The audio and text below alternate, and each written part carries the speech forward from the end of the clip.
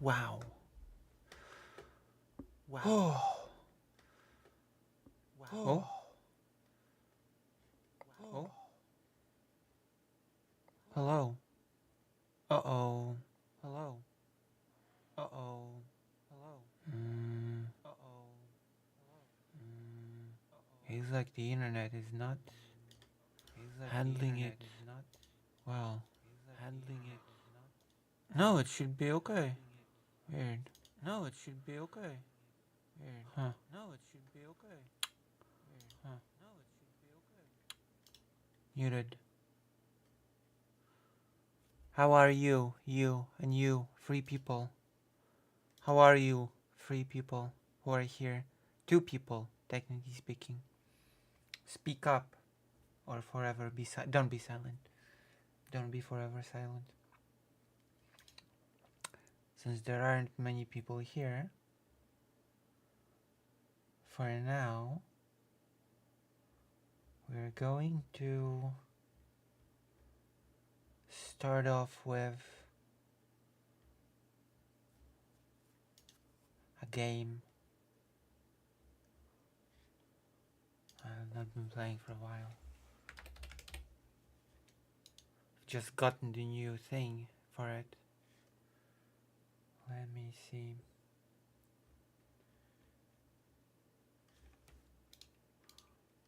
Uh-oh, what the hell? Oh, painful misclick. Oh wait, no, never mind. Here we go. Every mistake can be remedied easily.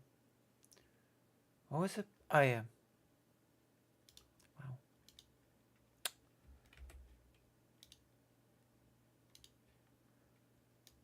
Moments later, I already forgot what I was doing.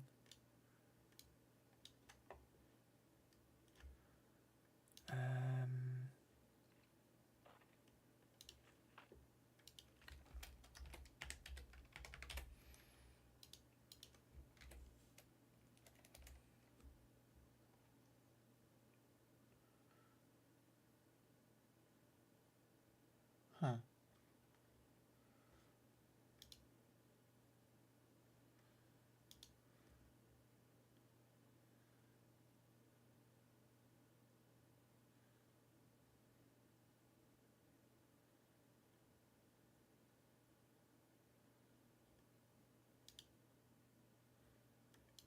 All right.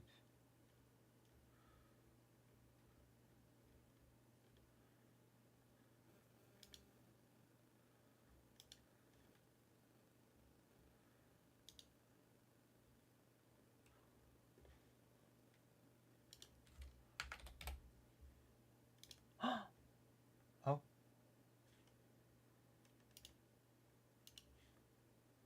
All right. Let's go.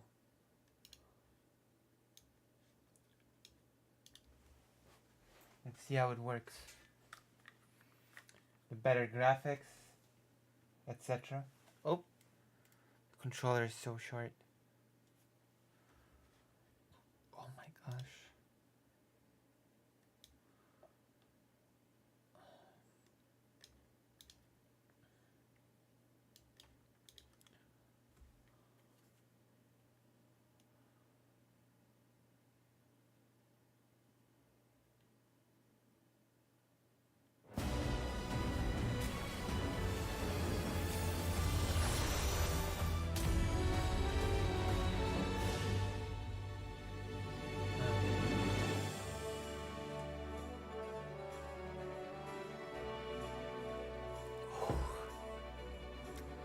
Hello, person number 3, who is here again.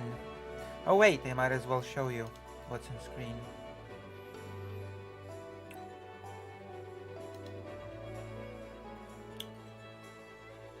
Will it show?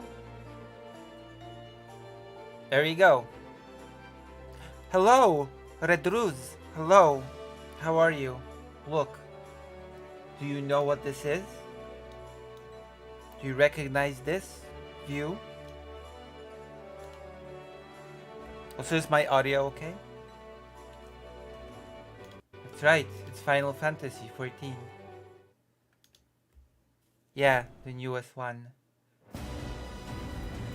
Movies. Look at this.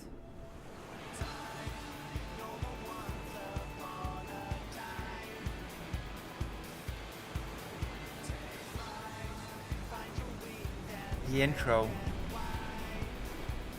Square Enix.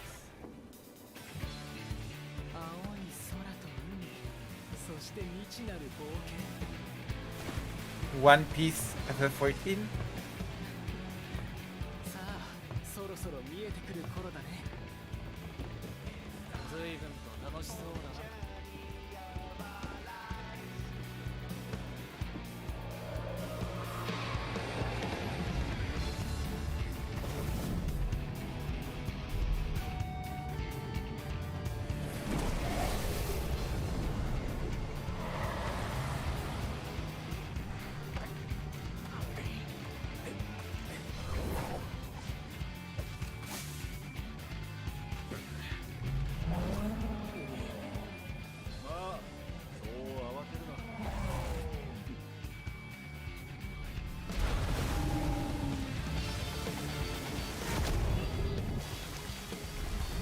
Right? But this is just an intro. It's not the in-game graphics.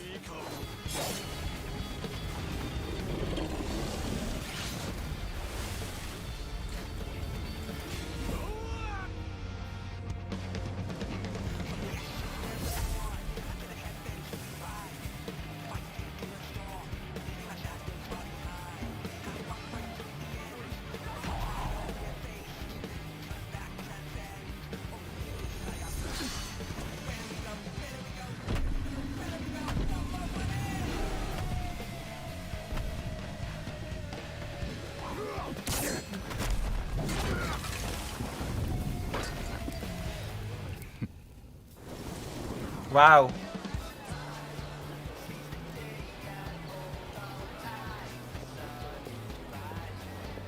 Yeah, you're right.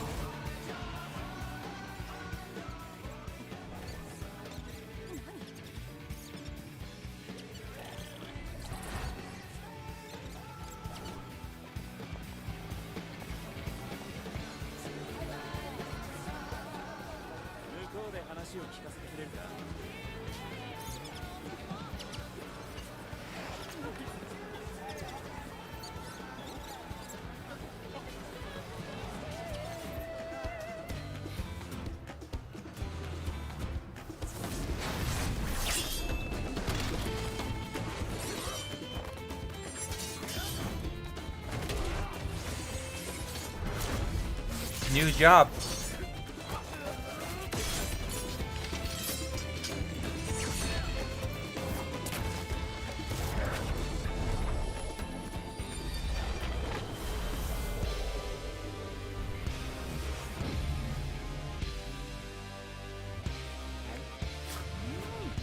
Damn.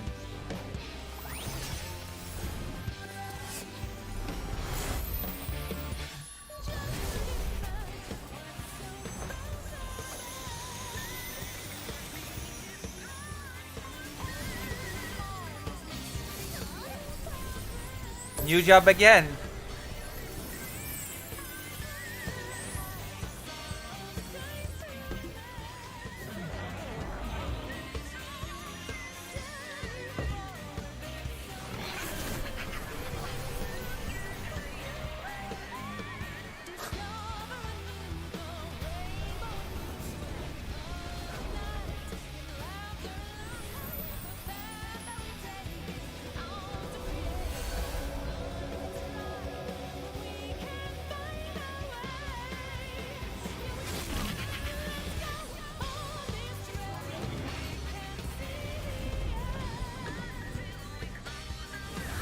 Very oceany atmosphere in the new expansion.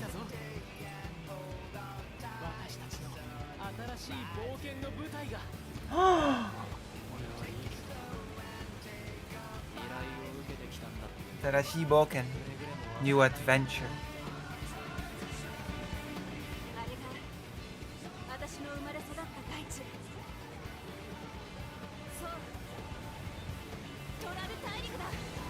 Furry!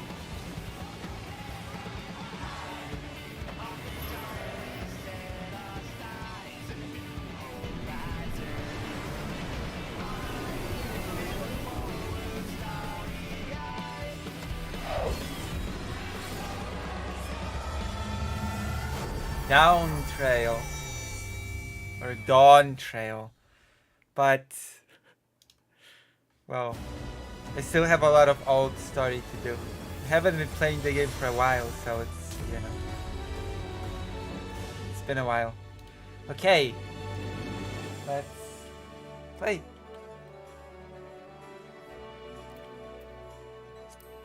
I'm gonna show you my character, which you've not seen in a while. How are you?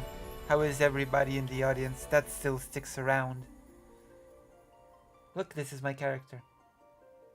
Do I not look cool? Cool Shen? Luciaza, of course. You're doing well today? My stream is very late tonight, so... Is that the same character? But yes, I've been playing with this character for years. And years and years. And years. More than years. When? Oh god. Have I been playing this game since 2016? Can it be?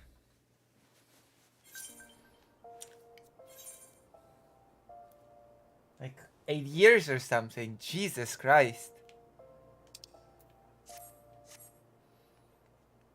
The graphics have been improved with this expansion, apparently.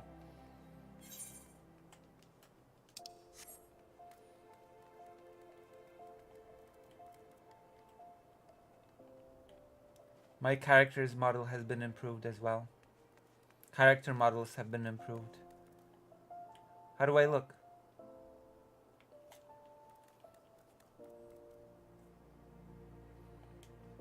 Do I look good?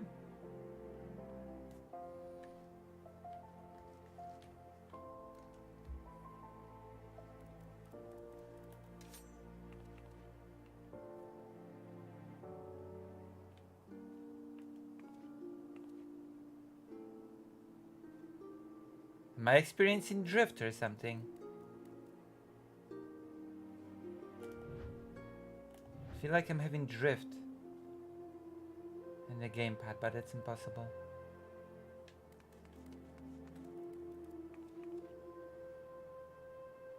Hello, Evotro. White? Okay, we're gonna change equipment to newer equipment and you'll see.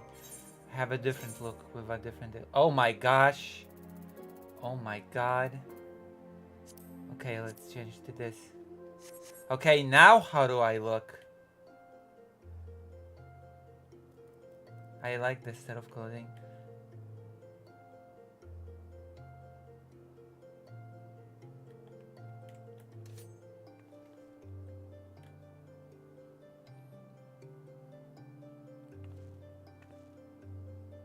Yay. Alright, let's go. Let's do the story. Yeah, that's right. The duck is following me. It's my minion. My little minion.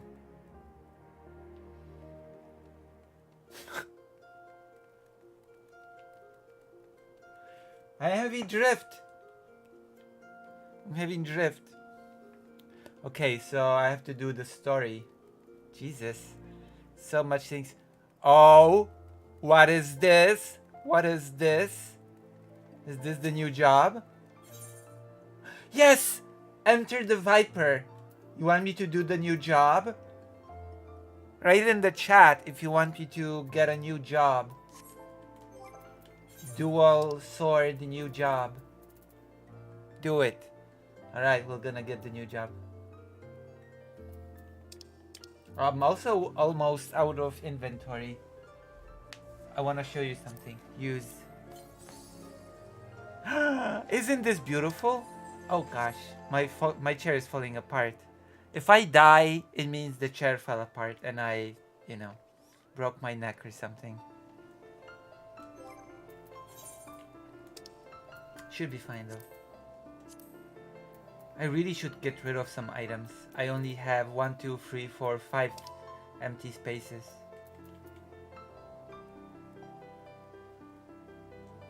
Okay, let's do this. Assisting the weaver could be the beginning of a whole new adventure. You're on an adventure, yes? There's a spot of bother over the Weaver's Guild and we could use a hand sorting it out.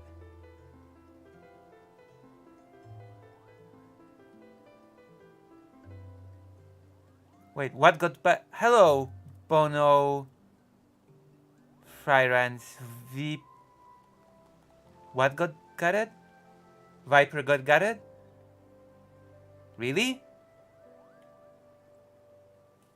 I've not even played this expansion yet and already it just got released and already it got gutted? Jesus Christ. Also, are you new to the stream? Have you been here before? What brings you to the stream? And also... Yeah, of course. Wait, you already here? Oh my god. I'm sorry. I forgot.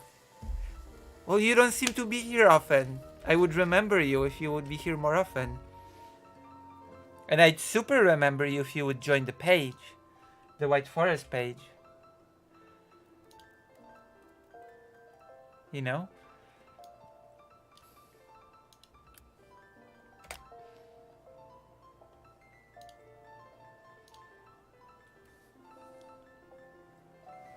I had, yeah. Wait, so what other streamers do you watch? Apart from me, of course? Of course I had one.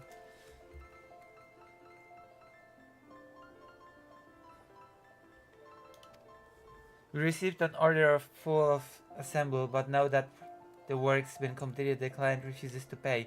Oh, we gotta break their kneecaps. Sunday. Oh, you only watch Sunday and me? Hello. That's right. Wait, it's not Sunday, it's Monday. No, it's Tuesday.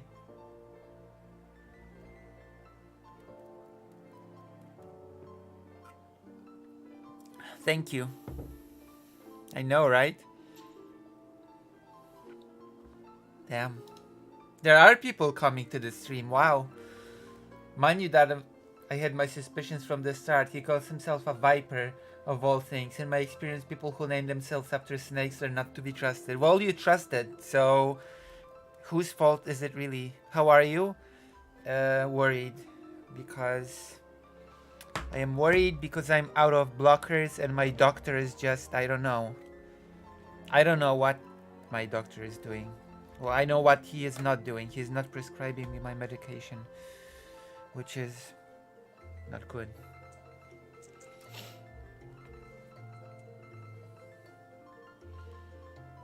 Oh, where are you, Glitch Master? Are you EST time? Hold on. Where are you, Doctor? Brave to Rebuild. Maybe I'll just do some Brave to Rebuild. Oh wow, maybe this weekend I should go and do some Brave to Rebuild work. What do you think? Should I go this weekend? Write in the chat if you want me to do some Brave to Rebuild work this weekend.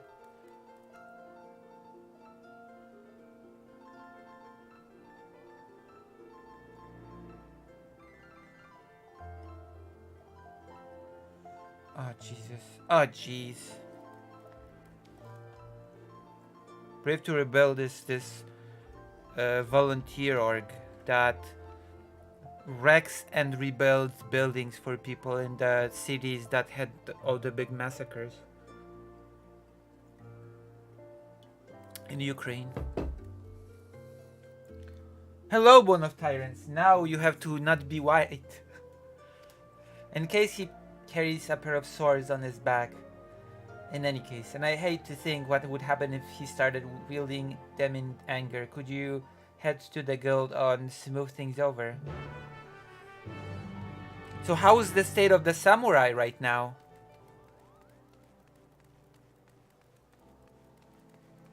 Wait, is the stream malfunctioning?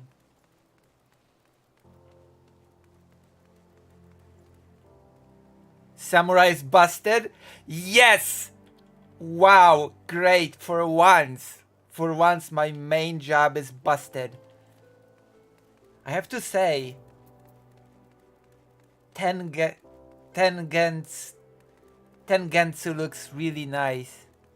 Infinite Tsumabe, no filter? Wait, what? What do you mean? Explain, please.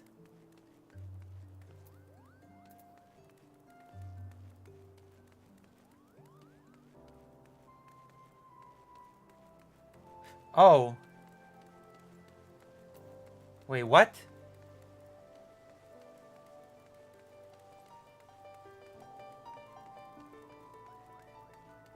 Really? Oh, you're kidding. No, you're... Holy... No way. No way. Oh my god. Holy... Wow. So I take it Samurai is now on top of DPS in raids, right? Right? God tier me. My heart grows. Oh my god. Finally. For melee, Picto is still top. God, finally, Samurai got some love, huh?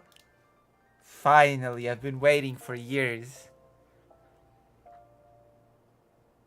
That title is a jump scare. Which title? Do you mean the Nazi thing? There's a reason for that. Listen, there's a reason for the title.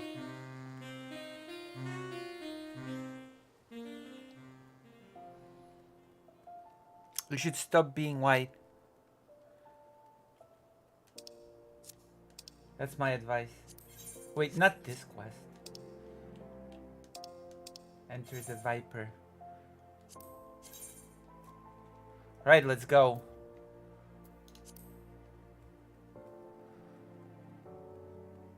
I have more coin in my coffer, sure, thank you. Thank you very much.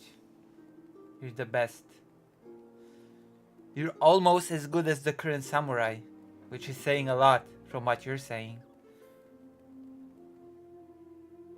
You stop being white, Lucy has it 2024. True. I mean, there's a reason why I wrote the Nazi thing. Oh gosh. I think I'm having a drift, which means, I don't know, I have to fix the controller or something. I don't know, I'm not experiencing this with any other game rather than this. This whole weird camera drift, so I'm not sure if it's the fault of my controller or if it's the fault of the game, because it does not happen with any other game. Just this one. Maybe this game is really drift sensitive. I play tank, no contest. Wait, which tank do you play? Paladin? Wait, see? The camera keeps moving on its own. Something's wrong.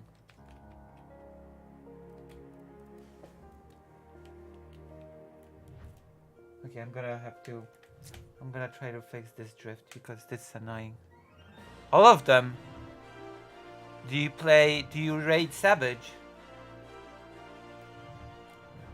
Do you do Savage raiding? The so-called Viper. An ultimate? Wait, were we ever in a static together or something? No, I bet you play in a US server, and I play in Europe. Good day to you, stranger. I was hoping I might make the acquaintance of someone a bit rougher around the edges, someone who's seen her fair share of action. Could you tell me what praise worth hunting in these parts here are?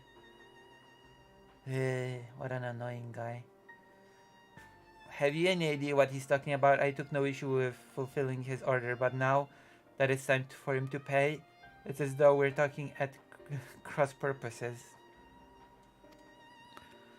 Likewise, I don't understand why this fella is being so difficult. All I'm asking for is the outfit I ordered, and the name of some critters worth killing.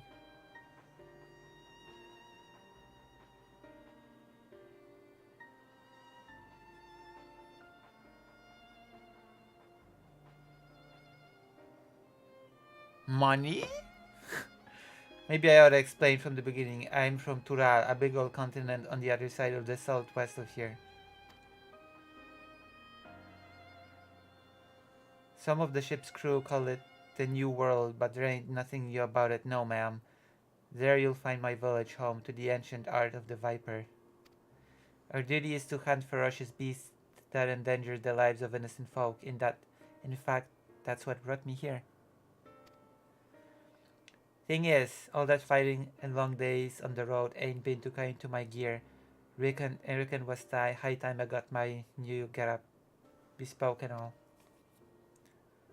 Fascinating, I'm sure, but why do you refuse to pay for your order, and why are you so insistent that I choose my prey? 'Cause how else am I supposed to pay you? Do us a favor and we'll hunt down any beast you want. That's the code, how we vipers do business.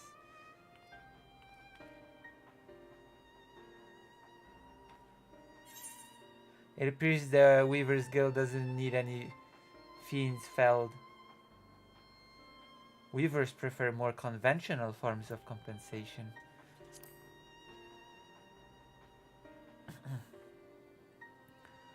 That's so you're saying they want something else instead. Payment commensurate with the skill and materials required in guild, preferably. Well, didn't see that one coming. Guess that explained our little misunderstanding. I bet he doesn't have any money somehow. But surely your countrymen trade in some sort of currency, yes? Or are you vipers so far removed from society as to be unaware of such concepts? Of course we know what money is. We ain't no bumpkins, but when it comes to requisitioning goods and services, I usually rely on the elders to deal with artisans and the like, which is to say I ain't in the habit of carrying significant sums. So be it. If your only form of payment is the slaying the beasts, that shall have to do. As it happens, one of my colleagues in Eastern Thanalan reports that merchants carrying our supplies were attacked by a wild fiend. That's what's more, the creature is a species of many-headed scale can never before seen in this region. It is rumored to have escaped from the Colosseum and has been running rampant ever since. Scaly, lot of heads. Alright, you got yourself a deal. Deal? Considering the guild has already fulfilled its end of the bargain, you should count yourself lucky. Still, I'd hate for anything to go awry at this juncture. Might I ask a favor of you, friend? I'd like you to accompany him and ensure that he attends to the creature as agreed. Besides, I dare say, seeing a so-called viper at work will be an enlightening experience. Yay! Name's Kashkwa. Pleasure to meet you. The creature was last seen near Camp Drybone, so I advise you to begin there. Okay, let's go. Do a Drybone. Wow! I can't wait to use the... This is so... Wait. Wow. Okay. Enter the Viper, like enter the Shredder or something. Oop.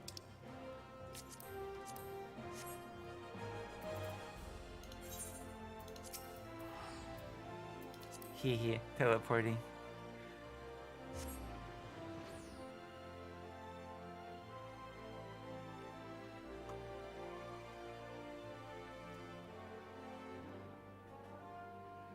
Yeah. That's right. The Weaver's Guild is full of contradiction.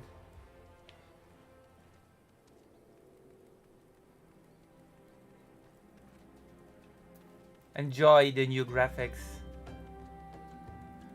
because with this expansion the graphics of the game have been improved.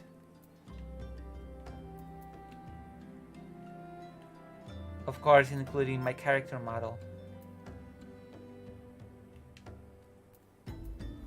Maybe I should show you my thing.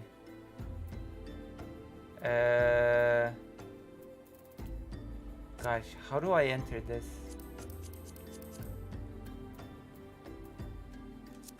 Alright. Oh my gosh, I forgot a lot. What's the inventory? Inventory. No, not inventory. Character. Glamour plate. Which should I be wearing here? Huh.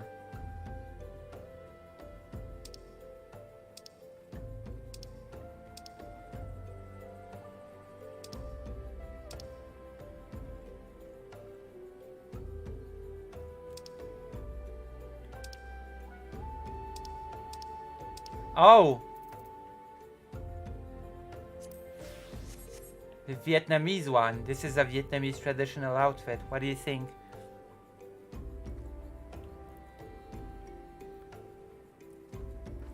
No more white names? But you're white! What do you mean no more white names? You're white! Look.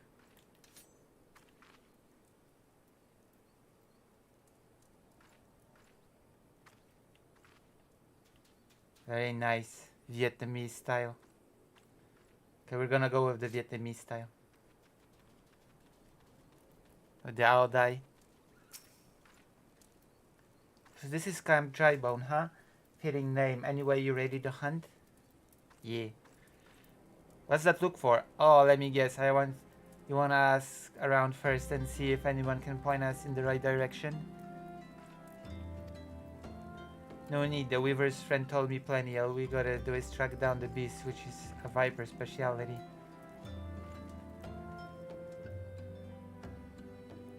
Am I still gonna be asking around? Oh.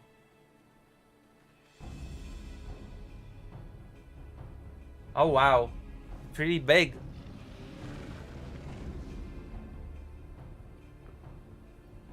It went after traders carrying tailors' materials, bolts of cloth and whatnot. Don't sound none too tasty to me, so I'm guessing it's the merchants themselves the beast had its eyes on.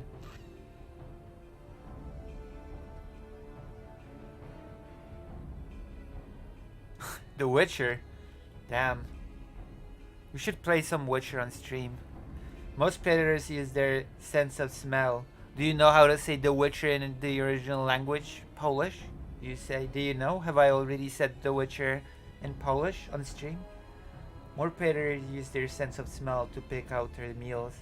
Scents carry on the wind, so you gotta consider the positions of the rocks and plants to determine how the air tends to flow through the front area. Ain't too hard to deduce where a critter's made its lair after you've done all that. Wiedźmin.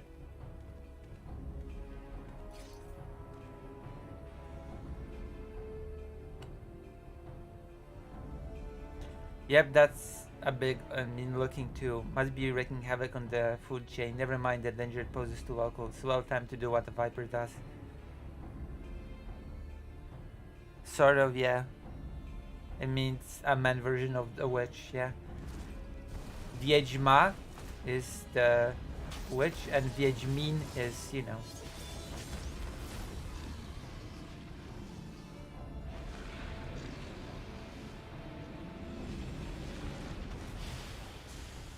Wow, he defeated it.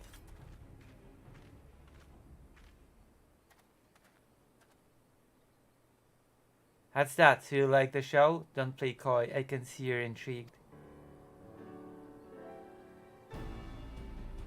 But before I spill all my secrets, I got a question for you. Ever heard of a Turul Vidral? No. I don't even get a choice. Thought not. Well, they're a rare breed of beast that wields all kinds of powers. They got no right having a threat to every other living thing that has the temerity to breathe in their vicinity. Damn. Oh my gosh, really? Because of their long lifespans and unnatural abilities, they were dubbed the Tyrants of Tural. That's more or less what the name means. Anyway, someone's gotta hunt the Tural Vidral, and that someone is us, the Vipers.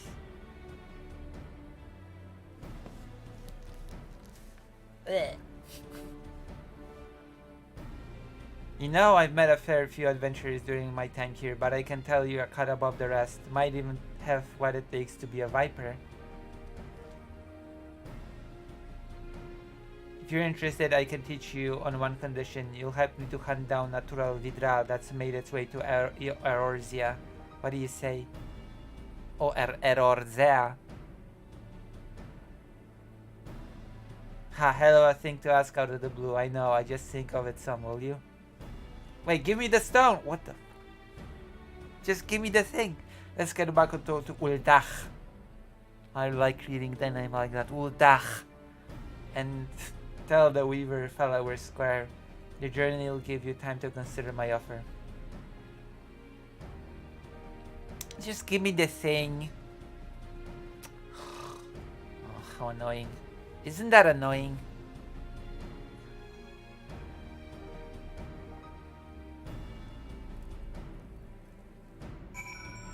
It is a bit annoying, isn't it?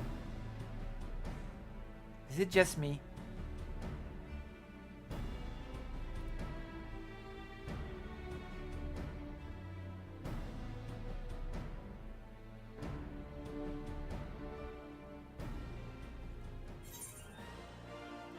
Alright, let's go.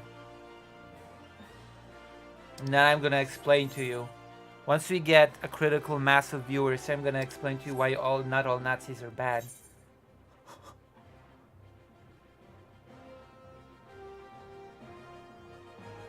Oh, hello, Rifter.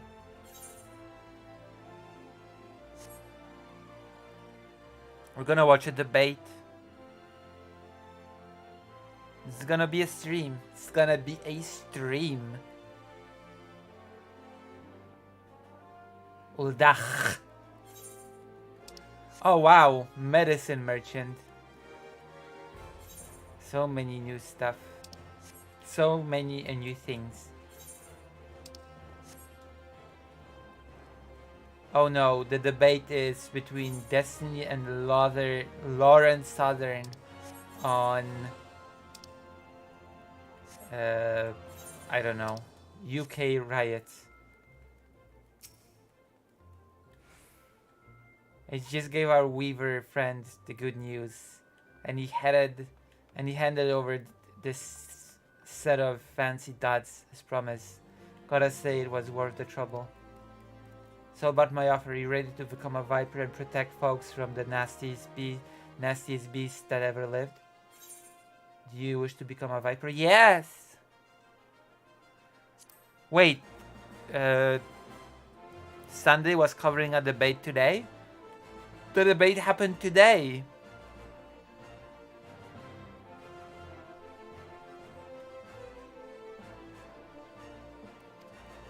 It contains knowledge, blah blah blah. I know what a soul crystal is.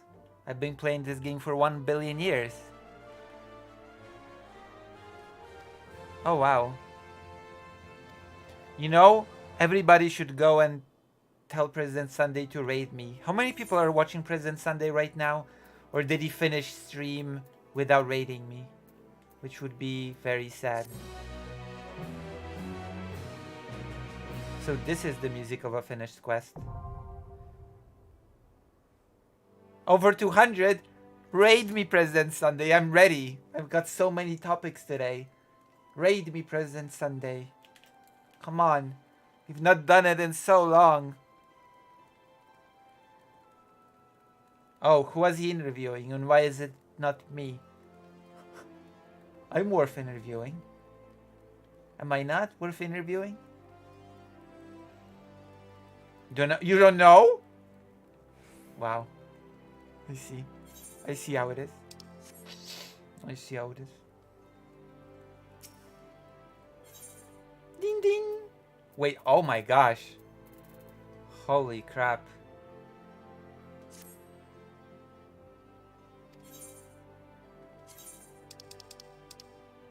Uh-oh.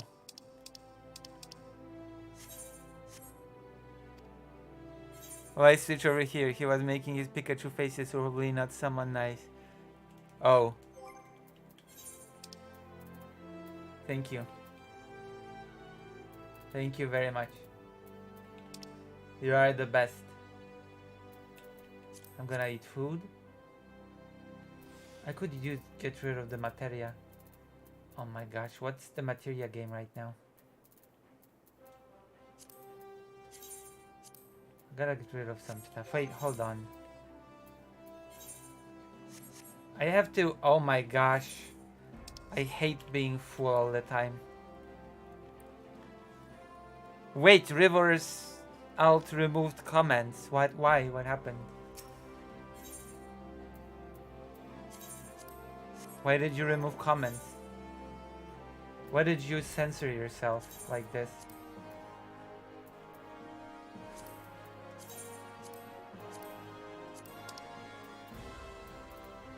Wait, why do I still only have... Oh, right.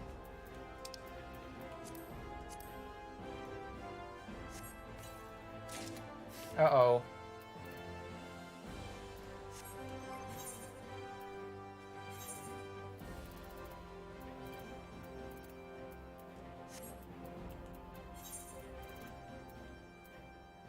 Wait, no, I still have space, I think. Yeah, I still have space. Wow. Wait, no, don't I?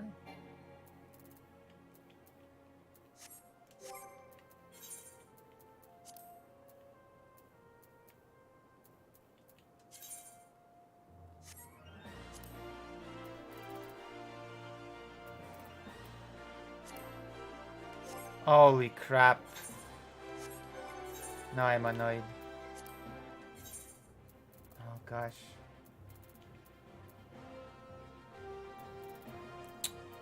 What do I get rid of?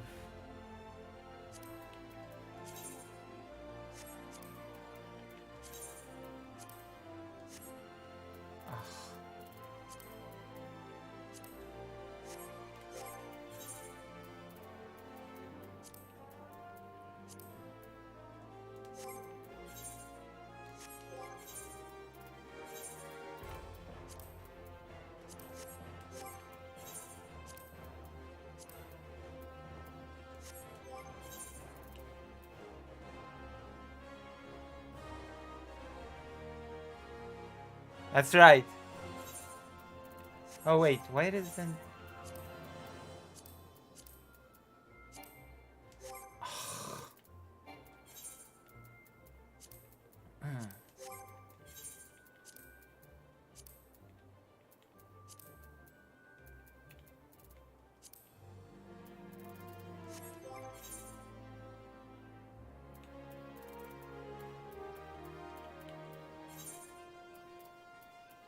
Oh. So where's the soul of the... whatever. Soul of the Viper.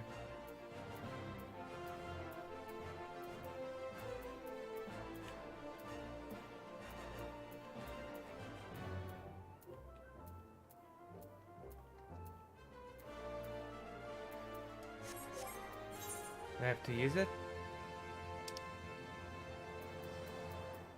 Oh, I have to... What? Really?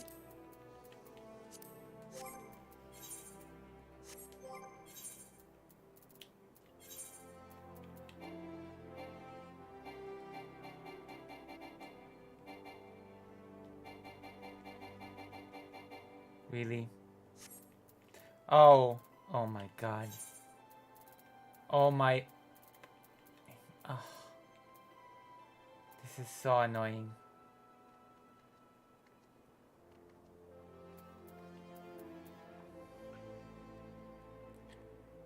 Hola.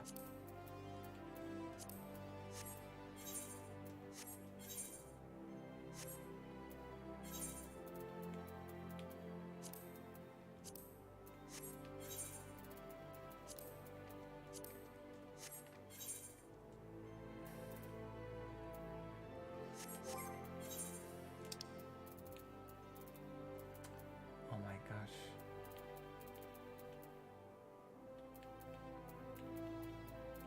What do I get rid of now? Oh. Oh. Why not?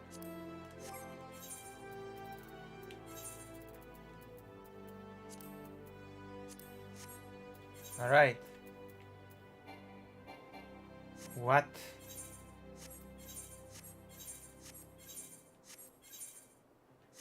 Oh! Oh. Oh my god.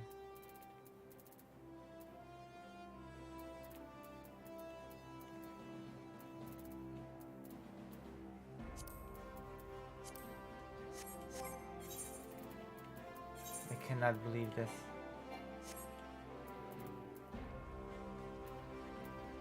Well, I'm giving you the best stream ever.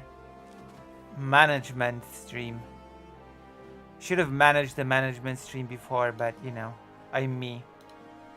I don't do that sort of thing. Jesus.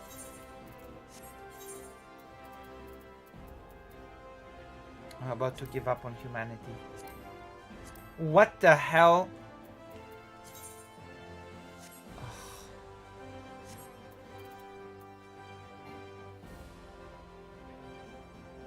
Oh, faceware. I have to unlock the feature. Enable display. This feature is yet to be unlocked. Wow, okay. I didn't even know that was a thing. So many new features in this game.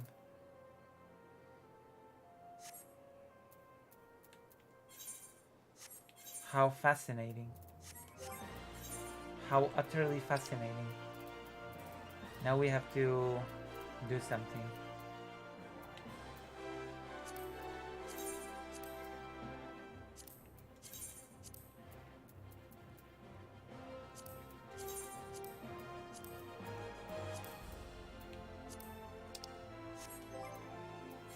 Isn't that fascinating? Please tell me I'm not the only person that thinks it's fascinating, huh?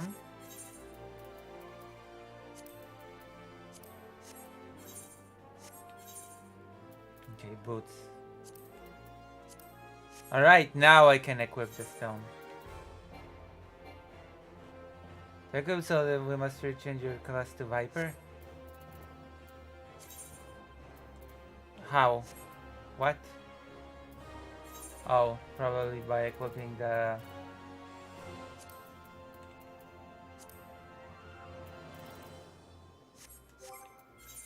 Hold on.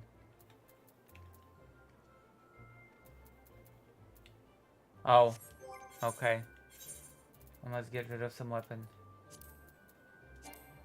Oh my god!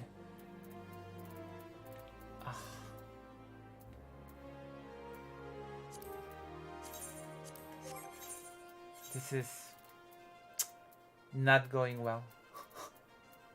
This is not going well, my current adventure. Alright. Jesus.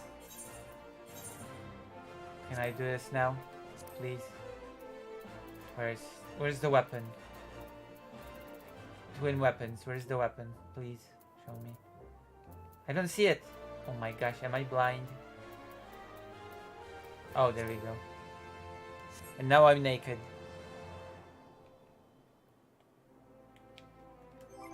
Okay.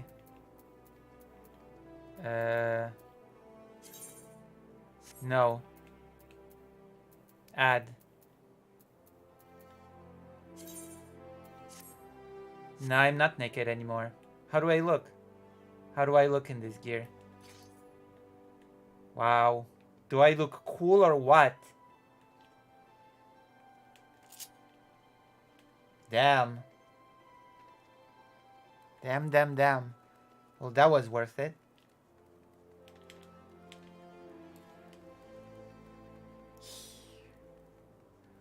Uldach! That's right. Viper. Viper side unlocked. Viper engages enemies mainly through the use of 3-step combos. Their primary combos beginning with the either Steel Fangs or Reaving Fangs. The third step can end with one of several weapon skills, each of which grants an effect to strengthen a different combo ending action. To reach these actions will require the use of specific combo routes. The glow of Viper's side blades correspond with the outlining of hotbar icons to indicate the next step in a combo. Following these instructions will help ensure the use of combos that finish with a strengthened attack. Oh, well that tells me nothing. Okay, so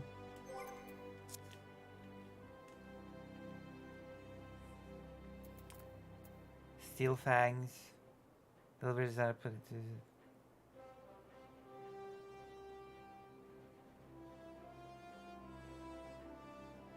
What does Honed Reavers do? Okay. Okay. Okay.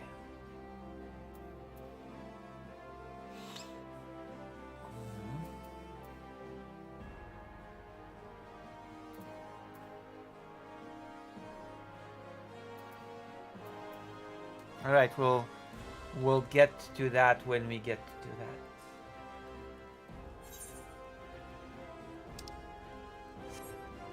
So I guess we go do a quest.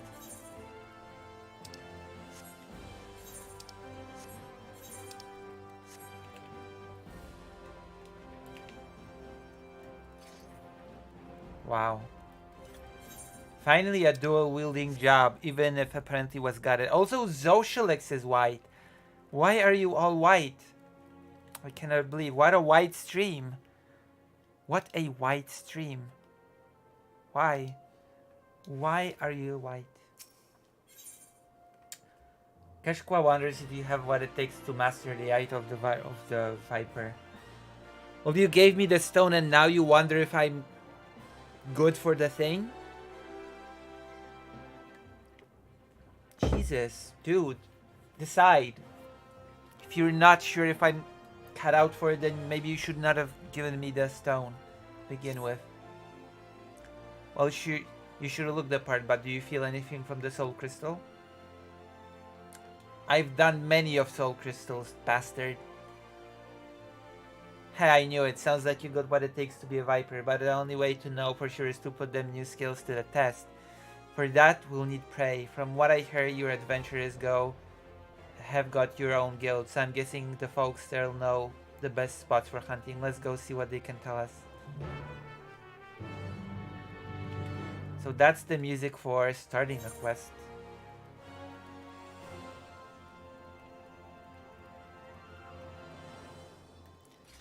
Wowzers, trousers.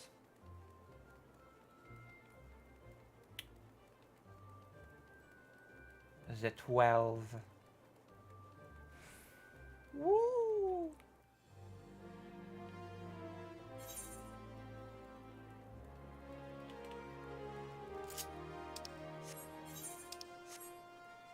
I'm still on a Realm Reborn. Oh wow, you just started the game?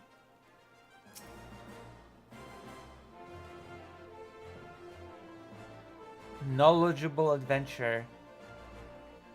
If you're after deadly predators, try Spineless Basin. Lately there have been sightings of herefore unknown species, those that slaughter anything that moves, including travelers. It's been all so streamlined, A Realm Reborn, etc. It's a nice, much nicer and smoother experience than when it started. What's worse, they work in packs. Even the adventurers hired to call them ended up meeting a sticky end.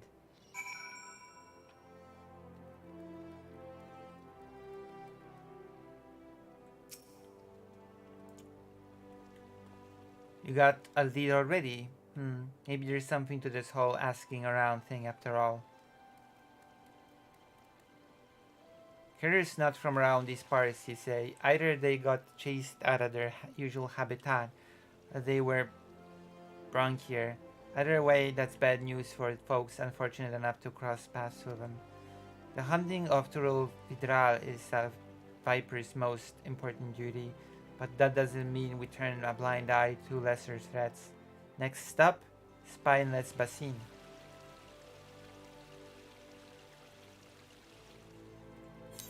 Spineless Basin. Heart of the Viper. Hyper Viper Beam.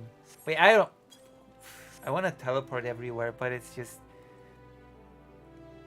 To recap the story. The story is very good, so that's a wise choice, Socialix.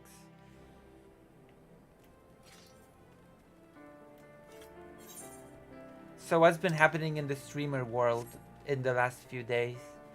Anything interesting? Anything weird? I've got a few topics lined up for today, by the way. At least a few. Doing my best. I'm doing my best to do my part. I'm doing my part. Or something.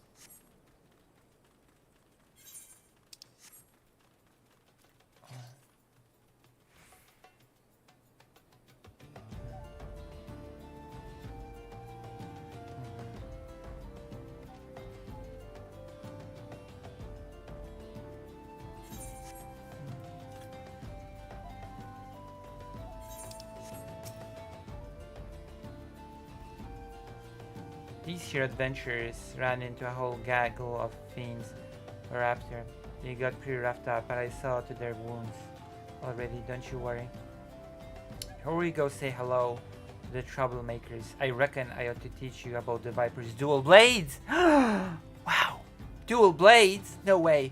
Our techniques were created for the sole purpose of killing Tural Vidral. Most of them are minor varieties of things you might encounter in the wild, often with special powers to boot.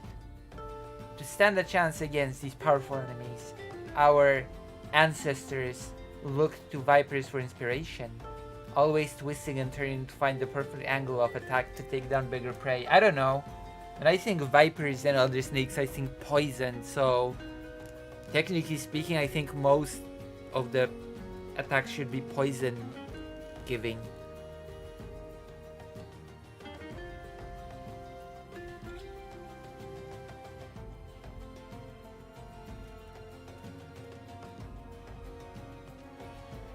You're now 30. You're 30 now. Is this your birthday? He removed the poison. It had that on launch. I see, okay. I mean, the Viper, it should have poison. Jesus. Wow. Happy birthday, Socialix. I wish I was 30. 30 seems like so long ago. Gosh, Socialix. Gosh.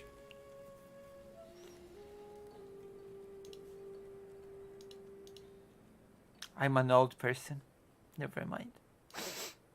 Quiet. I am the elderly. To stand the chance against these powerful blah blah. Okay, I guess. 2 blades for the twin fangs of a viper. To wield in tandem and strike with precision. They can also be combined into a single weapon that weaves and sways like a body of a snake. By switching between these stances, the Viper has the capacity to adapt to any situation. There's nothing wrong with living with your parents. It's called a multi-generational household.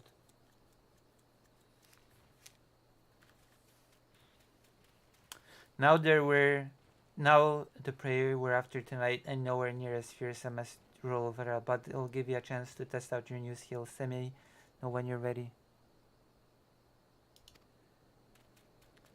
You have learned all Viper actions and traits to level 80. Detailed instructions can be viewed by action change window. Thank you.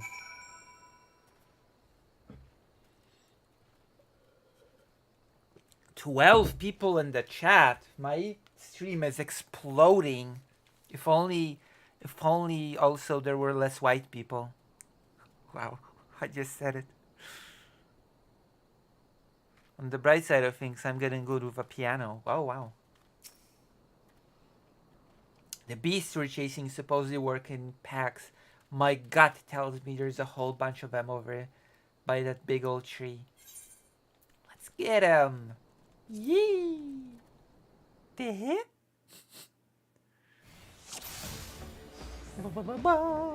And we haven't even started discussing politics yet. Write in the chat if you want me to continue Final Fantasy or do you want me to do the topics for today. Maybe I should wait for the inevitable President Sunday raid before, you know, before I start politics. Oh.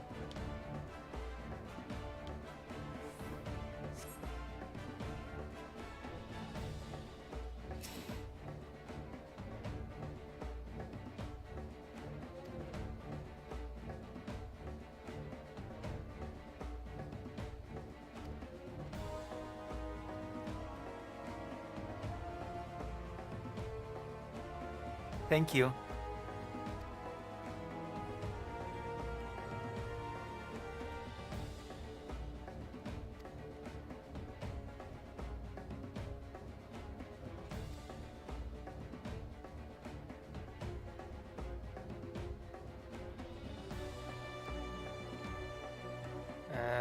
Do I?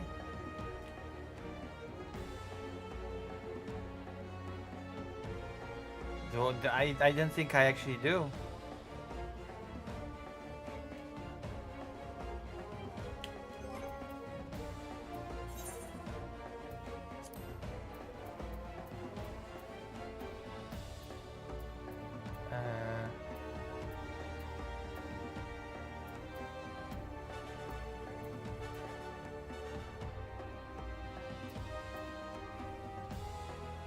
Whatever.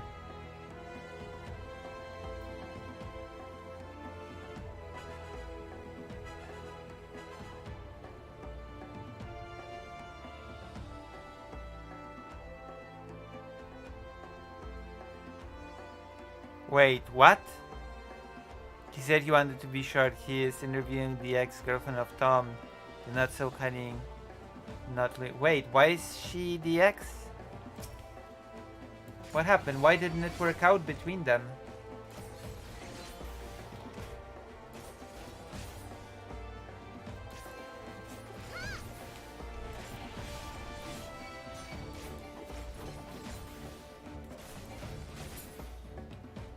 What happened? Poor Tom.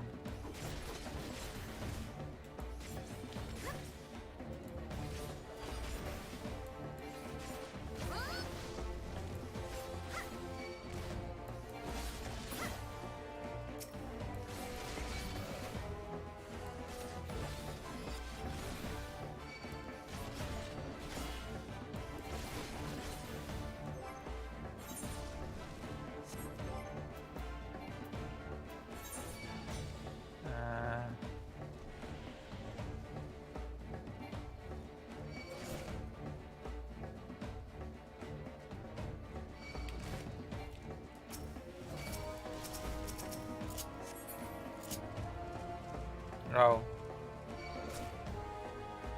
Oh.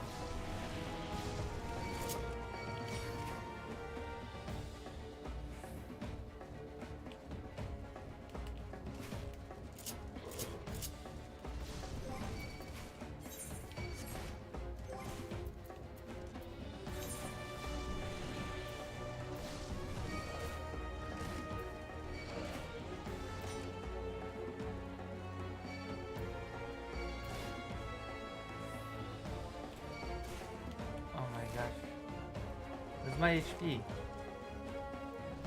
Anyway.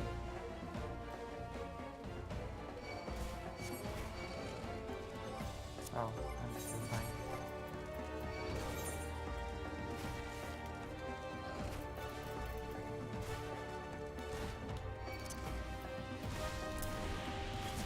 Okay. Oh my god! I just wanted to set a skill.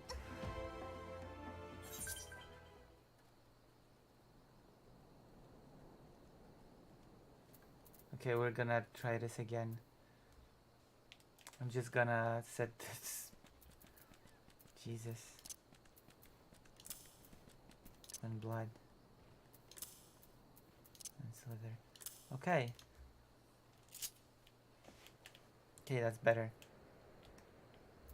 So,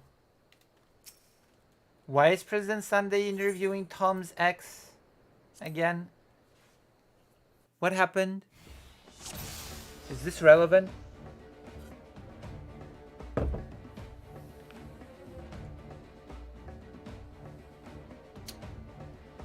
I'm the cunning woman.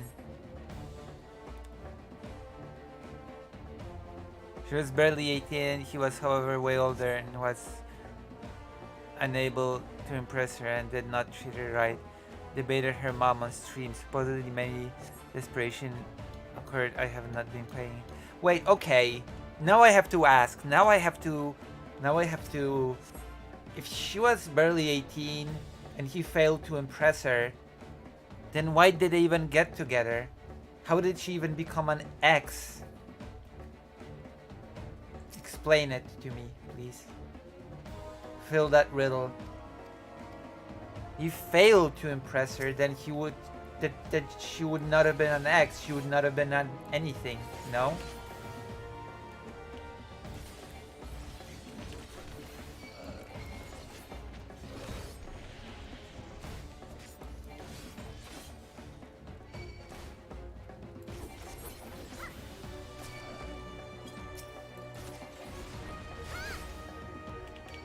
Am I wrong?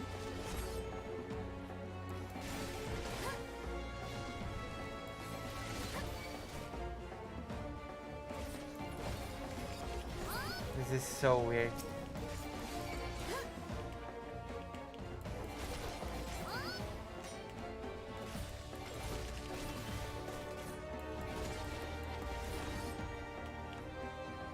What does it all come down to that exes are interviewed?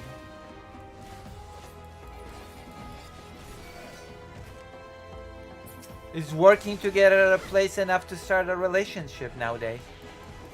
We work together at a place, so we have to get together. Is that how that works now?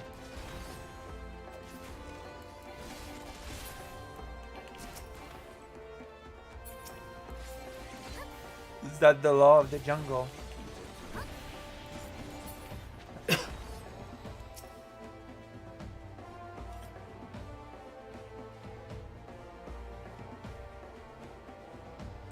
Time to practice your dual fang techniques. Start with an open follow-up for a second, then pick up your 4 finishes.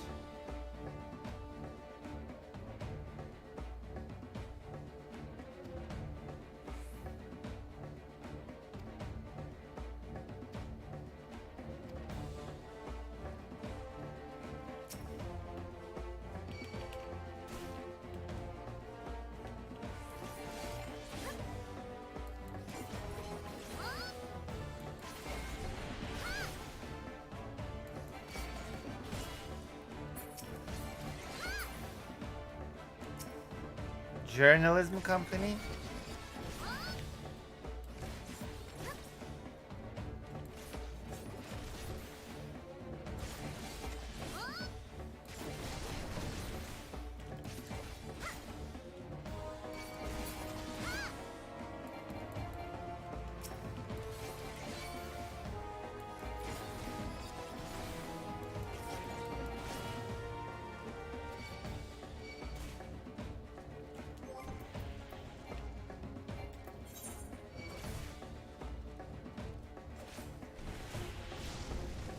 Missing something. I'm not missing anything. I think.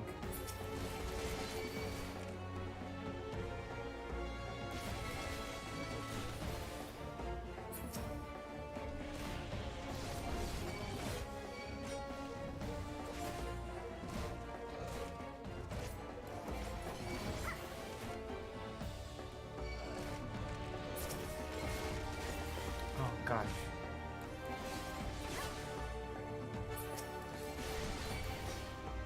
True. Where's the guy?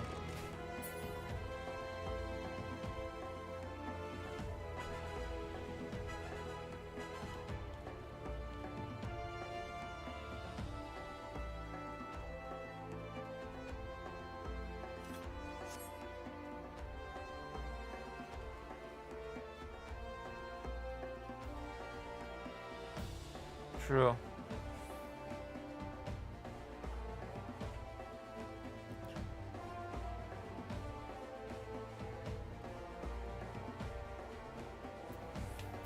Wait, West Side Tyler is a journalist?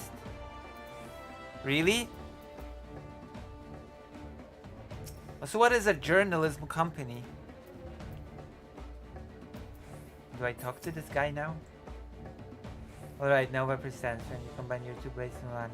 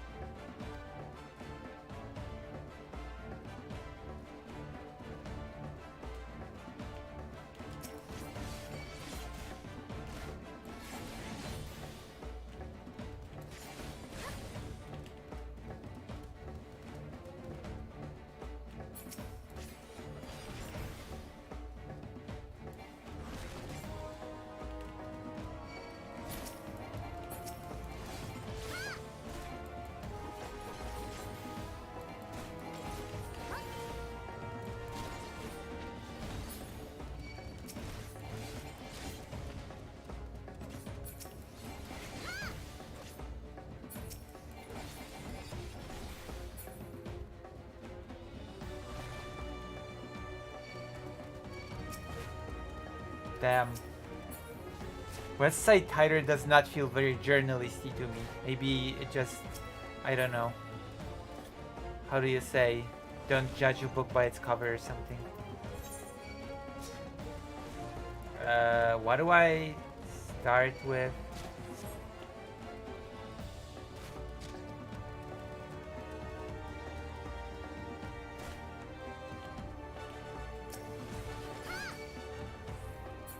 What was I supposed to do again? I don't know. This doesn't feel very journalistic to me.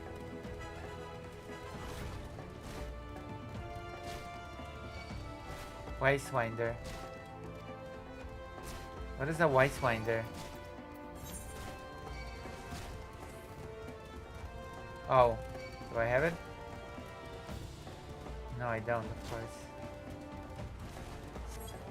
Of course I don't have it.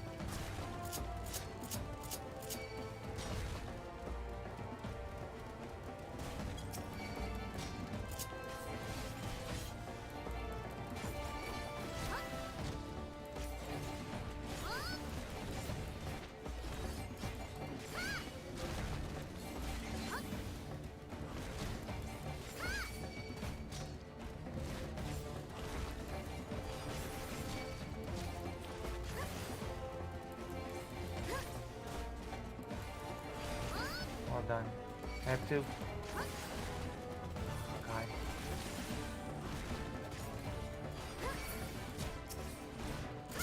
Okay. Okay,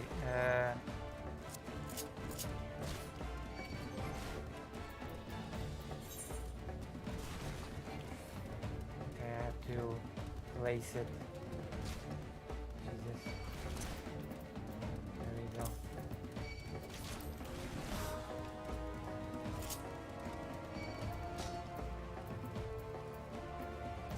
Wait, was a football player as well?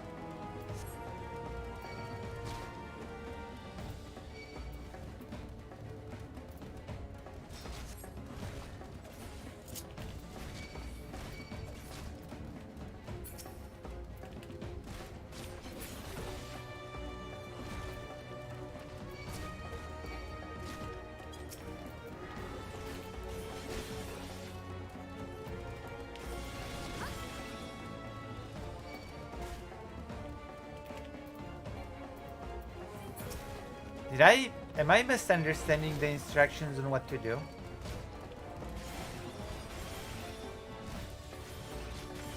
I don't know, I always assume that the biggest brain injury is from doing boxing, not football. You know?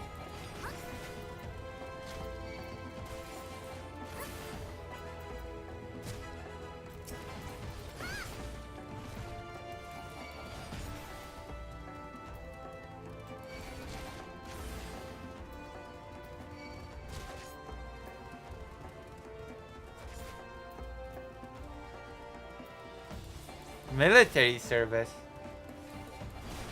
Wait, so he was... I know. So he was playing football, was in the army, and was a journalist? How old is he? How old is Western Tyler? He looks like 20-something. Or is he actually 57? 36.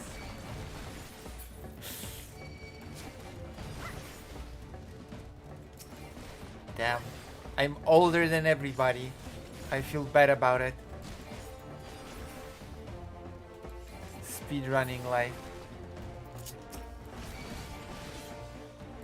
Jesus. I feel like I've misunderstood the...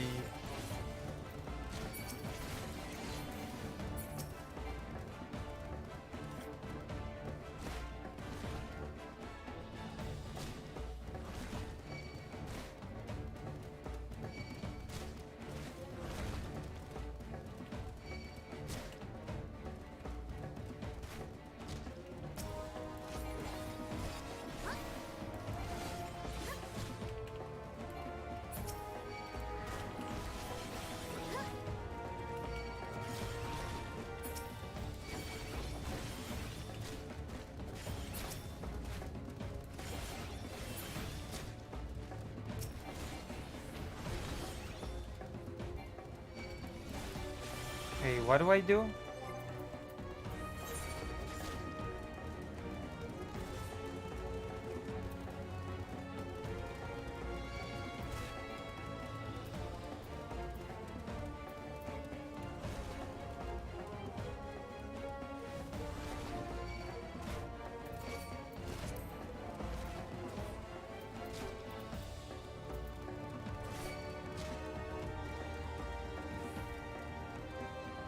What do I do? Does anybody know?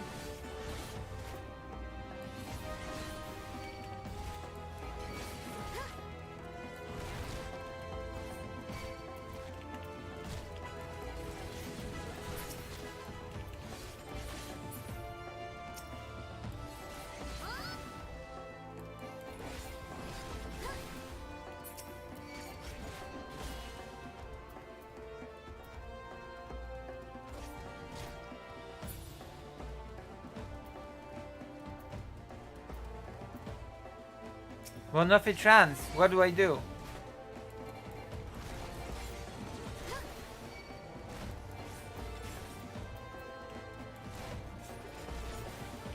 We get the legs. Twin Fang and Twin Blood.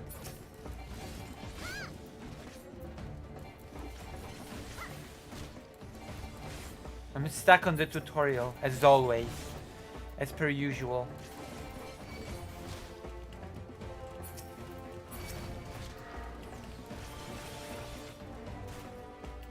My experience of life.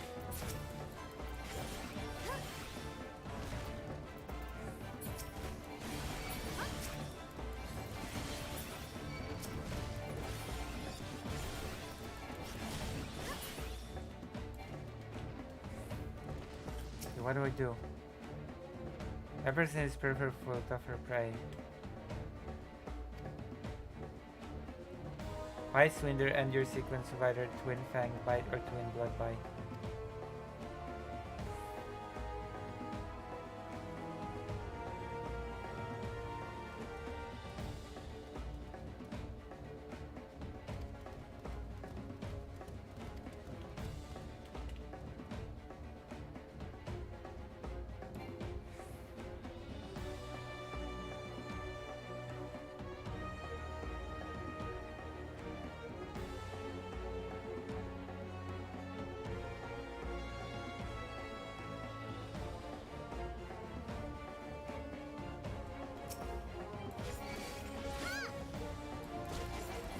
Okay, I'm doing it and nothing's...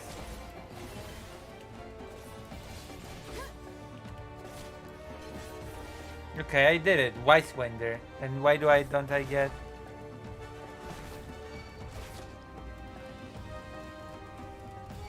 Why doesn't the Twin Blood or Twin Fang unlock after I use Wise Winder? Am I doing something wrong?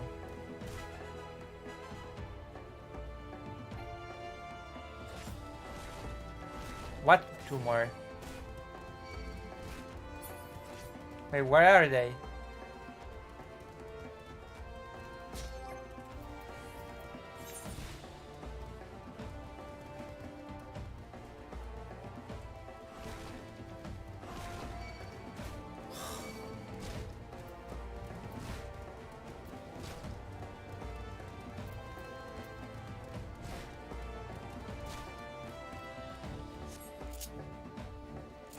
Maybe there's a...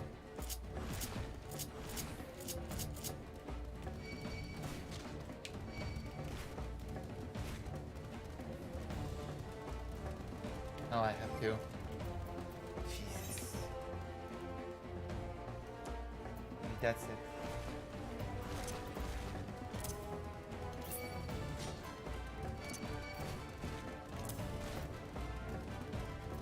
Maybe that's it.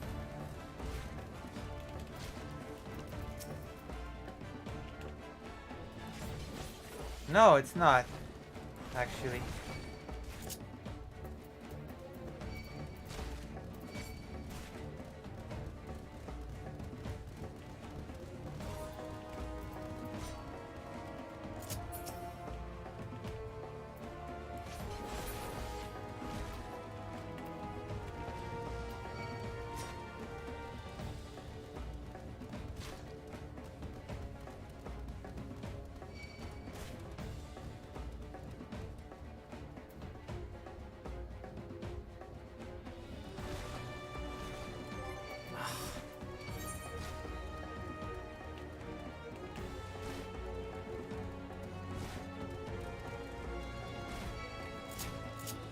Oh wait, maybe there's... I'll put on the... Oh my god, the controller! Ugh, very short. Jesus. Okay. Let's put it here. Okay, coil. Oh, coil. Okay. Okay, now it should be fine. Damn. Okay, let's do this. Okay. Okay. Oh my gosh.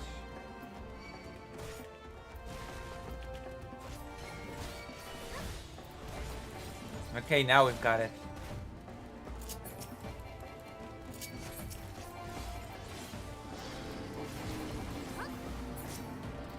Damn.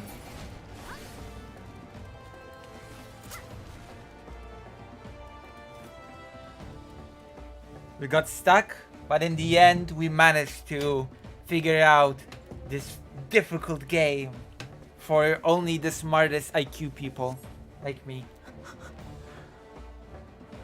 Oh my gosh. Does that mean that I deserve a reward in the form of a sub or something?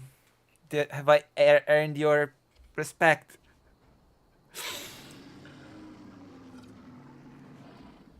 Have I earned your respect? If someone gifts me, sure. Please, someone gift. Someone gift, please. Show it what a Viper can do.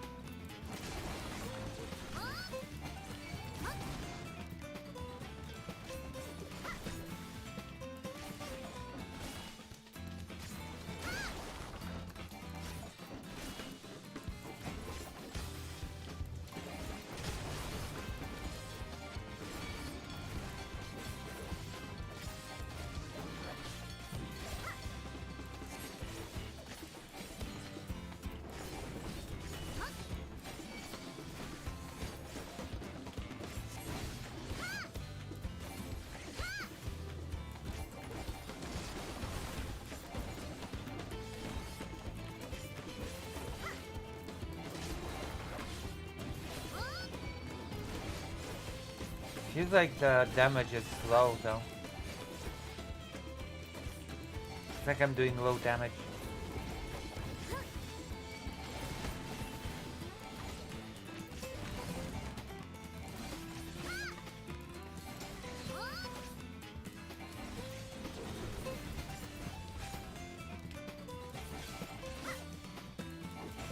Samurai still best job.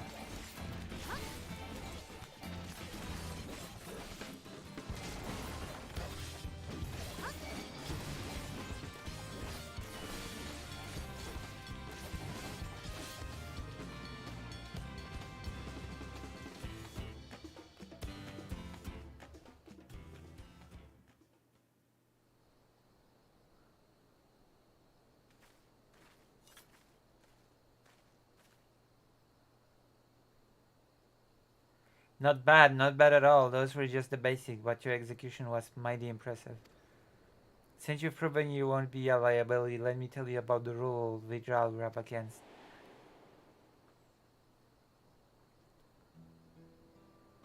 We call it Ik-Sok Hmayun.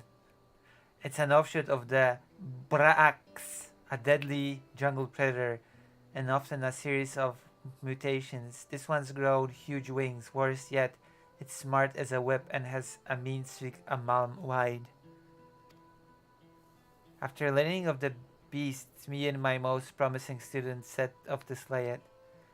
Facing it head on seemed like like suicide, so we laid an ambush. Almost worked too almost.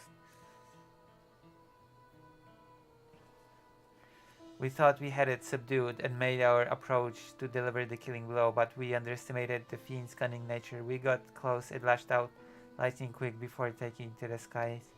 I cradled my brother in arms as he breathed his last. Aww. Too bad. You were careless and you paid the price. Now I'm your best student. You replaced me. You replaced your real student with me. Revenge is all I've been able to think about ever since. I traveled the length and breadth of Tural, looking for the beast with nothing to show for it but a half-dozen pairs of ruined boots. With each passing day I grew more and more desperate. You replaced me. That wasn't until I met some folks who'd crossed the south on trade ship from Uldach. They claimed they'd seen a huge winged creature flying eastward over the ocean. Knowing how clever Ik-Sok Hmayun is, or Ex-Mayun is, I reckon I'd be gone and search for a new hunting ground somewhere without an established threat like us vipers, so I bought passage on the ship and here I am.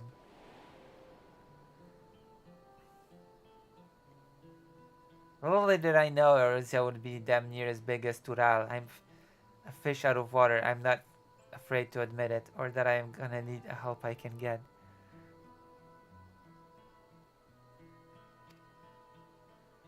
That's where you come in. With you on my side, I might just stand a chance of avenging my fallen comrade. What do you say?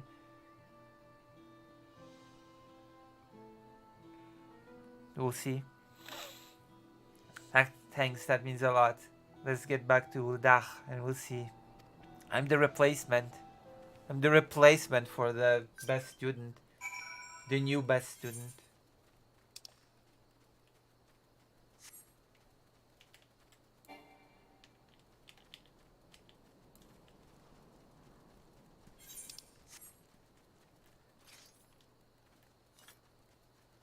Again, it's like in The Boys. You're just a cheap knockoff, and I'm like, oh no, I'm the upgrade.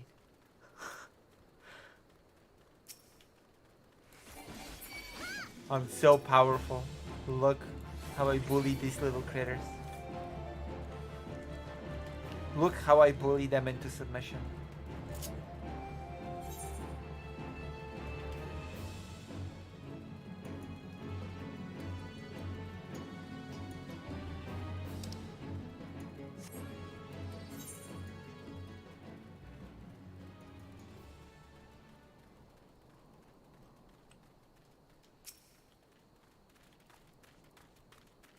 What a cute little creature. Look how it minds its own business.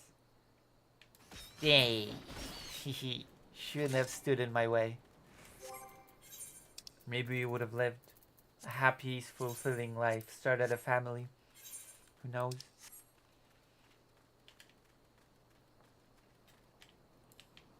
Had the unfortune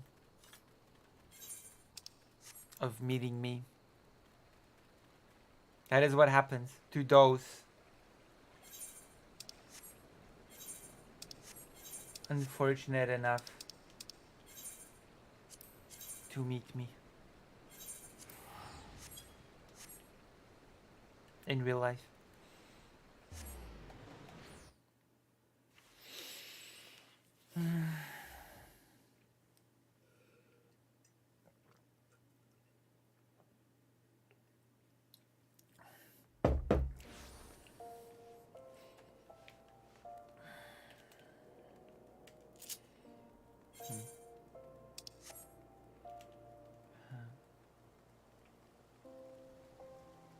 Always with this.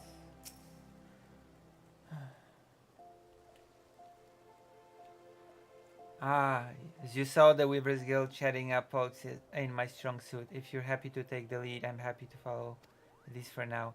Think ask the locals if they're spotted as strange creatures flying around. So as for me, I'll study your techniques, see if I can brush up on my social graces.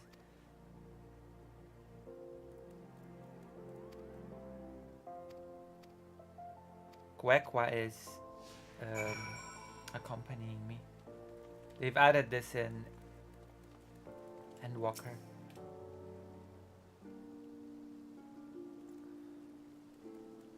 A flying beast? Why yes, of late we have sightings of such creature more and more each day.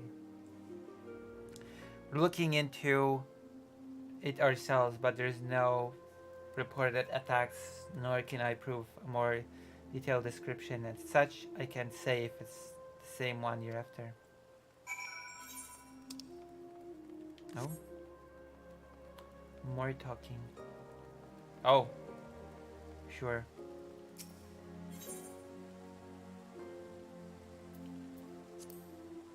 Yeah, when I was on the ship here, I heard about this hunt your local company seemed to be running. Got a system like that back in Tural too, mainly for dealing with Tural viral. Huh.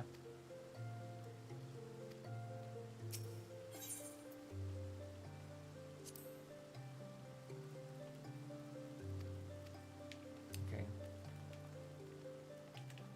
Alright.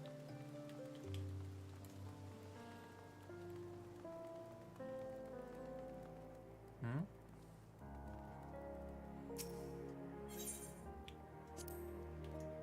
Whole lot of people here. We got cities of our own back in Tural, but this is something else. You know, to become a Viper, traditionally you've got to live with this remote village in the mountains, where you learn all you can about the habits of various beasts. Ain't much else to do out there, so anytime you get yourself, you're expected to spend honing your skills. Once training's done, you're free to roam where you please. There ain't many Tural withdrawal that need hunting, but they can spring up pretty much anywhere in Tural, so many say it's good to keep on the move. Me though, I choose to stick around even after I finish my training, gave a chance to work with my swordsmanship, and instead of going out looking for work, folks come straight to us asking for help. That's how I got complacent and fell into a habit of letting my elders and students do all the talking and negotiating with outsiders. Even my passage here was arranged by an acquaintance. That's not good. Not good at all. You need some life skills. You need to earn some life skills.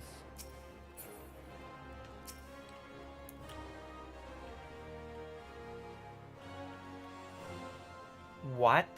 A winged creature? Ah well, I've only heard the rumors. They say it has a dozen faces, ringed with red, wriggling tentacles, and it shoots beams of light from its eyes.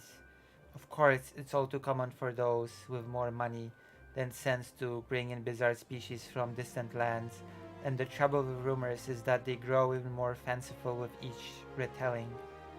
That's true. Truer words were never said. Well, damn it if I know how you did it, but you and your silver tongue, I actually have not said a word. Silver tongue.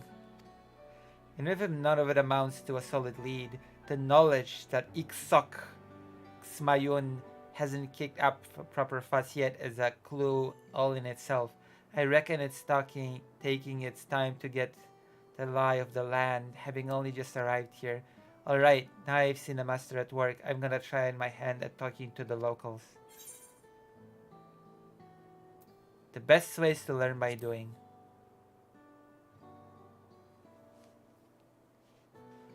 Couldn't agree more. Besides, I faced meaner foes than a few tight-lipped city folk, and I make a fool of myself, so what?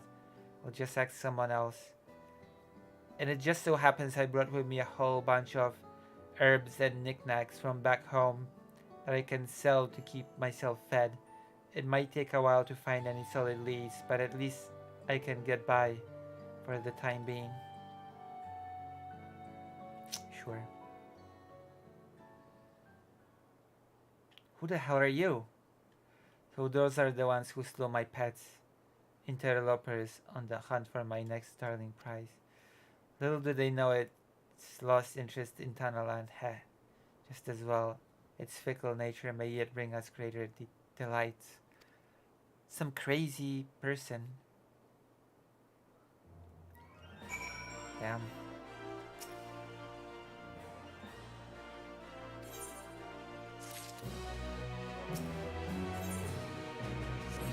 Oh, I need to be higher level.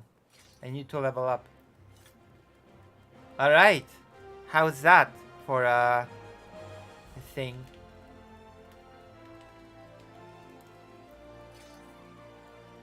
Yoo!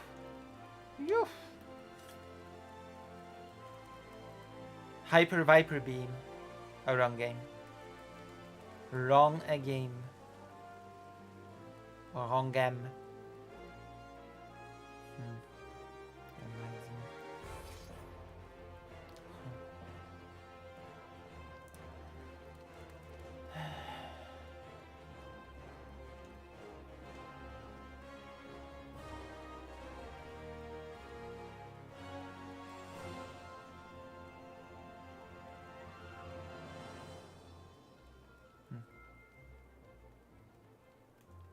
Alright. Guess I'm gonna level up off stream or something. Now what do I do?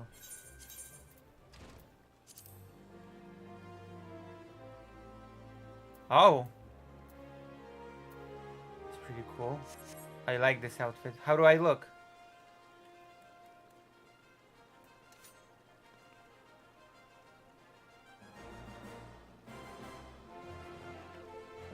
Zoop, zoop, zoop.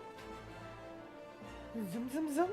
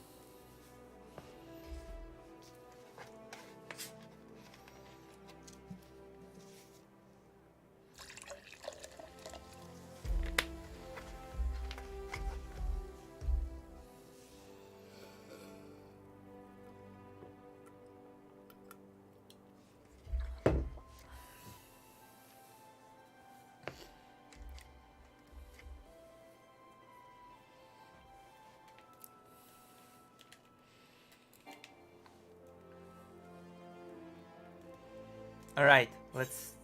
I think I got a better samurai somewhere. 643. Okay, let's do a quest.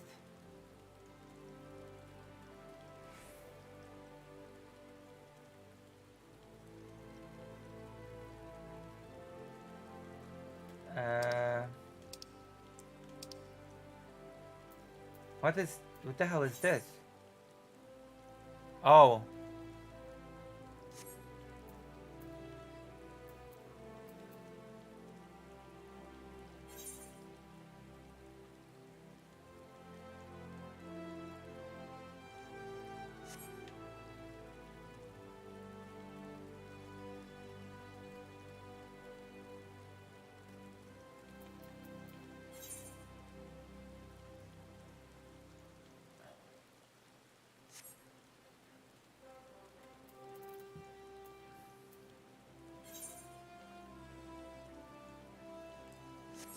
So many things. Let's do main quest.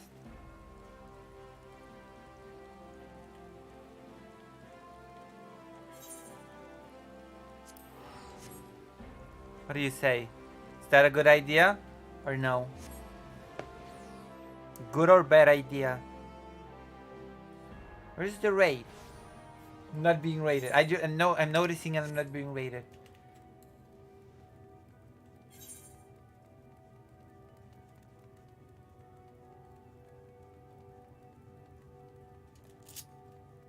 I should get a bird.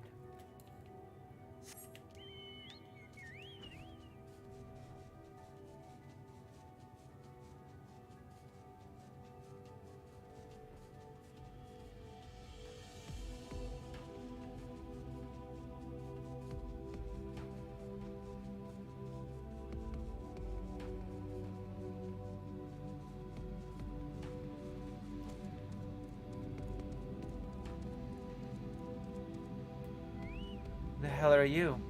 Oh, now I remember. Now it's all coming back to me. The story of the game. Oh my gosh. Cute little fella. Ishtola. Ishtola is relieved to be back in the source. I am relieved to be back in the source. In light of this development, that we escaped with our lives is an accomplishment unto itself. Is it?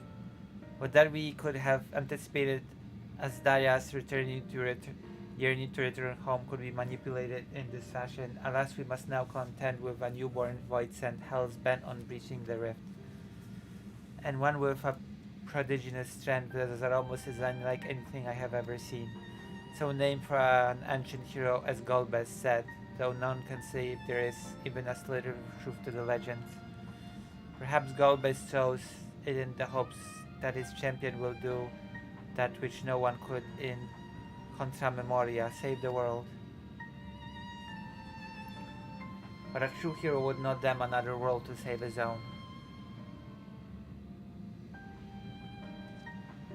And we're not about to let that happen, but regardless, we need to regroup.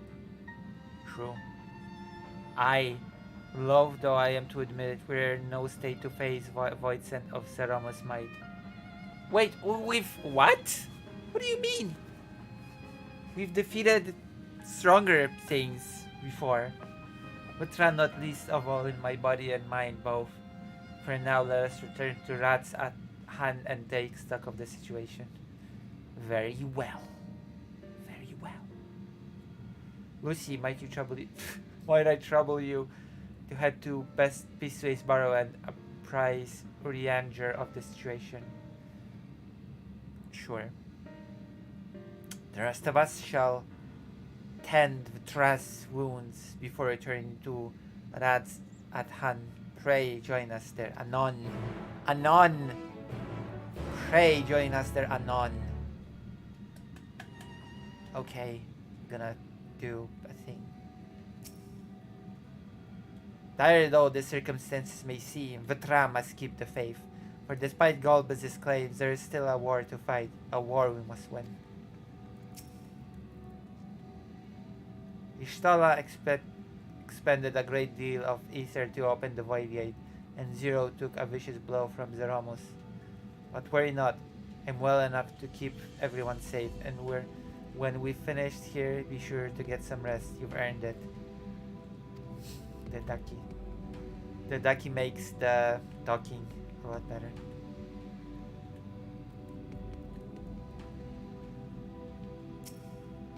Zeramos.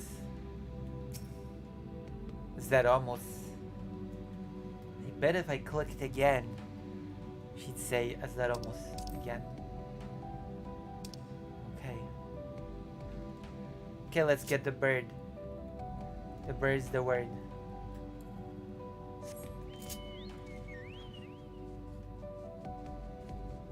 Flying bird.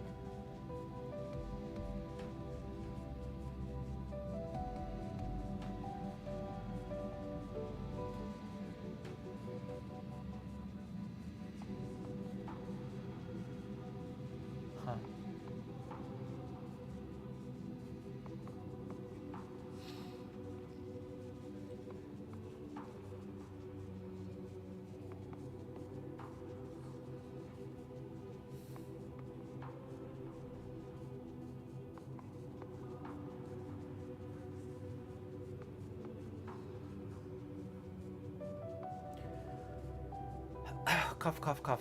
Cough, cough, cough, cough, cough. Oh, open sesame.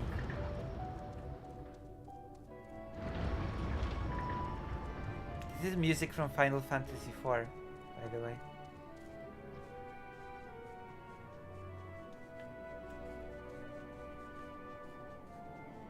In case nobody knew. Urianger. Ah, Lucy. Thou art returned. I'm pleased to say it has been blessedly uneventful in your absence, but more importantly, what of your mission in the void? You're so tall. Heavens forfend that Azalia should be used to birth a dream void sent born of Zodiarch's residual ether. Although we could not have predicted this outcome, there is one small mercy. The void sent containment seal, as we employed the selfsame brands that once imprisoned Zodiarch in its creation. The seal should serve to hinder Zeromos. Yet for how long, none can say, for our enemy's strength is unknowable, whilst the barrier was erected in haste. Thou shalt rejoin our comrades anon to deliberate measures. Yes, then I shall remain here to maintain my vigil over the seal. Should we observe signs of an impending intrusion, rest assured I shall send word without delay. Go well, my friend. Okay, I understand. I understand everything now. I think. Oh, where is this? How much do I pay to get here?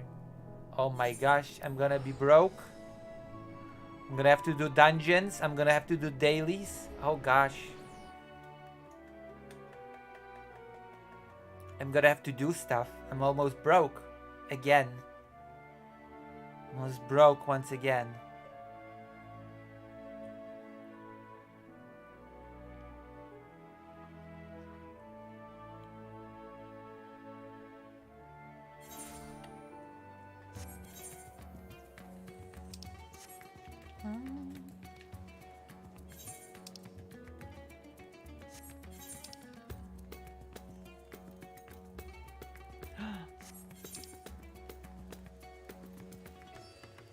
Oh.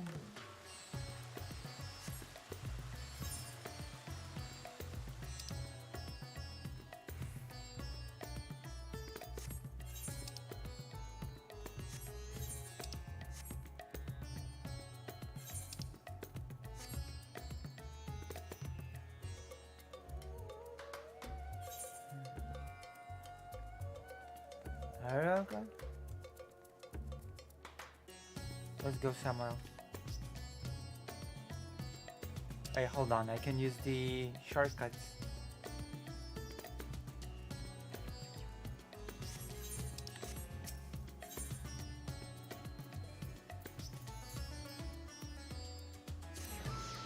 Nice.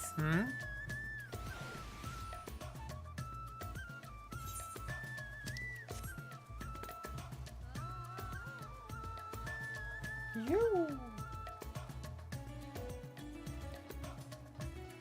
Who are you? Accommodating official. Okay. Okay, accommodating official. Ah, Mistress Lucy, we have been expecting you. When the satrap and your comrades returned earlier, I couldn't help but notice that they were in low spirits. I hope it is nothing too serious. But forgive me, you must be eager to join them if you would follow me.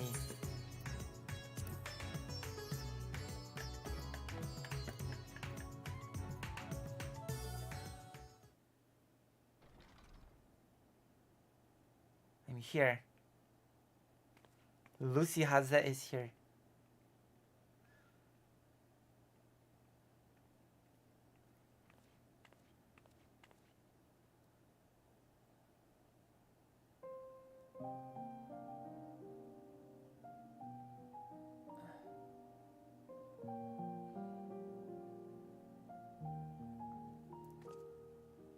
前、ファルファレルロとチリアットを覚えているか？私の領域にいた臆病者の用意たちだ。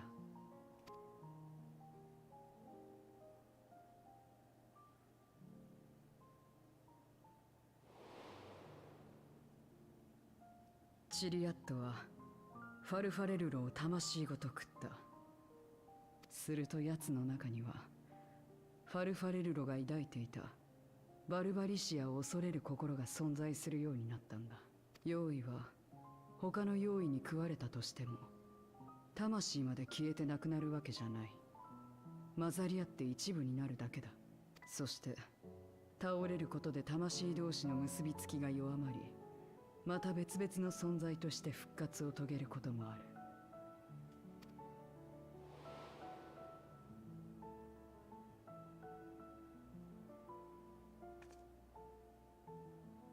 つまるところは、ゼロムスを倒せばアジュダヤの魂を引き剥がせる可能性があるということだ。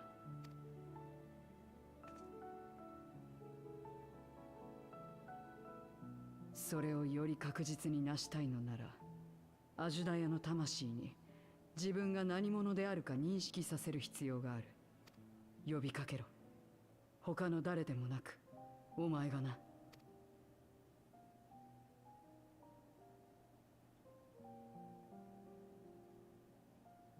ありがとう、ゼロ。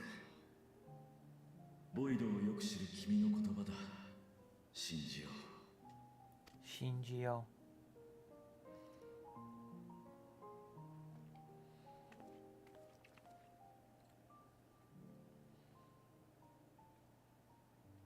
となれば、私たちはゼロムス打倒に向けて動くのみね。う。うん。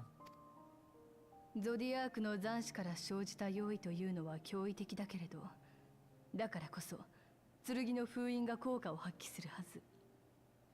あなた、ウリエンジから何か聞いていて？ Yeah, he said it's all unknown. 長く持たせられる保証はないか。対策は急いだ方が良さそうね。いっそこちらの世界に出向いてきたところを叩くのはどうだ？それだと倒すことでアジュダヤの魂が正解に帰ってしまう。彼女を救い出すにはボイドでゼロムスを撃つのが必須よ。だが奴は周囲に満ちた闇を操り、傷つけることはおろか本体に近づくことさえ難しかった。あら、それについての答えは単純よ。濃い闇を払うには強き光を当てればいい。そして私たちは光に満たされた世界を知っている。ああ。第一世界から光の力を持ち込む方法については私に任せてちょうだい。これまで研究してきた次元跳躍の理論と幾人かの仲間の協力があればきっと大丈夫。Wow. そんなわけで私はまたしばらく留守にするわ。あなたたちには戻ってきた後たっぷり働いてもらうから。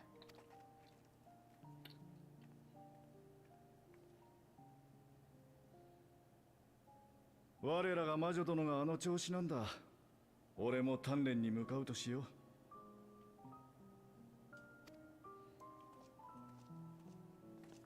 う。待て。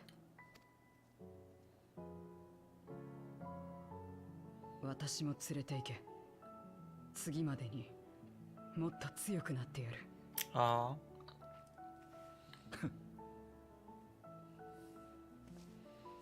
う。いい心がけだ。なら行くぞ。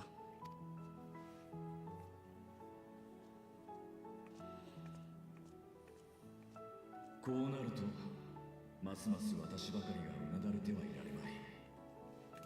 バルシャンの体を動かしてできる支度を始めよう。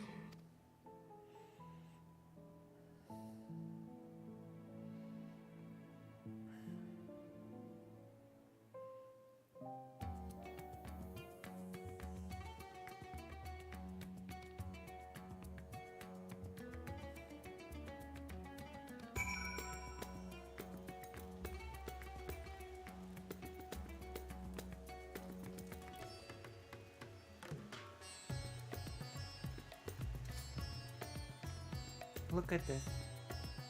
There's a ribbon on the hair as well.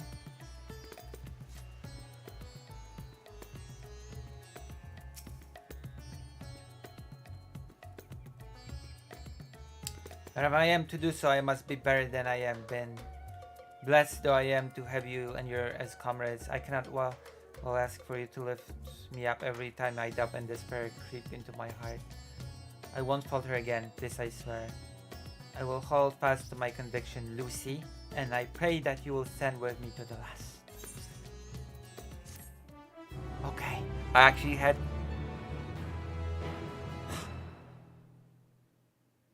Alright.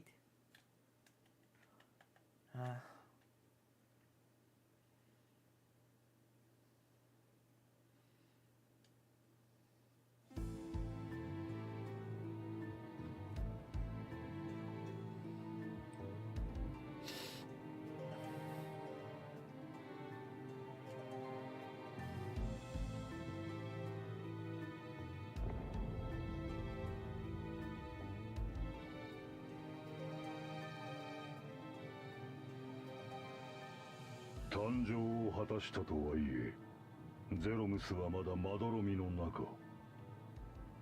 世界の壁を打ち崩すとなれば、今しばらくの時が必要か。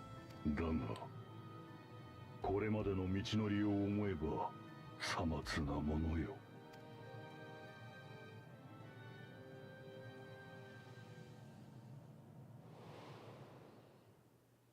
口惜しい。お前が倒れたあの日のことを忘れられるものか。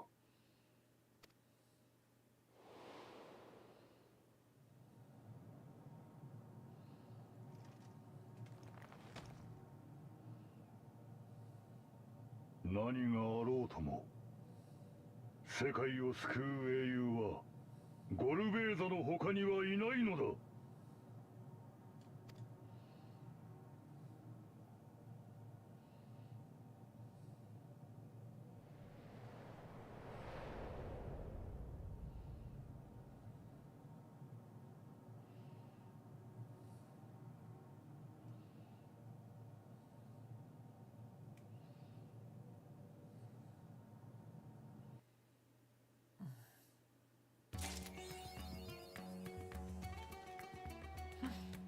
You win or you dies? Oh gosh.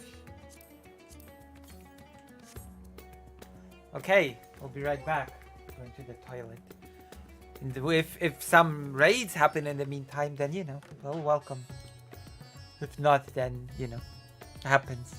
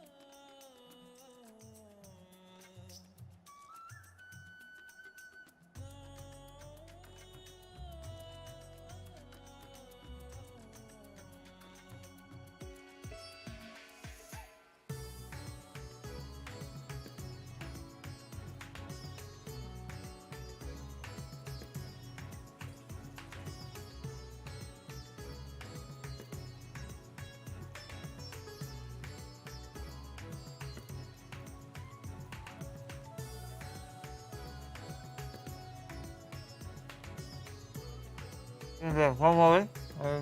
Oh. One moment, please. I have to check something. What is this?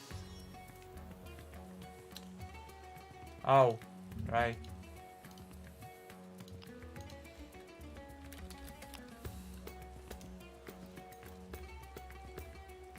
Damn.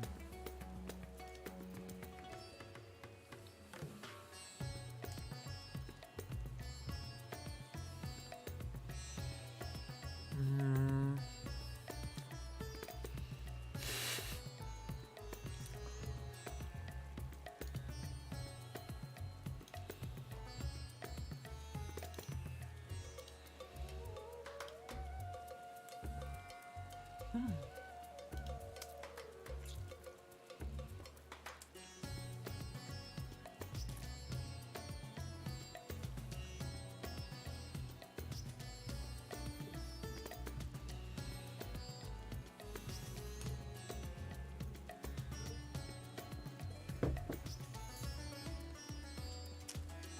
The chat is so quiet. While I eat my bread with nothing. Because there's nothing at home. There's no food. There's only bread. And Pepsi. Bread and Pepsi are my sustenance.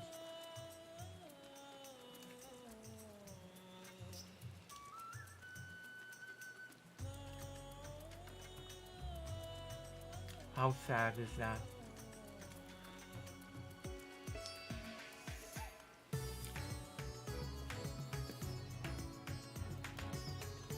What a sad existence. Oh! Oh my gosh.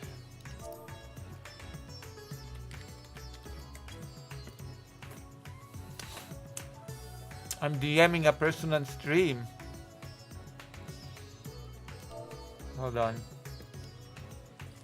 How do I...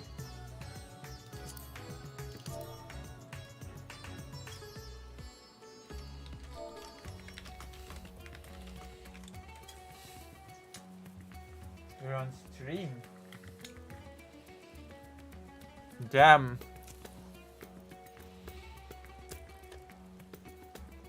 Oh my gosh.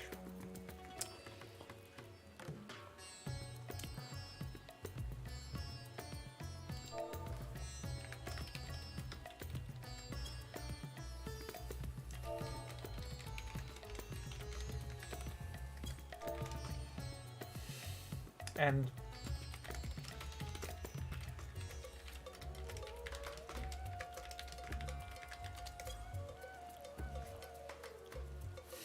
damn.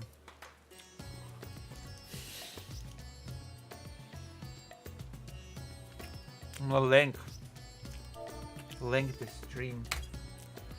My goodness.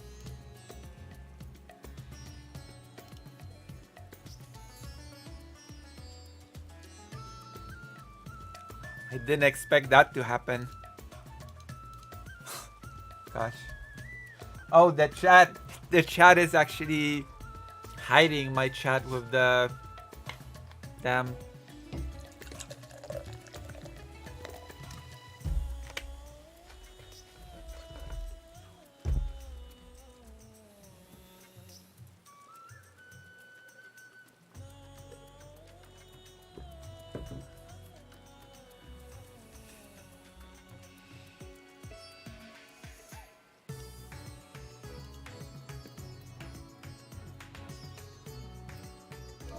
How have you been?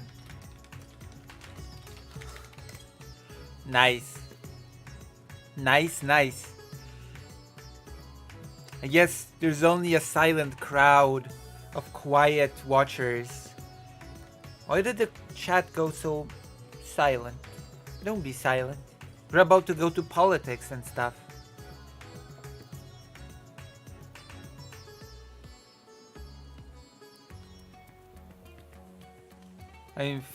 I'm fiddling with my UI.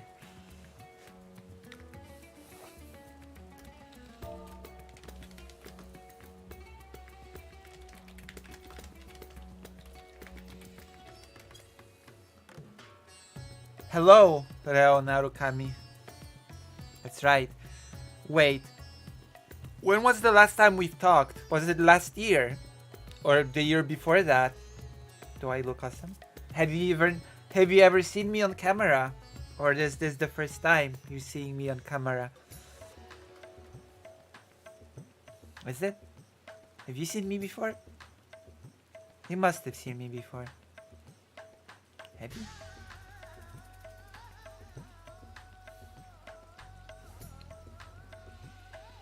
Depending on how long we've not talked, I'm gonna have to give you a TLDR. But my hair has regrown because of the estrogen. So to give you a TLDR,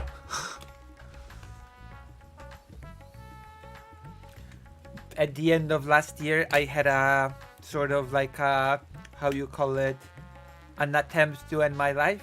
And then I went to a hospital. And then I started therapy. That's that TLDR. Oh yes, and I've been playing the Resident Evil series from the start on stream. And I finished the first one, the second one, and now I am struggling with Nemesis. The original Resident Evil 3. I've been playing the originals.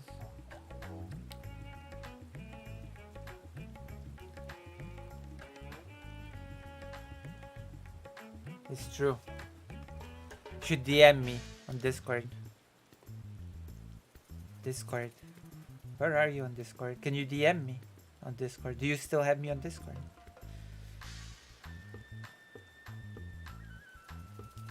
I'm working on it. In therapy. My next session is on the 12th.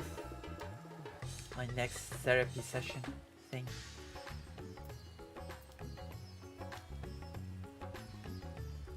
It's true. Therapy sessioning.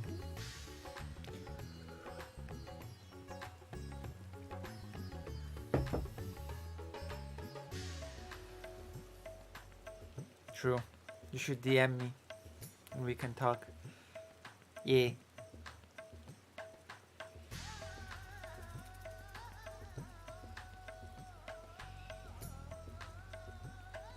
I'll DM you all the things that I cannot speak of on stream.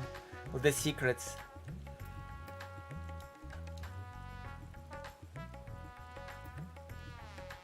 What happened, Emily? Yes. Also, hello. I've not seen you chat in here today.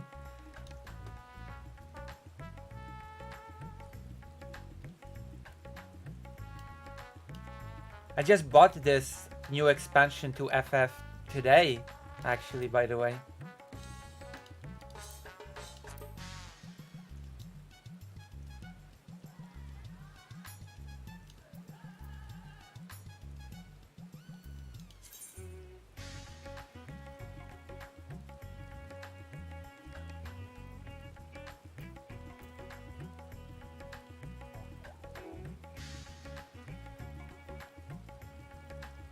Oh, hello. Hello.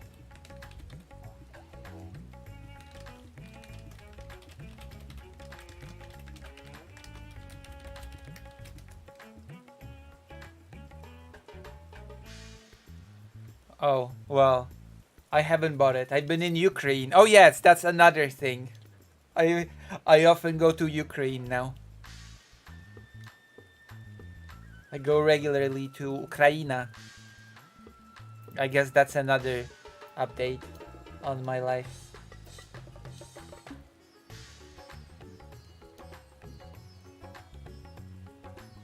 Oh yeah, you should go to the page. You should join the White Forest. That's like the better place to watch the stream, where you can become not white. So many white people in here. So many white users. Look at my lovely character. And later we're gonna do some politics, because I'm a politics streamer. Mostly covering the war in Ukraine. Wow, wow, wow. Whoa. I'm waiting for the critical mass of viewers so that I can start the politics thing. My big hope is that President Sunday, a streamer, will raid me with his 200 viewers. That's my dream. That's my hope. How long have you been streaming, President Sunday? 4 hours almost. 4 hours. President Sunday is such a go-getter.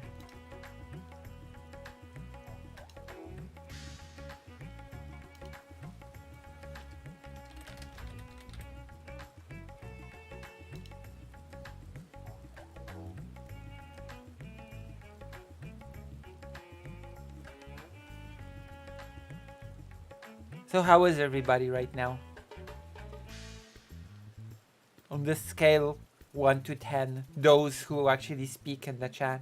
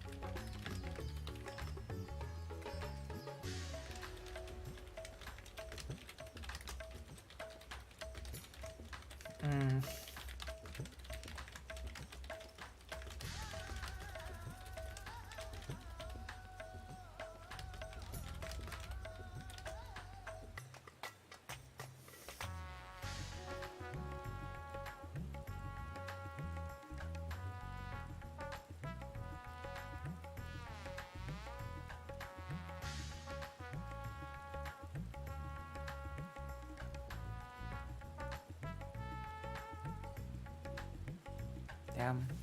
People are so quiet.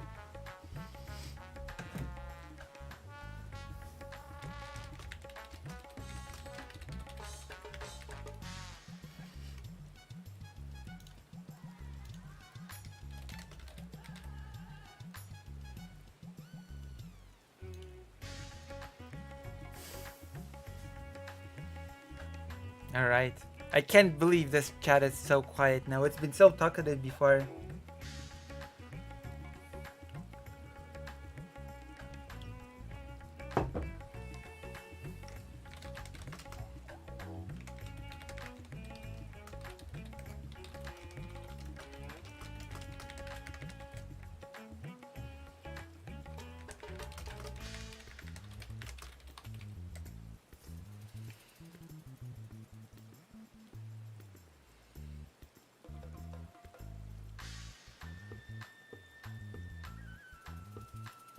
Damn.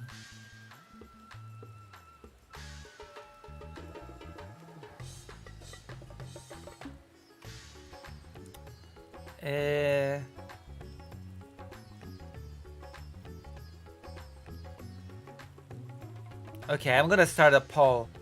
Polls usually wake people up.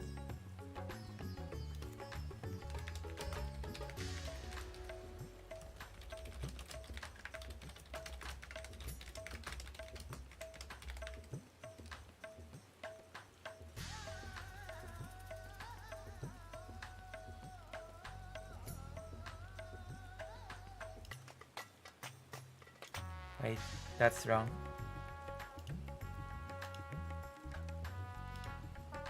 More game or politics? Game. Politics.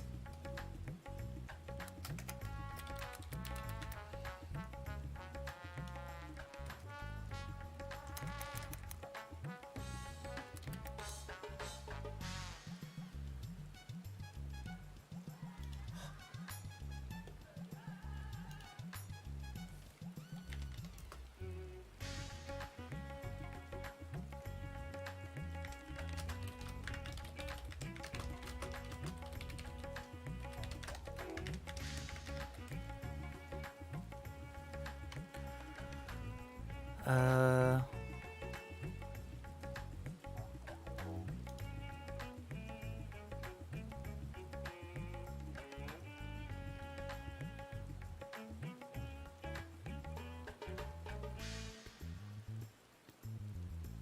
What happened, Emily? Vote. Vote in the thing. Politics. Wow, only one vote. 7 people in the chat and only one vote. Oh my god. Oh my god. I am disappointed. Listen. Be nice to me. Am I getting... Of course not. Who was rated?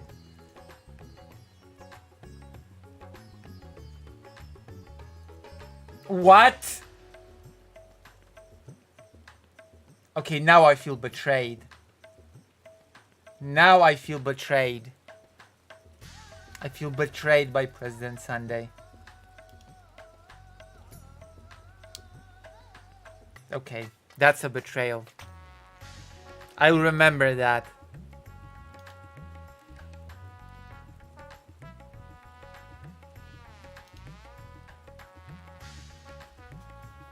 Do you know who he rated?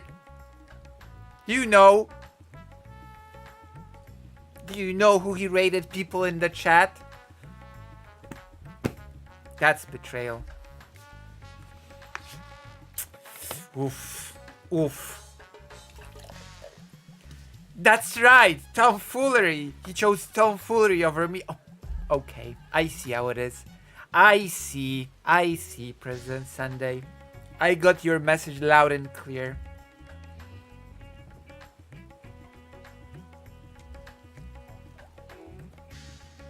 Bridge burned. I'm debating President Sunday now. I'm dropping my nuke. I'm dropping my nuke on President Sunday next stream. You wanted your nuke, President Sunday? He's your nuke.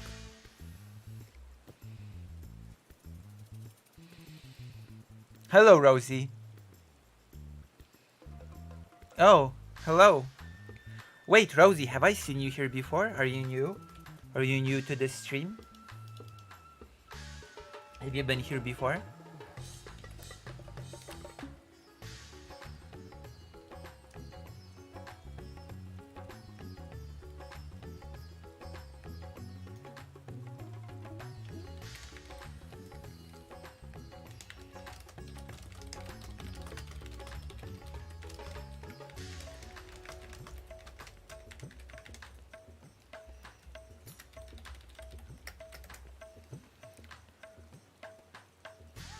I used to watch more before I started working. Where is the record? What do you mean, Stella Maris? Also, you seem new as well. I'm getting so many new viewers. You should all join the page. What do you mean, war is a racket? You used to watch me more.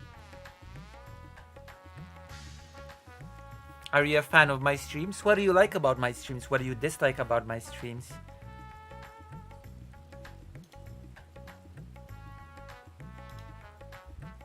What do you like and dislike about my streams?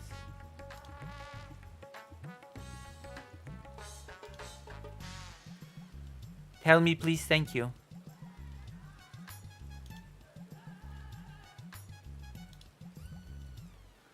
Okay, I've lost this stream window.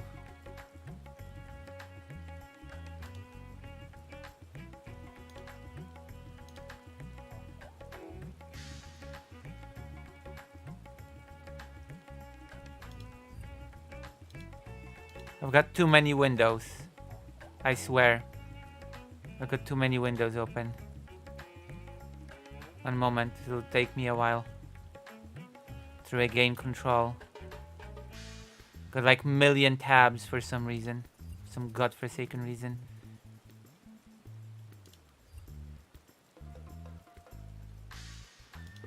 Feel the obsessive need.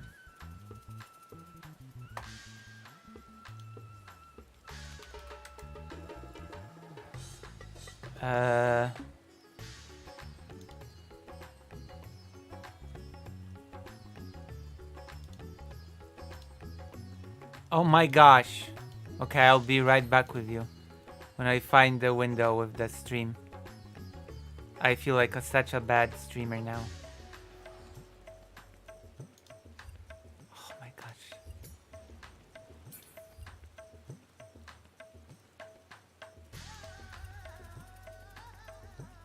Oof. Okay. Oh?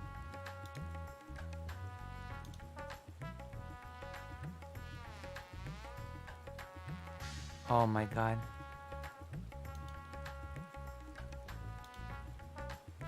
Oh my god. Where are you, stream? Where are you, chat?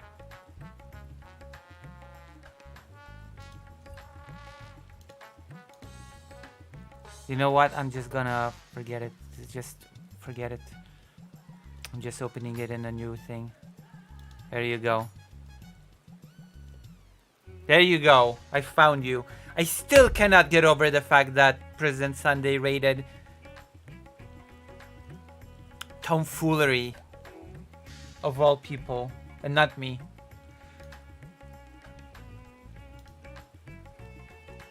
I'm so shocked. I'm so disappointed. If you want to cheer me up, then you could consider joining the page and, I don't know, throwing a donation my way.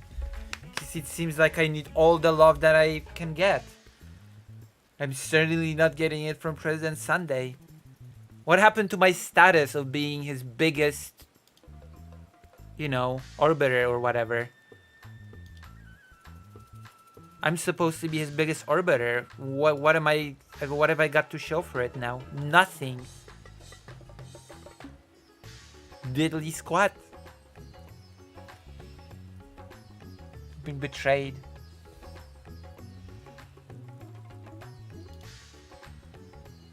Don't worry. Tomorrow I'm dropping the nuke.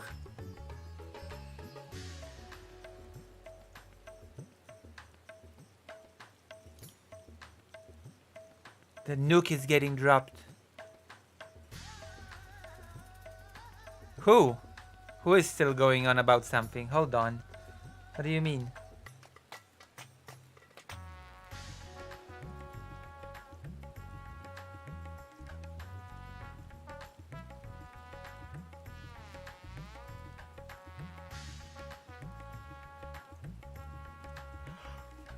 A joke? He did a...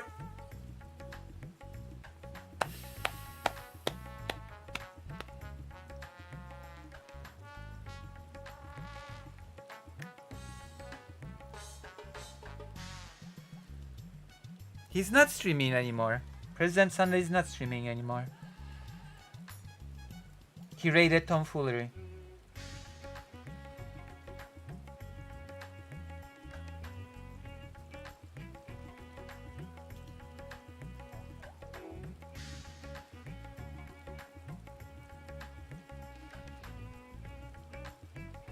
The Tom raid was a joke. I'm dropping my big nuke. I'm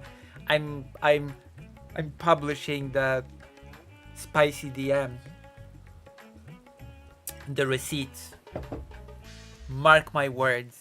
Mark my words.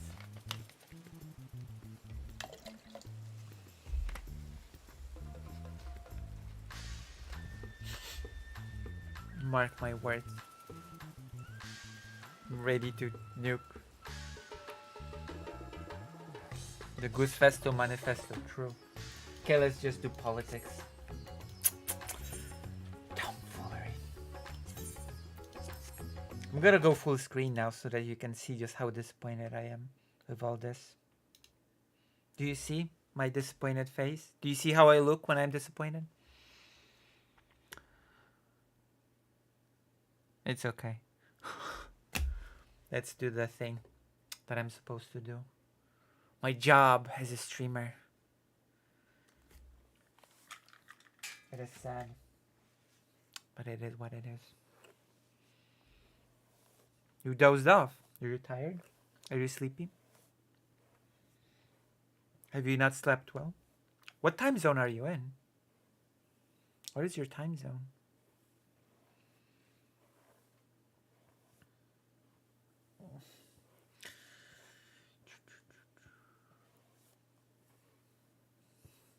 I don't think any amount of brushing will help here. I think I have to actually wash my hair.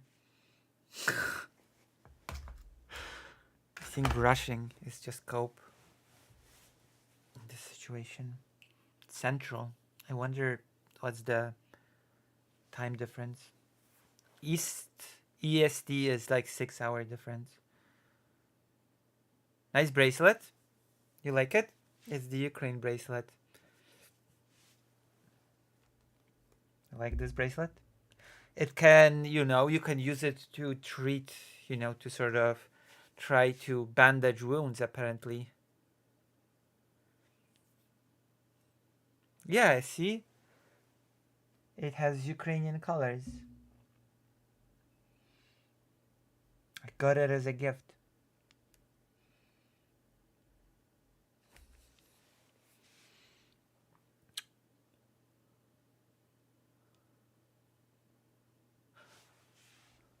Hello, hello. Yeah. Slava Ukraini, that's right.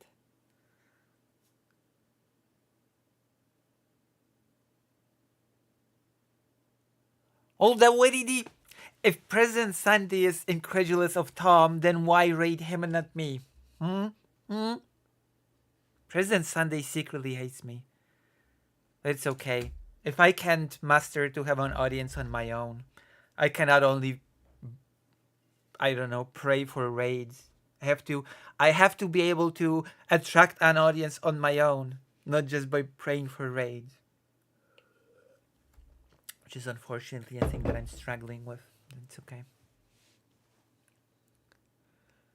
He said he was losing his Jesus, what happened? What are you drinking? Pepsi. Pepsi from a beer jug.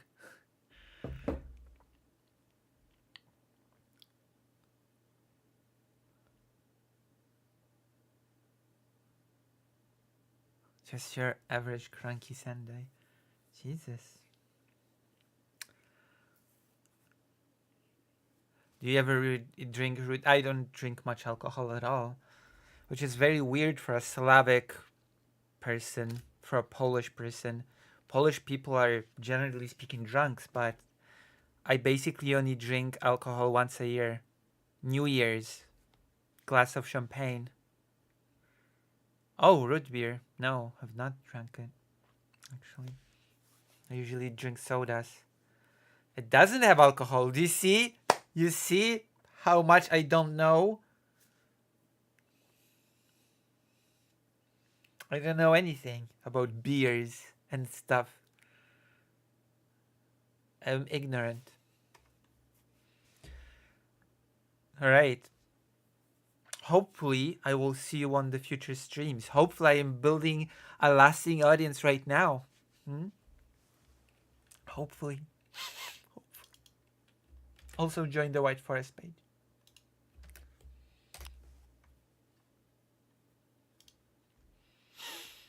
And throw me a bone. Throw me a bone.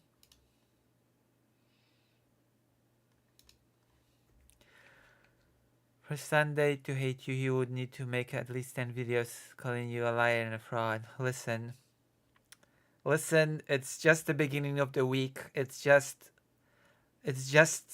Tuesday morning here in Poland. It starts with not rating me. The first out of 10 videos might drop tomorrow or today. You don't know. You don't know. It might be in the works. Just be waiting in the lanes to start the video series. You don't know. It has to begin somewhere, right? And it begins with not rating me. As a statement. As an announcement.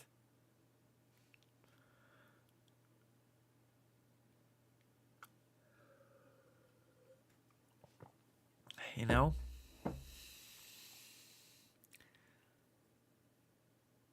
I do have it on standby, that's true.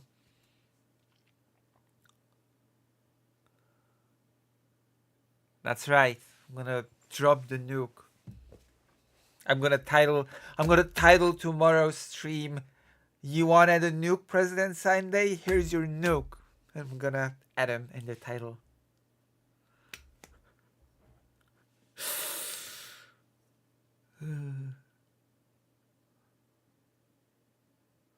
Oh, I drink my Pepsi out of a mug. A beer mug. Oof. I am so disappointed. But why am I whining? If I can't build an audience on my own, then what will waves help me? Nothing. Okay, let's start with the topics. I've whined, complained, and cried enough. Even though that's my modus operandi. Whining, crying, and complaining. Mostly crying. Lucky the president of Canada doesn't have any bombs. Damn. Hold on. I have to sneeze. I feel like I have to sneeze, but...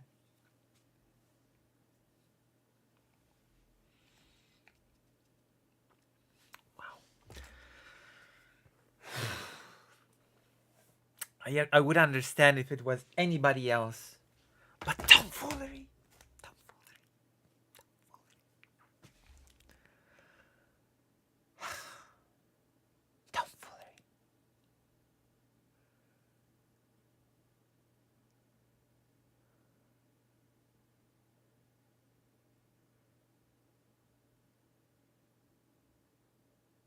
Tomfoolery. Over me. Wow. I really am overlooked. Is it because I'm small? Is that it? Is it because I'm small and irrelevant as a streamer?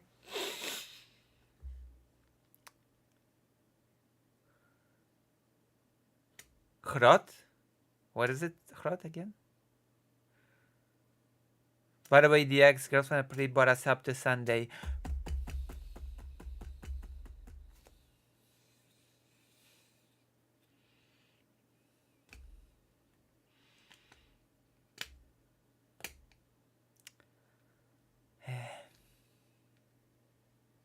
I got no subs today. I'm feeling sad. Very sad. Okay. So. Oh yeah, okay. So we shall start with this. I'm gonna start with this.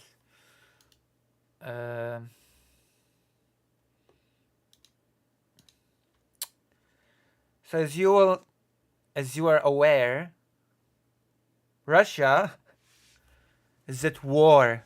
Is at war with Ukraine. I think you might be aware of this little fact. And there's been a very interesting sort of event. I personally like going to Ukraine and interviewing people about various topics regarding the war, various organizations. I have a few of those interviews that I'd like to translate and show to all of you. But there are people that go to Russia and interview the people about the war. And the results of those interviews are often very interesting and reveal very interesting attitudes about the war and who the real culprits of the war are. You know? There are some that would claim that NATO expansion is responsible for the war. There are those who would claim that a CIA coup was responsible at the end of the day for the war. But all of these answers are incorrect. The real culprit behind the war is, of course, Polish hate. Polish hate is the real culprit behind the war. As we are about to learn from these few fragments of interviews, it's all about those damn Polish people at the end of the day, as always. They're responsible for it all. Let's watch. Let's watch.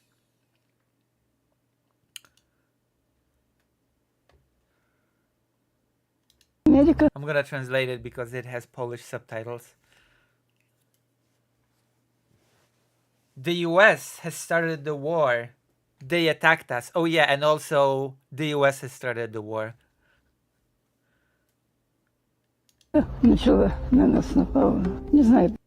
I don't know why. The US has invaded us. I don't know why. That's the opening statement of the person that is being interviewed.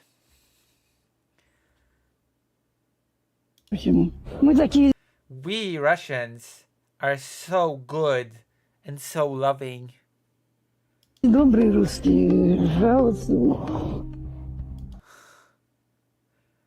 Karelia is one of the poorest regions in Russia. I've prepared a little bit. Karelia is this, just, you know, so we know what we're even talking about. It's here on the map. The Republic of Karelia is a republic of Russia situated in the northwest of the country. The republic is a part of the Northwestern Federal District and covers an area of, this is here. The modern Karelian Republic was founded as an autonomous republic within the Russian SFSR by the resolution of the Presidium of All Russian Central Executive Committee. Here it is.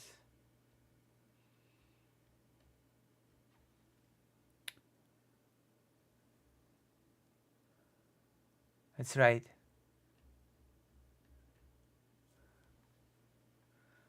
That is it. Let's continue. We know what region we're talking about now.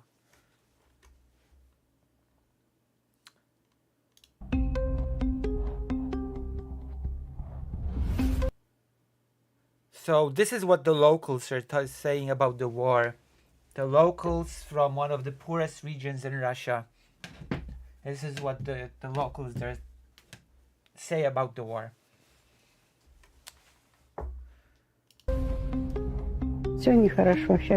Everything's just not good. Everything's wrong. People are dying. Young people are dying. It's the US. It just stuck to us with their weapons. They just have something against us with their weapons. If we only thought against Ukraine, we would have won a long time ago. So it's not even, the attitude basically is not even the war is wrong. We should not be fighting this war, or, you know, young people are dying and there shouldn't be a war. No, it's the US is screwing us with their weapons, and if it was just Ukraine, we would have won a long time ago. That's basically the attitude. Ukraine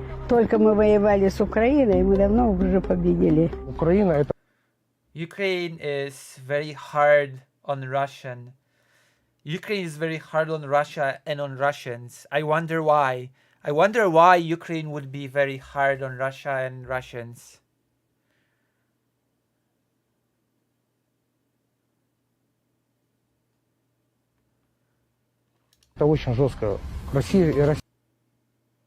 Oh, okay. Now we're getting to the topic at hand.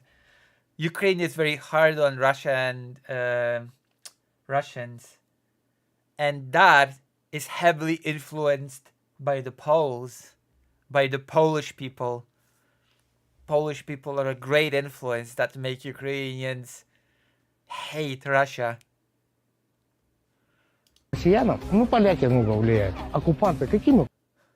Occupants? What occupants? Occupation? What occupation? I'm gonna be honest, it is very unpleasant. This is very unpleasant. We have introduced armies, but we do not intend on fighting anyone. Yeah, so we entered with our armies, but our intent is not to fight. крайне грязинским воевать не собирается. Историю Everybody forgot history. все позабыли. Независимо, кто Польшу Who gave independence to Poland?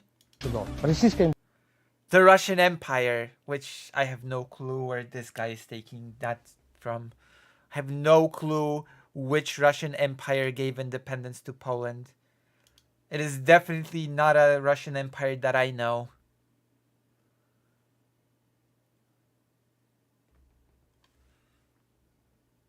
империя. They have hated us for all this time. Polish people, the Finns. I don't know why. We have not done anything to them. Why do the Poles hate us? We haven't done anything to them. So there you go. This is our little opening segment.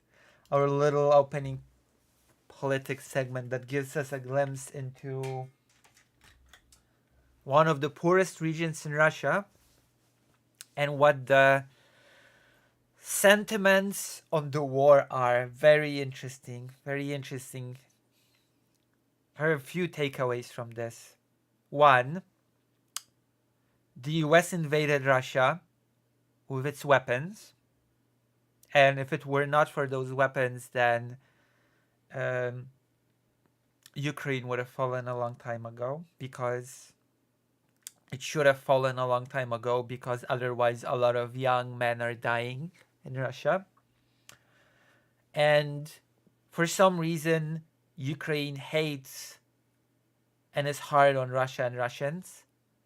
But we know the culprit. The culprit is Polish hate. Polish people just hate Russia for no reason, because the Russian Empire has given Poland its independence, and Polish people are just ingrates that have forgotten history. And Polish people have hated Russia for all this time with no reason whatsoever. And Polish people have turned Ukrainians on Russia. There you go. That is the big takeaway from those interviews. No, the person could not have said that, because the person said everybody's forgetting history. Who gave independence to Poland? The Russian Empire. The Russian Empire was invoked, not even the USSR. The Russian Empire. Wasn't the Russian Empire responsible for literally erasing Poland? Well, the Polish-Lithuanian Commonwealth, but you know. But yes, the Polish-Lithuanian Commonwealth was in fact partitioned by Russia, Prussia, and Austria. Yes, that happened. The international Polish conspiracy. I mean, Poland is just the culprit and behind everything. The next time you're asked what is the underlying reason, what led to the war in Ukraine, you can now confidently say Polish hate. It's all about the Polish hate. You know?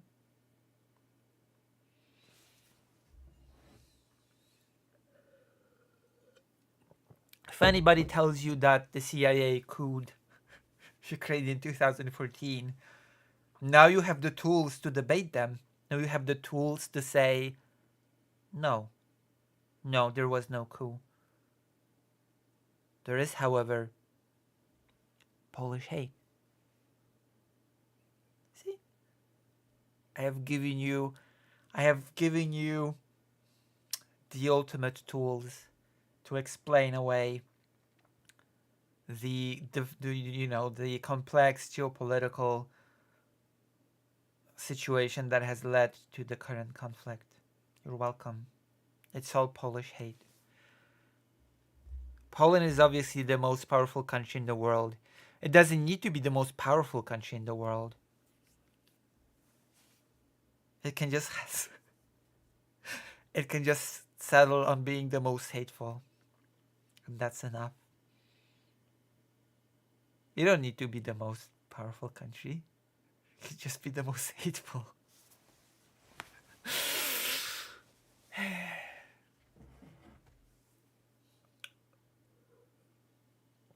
It's not about power, it's about hate. So the Poles hated the Russians, so they convinced the Ukrainians to fight when the Russians were only sending their soldiers to help not to fight. That's right. And then convinced the US to arm Ukraine. Because the US has some weird problem with Russia, and you know. Poor Russia. Jesus. They cannot catch a break, can they? Ugh. Hated, persecuted. Russia's the mother of the world. Who knew? Who knew that Russia would be forced to suffer through so much hardship?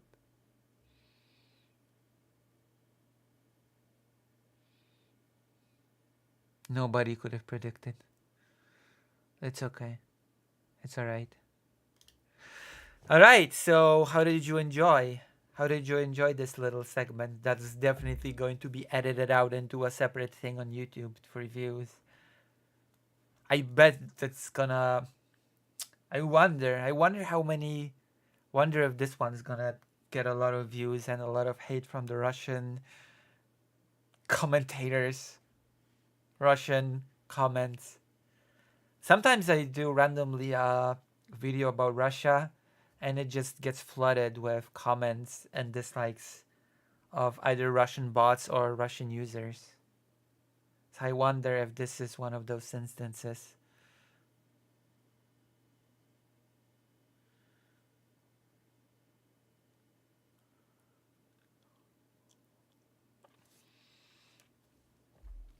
Well, Putin's goals, you could say, are a little bit different. So, you know.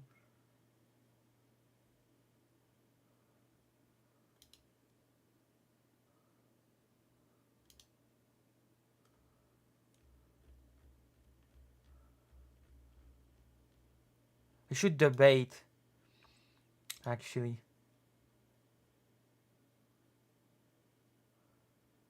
I should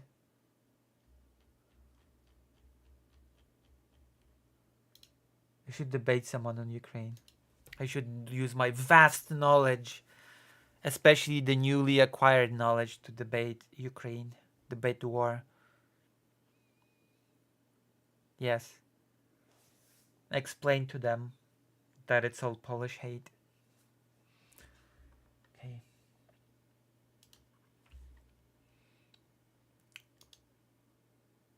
Oh, yeah. Oh. X1's a doozy. I don't even know where to go with this one. We're going straight from funny and silly to depressing and horrible. Because that is exactly how my streams go. I go straight from happy-go-lucky topics, like the war in Ukraine, which of course is a happy-go-lucky topic, of course. What do you mean? Full of laughs and giggles. We go.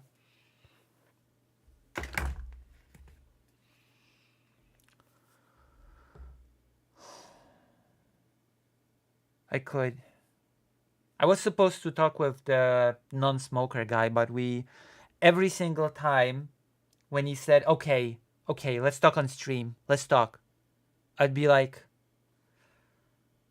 unfortunately, I'm in Ukraine right now.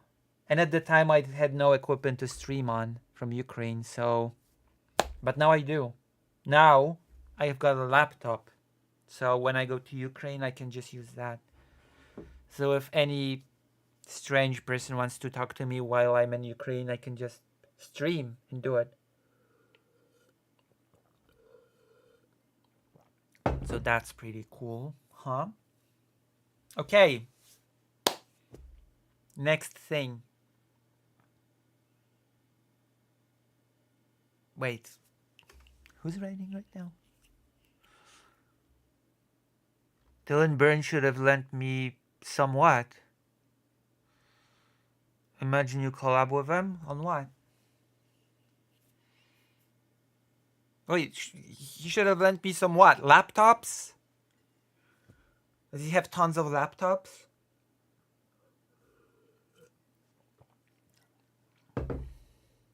Some equipment?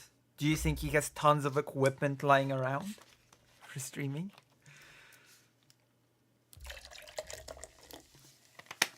Listen. My contact with Dylan Burns is I've talked to him over a year ago once on stream, which there's a VOD of it on the channel. I bet you didn't know that, did you? I bet you did not know that. So there was this one talk over a year ago.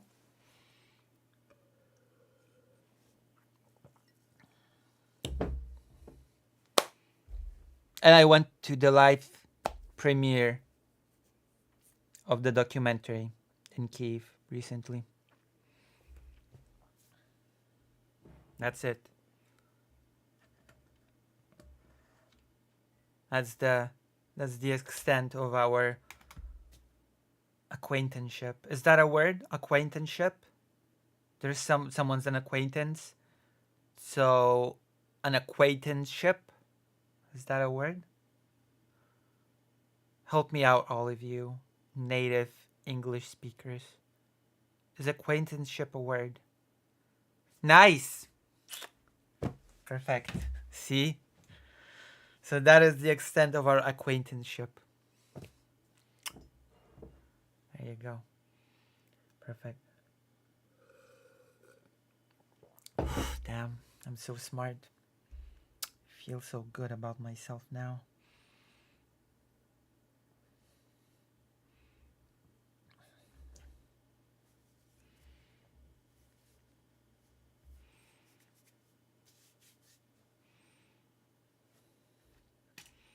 Collab.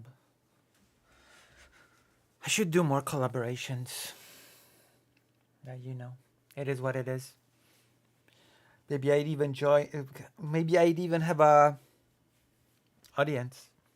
I mean, I do have an audience. There's 12 people in the chat right now. But President Sunday would say that 12 people is nothing and that my channel is dead. He said it about many other people that have bigger audiences on streams, that their channels are dead.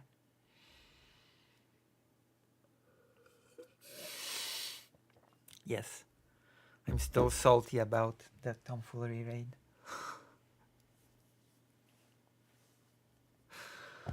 Oh, I am such a petty person.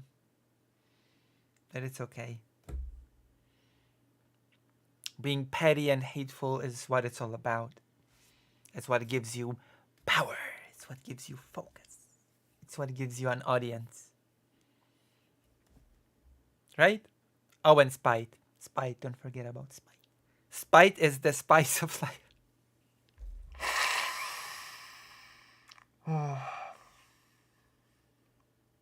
What am I even doing? Bigger than I ever had? That's because you're not streaming. If you stream, you probably would have had a bigger audience than me. What am I even doing?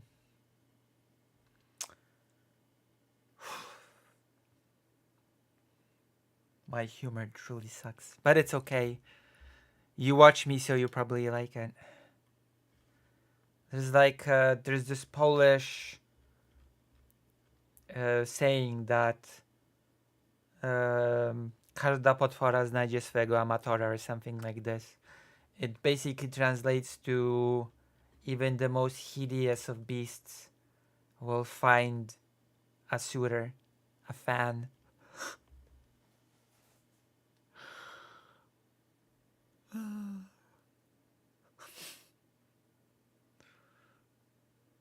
True.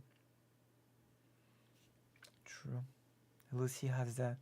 Well, I still hold the title I still hold the title of the biggest Polish trans streamer, so there's that. Yeah? Not many people can say that they're the biggest trans streamers of their country. I can.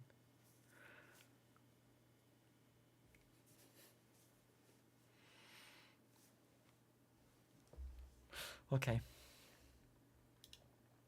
I don't know. I got into a weird mood now. And what I'm about to talk about is heavy and horrible, so I have to collect myself. How is everybody in the chat?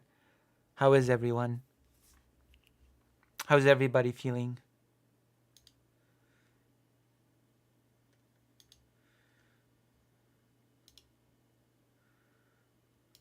How's the atmosphere?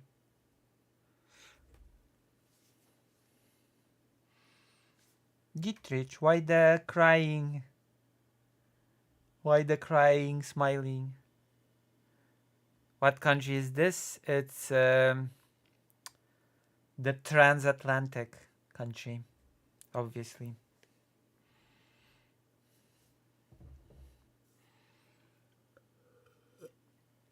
Somewhere in the transatlantic.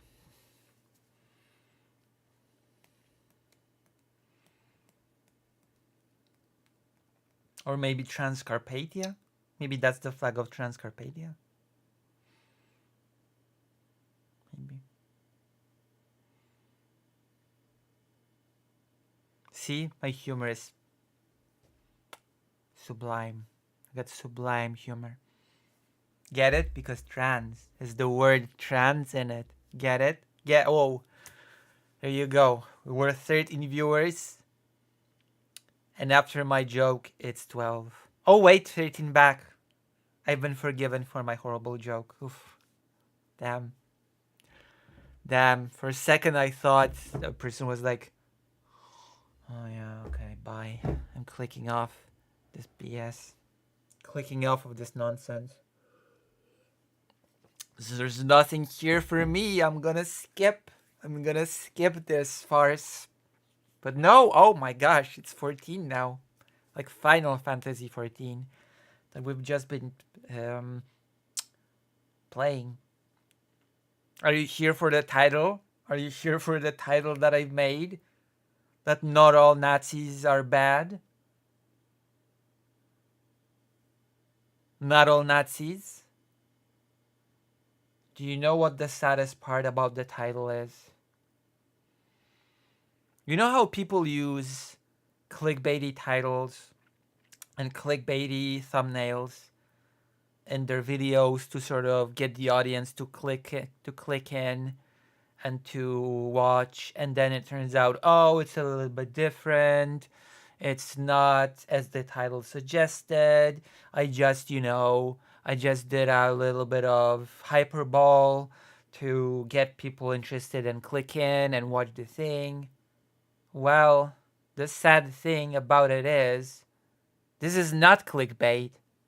That's the saddest part about it. It's just that it's not my opinion that not all Nazis are bad. We're gonna be talking about someone who believes that not all Nazis are bad.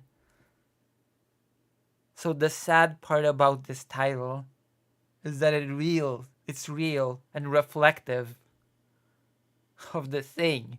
It's not clickbait. That's the saddest part about it. We're gonna be discussing it. We're gonna be reminding ourselves that, in fact, everything that the Nazis did was bad. And the weirdest part is, I'm gonna spoil it a little bit because it's not some movie or whatever that you have to keep you in suspense. Okay, I'm underselling the thing, actually. The title is not hyperbole. The title undersells what certain people claim. Because the real title should have been not all Nazi genocides were bad. That is what the title should have been. And I don't even know where to go with that take. You know? Not all Nazi genocides were bad. See? Now I'm getting audience interested in the topics. Hello, Jimpix. Wait, are you new to this stream? I've not seen your name ever. I've not seen your name ever.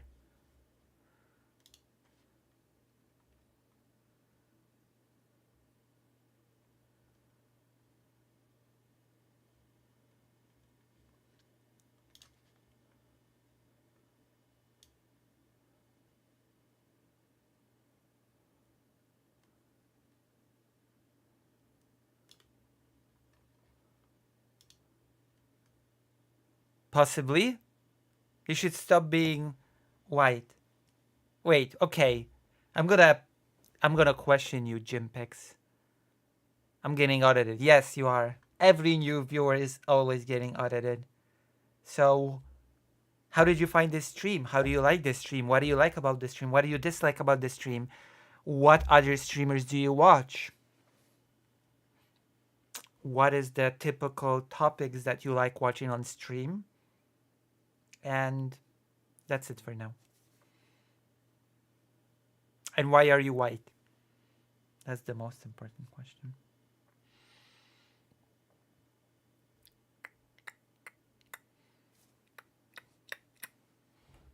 Answer while I'll sip my Pepsi. I'm hungry now. Please donate so I can buy something to eat. Can you feel my kilograms leaving my body? I've spent the money on a game, a video game. Some spend their teeth money on video games, and I spend my food money on video games. We all have our priorities. Why are you gay?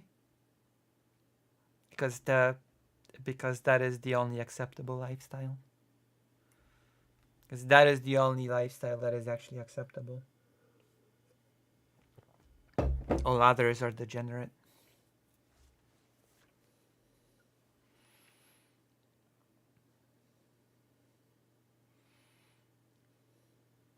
Noted. It's true. I'm just saying how it is. Every time I say gay, I feel like should be answered as this guy. It's morally correct to be gay, true.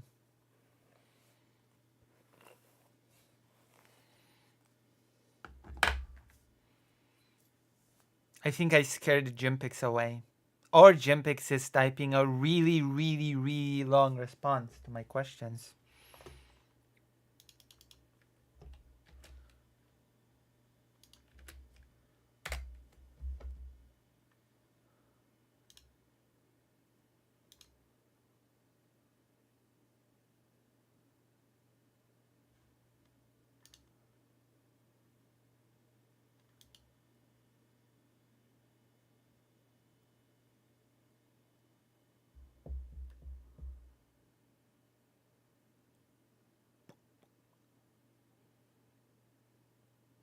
No?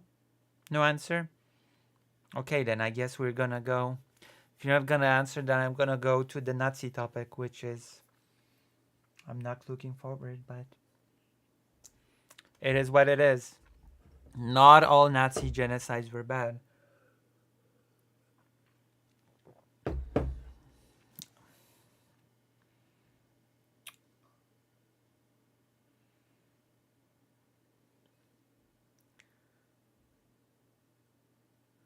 I'm kind of just drifting from Discord server to Discord server right now, and I found this stream. Oh, so how do you like it?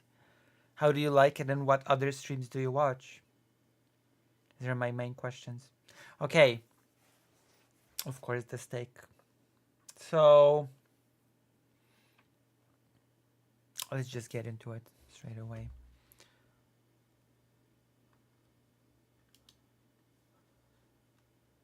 A tweet from Ben Gavir's coordinator at the Open University in Israel. not everything the Nazis did was bad. The gypsies were, and still are, a very serious problem in Europe. Even more so in the Balkans, and especially in Romania, and that's putting it mildly. So we have been, I don't know, this happened, this sort of, that's a take from Ori Kasha, Ben Gavir's coordinator.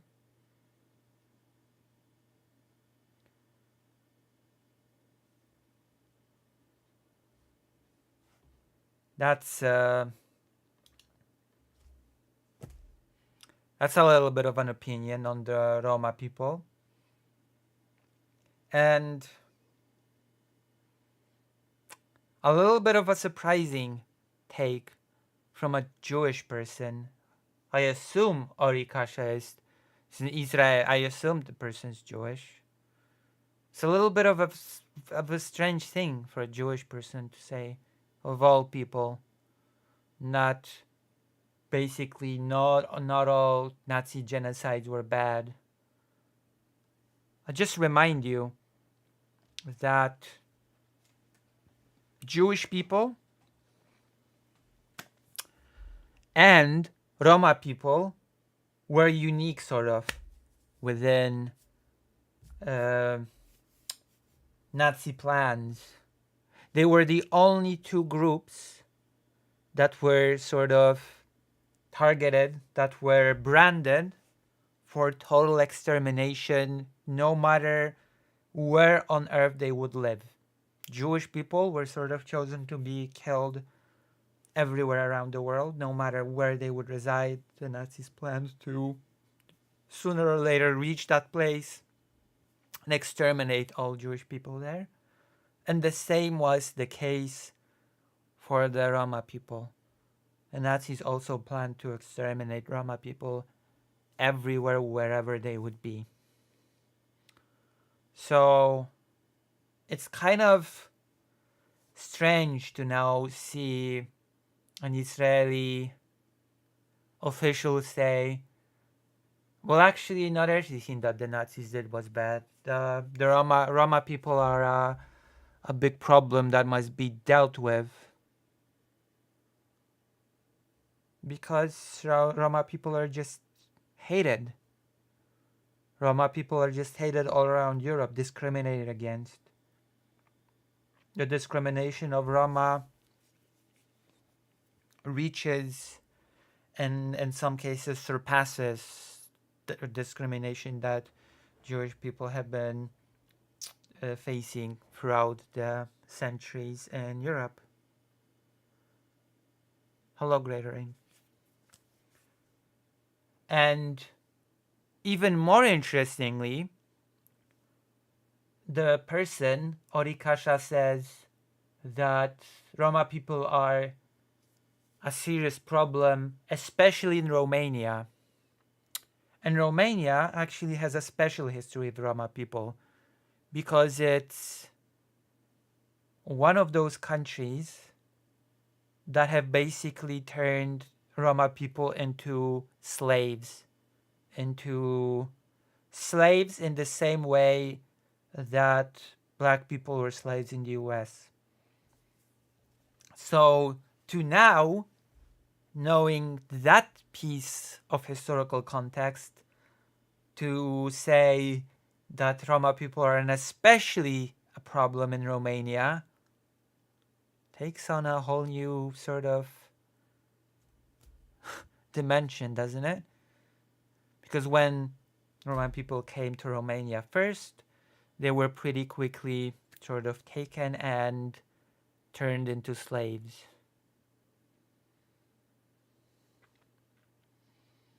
So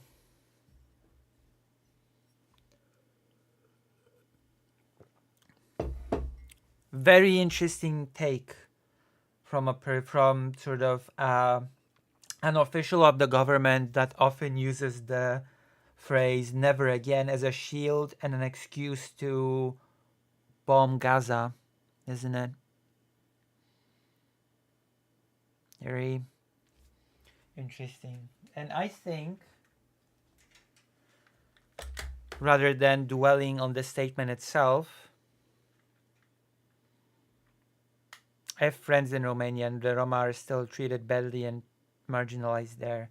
Roma people are treated badly and marginalized everywhere in Europe. Everywhere in Europe. So the main thing that this whole thing is supposed to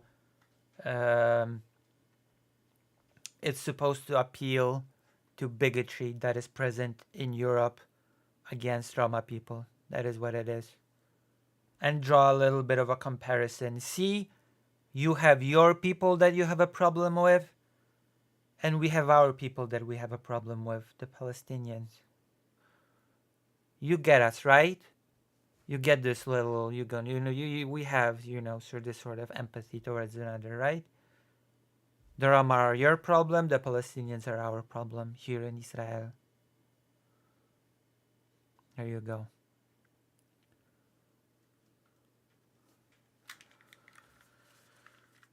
And so I believe that rather than to dwell on the statement itself, this is a history channel after all. We on this channel dwell like to discuss history. Why not go and sort of look a bit into the thing that Ori Kasha said that was not all that bad? Let's look into the thing that the Nazis did that was not all that bad. How about that? Then we can check the information and we can just see if it was bad or not.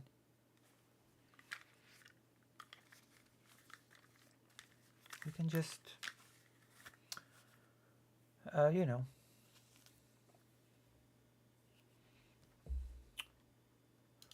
we have a few information. The name of the genocide of the Roma people, it has a few names. Some know it as the Poraimos, which apparently is not a word that all Roma people agree with using, but there's also the alternative Samudaripen, the death of all. And let's check out a few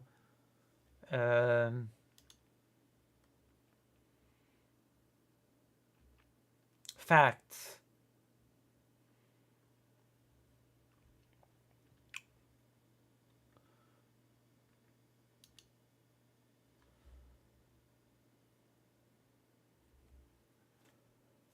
The International Commemoration Day of Roma Genocide was celebrated every year by the Roma Civil Rights Foundation in front of the Parliament of Hungary between 1996 and 2005.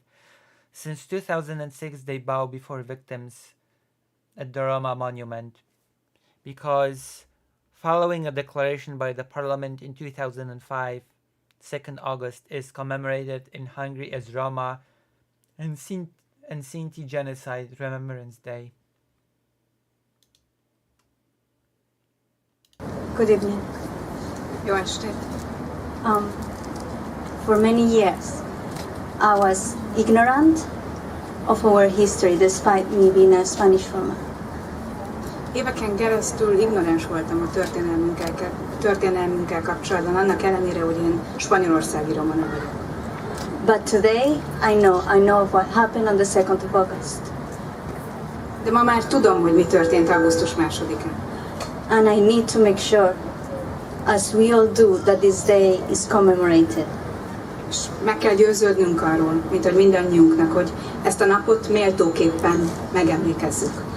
This year, the European Union, after 70 years, finally recognized the 2nd of August as Roma Holocaust Memorial Day. A mai napot 17 év után az Európai Parlament végre elismerte, mint a Roma Holocaust emléknapját. This is obviously very positive, but it also is primarily our job as Roma to make sure that no matter where we are, no matter what generation we are, no matter where we are from, this day is commemorated and never forgotten. És ez a mi feladatunk, teljesen mindegy, hogy melyik országban vagyunk, romáknak, hogy ez a nap megfelelőképpen meg legyen emlékezve. Thank you. Köszönjük szépen. We're going through a lot of material.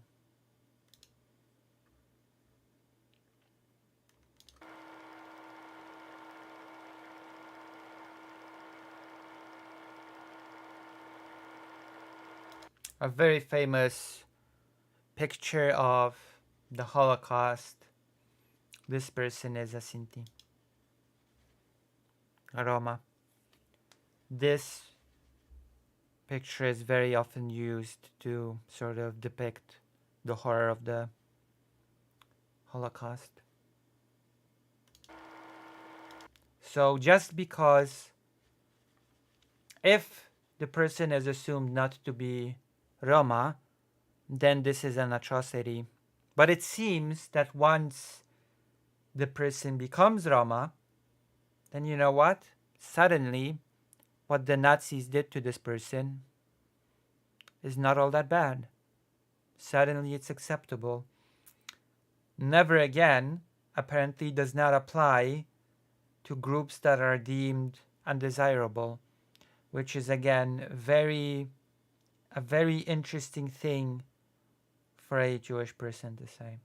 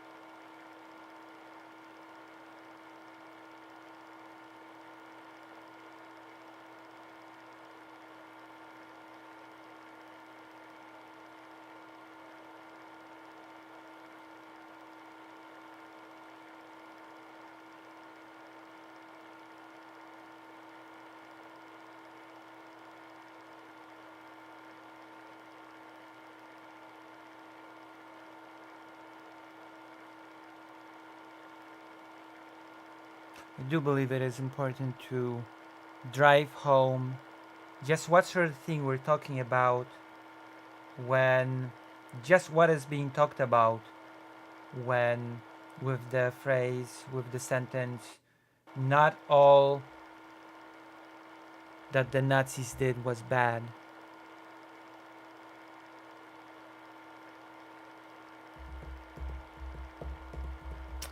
I think it's important to know what exactly is being talked about here. So let's continue. This one's 8 minutes. Zoni Weiss, who is the foreman of the Sinti and Roma in the Netherlands, he spoke in the Reichstag in Germany, and he mentioned specifically the discovery of Settler as a turning point. Genocide of the Roma and the Roma identity.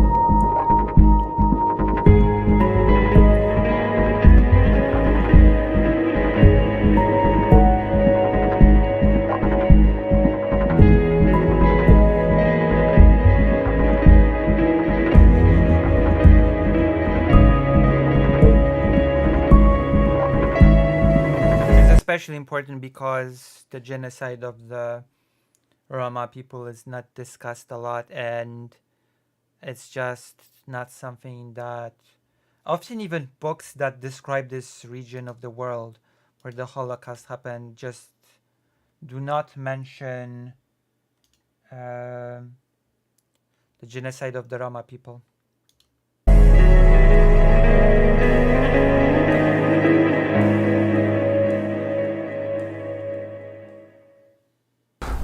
ben Serge Korkos.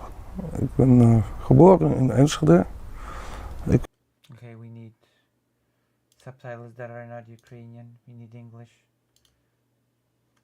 It seems. Ik ben Serge Korkos. I was born in Enschede. Ik ben geboren in Enschede. My family background consists of people who have fled from genocide. Ik kom van een familie van mensen die echt hebben moeten vluchten voor genocide. Ik ben ook echt I was raised outside the Roma community opgegroeid buiten Roma-gemeenschap, dat soort dingen. because my grandparents and parents were always afraid that their identity would be revealed. Mijn voorouders en ouders altijd bang waren om ontdekt te worden. When we talk about life of those who are regarded as gypsies in the Netherlands, Als het gaat over het leven van wat toen werd genoemd zigeuners in Nederland, now they call themselves Sinti and Roma. nu noemen groepen zichzelf Sinti en Roma.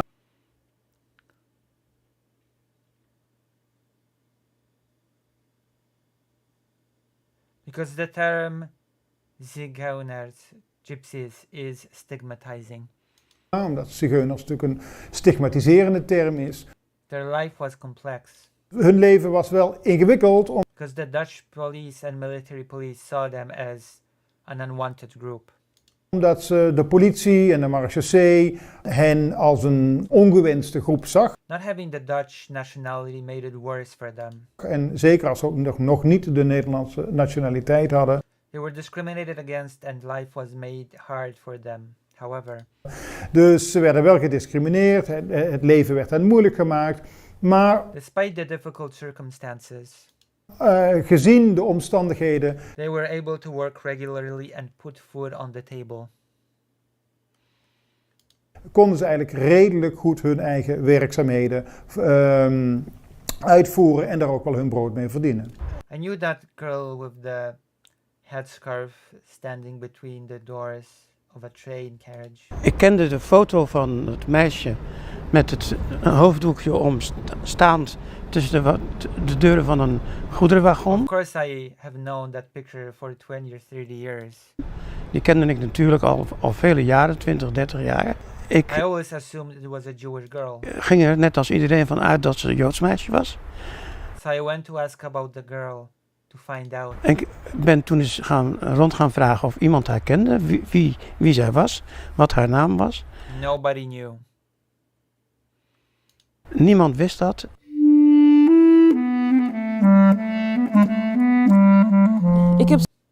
I did not really hear or know much about the genocide that took place in the Second World War until recently. Zelf niet veel gehoord of geweten over de I genocide did not really hear or know much. die in de Tweede Wereldoorlog heeft plaatsgevonden. Maybe 3 or 4 years ago.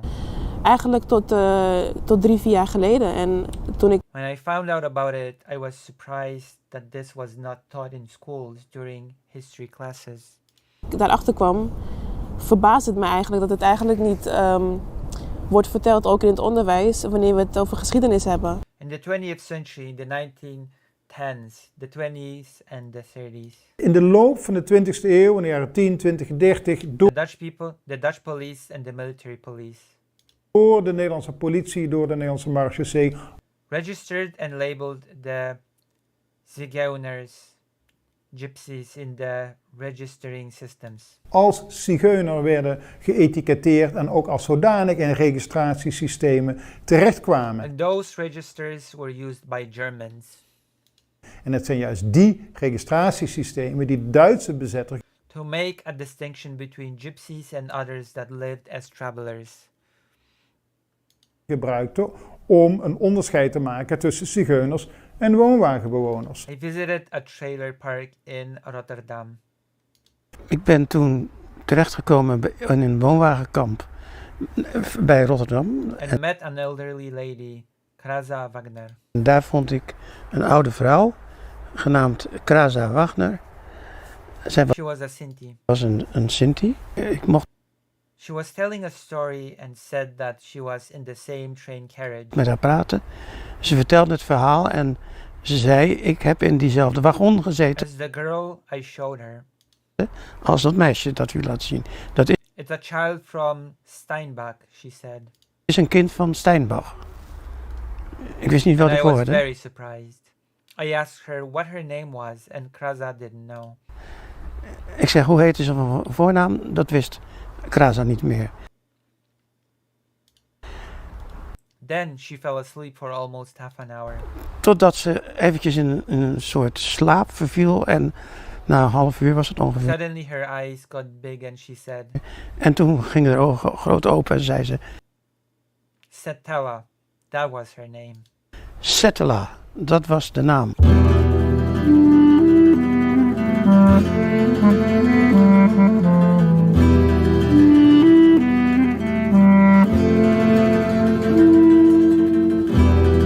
On the 19th of May 1944, in a group of 245 Sinti and Roma, 9-year-old girl Setela Steinbach was deported from Westerbork to Auschwitz. Setela was killed probably during the night of 2nd on 3rd August 1944 in one of the gas chambers of Auschwitz-Birkenau.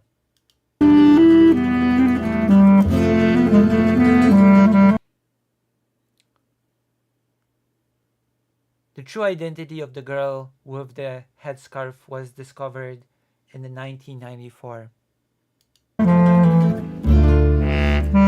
Want haar moeder Her mother shouted, Setella, get away from there. Your head will get stuck between those doors. riep, Setela, ga bij die deur weg, anders komt je kop ertussen. Germans could not identify them. It was hard to tell the difference. Dat kon de Duitse bezetter, dat verschil zag men vaak helemaal niet. Dus men They asked the Dutch authorities, which ones are the gypsies? heeft toen ook echt gevraagd aan de Nederlandse autoriteiten, wie zijn dan die zigeuners? Nou, dat werd dan op een presenteerblaadje aan de Nederlandse autoriteiten, wie zijn dan die zigeuners? The Dutch authorities presented the registers to Germans on a plate. Nou, dat werd dan op een presenteerblaadje And that is how Germans knew whom to kill. Aangeleverd en die mensen zijn opgepakt en vermoord. The Roma and the Sinti actually were a substantial... The Roma and the Sinti actually were a substantial and have always been a substantial part of European cultures and societies, have contributed to European cultures and societies. And this seemed to be neglected when we focus on the moments in the history of the Holocaust, and that started with their concentration and what happened afterwards. Basically, I would say that in the Netherlands, like in the rest of Europe, very few people in general public, but also very few educators have even basic knowledge. There were active people, but it's still generally not known. It's not in the school books. Maybe one picture of Setela. Setela Steinbach. Ze had had 6 brothers and sisters. broertjes en zusjes. I was so surprised when I discovered her identity. I could not believe it. Ik was zo verrast door die vondst dat ik niet wilde geloven. Every newspaper wrote about that story. Elke krant schreef dat verhaal. It made an impact on the Dutch government. En dat heeft zijn uitwerking gehad op de houding van onze Nederlandse regering. To perceive Sinti and Roma as a victims group. Die toen plotseling de Sinti en Roma ging beschouwen als slachtoffergroep. They were not seen like that before. Dat hadden ze daarvoor niet zo expliciet gedaan. No, the video is not claiming that. The video is not... Okay, I will have to explain.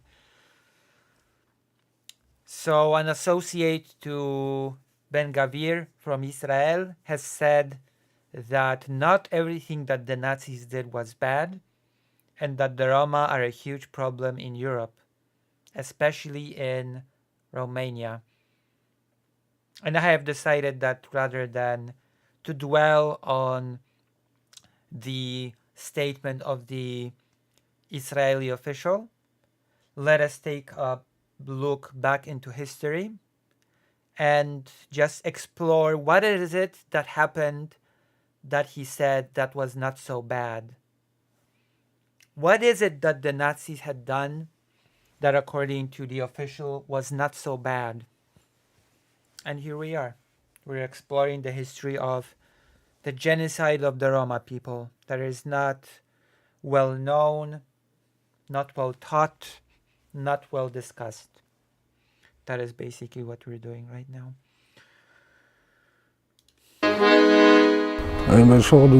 I come to know a village orchestra from Palatka. Onder andere in contact gekomen met het dorpsorkest van And I spoke to the elderly. They asked about my family name. Palatka. En ik heb daar met oudere mensen gesproken en die vroegen daar, oké, wat is je familienaam? I told them it is Kokos, but back in the day it was Kakos. Ik zeg ja, Kokos, maar eigenlijk oorspronkelijk Kakos. En toen werd het stil. They became silent. It's impossible. Zo van, kan niet. Van, ja, hoezo niet? Ja. I asked them, how so? They told me that nobody survived from that family. Iedereen is daarvan weg. Gewoon, dat is weggevaren. Maar ik ben verder in gesprek After that we spoke about my family history. gekomen met die mensen. Want ik weet And still, when I think about it, I get goosebumps. van bepaalde dingen van de geschiedenis gewoon van mijn familie weinig. Omdat er gewoon niks over is. En die hebben het een en ander It wasn't pleasant to learn what had happened. verteld. Gewoon, ik krijg, als ik eraan denk, best nog wel kippenvel. Het is niet leuk om te horen wat er allemaal gebeurd is.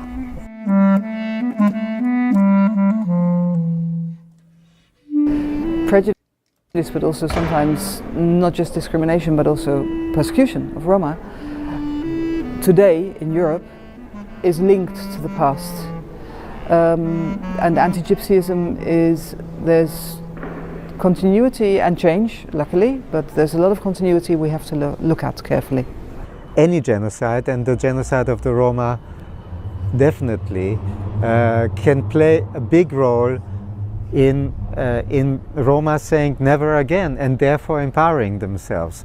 In commemorating this, you also feel strong group identity, especially if it is a major injustice that the world has committed against you.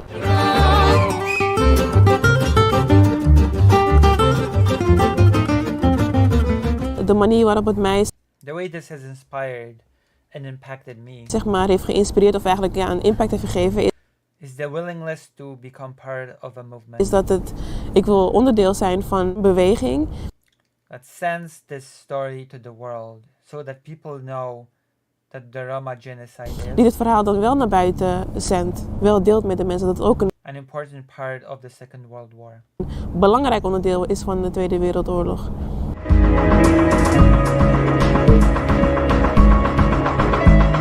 So we've watched this.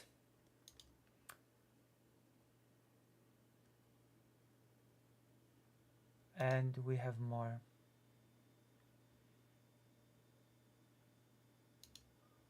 We have more.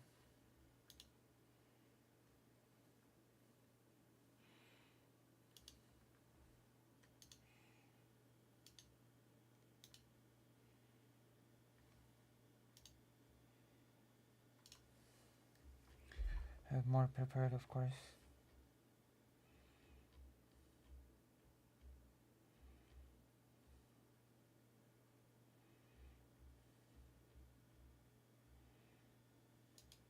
This is important link. This is important.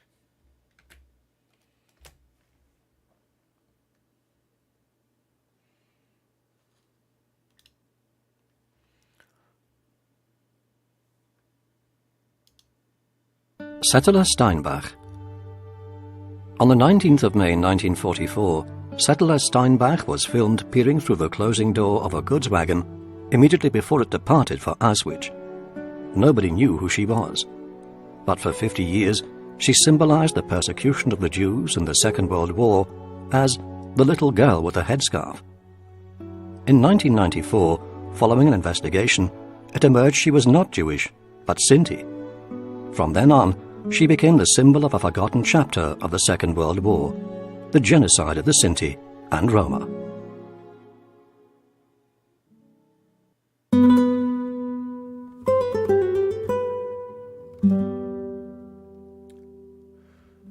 Anna Maria, known as Setera Steinbach, was born on the 23rd December 1934 in Buchen in Dutch province of Limburg. I'm gonna make this a little bit less loud.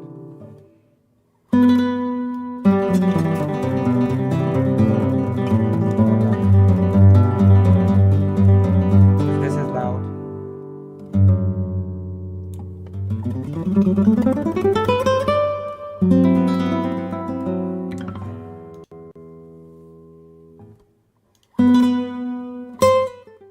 That's better. Good night, Great Rain.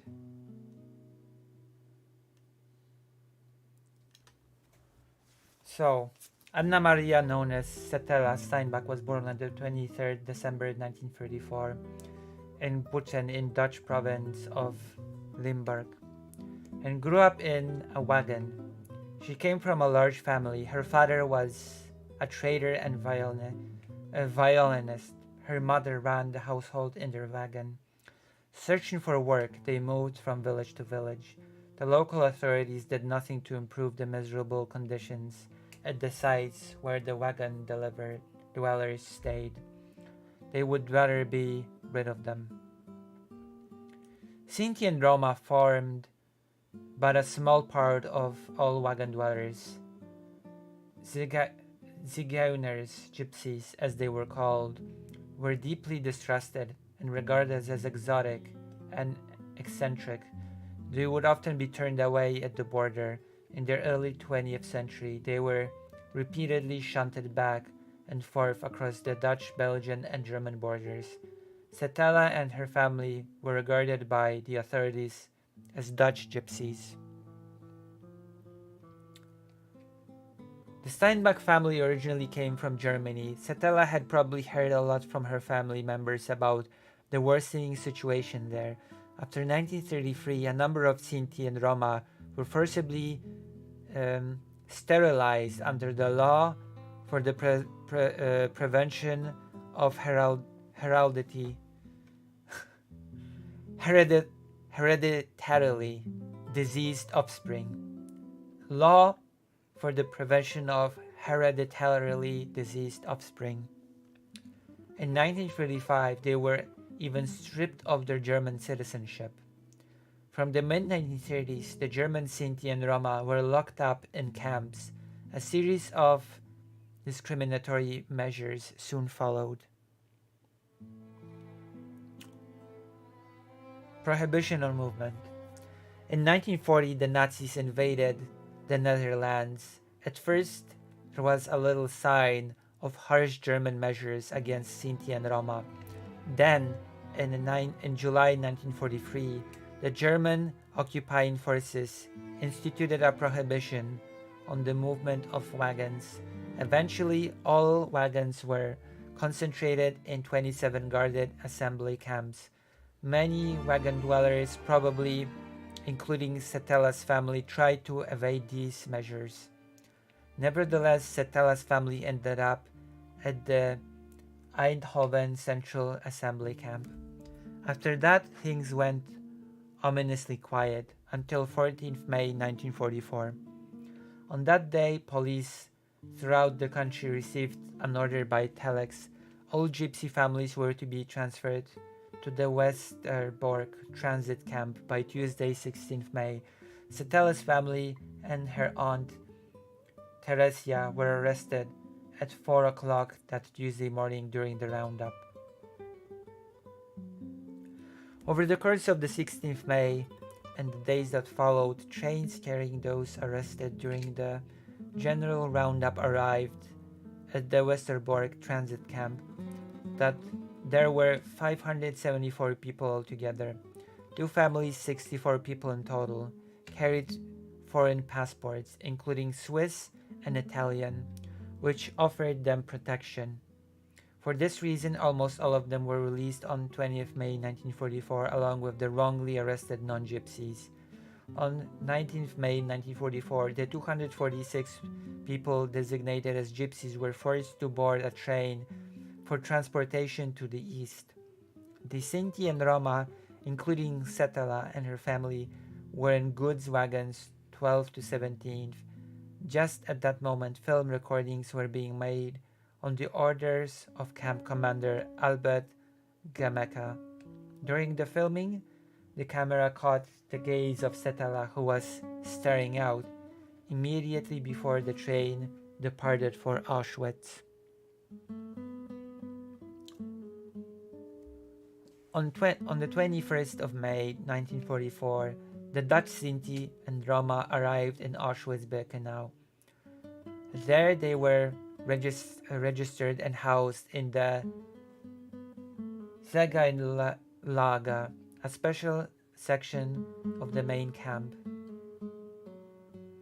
The notorious camp doctor, Dr. Joseph Mengele, performed medical experiments on prisoners from this gypsy camp, including children and twins. Between late July and early August 1944, this part of Auschwitz was cleared. At the end of the evacuation, nearly 2,900 Sinti and Roma who were deemed unsuitable for forced labor were gassed.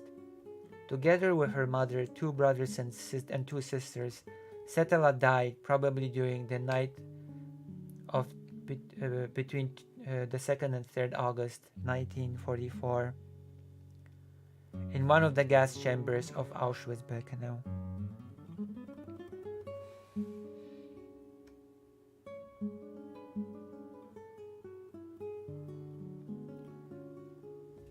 The haunting image of Setala standing in the closing doors of a goods train at Westerbork concentration camp became famous after the war. The image was much used in documentaries and books. The girl with the headscarf became a symbol of the persecution of the Jews. In the early 1990s, Dutch journalist Ad Wagenaar started an investigation into the identity of the girl. He discovered that she was not Jewish but Sinti, and he discovered her name, Setala Steinbach.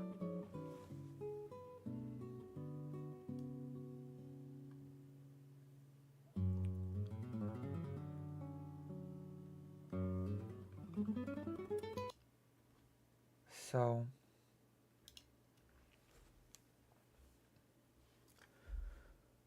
to sort of round it all back,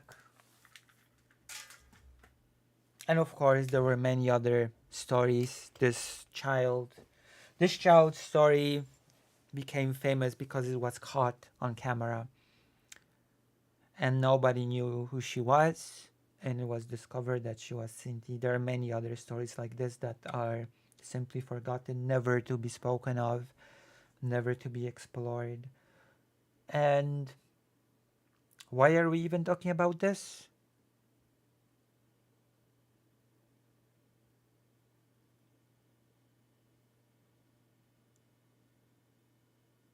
We're talking about this because of this.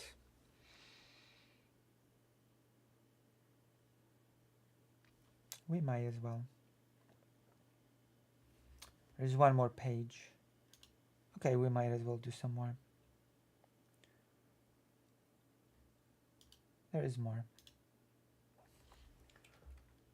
We can learn a bit more about the genocide of the Roma people. Okay, we're gonna do this one more thing and then we will remind ourselves why we're talking about this in the first place.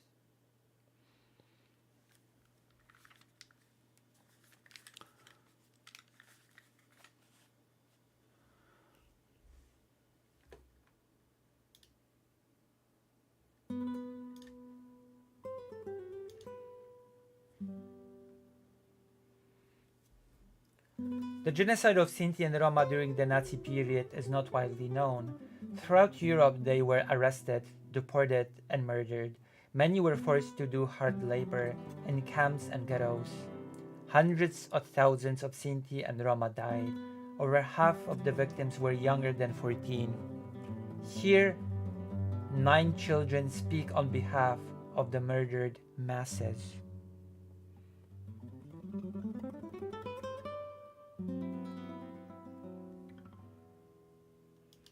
Maria Stancu Kostia. At the age of 6, Maria and her family were deported from Pitești, Romania, to Transnistria. The living conditions there were so appalling that her 2 younger sisters died of starvation shortly after their arrival. With the aid of 2 aunts, Maria's family managed to flee in 1944.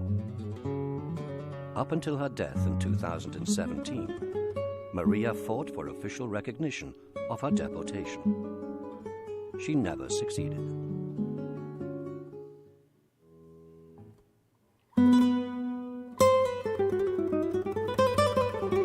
Maria's, this is a bit too loud now. We're talking about this because we're sort of watching all these materials because it is important for us to know what exactly is being talked about. When someone says not all things that the Nazis did were bad, we have to ask ourselves, okay, what did the Nazis do?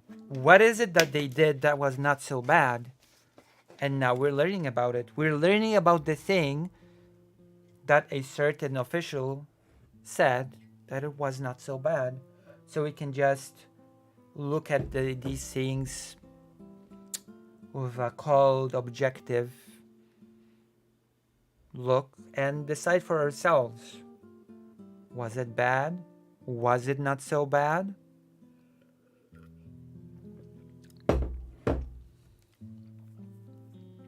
You know? Was it really not that bad? Let's find out. Let's find out about the event.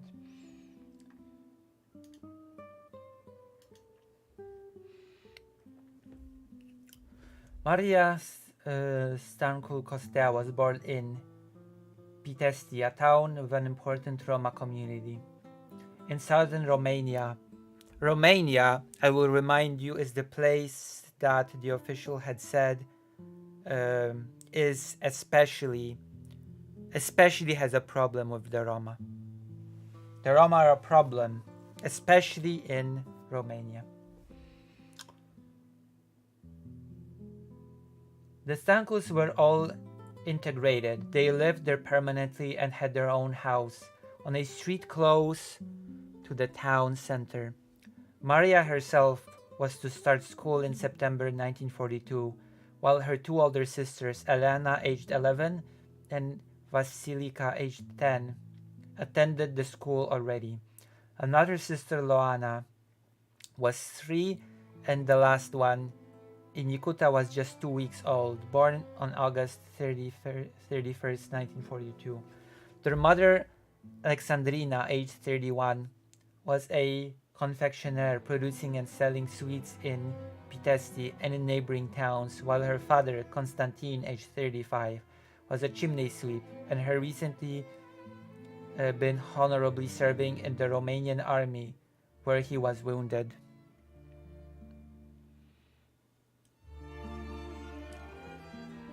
Deportation. On the 25th May 1942, the Romanian police conducted a special census of the so-called problem gypsies nationwide. 11,441 nomadic Roma were deported starting on the 1st of June 1942. The deportation of the sedentary Roma who had settled permanently followed in September 1942. 13,176 settled Roma from all over the country were deported to Transnistria in 9 special trains. 1,006 of the Roma deportees were from Pitești. The local police rounded them up during the night of 10-11 September 1942 and took them to a cattle fair near the railway station in Pitești, where a selection was carried out. The Roma were then escorted to the railway line, where a special train was waiting. During the night between 11 and 12 September, they were forced into locked cattle trucks. The train left Pitești for Transnistria at 9:20 on the morning of 12 September. 2 days later, on the 14th September, the Roma were handed over to the Romanian authorities in Transnistria. Maria and her family were among them.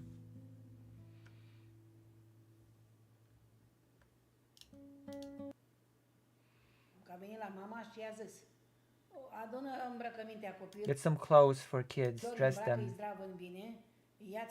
and take some food if you have any. Take a blanket, linen,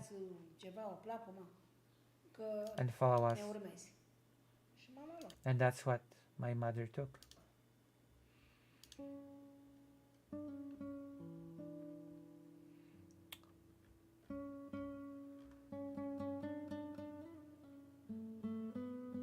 So as you can see,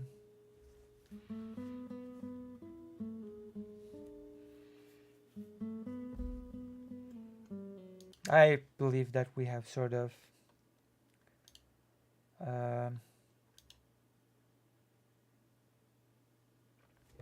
I think we basically have the picture more or less of what had transpired, right?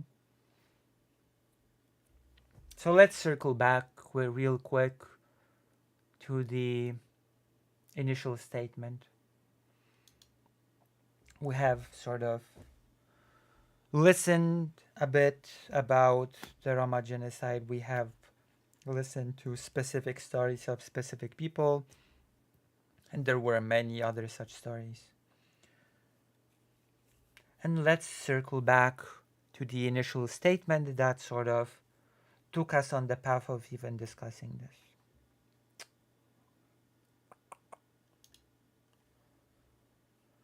A tweet from Ben Gvir's coordinator at the Open University in Israel. Not everything the Nazis did was bad. The Gypsies were and still are a very serious problem in Europe, even more so in the Balkans and especially in Romania. And that is putting it mildly.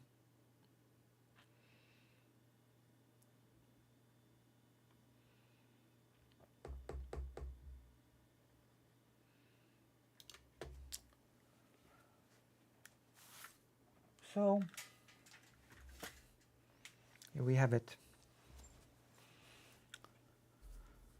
It seems like the sentence, it seems like never again is something that is not really applicable to undesirable groups that are a problem. It seems that it's a very selective phrase. And again, there is a very strange thing to say from a person representative of the group that, along with the Roma, was selected for total extermination. It is also extremely strange that a Jewish person would say that the Gypsies, quote unquote, are very much a serious problem in Europe, considering just how in many countries the Jewish diaspora and the Roma people are very intertwined, very closely connected. It is also a very interested statement by extension on the Jewish diaspora, considering that in many countries those groups are fairly close together.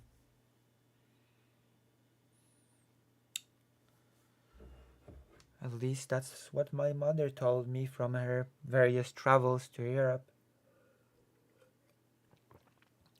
That the Roma community and the Jewish community would spend a lot of time together.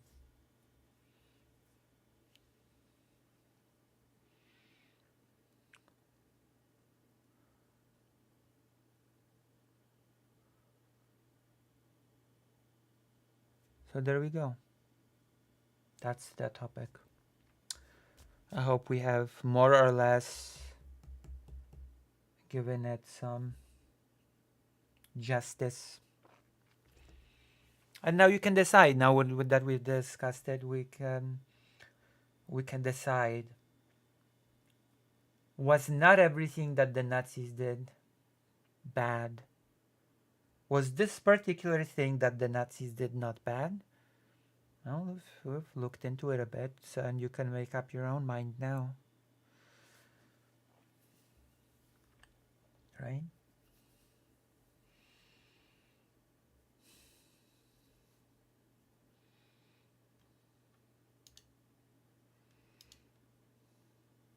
Okay.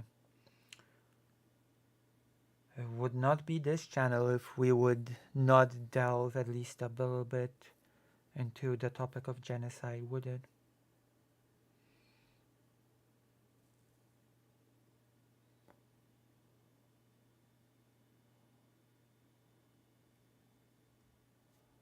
Alright.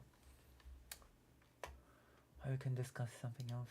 We can talk about something else. What is this? I cannot read Hungarian.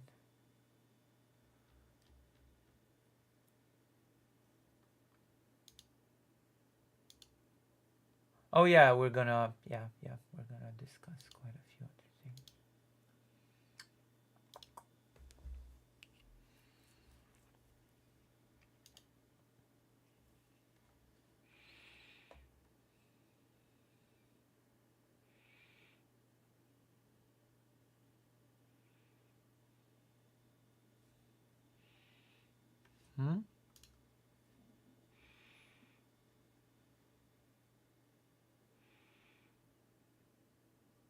All right.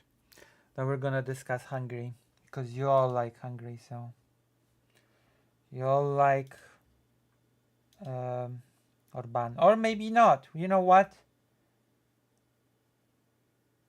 We're gonna read about the riots, and then we're gonna watch a debate.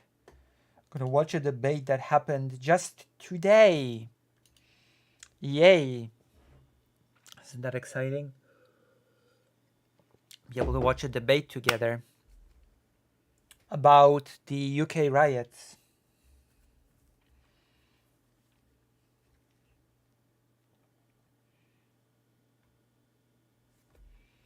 Because apparently there was a stabbing.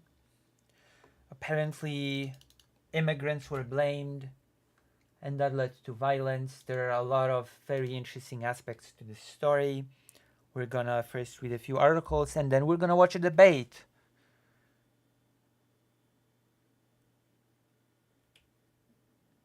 How about that? How does that sound as a plan? We're gonna familiarize ourselves with the riot.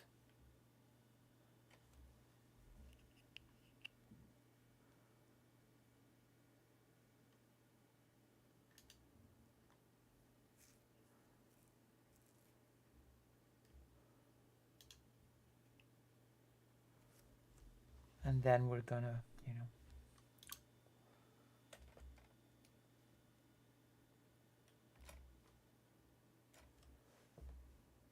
Rioters attack hotels used to house asylum seekers amid worst UK disorder in years.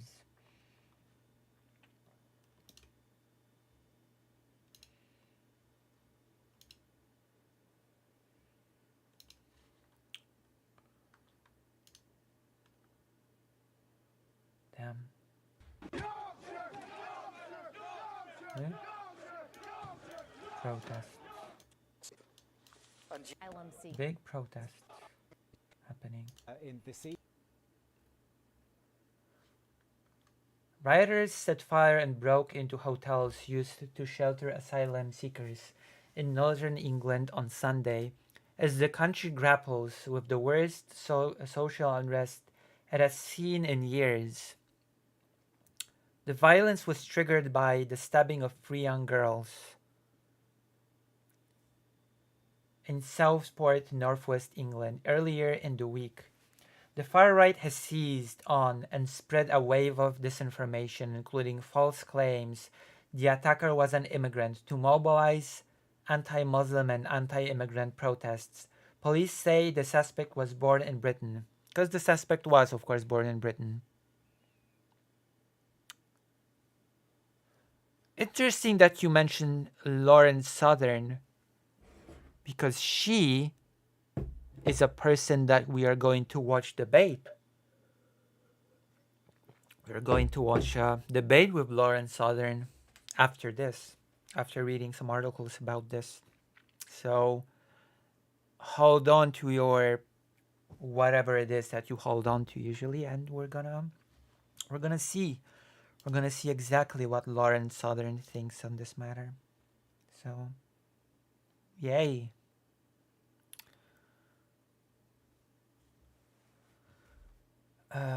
Footage geolocated by CNN shows protesters on Sunday vandalizing and setting ablaze two holiday inns in northern England, one in Tamworth, which had previously been criticized by a local politician for housing asylum seekers, and another in Rotherham. In Tamworth, protesters threw projectiles, smashed windows, and started fires, injuring one police officer, according to local authorities. Meanwhile, in Rotterdam, protesters threw wooden planks, used fire extinguishers against officers, set fire to objects near the hotel, and smashed windows to gain entry to the building, police said. The Rotterdam hotel at the time was full of terrified residents and staff, according to a statement by Assistant Chief Constable Lindsay Butterfield. British Prime Minister Keir Starmer has condemned the weekend's violent protests, which saw at least 147 people arrested since Saturday night. Those involved in violence will face the full force of the law, he warned. People in this country have a right to be safe, and yet we've seen Muslim communities targeted, attacks on mosques, other minority communities singled out, Nazi salutes in the street, attacks on the police, wanton violence alongside racist rhetoric. So no, I won't shy away from calling it what it is, far-right thuggery, Starmer said from Downing Street on Sunday. Turning to the violent scenes in Rotherham, Starmer described marauding gangs intent on lawbreaking and emphasized the violent rioters do not represent our country. The UK's policing minister has said that there will be a quick approach to far-right rioters who have caused unrest, but added there was no need to bring in the army. In comments to the BBC, Dame Diana Johnson stressed that the plan was to carry out swift arrests and charges in order to take rioters off the streets as quickly as possible and act as deterrent to prevent further unrest. The violent unrest is the worst seen since the riots of 2011 and provides a huge challenge to the Labour government of Keir Starmer just weeks after it won power. There have been discussions to bring in the army to assist police, but currently there is no need to bring in the army, Johnson said. The police have made it very clear that they have all the resources they need at the moment. There's mutual aid, as I've just described, and they have the powers that they need. On Sunday, the UK's Home Office announced that mosques in the United Kingdom would be offered greater protection with new emergency security in light of recent attacks. Under the new arrangements, the police, local authorities, and mosques can ask for rapid security to be deployed, protecting communities and allowing for a return to worship as quickly as possible, the Home Office said. Nobody should make any excuses for the shameful actions of the hooligans, thugs, and extremist groups who have been attacking police officers, looting local shops, or attacking people based on the color of their skin. Home Secretary Yvette Cooper said. Hello, Ty. Joe Mulhall, Director of Research at Hope Not Hate, a charity which campaigns against racism and fascism, has warned that the social media platform X, formerly Twitter, has become a central space for the spreading of dangerous disinformation and promotion of the protests. Speaking to CNN, Mulhall said, "This wave of riots and racist attacks is not centrally organized, but rather has emerged out of decentralized far-right networks, many of which operate on X. A number of the most important figures spreading disinformation and exasperating tensions, most notably Stephen Lennon, aka Tommy Robinson, had previously been the platform on X, but have been given their accounts back since Elon Musk took control of the platform. This has resulted in far-right extremists once again being able to reach millions of people with their dangerous and divisive propaganda."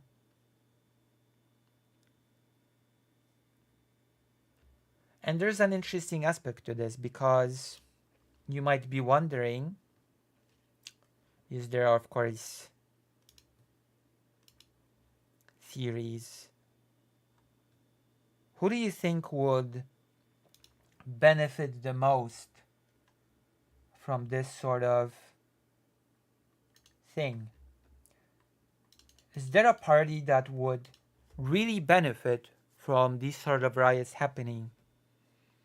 Is there a possible group, or maybe even a state, that would welcome this sort of, let me use the term, destabilization in Europe? Oh, thank you for the $20. Nice stream, Lucy Shalim Love. Thank you. Thank you for the love and support. Thank you. So what state, in your opinion, would benefit from destabilizing situations in countries? Well, it seems like there is at least one hypothesis. There is at least one hypothesis, and we're going to take a look at it before we start watching the debate between Destiny and Lauren Southern.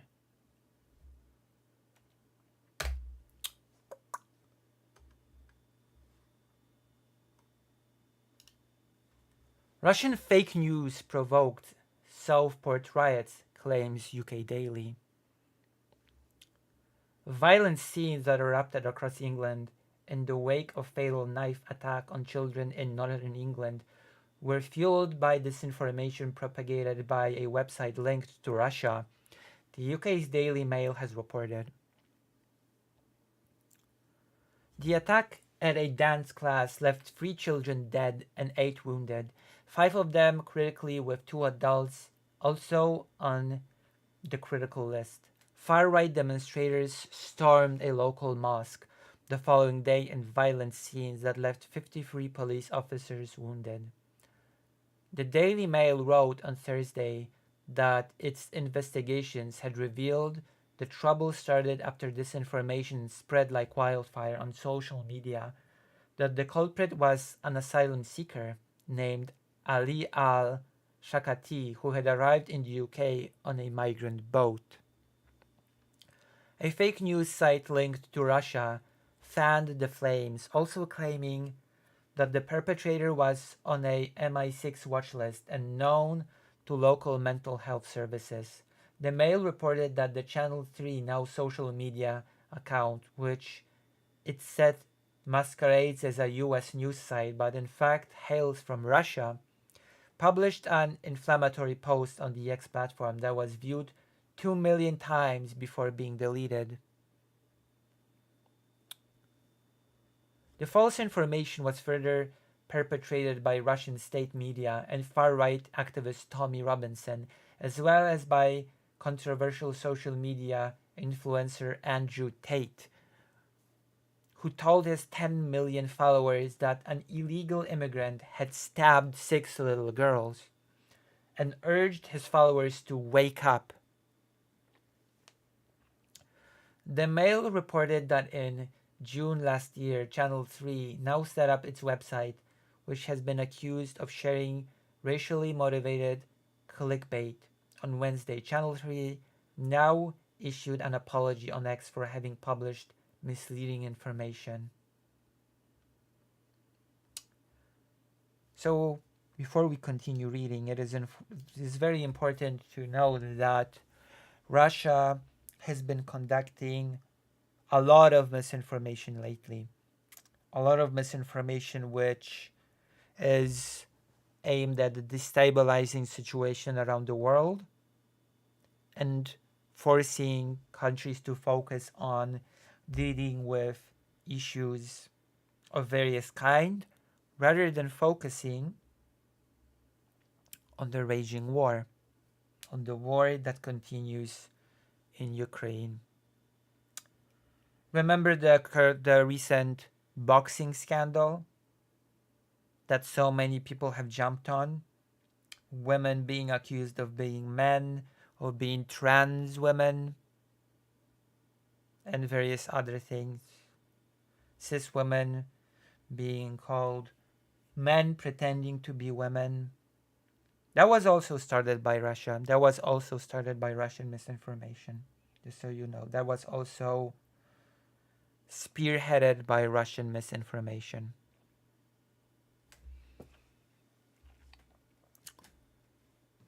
Clashes across England. Following the violence in Southport, trouble also flared up in Manchester, Hartlepool and London, with more than 100 people being arrested in the capital for violent disorder and assault on an emergency worker. The city's Metropolitan Police said Prime Minister Keir Starmer accused right-wing agitators of hijacking the grief of the victims' families. The spread of the disinformation online was so rapid and widespread that Merseyside Police released a statement that the name being spread was incorrect and that the suspect in fact came from Cardiff and was named on Thursday as Alex Rudakubana after a court lifted reporting restrictions. Rudakubana has been charged with 3 counts of murder and 10 of attempted murder, CNN reported. The 17-year-old born to Rwandan parents has been remanded in a youth detention center until a hearing set for October 25th. Before the suspect's name had been released, the false identity had been mentioned more than 30,000 times on X and was being amplified by far-right leaders, according to the Institute for Strategic Dialogue, a counter-extremist organization. The ISD's director of communications, Tim Squirrel, told CNN that attacks are always followed by people speculating about the attacker's ethnicity. White nationalists will seize on any opportunity to spread misinformation about Muslims, about anyone who's not white, he said. So they were immediately on it and were happy to spread basically whatever would confirm their presuppositions about who had done it. He said that the false identity and all other information was entirely fictitious, though it remained unclear who was responsible. They gave out details that were basically designed to pick up the attention of the far right and also for anyone who is concerned about migration, he said. Which I would remind you that Russia has also been, and Belarus, has been creating, manufacturing hate against immigrants via creating border crises in places like Poland, for example, which is a whole other topic that we might be discussing soon. It's all about creating destabilization. So that's a wrap. We have our context. We know what happened. We know basically what we're dealing with. So now we're gonna watch a debate. We're gonna do some React content, because why not? Why not do some React content, right? Does that sound like fun? Does that sound like fun to you? Have you missed Lawrence Southern? The last Lawrence Southern debate I think I saw was that Xander Hall debate about a book of the alphabet. And also Lawrence Southern had that debate about the genocide of the indigenous people in Canada. A tag team debate, I believe. All right, let's go. Let's watch the debate. Let's watch the debate. It's gonna be a doozy. It's gonna be a doozy, isn't it? Ready?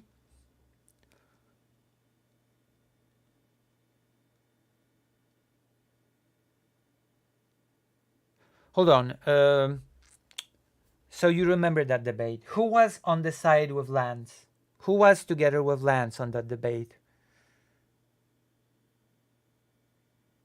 Xander Hall lost that debate. Very, very sad manner. At the end of the debate, he said that he was made to say White Lives Matter or something by Lawrence Southern.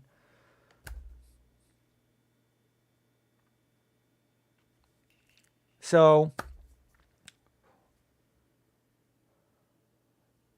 I don't know. Can someone check who was on the side with Lance? Nobody seems to remember. Everybody seems to just remember Lance, but nobody seems to remember the other person that was together with Lance.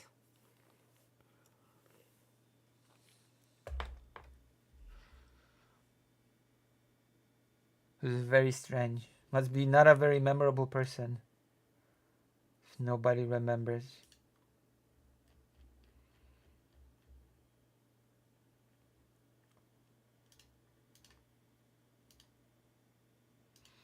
Okay, let's watch the debate. I bet you're excited. I am excited. I'm so excited. So excited. Also remember to shed your white colors if you can. I'll be very thankful. But feel free to say hello, Destiny, and introduce yourself. Wow, hi, what's up? I recognize this voice. I recognize this voice of this person. I'm a YouTuber that does politics sometimes. Yeah. Everybody has no idea who you are. Yeah. Okay.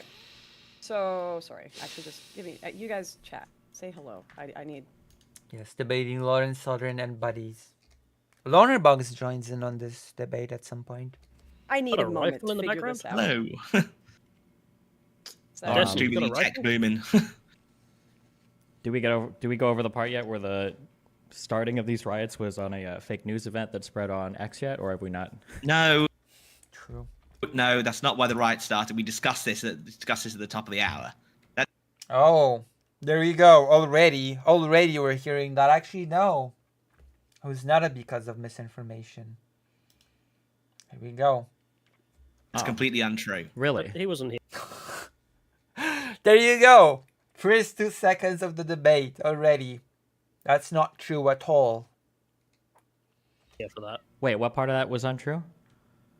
That the riots were started off by a fake news event on X. When did the riots start? So you were actually you were in Southport where it began, right? I was in Southport exactly when this happened. So could you answer me this question? Because I saw something about this, don't know if it's true. The guy turned up with a machete and the police managed to arrest him. and presumably he was there to attack the people who were No, so he was arrested with a switchblade, and he was either a white or mixed race guy, but he was on the side of the, on the side of the protesters. Now, I don't believe he was, people said, he was going to attack the vigil again. Nothing of that side happened.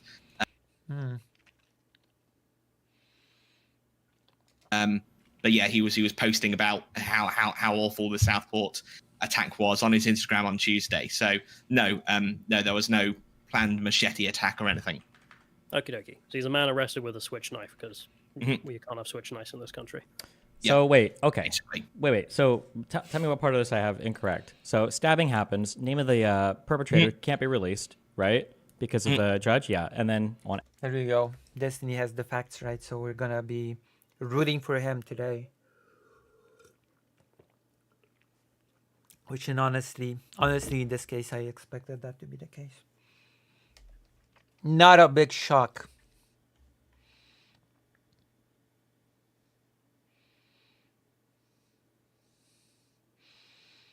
Wait, can you link the post? Well, even the Reddit post about the debate calls the person Lance's cringe Twitter partner. Jesus, nobody knows? Truly, nobody knows who debated the thing together with Lance? That is, okay. On X, there's a whole bunch of information posted with a fake name that says he's Muslim. Yep. There was a vigil that was held, and then a huge protest happens afterwards outside of a mosque, which is for Muslims. Right. You're telling me that these are totally unconnected? True. Listen, Destiny, correlation does not equal causation, okay? Just because this piece of misinformation about Muslim surfaced and people attacked the mosque, it's, could be a coincidence. You don't know. You don't have evidence to the contrary.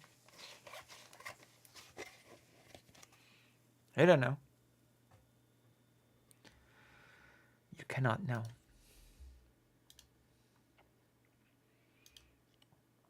How would you know?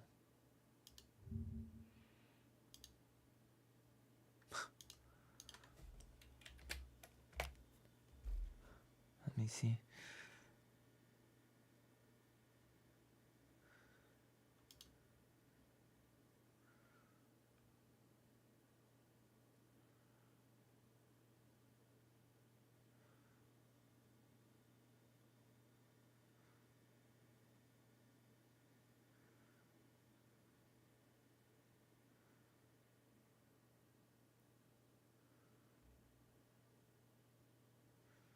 Damn. See, Dylan Burns is getting blamed for this. With the Lawrence Southern debate. Okay, I'm gonna continue with this. So let's see. Basically, you got the timeline wrong. So, not that you got the timeline wrong, but the timeline is mixed up. There are a few sort of details in there which were pretty key. So his name wasn't released until Thursday or Friday. However, by Tuesday morning, now bear in mind the protest riot happened at 8 p.m. So we've got at least between 8 to 12 hours of this coming out. It was identified that this was fake news. He wasn't Ali something Ali.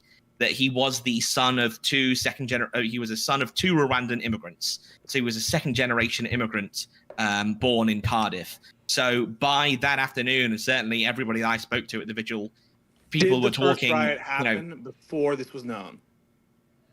No, it happened afterwards. Okay, so after this was made public knowledge, that is the correction. That is when the first violence occurred. That's right. Yes. Okay. Why did they decide to do the protest outside of a mosque? Good question. Let's hear the answer.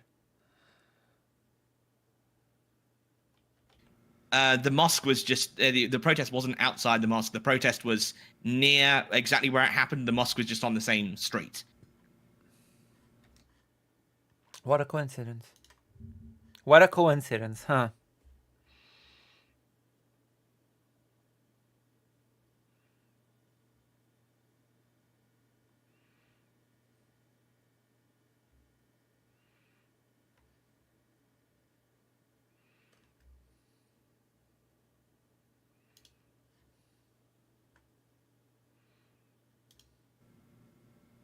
They have a wa- lot of you don't mosques think in this country. they weren't protesting right outside the Southport Mosque? No, the protest moved towards it. As I said, I was there. I saw bricks getting thrown at the mosque. Oh, I wonder why. Why were the bricks thrown at the mosque? Is it just because there was a building standing there? Was it just was just coincidence? There just happened to be a mosque there. It was a Catholic church, then they would have bricked the Catholic church. Is that right? Is that what we're being led to believe? It was just all a gigantic coincidence. But as we were discussing earlier on the show, the protests and the riots happened, and what an unlucky coincidence. Was then directed to something more than just this stabbing, which is why they didn't, for example, Well, wait. We're find focusing a on one thing. Rwandan community Sure. center. Well, because they didn't. I don't think they knew initially. When was the information released about who the person was officially? So in terms of his surname, that was released. In terms of his actual full name was Thursday or Friday, but the attack happened on Monday, and I certainly knew. Wait. If his full name was released midday on Thursday or Tuesday. Friday, and you knew midday on... but he was identified as being a son of Rwandan immigrants. When? By I Tuesday even morning. did Tuesday an initial morning. report about this. Same thing. Said it was Rwandan immigrants. I saw Callum. I saw Connor Tomlinson. Everyone on my feed was making it very clear and making posts about. This was is well a cleared. change. Lauren Southern is here. I saw a funny video where a right-wing person got hit by friendly fire bricks from other right-wing. Wait, really? From this riot? Wait. Link me the portray earliest. this. Well, you're confused because you haven't read anything outside of your media sphere because literally every single person Well, saw no, this but news your explode claim- outside. Yeah. Steven, your claim is that it's my media sphere that spread a lie that. Oh, Lauren is not having it. Lauren is not pleased. Lauren is not pleased with this development.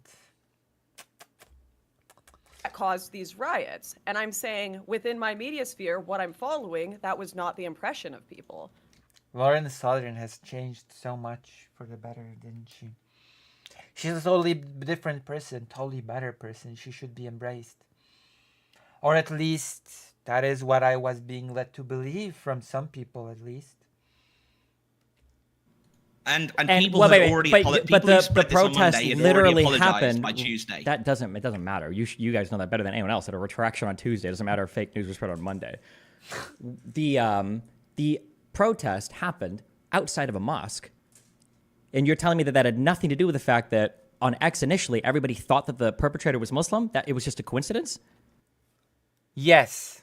And the bricking of the mosque was also a coincidence. Now you got it, Stephen. Now you understand, finally. Finally, we're on the same page for once. This isn't just an issue. No, wait, no, about don't. what-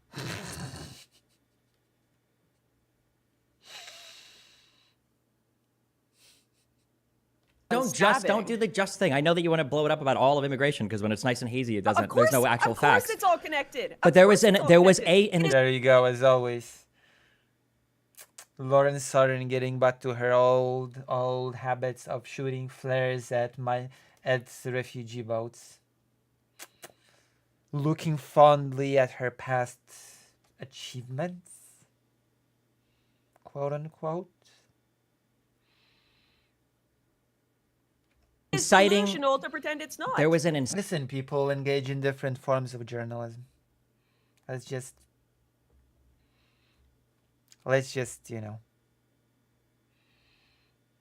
some people create documentaries about people that go into the thick of danger and evacuate civilians from a war zone. Some people make documentaries about the evils of immigrants and about shooting flares at refugee boats. There's diversity, I guess. inciting moment for this riot. Yes. That inciting moment was people thinking that the perpetrator was a Muslim. No. No. Agree with that or not? So does everyone here disagree with that? Oh, hi, Pisco. Pisco, Hey- could you hey, Lauren, how are introduce you? yourself so people know Hi, who you are? Oh, Pisco has joined. No, Pisco has joined. Already, yo, sorry I can't be on video, but I have to do it through my phone. But I really appreciate being on. Yeah, I just mentioned it a few times that she shot the flare gun. Yeah, she did. She did. Yeah, I'm a lawyer from America, so happy to discuss these issues. And I know some stuff about immigration in America, so I'm sure the issues in UK are very different. But I try to. Why would you come in and talk about being a lawyer in America when how law works is very different from country to country? Like, there's a reason why my best friend, who is a lawyer in Poland, does not comment on things from different countries as a lawyer in Poland. Without any exception, he will always, if he has a thing he's working on that is about a thing from a different country, he will not tackle it as a lawyer from Poland. He will say, is there any lawyer from country X that can contact me about this thing and talk to me about this thing? Because a lawyer from Poland will not, for example, know about, the intricacies of law in Germany. And a lawyer from the US, I assume, will not really know about the intricacies of law in the UK. It makes sense, right? You're a lawyer in your country, of your specific rules, regulations, etc. To stay apprised of what's going on there and follow the politics at least somewhat closely. It's not you're good to be a lawyer in country A, so you're good to be a lawyer in country B, C, D, etc. It's not how that works.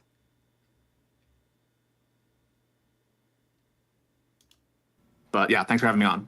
But my question is, does everyone here agree or disagree with what Stephen just said, which was the inciting incident of these riots based on a lie related to a Muslim immigrant or not? Well, I trust the guy who was there. Yeah, I trust the guy who was there. And also what I saw. Wait. When you say you trust the guy in there, you understand he has every incentive to lie about it, right? What do you mean? Why would you say you trust the guy? Do you trust all the BLM rioters that were there? That's not even a real statement. I was there to cover Jack it. isn't just trusting the guy who's there. I've been friends with him for over 10 years, so yeah. All right, he's a good guy. But Wait. Oh, I trust the info of this guy because I'm friends. That's basically like saying I trust this guy because I'm biased.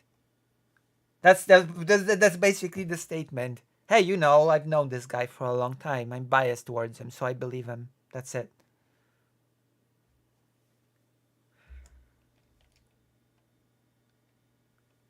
Wait. So trusting the guy who's there. rioters that were there. What? Why would you say that? Why? He's a buddy of mine. Of course I trust his info to be legit. Jesus. Well, he has every incentive to lie about it, right? What do you mean? And also what I saw. Well, not related to inciting incident of these riots. I'm gonna listen to this again because ridiculous. Very funny. Based on a lie related to a Muslim immigrant or not. Well, I trust the guy who was there. Yeah, I trust the guy who was there. And also what I saw. Wait, I trust the guy who was there. Oh my god. Wait. When you say you trust the guy in there, you understand he has every incentive to lie about it, right? What do you mean? Why would you say you trust the guy? Do you trust all the BLM rioters that were there? That's not even a real statement. I was there to cover Jack it. isn't just trusting the guy who's there. I've been friends with him for over 10 years, so yeah. All right, he's a good guy. But so I got a bias, so that's why I believe him. That's just... I don't know why you would say that and think that it sounds good, but whatever. Wait. So hold on, just curious, because I don't know his Twitter. If I were to bring up his Twitter account and I were to look, is it going to be filled with wall-to-wall, like far-right anti-immigration stuff? Or is it just going to be like, oh, a neutral observer journalist that covers a bunch of different... True. Good question. I wish he'd bring up the Twitter in, I don't know. Maybe when it becomes a segment, they will bring up, or whatever. The editor will bring up the tweets. I'm actually curious. Can somebody find this person's Twitter? Whoever this person is, so that we actually can take a look. I'm actually curious now if anybody is a detective in the chat and can sort of take a quick look and see what the history is. See what let's get to the bottom of this.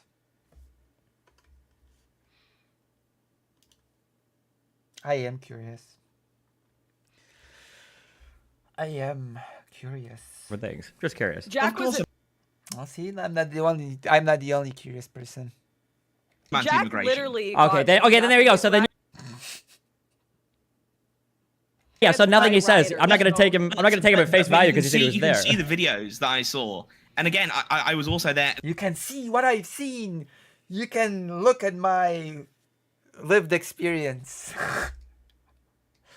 Oh gosh. This one's gonna be a doozy. This one's not gonna be a boring one. I mean, so far it's not boring. Once it gets boring, we can just always tune out. And also, they literally attacked me for being a journalist afterwards. Oh no! Literally attacked you for being a journalist. Oh Jesus, this guy's a journalist. Everybody's a journalist nowadays, literally. Everybody and their grandma is a journalist nowadays. What a state of affairs. What a state of affairs we've found ourselves in. Everybody's a journalist.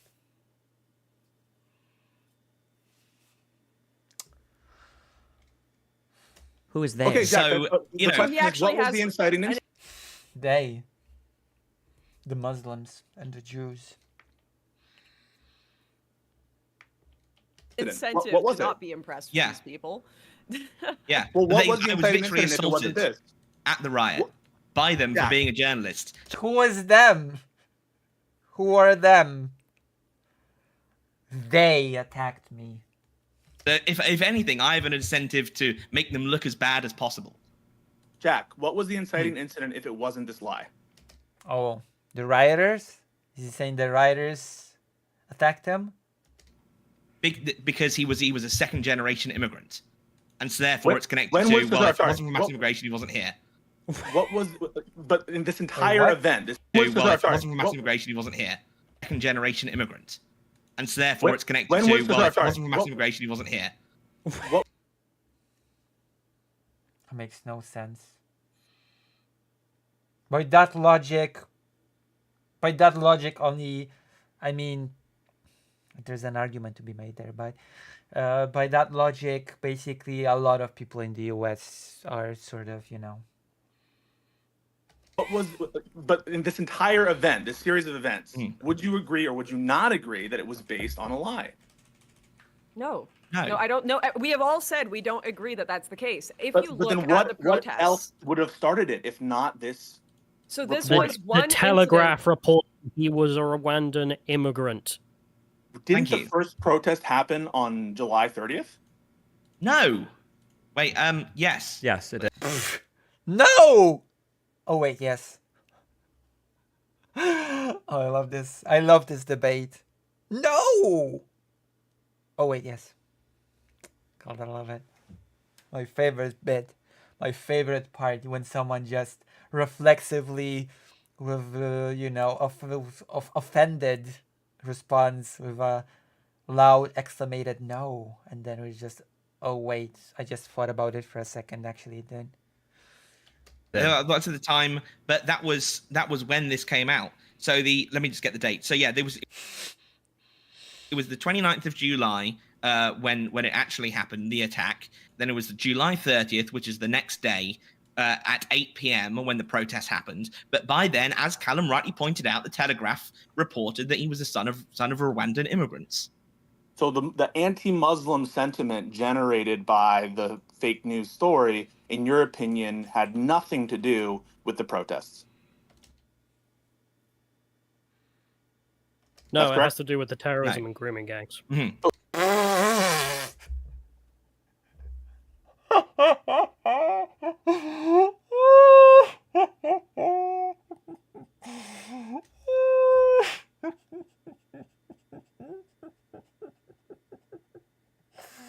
Oh my god, showing your hands so early. Oh my god.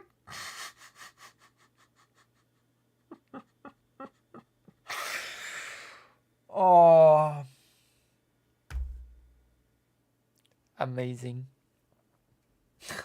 So the whole attack on mosques, the anti-Muslim sentiment that just happened to erupt right after this stabbing, had nothing to do with the misinfo?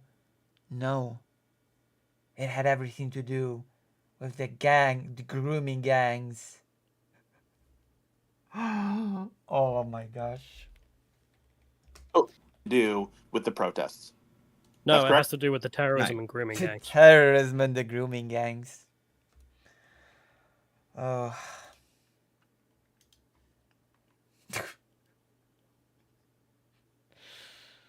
Oh my gosh. Oh, wait, but This is amazing. those accusations. Hang on, the grooming gangs accusations also relate to anti-Muslim sentiment, correct? Whether rightly or wrongly, wouldn't you agree that the grooming gangs epidemic that you're pointing to relates to Muslim immigrants primarily? That's the accusation, right? Uh-oh. God, years later, we're back on the same topic of grooming gangs.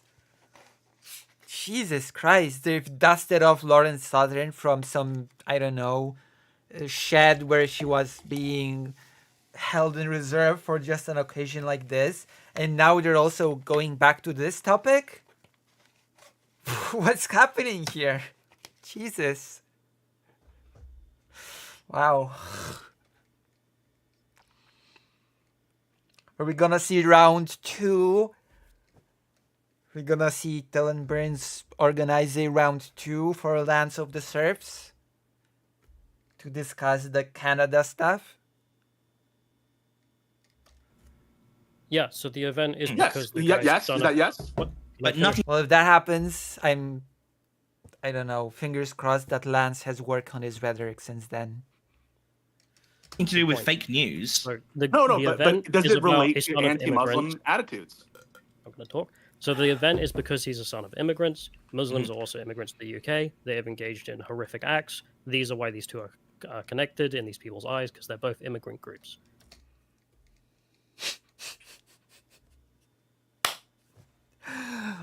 We're not saying that we're blaming Muslims. We're just saying that Muslims are to blame because they commit horrible acts and are immigrants. But that doesn't mean they blame them. We're just saying they commit horrible acts.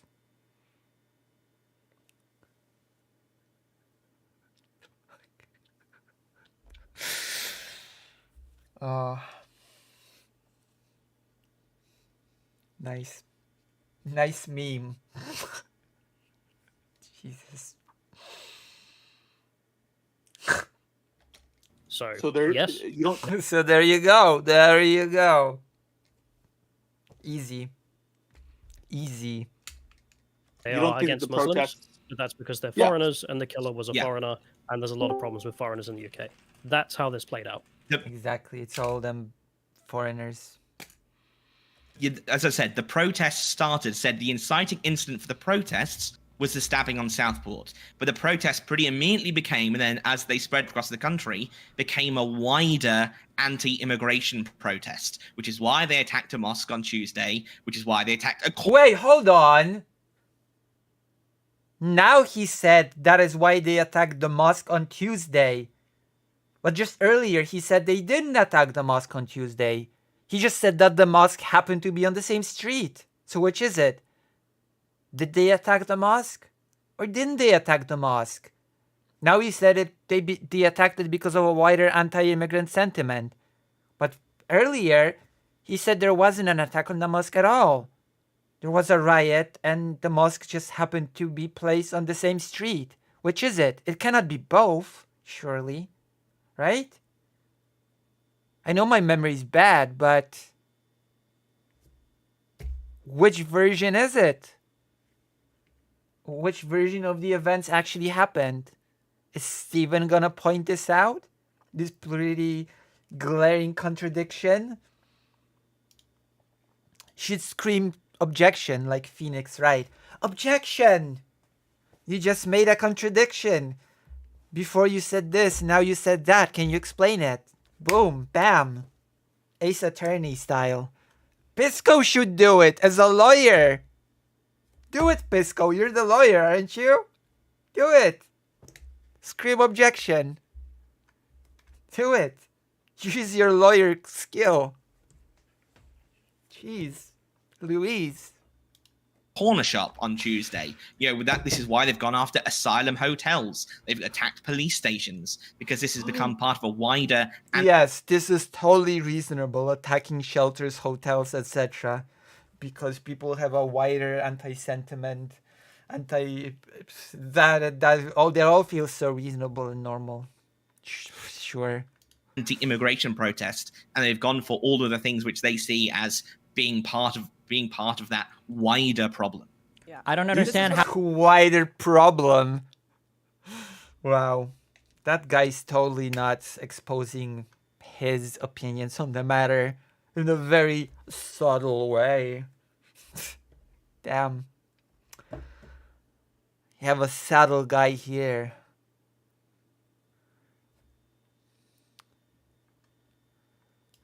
how if you have a problem with like Muslim grooming gangs, why is it that a Christian second generation immigrant stabbing somebody would cause people to riot outside of a mosque? Could you connect that for me? Because being Muslims is in their blood, Destiny. It's in their blood. Once a Muslim, always a Muslim, including the kids, etc. It all goes, you know. It's all connected to a wider problem, which must be dealt with. There we go. Because it's all connected. I was just kidding. I was just kidding. That was a joke. It was a bit. I didn't expect to hear it seconds later told seriously. Here we go. Oh, mamma mia. Wow. That is a very fun debate.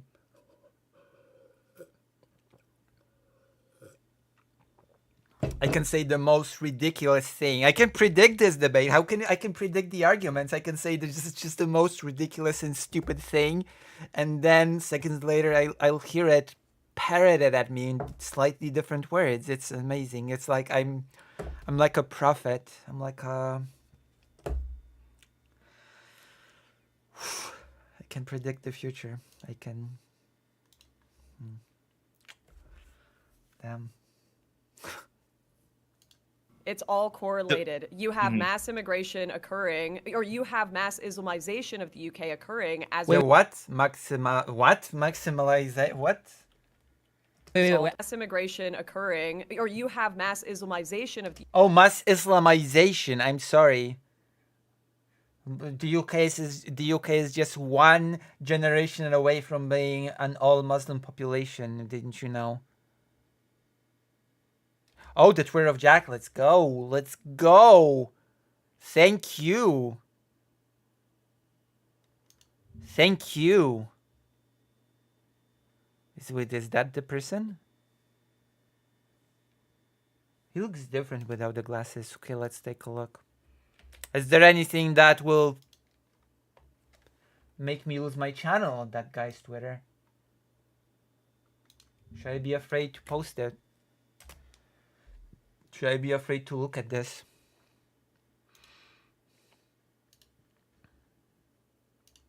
Should I be afraid? There's been a lot of debate about outside agitators of the Southport protest yesterday. Russia, we read a whole article about it. As someone who was on the ground, here's what I can tell you. I didn't hear a single accent from anyone that I clocked as being outside of the Northwest. Oh my god, this person's an idiot! Oh my god. Is this for real? Fuck me. Fuck me. Fuck me. you? Outside influence? What outside influence? I didn't hear any foreign accents at the protest.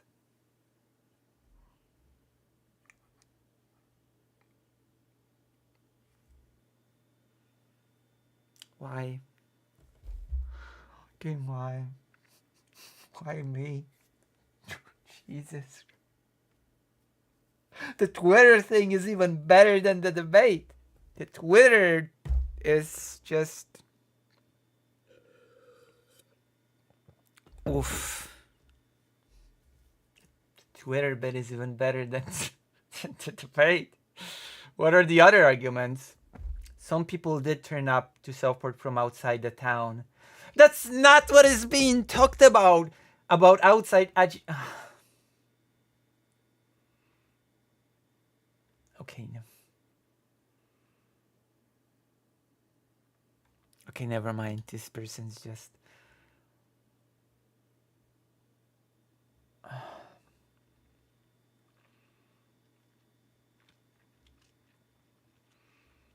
Let's see. Let's see if there's any anti-immigrant.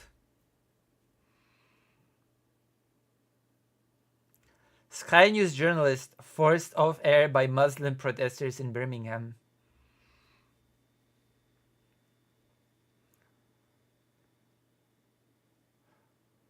Oh yeah, sure, mate. Those rowing gangs of Muslims on the streets are all part of your gay communist movement.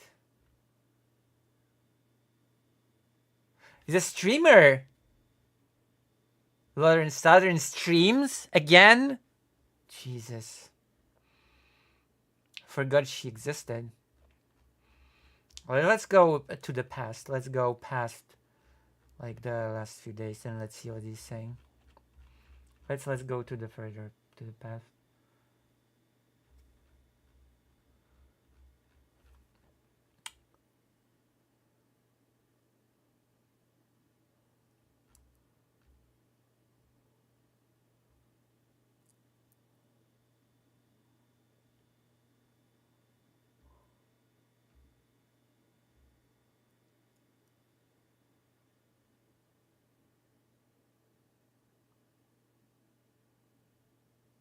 I'm going to open a halal meat shop near your home. I will work with my religious team to force Sharia law in your home city. Don't worry, in a few years you'll be looking forward to Ramadan and singing Qawwali. Huh. Interesting.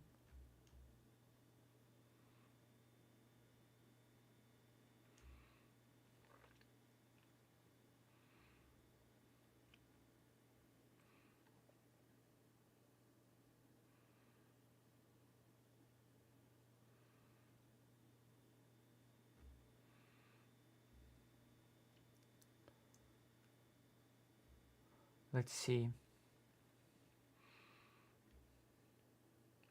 The quartering.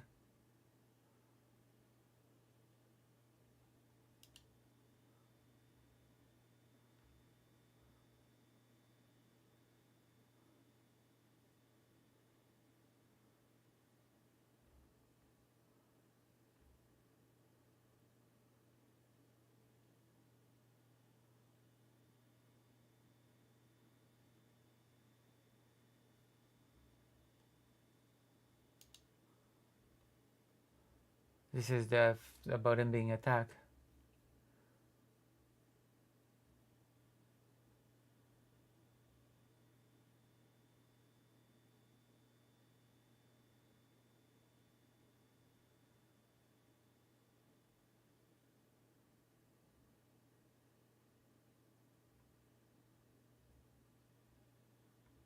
Lovely human being.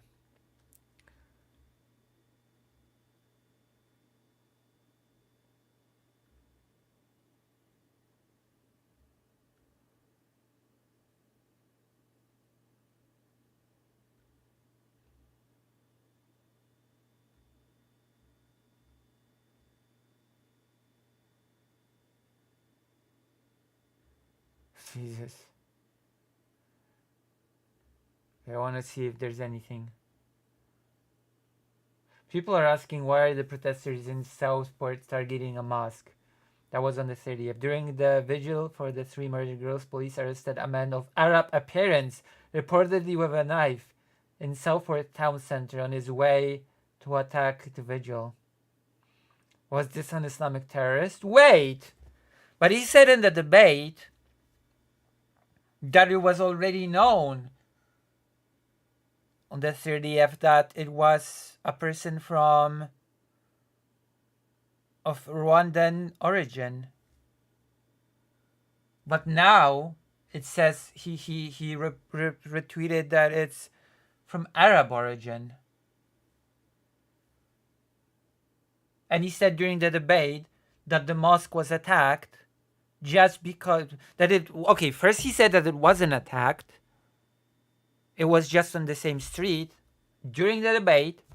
Then he said during the same debate that it was in fact attacked, but that was because of a wider problem of immigration. And someone saying that the mosque was attacked because during the vigil the police arrested a man of Arab appearance.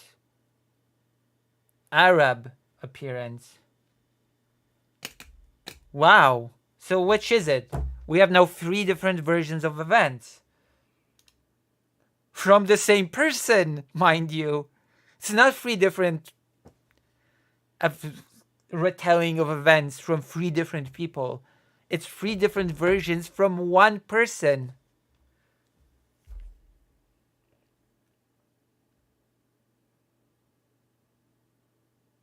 Oh, here. Wait, so here he does say the suspect in the custody is a 17-year-old whose parents migrated from Rwanda. But here he reposted saying that the police arrested a man of Arab appearance. A man of Arab appearance from Rwanda?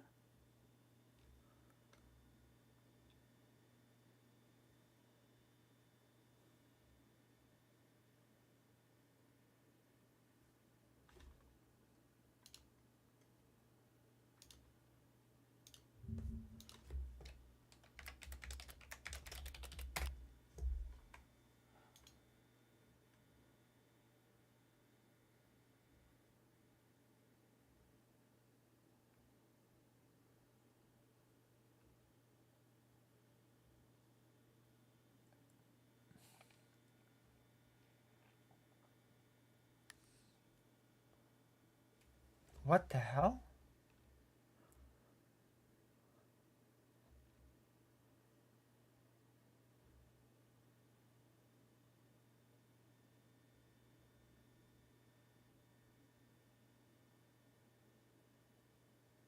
Stop the boats.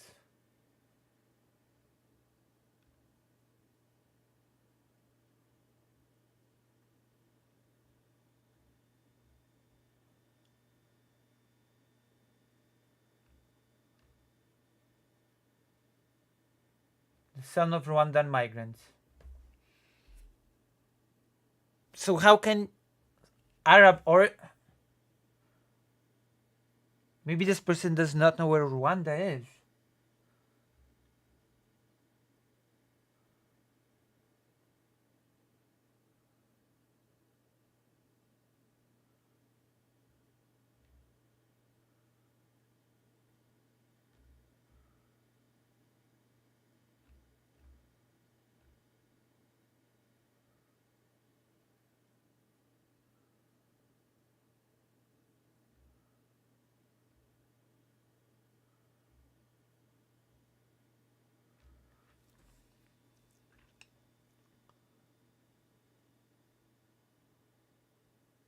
The problem isn't knife crime. The problem is in the importation of child killers.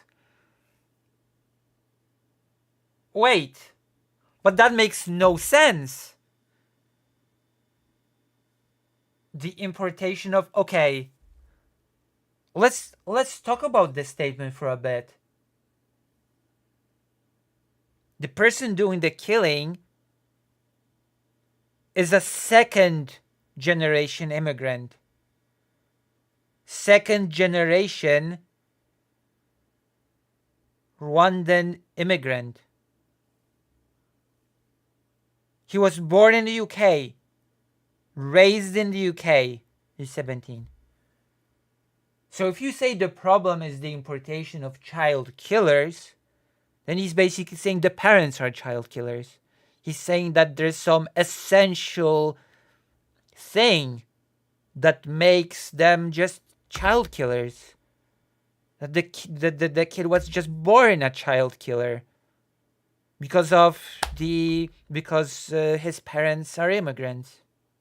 That's the only thing that I can take from this importation of child killers. I'm sorry, that's the only conclusion that I can take from this.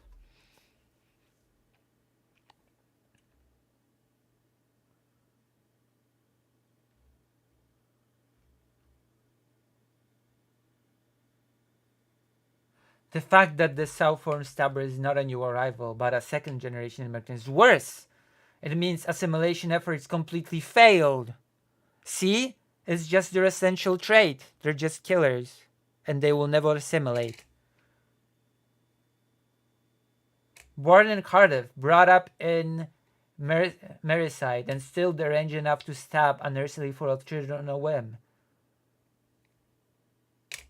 It has to be about this person's ethnicity, race, where the parents are from.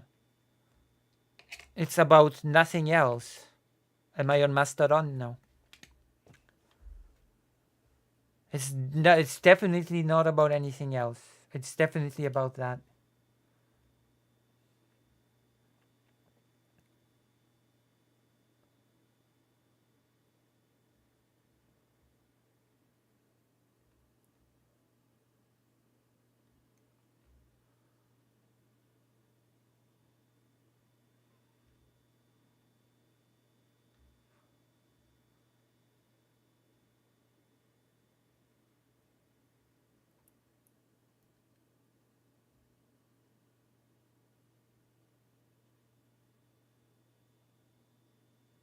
The man behind the horrendous stabbing in the Southport is not just as British as you or I. We can't keep our heads in the sand and pretend that being born here is all you need to be a productive member of our civilization. This madness must end before more children are killed. See? This person is just fundamentally different. Because this person's parents were immigrants. It's just this essential quality difference. Not the same.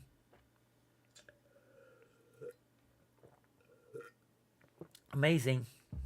What a journalist.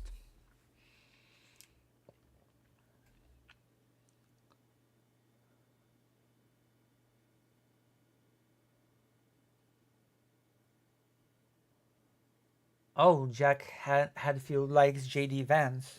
How interesting. I wonder what Jack Hadfield's view on Ukraine is. I really wonder.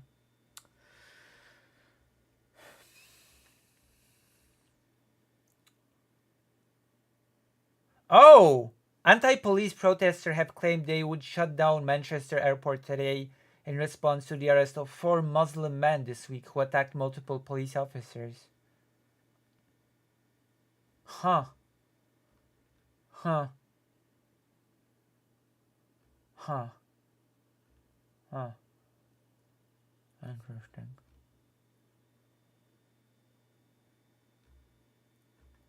How fascinating.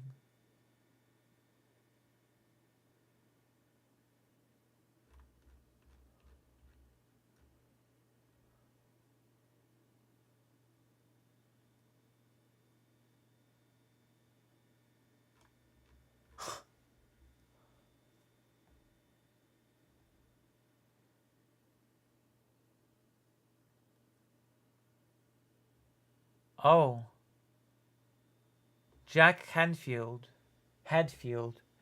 reposting someone insulting Kamala Harris's intelligence. How interesting. Oh. An Australian woman who was on vacation in Paris was assaulted by a group of 5 men. Police and media have described the suspects as being African-type individuals. Huh. Wow. I wonder if Jack Hatfield has any bias. I wonder. Well, now we've looked at some of the Twitter. Wow. How did Destiny know? How did Destiny know what this guy's Twitter would be like? Destiny must be a genius. Wow. Destiny, how did you know?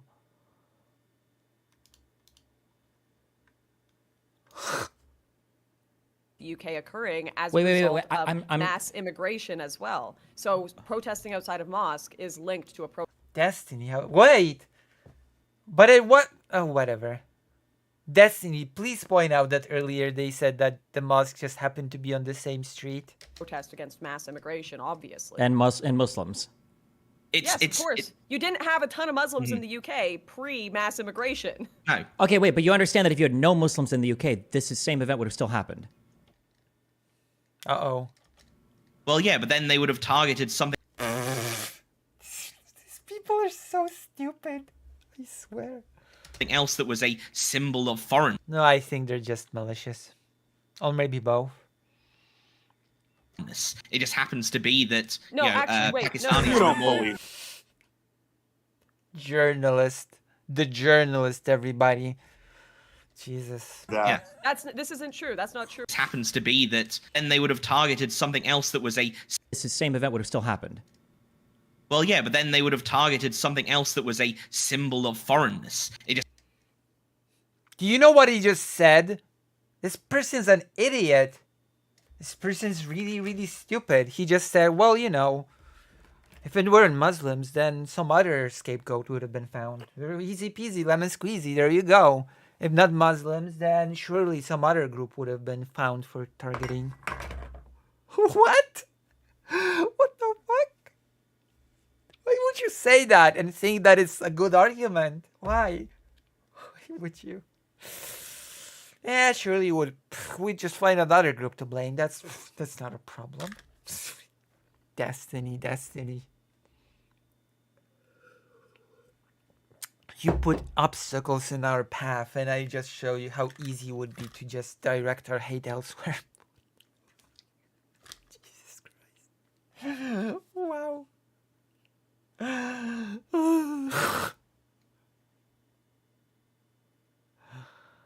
Oh, God.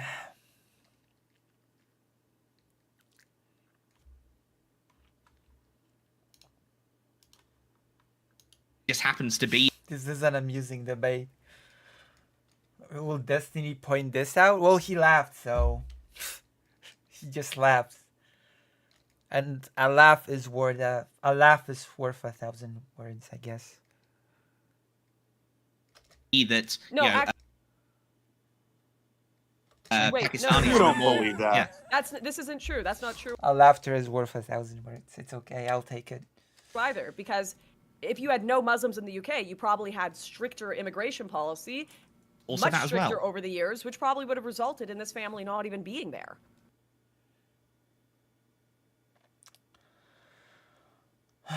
Well, aren't these people like literally refugees from like the Rwandan genocide or some bullshit?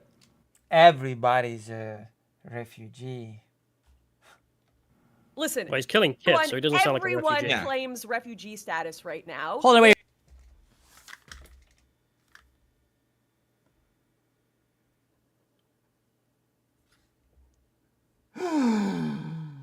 Oh. Oh, God.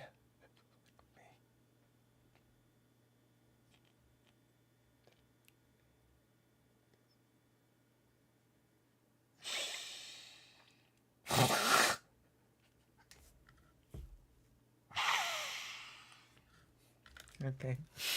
Okay. I told you I just throw out the stupidest thing I can think of, and seconds later I just hear it return to me as a serious argument. Oh, God. Listen, Nowadays, everybody's a refugee. It was the Rwanda genocide. That wasn't a legitimate thing to claim refugee status from. They're just It's just a machete party. Does Lauren Southern even know what the Rwanda genocide was?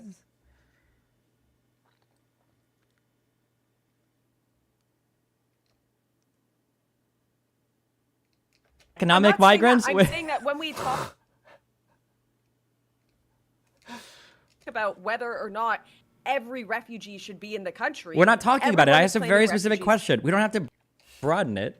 It was I just a very think specific I will question. also say, I don't know about these people specifically, I but don't I know about do the- remember that some of the people who are responsible for implementing the Rwandan genocide, I believe, came to Britain after 1994. I may be wrong on that. Somebody can fact check me, but I do believe that What happened. does that have to do with anything? Is he implying that the genocide perpetrators of Rwanda are this family? Or that these people are the perpetrators of Rwanda genocide that came to the US and raised a knifer or something? Happened. Can somebody I link said, I'm real not saying quick? that about this family specifically. Sure. But Can somebody link real quick? I'm not saying this family is a bunch of genocide perpetrators. But you know, some of them came to the country. Eh. And that's... Make your own conclusions. Quick. When was the first time on Telegram or whatever the name of the real name was published? Can somebody link that in this Discord group? Wait, where did It was you published get in the the Telegraph. information that their family were refugees? There you go. I read it on. I don't know if it was actually turned out. That's why I was I asking. can't find it anywhere. Okay. I was under the impression that he came from Rwanda. I haven't done a ton of digging in this story, so. I mean, yeah. He did come from Rwanda. Well, not he. He was born in the UK. He didn't come from anywhere. He was born in the UK. His parents came from Rwanda. That's a pretty big distinction. No? I mean, I know to Lauren it's all the same, but okay, I'm gonna leave you in a Hassan moment. A moment of Hassanness because yes, I'm gonna leave you in a Hassan moment since it's time for me to go to the toilet. Jesus.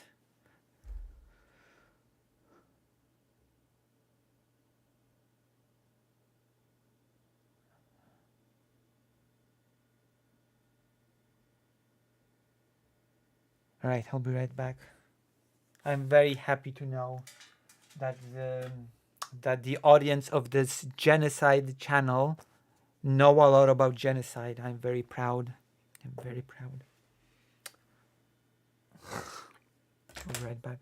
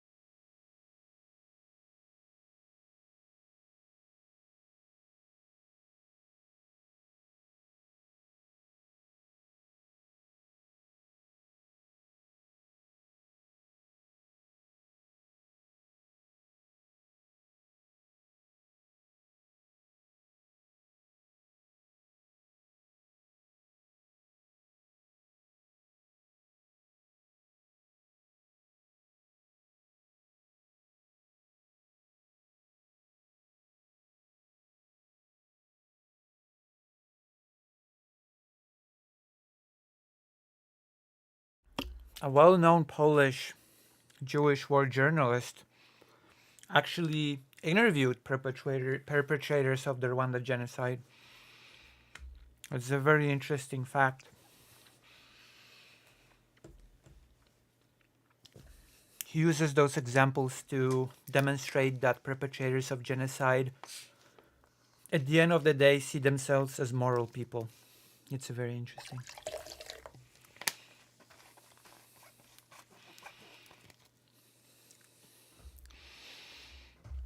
That perpetrators of genocide see themselves as moral agents, as moral people. That they're committing a morally good thing for the sake of a better future. It's a very big and interesting topic. That's why I'm That asking for doesn't links. mean he's a refugee. No, he's second generation, so he wouldn't be a refugee. His True. What the hell? It's so stupid. Doesn't mean his parents were refugees. No, he Rwanda. I haven't done a ton of digging in the story, so that's why I'm That asking for doesn't mean links. he's a refugee.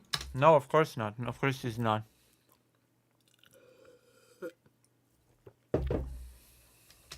No, he's second generation, so he wouldn't be a refugee. Well, His doesn't mean parents his parents were refugees. It were doesn't they? necessarily mean it. That's why I well, asked. Just Yes. send it over here. So silly. Or if it is, because I can't find it. Maybe it is. Maybe it is. I can't find anything on it. We don't know. Oh wow, if you can't find it, then it must be false, Lawrence Southern. If a person of your caliber cannot find it, then, then I guess it's just unfindable. What sort of an argument is that? I can't find it, and therefore it's false.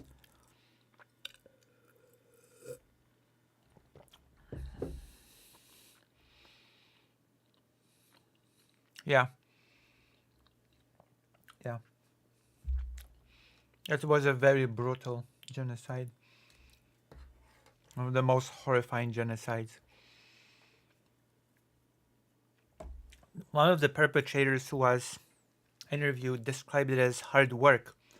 Hard work that he did not want to shy away from. He wanted to be a responsible citizen that doesn't just stand aside and make other people do the work, and that it's hard work, that a human being is a big animal, that to take a machete and chop someone to bits is hard work.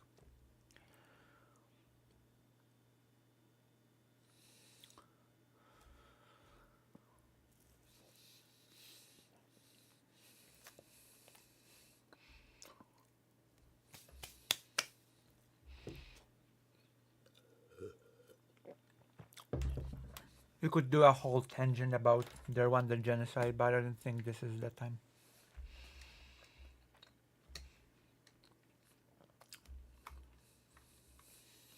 I don't know if he's a Hutu or a Tutsi. Exactly. We do know Why did she laugh? one thing, right, folks? Wait, but or a Tutsi. If it is, because I can't find it. Maybe it is. Maybe it is. I can't find anything on it. We don't know if he's a Hutu or a Tutsi. Exactly. Why did she laugh here? That was so weird. What's so funny about this statement? The fuck? Ha ha ha ha. Why? The hell?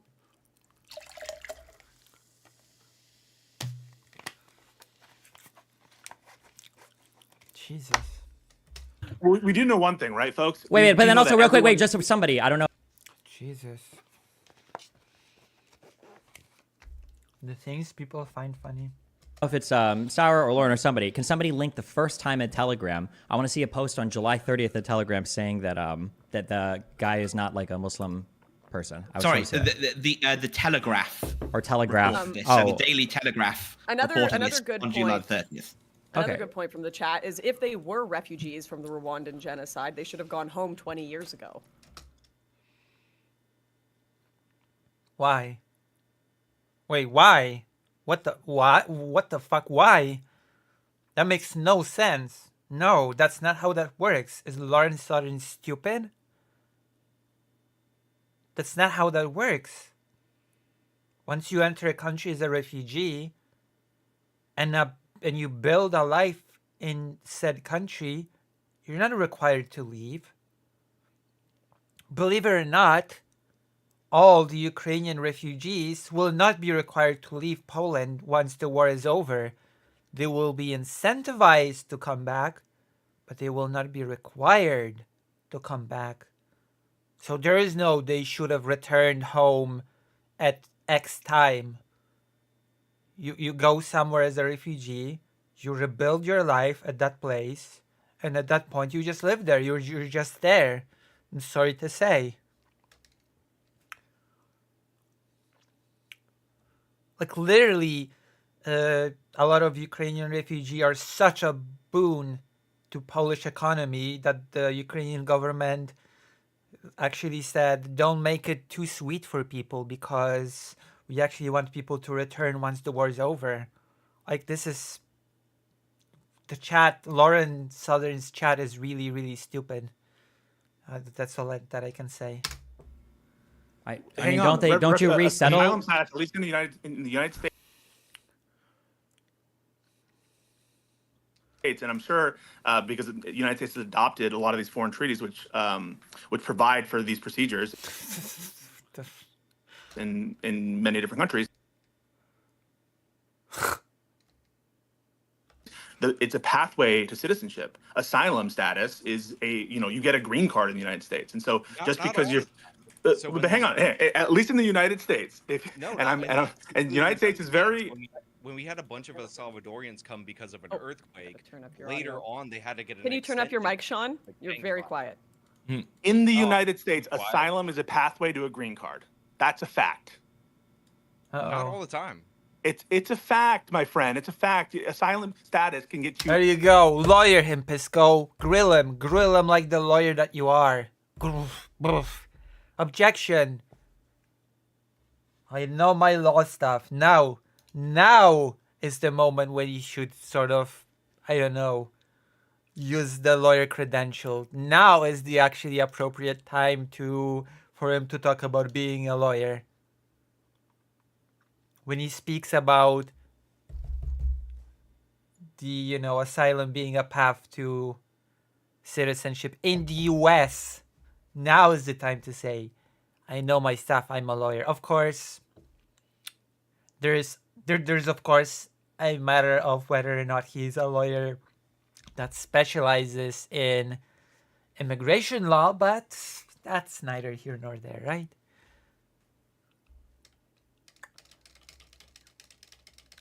An adjustment of status, which will give you a green card and give you a pathway to citizenship. Asylum is for persecution, and that will give you a pathway to citizenship in most cases. Some people are ineligible to apply for citizenship for other reasons, but that just is the case. And so you're saying, well, all asylees or all refugees should go back home. That's so that is such a stupid thing to say. That defeats the purpose of a lot of asylum laws, at least in the United States. I mean, asylum is different from refugee status, but the definition of refugee is at least in America, is consistent, and actually the asylum processes map on to the processes, or at least the definition of refugee for purpose. This is an ex-cop, right? Of their procedures. One thing I want all of us to agree on, though, regardless of your stance on immigration, is the riots should be condemned. Is that fair? Everyone should condemn the violence that's going on. Destiny's here already laughing his ass off. Is it time for Destiny to say the riots need to stop and that he gives his blessing on certain things? Is that the moment? That the riots need to stop, that they should have stopped a long time ago, and that if,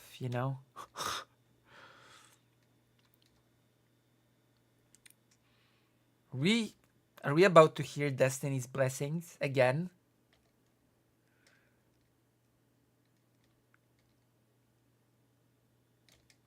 On right now in the UK. Can I get everyone on the record condemning the violence? Yeah, you shouldn't be burning stuff. Everybody knows that. Awesome. Lauren, do you agree? Yeah, don't burn stuff. But I'm not against protesting. I'm certainly not against the people protesting. Oh, wow. Now, Lauren, I wonder if she had the same energy about the BLM protests. I really wonder. But you're against them using violence and the people who are deploying violence. It's illegitimate, right? I am against violence, yes, but like All right. this is just like a whoosh, do the rounds, do the disavowals. This Well, isn't actually I think addressing it's any I sort think of it's real important. issue. Well, no, I'm Yeah, the real issue of those evil foreigners that breed killer children. That's the real issue, you know? The real existing issue. I'm glad that you disavowed it, Lauren and AJW. And Callum, you would also disavow this, and Sour Evil Boy, you would also disavow the violence and condemn Well, it. legally, as British people, we can't support it. For us, Well, no, otherwise well, we'll I'm go just to asking, jail. would you condemn it? Is he saying that if he could legally, then he would support it? That means no.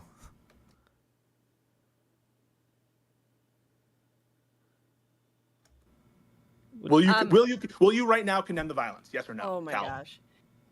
Yeah, yes but or what's no? the point in asking? I legally Okay. can't say if I did No, support it. I'm just I would asking go to if you jail. will yes affirmatively condemn it. Not, Yeah, I'm but not if I telling you did, yes. what's No, the point in awesome. asking? I would go to jail. Well, you could just say no answer, You know, it's right? like Yeah, you can still just say no comment. There you go. Would you go to jail for that? when I had that chat about the Trump stuff with Destiny, his whole audience were so upset. They're like, oh, by asking these questions of whether he supports the attempted assassination or not, Lauren's trying to get him banned off social media. By pushing Callum on this, you could literally be trying to put him in jail. That's what he's saying. Only if his answer, he doesn't have to give an answer. He could say, I'm not going to answer that question, or that's a stupid question, or, who are you to ask me that kind of thing. True. There are a lot of ways that he could say, but Even if beyond he just disagreed, encouraging he it. literally couldn't. So he's saying it's a pointless question. He because couldn't even dodge if it. he, It's undodgeable. It's undodgeable. He couldn't If dodge you had the a question. person on who supported the riots, you can't just sit and dodge the question because, again, they're looking for people to put in jail right now, and we don't have free speech rights. Okay. I mean, I think it would be something like, So I even don't know. England doesn't have free speech. It only has immigrants. After all, it's only one generation from becoming a Muslim country. he had a Quite simple nuanced to dodge. answer on Just it. be like, no. No, because maybe he has a nuanced answer on it, which is very possible, where it's like, I condemn this or that, but I support this or that, and that could face jail time, and that's insane. Do you? Can you give us an example of such an answer? Lauren Southern, that would be nuanced, and that's just stupid. I'm sorry. I don't buy it. He condemn couldn't that, say, he could I face can't jail answer time. that question right now. He couldn't say that. It's literally saying that. Well, I heard we him say, don't- yes, I condemn it. We don't. can all Let's say there's an agree that aspect when I like, white or I men did like the whole riot, thing. It's horrible and bad, and when minorities or, What was or that? whatever, then it's the voice of the unheard. We all agree with that. Hang on, no one said that we supported riots. I think you have on this call, Stephen, who Yeah, I think that's called disavowed projection. it That's called projection. What do you do? and okay. got banned for saying that he was totally against the violence that was going on. I certainly was against the violence. So was Joe Biden, who I support. And so I don't know who you're talking about. I will sort of say there have been a number of people who are on the left, certainly including like The Guardian, and there's been other commentators, Paul Mason, Ian Fitzgerald. I'll have to get these people's names up specifically, but you can see how they reacted in 2011 to the London riots, which was caused because there was a gangland member who was shot by the police. And that started riots all across the country. These people in 2011 at the time were saying, again, riots are the language of the unheard. This is, actually we need to defend the rioters. They started doing films about, we need to reassess how the rioters look. Yeah, but I'm saying, obviously now we know that you're not saying this, but certainly a number of people on the British left right now who are. So, protests are good. Unless it's protests against the death of people of color. But riots are bad unless it's a nuanced answer and some aspects are good. Okay. Got it. I understand now.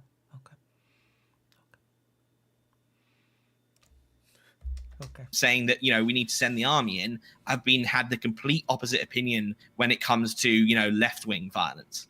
I think that's fair. I mean, I'm not going to deny it. In America, there have been a lot of people who I think have had an about face on this, and depending on who the person is perpetrating it, I agree there's hypocrisy, but I don't think we should be victims of that hypocrisy. And I think we should stand up and, like, if there are people causing disorder and riots, like, I think that what Starmer said was, who can have a problem with it? I mean, you guys pointed to, I thought I saw you guys do the comparison shots between the BLM protests and his response to that versus the riots that are going on now. But can't you see like a difference in supporting peaceful protests versus violent riots? And do you think that Starmer actually would equivocate between those two?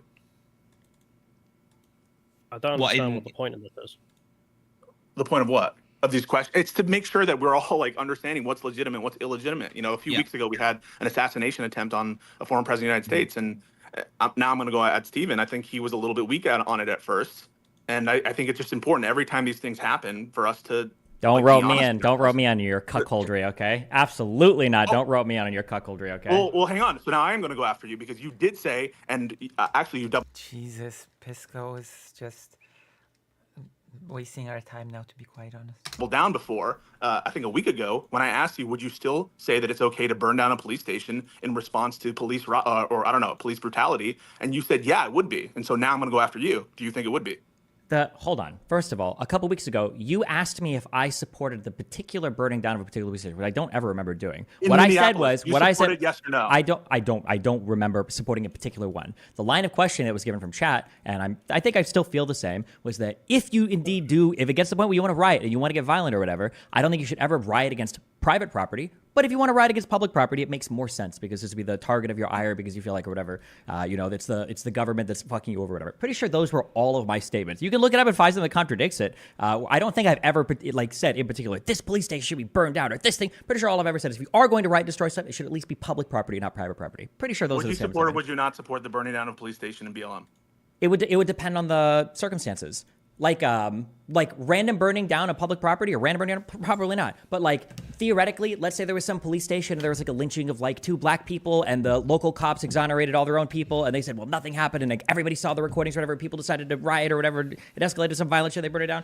I don't know if I feel as bad about it. How would you be able to say which burning is random and which one is not? That like it makes more sense there, but I mean so who are you to talk down to like these people then? I guess if they feel that immigration has I totally disagree with them. I think they're stupid as hell, but they feel like their country's being taken away from them. That's the same kind of sentiment that I'm hearing from them. Yeah, but my issue is they're always too spineless to just admit what they don't like. They try to pretend that it's and of course it's all bullshit because you'd have to actually demonstrate that immigration is to blame for anything. And the evidence has to be based more than just vibes and, a person committed a crime and happened to be a child of immigrants, you know? It's about immigration, or they try to pretend that it's about Muslims. It's about brown people. Like, if they just said that, I'd have more respect for it. Like, brown people are scary. I don't like the fact that there are so many of them immigrating to this country. First of all, the article that you linked me says... That is not true. Nothing about this person being Christian whatsoever. So it just says that he was originally from Cardiff and that he moved there with Rwandan parents when he was age 6. So nothing in this article is about it being Christian. Okay, number Cardiff in Wales. Cardiff, or whatever, Cardiff or whatever, right? Okay, yeah, but that's my Oh no.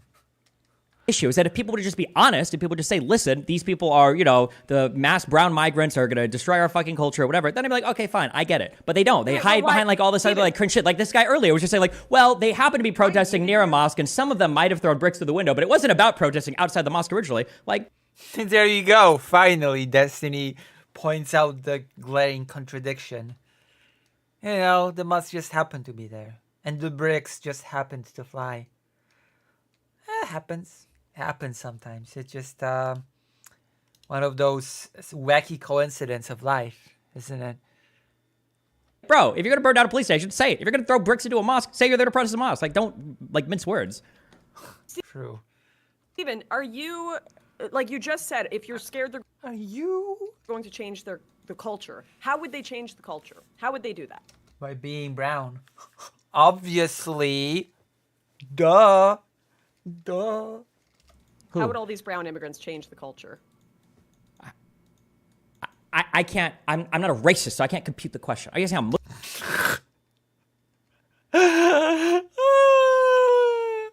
I'm sorry, Lauren. I'm not on the same wavelength as you.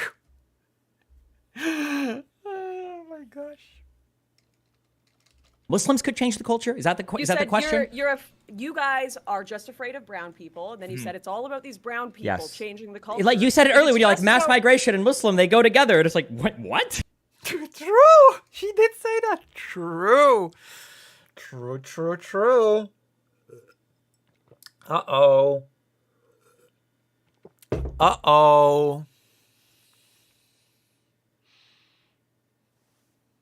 Yeah, of course. Right. Well, yes. then, How Because would we're the not a brown Muslim people change country. the culture? Yeah. How would the brown people change the culture? I don't know Is how it brown. because Are you asking how maybe there Muslims are would change other the culture? factors? Is it because maybe there are other factors than just immigrants being brown? There could be. But they all happen to be brown. Pretender. Oh, Govan. Oh. Who are you? You're definitely new here. Pretender of what? Going to your channel. Your channel is very strange.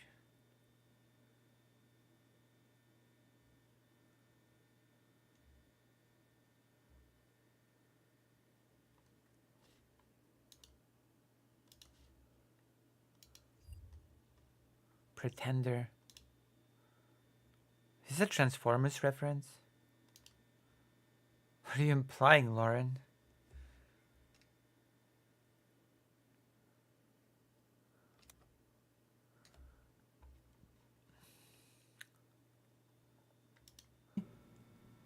And maybe that's people's main issue, which is why people were protesting outside a mosque and not just Wait, outside. what? Maybe that's people being brown. Culture? Factors.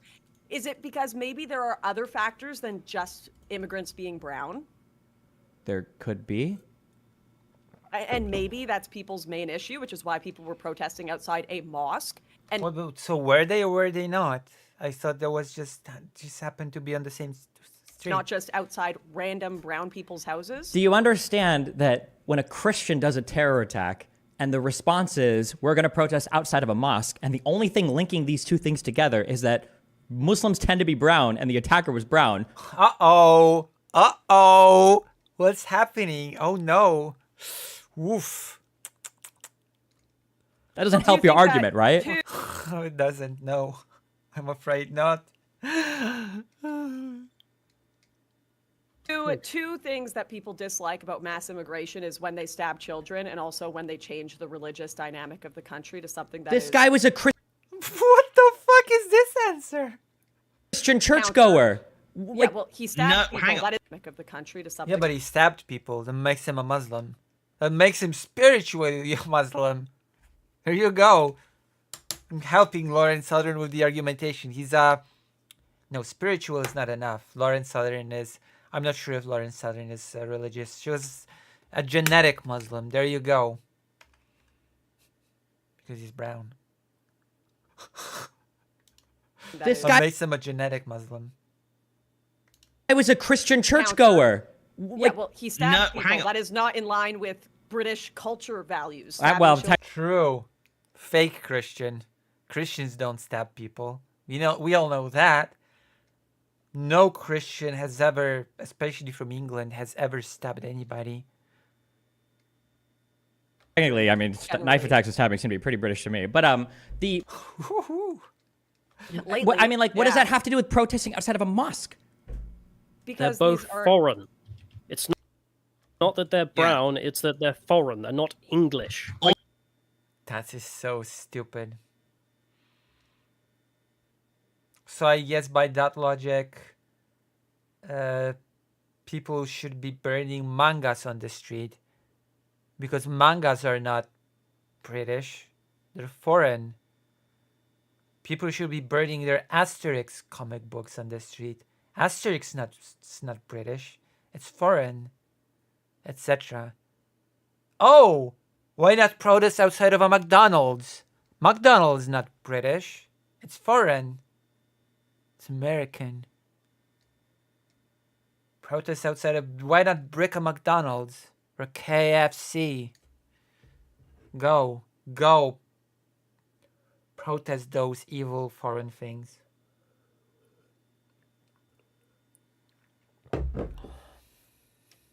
Are you like part of the again, Church of England, or what was the British thing when they broke up with the Catholic Church? What is that? Again, source on the guy being a Christian churchgoer. So I'll pick you up on something first, Destiny. And I Source. don't think maybe this is not your fault, but you said it doesn't say in that article that he's Christian. No one said that it was released that he was Christian. It was released that he was the son of Rwandans. Rwanda is like 99% Christian. That's where that comes from. It's not. Oh. Rwanda is 99% Christian. So why would you assume he's not Christian if Rwanda is 99% Christian? In the article they said he was Christian, so he was Rwandan. Simple mathematics says that he's Christian. Do you Right. so do you think that when it was released that he was Okay. Rwandan, you don't think there's like a heavy association going on with, like, if it's 99% Christian, why was the protest outside of a mosque? Uh-oh. Undermining the argument even more. Jesus. I told you these people are not very smart. Because they're both foreign. Now, But they're Christian. It's the same culture, technically speaking, no? It's the same Christian culture. It's just that, you know. It's the all United linked, Kingdom, exactly. the United Kingdom doesn't work like the United States, where you guys talk about race so much. We talk about ethnicity, and if you're not English, you're not from England, you're foreign. Part of the massive vote for Brexit, for example, in 2016, was about white migration coming here, Europeans, largely being Eastern Europeans. Again, it's in that instance, and while part of the wider discussion about immigration, we're not massively concerned about race when you talk to people. It's about foreigners. Now, being Wait, brown, I thought you said it was obviously gives about away that you are a foreigner ethnicity, more or likely. So, sorry. I mean, Eastern Europeans are barely considered white, so it's also about race, let's be honest. Just saying. There is a reason why many racists say that Polish people are the, N-words of Europe. okay, wait. So it's about ethnicity and it's about being English. What does English mean? What does the English ethnicity to you? What do we, just to make sure we're on the same? So the English are an ethnic group. They live in England mostly. The diaspora is a little bit around the world, like all other ethnic groups. Is this like Anglo-Saxon, or what is a? What in this? He got stuck. Hang on. Sorry. Are you denying that English exists as an ethnic group? Because I don't know how. I'm going to be totally honest. People use denies nation, race, and ethnicity in like tons of different ways. I've never heard of the English ethnicity before. I think I've heard of Anglo-Saxon before, but I'm just trying to understand what you're saying. I'm not trying to poke fun of or make fun. I'm just not sure when you say English ethnicity. I'm not sure what that ethnic group or what you're referring to. I'm just curious if there's like a. True. Wait, so what about those evil Scots then? Should all Scots be thrown out of England? Because they're Scottish and not English ethnicity. What about Irish? Get more particular. Scots are up north. It's not hard. The Irish have their own island. The Welsh are from Wales. This isn't difficult. Got the English, Welsh, Scots, and the Irish on this archipelago. So do you guys think that England's the future? Okay. So when you talk about English, Welsh, Irish, or Scottish, do you consider that another ethnic group in the UK? Why did they go so silent? Is that a different cult question? Yeah, I mean, they're all slightly different. Okay. All right. Okay. I don't know. Slightly different. What makes them just slightly different?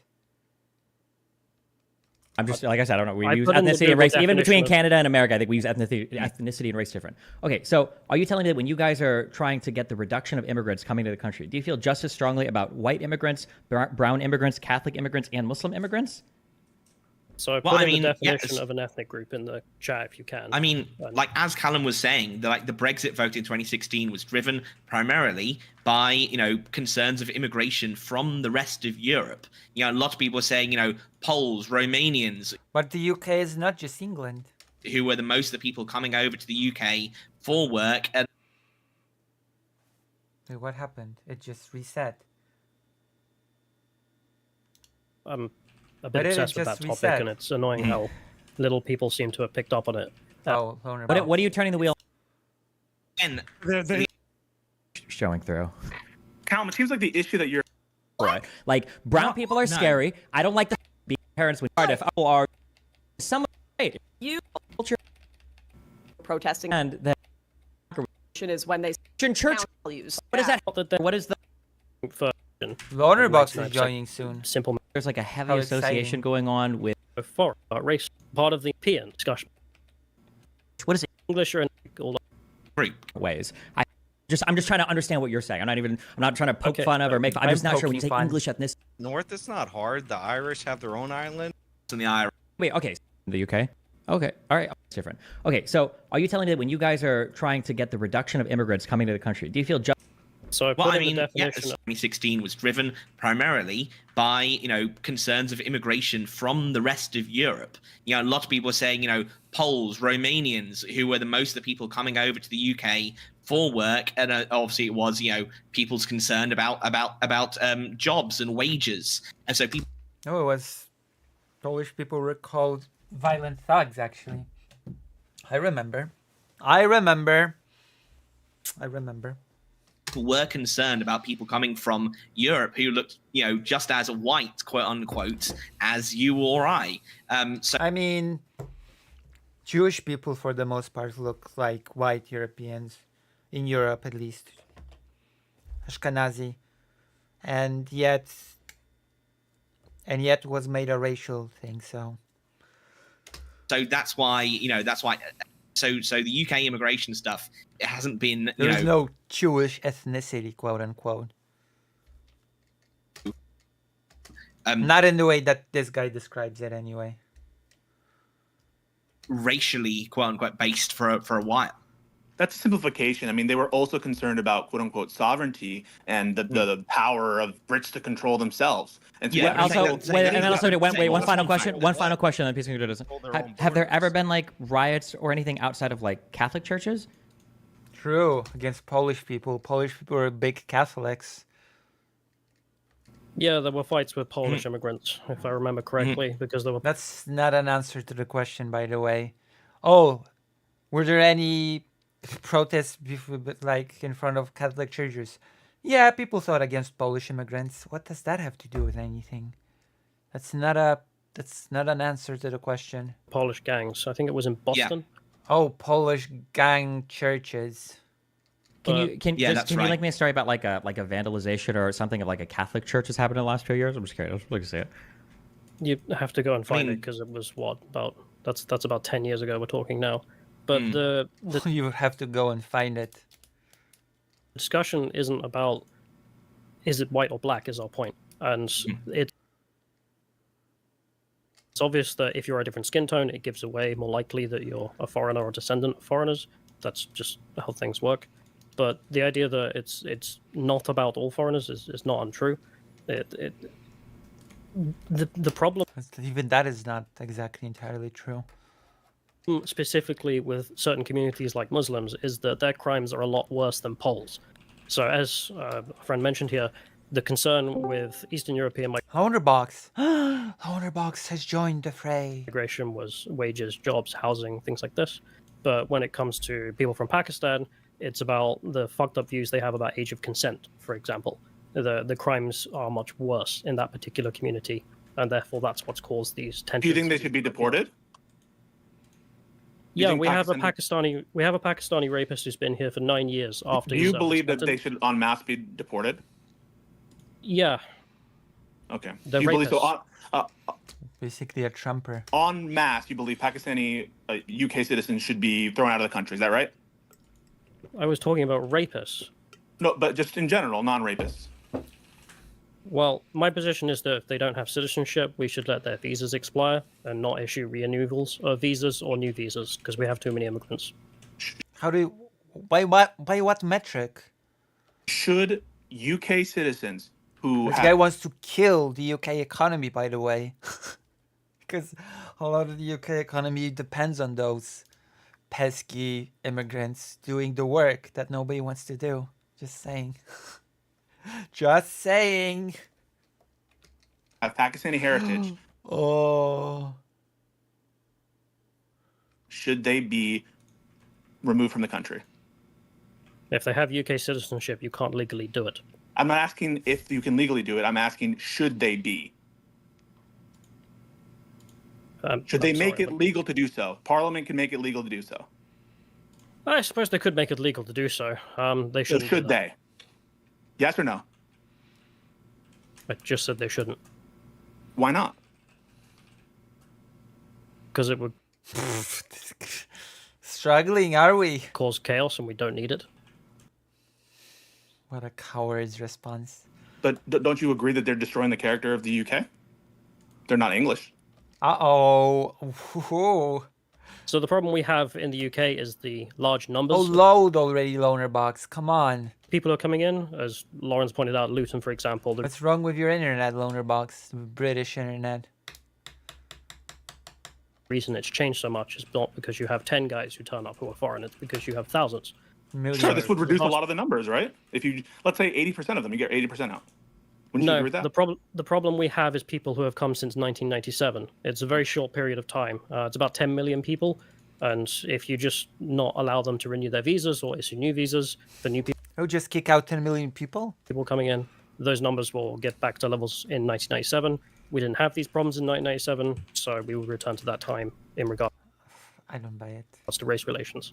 I'm sorry, is this Pisco talking right now? or Yeah, sorry. Okay, who's got the loading screen on? That's Loner Box. He's Okay, also well, a tell loner him to, person. okay, can you shut off your video if it's just going to be that little loading thing? Yeah, dipshit. I Fucking thought I turned it moron. off. It's not off. Yeah, it's Click the still turn off button, dumbass. Sorry, give me a minute. Loner Box. This is the Scottish ethnicity showing through. Callum, it seems like the issue that they're identifying with the proposal that I just put forward was logistics. Like it would cause too much trouble to deport millions of UK citizens. But in principle, you wouldn't have an issue with it if it were painless. What, to engage in forced migrations?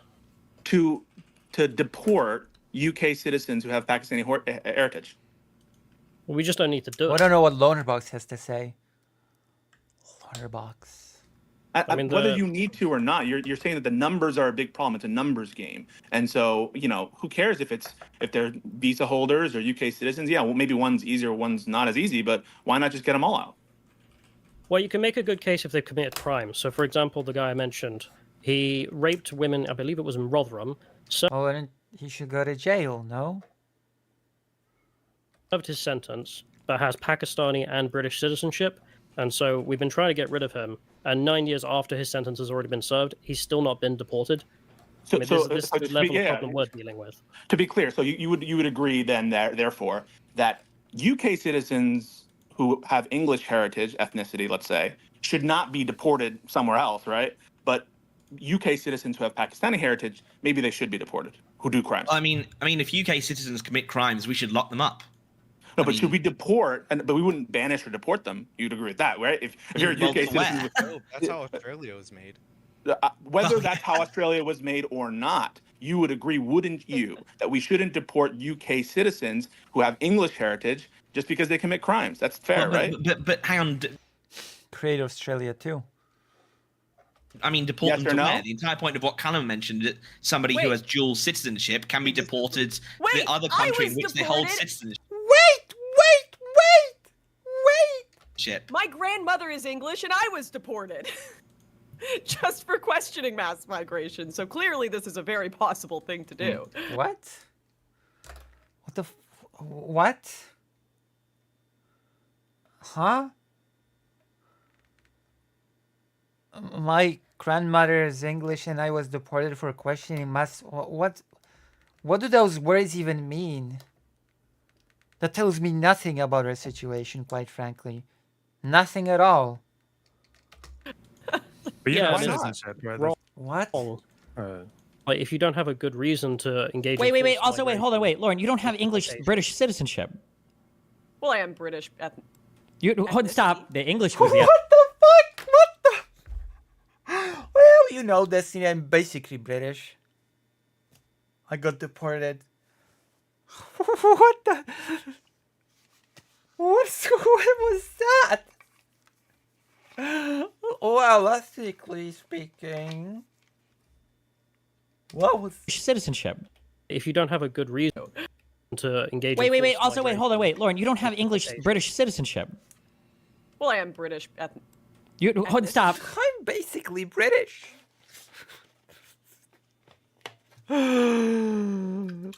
Oh my god. The English was the ethnicity, not the British. Okay, don't mix your words up. Don't accidentally, okay, show your ass. Uh-oh. That's true. That is true. There's no British ethnicity. True, true, true. True. That's okay. No, the English was the ethnicity. You didn't have British citizenship. So you can't be, I don't know if that even counts as deportation if you're a visa Anyways, the point is, you didn't have British. So she's just stupid. well, I am British. She wanted to say she's British ethnically. Stop. The English was the ethnicity, not the British. Okay, don't mix your words up. Don't accidentally, okay, show your ass. Okay. No, the English was the ethnicity. You didn't have British citizenship. So you can't be, I don't know if that even counts as deportation if you're a visa. She just wanted to tell her story about having her free speech suppressed. I think that was the point of is, that, right? it's True, Loner Box. Thank you for coming in to the rescue. Should I call into Loner Box again? Write in the chat if that's something that you would like to see. If that's what you crave with all of your souls. It's very easy to prevent people from coming into the country. I've called into Loner Box like twice now. And every time it went pretty well. For a lot less than stabbing little children and running around calling for Sharia law. They could do it. Very possible. They choose not to. Why didn't the conservatives do it? Great question. They suck. They're not actually conservatives. That's why they got voted out en masse, because everyone wanted an actual conservative party and they didn't get it. And now Nigel Farage is going to be the opposition because he's the only one that's actually representing. But it sounds like the people don't support him. And this is Oh, Lauren Southern has mellowed out so much. She's changed her ways so much. She's actually not that bad. Well, here we have it. Her redemption arc. I remember when that was a thing. I remember when that was a big topic. Lauren Southern's redemption arc. This is one of my big problems. Hang on. Nobody is. Countries want to limit. Wait, what was that skip? Representing. But it sounds like the people don't support him. And this is one of my big problems. Hang on. What happened between this and Most people nobody is. Countries want to limit immigration. Like this. Yeah. Nobody.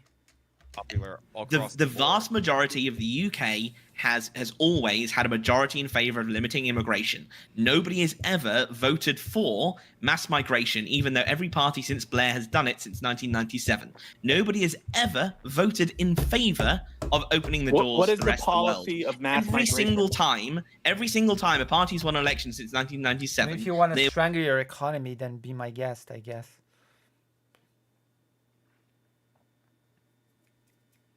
I'm just gonna say sarcastically that for a country that never wanted to open its doors to everybody else, the British Empire was very eager to sort of barge into everybody else's country as, you know, colonizers. Funny that. Very interesting that. Just saying. I wonder.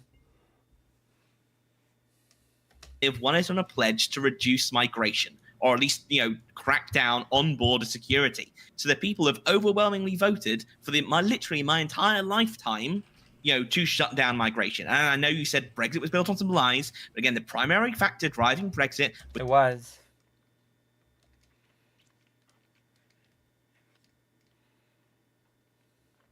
concerns over immigration. That was the number one thing why people voted Brexit, which is why you saw in various polls, as Boris got into power in 2019, immigration drop as kind of salience because they thought, oh, Brexit is now fixing it, but now immigration now popped up on people's issues again because Boris, ironically, with the Conservatives over the past 5 years, has let in even more migrants than Blair did almost during his entire period. People have been talking about the Boris wave and the amount of new migrants who've come in literally just over the past 4 or 5 years.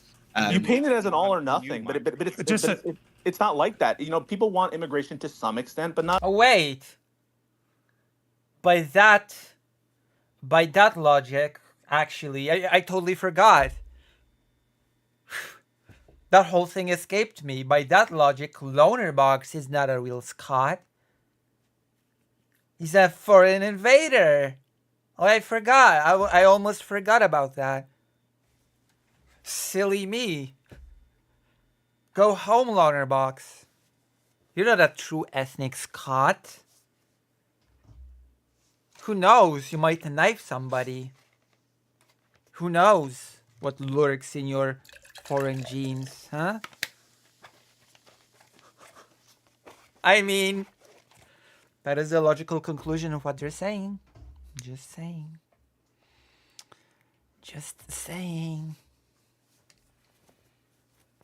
On other extents, there's like people want taxes to some extent, but not the full extent. And so you painting it as, well, people are in favor of limiting immigration. Yeah, that's true. Here in the America, we have a Democrat and Republican Party who are both running on limiting immigration more. That's true. But no one is proposing things like what Callum is proposing, where we're just like getting rid of all of our visa programs. The most that we've done is like close down the customs union, right? But no one is talking about the kind of policies I think that you guys are proposing.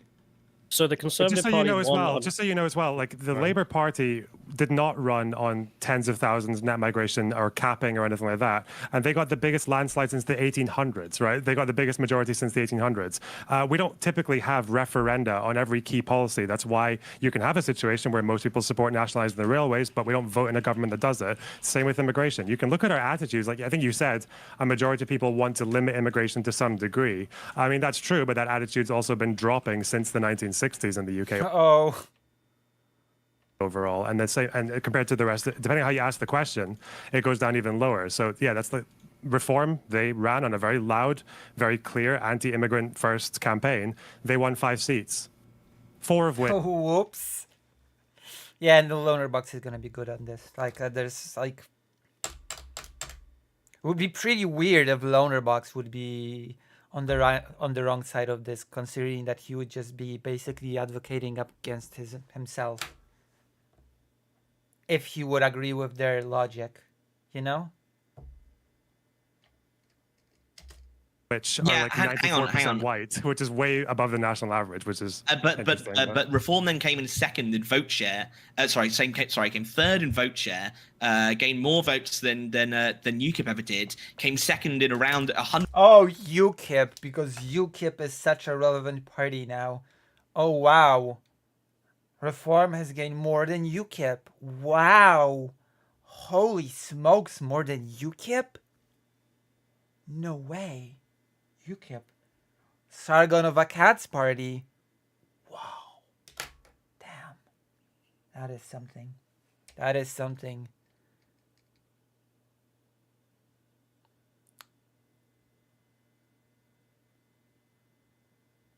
Or so constituencies, and of course more people would be voting Reform if they voted in a political system such as PR, where they thought, because UKIP, invoking UKIP. What are we doing here? a lot of people would not be voting for him because they didn't have a chance. And if you're going to say that Labour, won this, massive majority, actually not to do with immigration, turnout was down, way down to around 52%, which is the lowest turnout we've seen since around 2001, 2005. Labour did not win the election. The Conservatives lost the election. The Conservative support in so many constituencies. What? That's so stupid. You didn't win. We lost. Well, I'm sorry. It's the same thing. Like the Labour vote barely moved at all. It's just the Conservative vote absolutely plummeted because everybody who supported the Conservatives, who supported them reducing immigration. What am I supposed to make of this? Your party didn't win. Our party just happened to lose. Okay. What? Journalist. Jesus. For, again, when they've been in power for, the past 15 years, when they didn't do it, their voters decide, well, F it, I'm not going to turn out and support the Conservatives because they're not implementing the policies that we want them to do. That's why Labour won, because their support remained pretty much the same. The Conservatives fell off. The fact is that everyone in the UK knows that that's the electoral system that we signed up to when we had the election. Every party. True. ran their strategies and their campaigns based on winning seats, not winning popular vote. The Reform vote share, by the way, was like, I think they won maybe 200,000 votes. Whoopsie Votes daisy. more than UKIP did like in 2016. It wasn't even that much of a surge. But again, turnout was low. There was a party there with a very loud voice, Nigel Farage, who gets disproportionate representation on question time and everything else, saying, I'm going to stop immigration like the Conservatives didn't. And yeah, like you said, turnout was low. So yeah, this is the Whoops. system that we have. If you want to my change the point entire was- system, you can advocate no, for that and get no, PR. my point was, Mr. Journalist getting grilled. Mr. Journalist is not doing well. Oh my. Oh me, oh my. you can't use Reform being up 14-15% of the vote share to say that, oh, only this percentage of people support Reform's policies. I'm saying more people would have supported Reform if we were in a PR system. That's my point. So you just can't say that because they only got X number of votes, that means it's only that percentage of the population who actually supports them, rather than it would have We been, had oh, a referendum. We had a referendum on changing the vote system, and we voted against it. We had that 10 years ago. I mean, we can have another one if you want, but Yes, please. do you think our democratic system is like illegitimate now, or was that? Yes. What the fuck?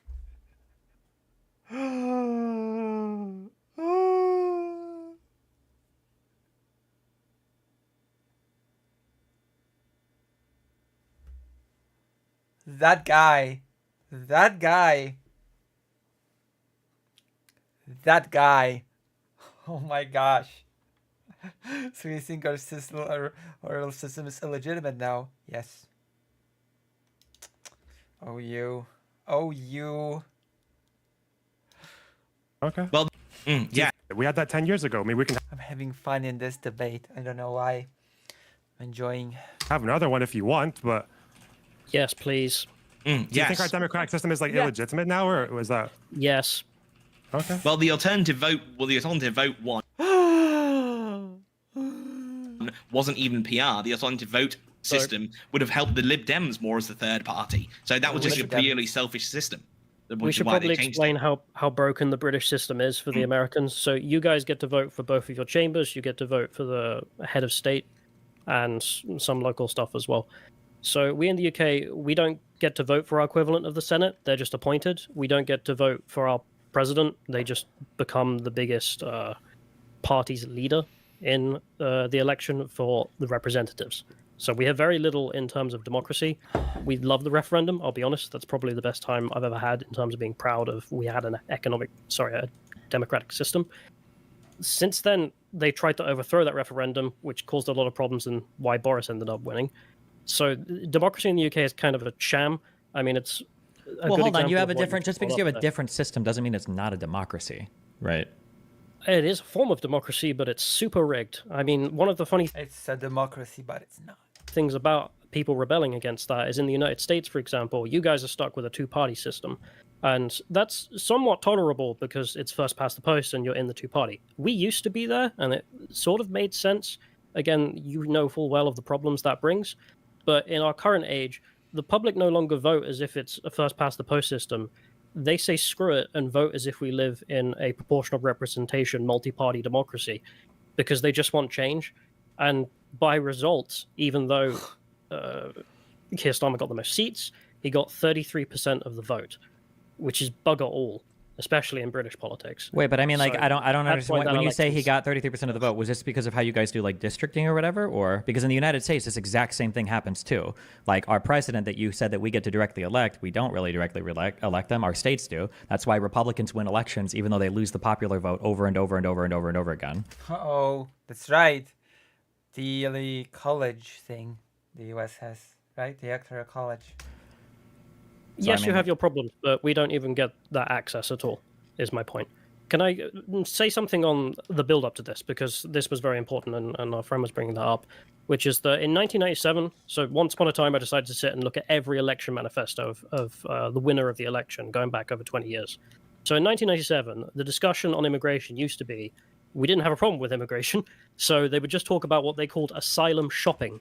So this was someone who would get to Greece and then claim asylum in the UK. Okay. We're familiar with this now, but back then it was kind of a quirk. Only a few tens of thousands of people did it.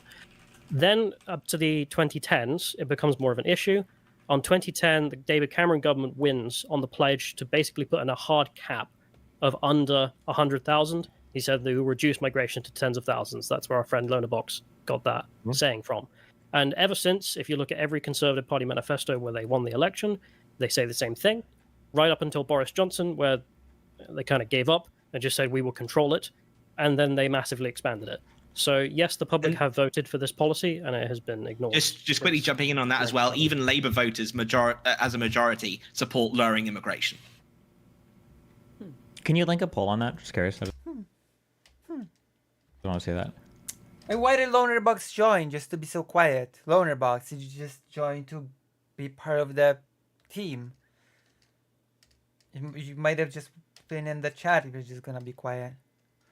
Because everything I see for like immigration in Lonerbox. Britain seems to have it like 50-50. It's what it feels like in terms of whether too many immigrants here or not. So it's kind of weird if even Labour supports it. Who are all these people I that... will just say, and Labour in the Depending on last how you ask the election, question, they specifically, Labour specifically said to promise to cut net migration to the UK, did not set an overall target. So Labour specifically as well said that they would, and I'll find a polling on that as well. Quick but either way, go and check the manifestos. Quick question. When did you say the name was released of the boy who did the stabbing? Tuesday. Name released was Thursday, Friday. But we knew that he was a Rwandan. Was it August 1st? Sometime around that. Now, so what? Cameron thinking in the chat. Was it August? Do you know it to be August 1st, or do you not know it to be August 1st? In terms of when the name was released, I know it was like Friday, Saturday, sometime around that, or Thursday. It was towards the end of the week. If the point is you're saying it was after the first riot, then yes. That's what I'm saying. Yeah, but we already knew his name. He was identified as the son of two Rwandan immigrants on Tuesday morning, which was July. I'm asking when. Can I just ask the question? Can I just ask? You can cut through all of this really, really easily. Sorry, I just want to ask. Okay. Oh, Yeah? sorry. After you ask this, I just want to give Sean a chance to respond because his audio is a little low and he hasn't been able to get in. But yes, go ahead. Oh, no, I just wanted to ask, do we all agree that the people who did those riots were more likely to be getting their information from accounts like Tommy Robinson's or X accounts than they were from the BBC, Telegraph, etc.? Uh-oh. That is a good question. Lonerbox. Oof. Getting to the bottom of it. I mean, there's no way to answer that question objectively and like conclusively, but it's still a good question to ask, so I'll give you props. I mean, the answer itself sort of implies that there is no conclusive answer because T says more likely. And the silence is deafening all of a sudden. Why is everyone so quiet? Do we agree?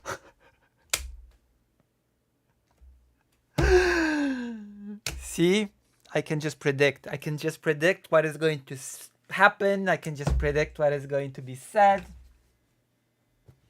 There you go. Here we go.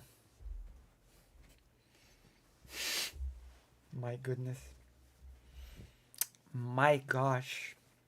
What is happening? This is entertaining, at least to me. I can see that some people dropped out because you're weak and, I don't know, superstitious. You're all basically criminals, but as Batman would say, but I'm strong and I'm having fun. Because he is almost obviously, certainly, yeah.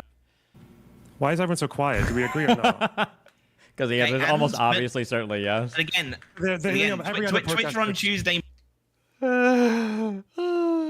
morning, Twitter on Tuesday morning already, and Tommy Robinson, etc., were already saying that, again, as Callum says here, the youth who cannot be named for legal reasons and is originally from Cardiff moved to the Southport area with his Rwandan parents when he was age 6. On that side of Twitter/Telegram, by Tuesday morning, this was already spreading and people were well aware of this.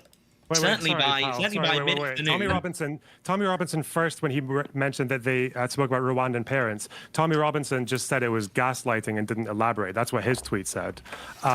Did we all watch the video? Uh-oh. You...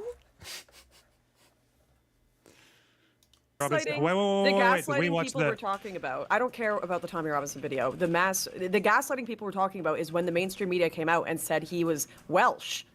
Or This UK is a born, which Yes. is UK born, yes. that they described him. Well, And he then- is. I mean, he is UK born. You cannot deny that the person's UK born. The gaslighting we Welsh- have he's actively Welsh heard born in this and from call Rwanda. has been you guys saying, well, he's the son of... Uh-oh. Oh, no.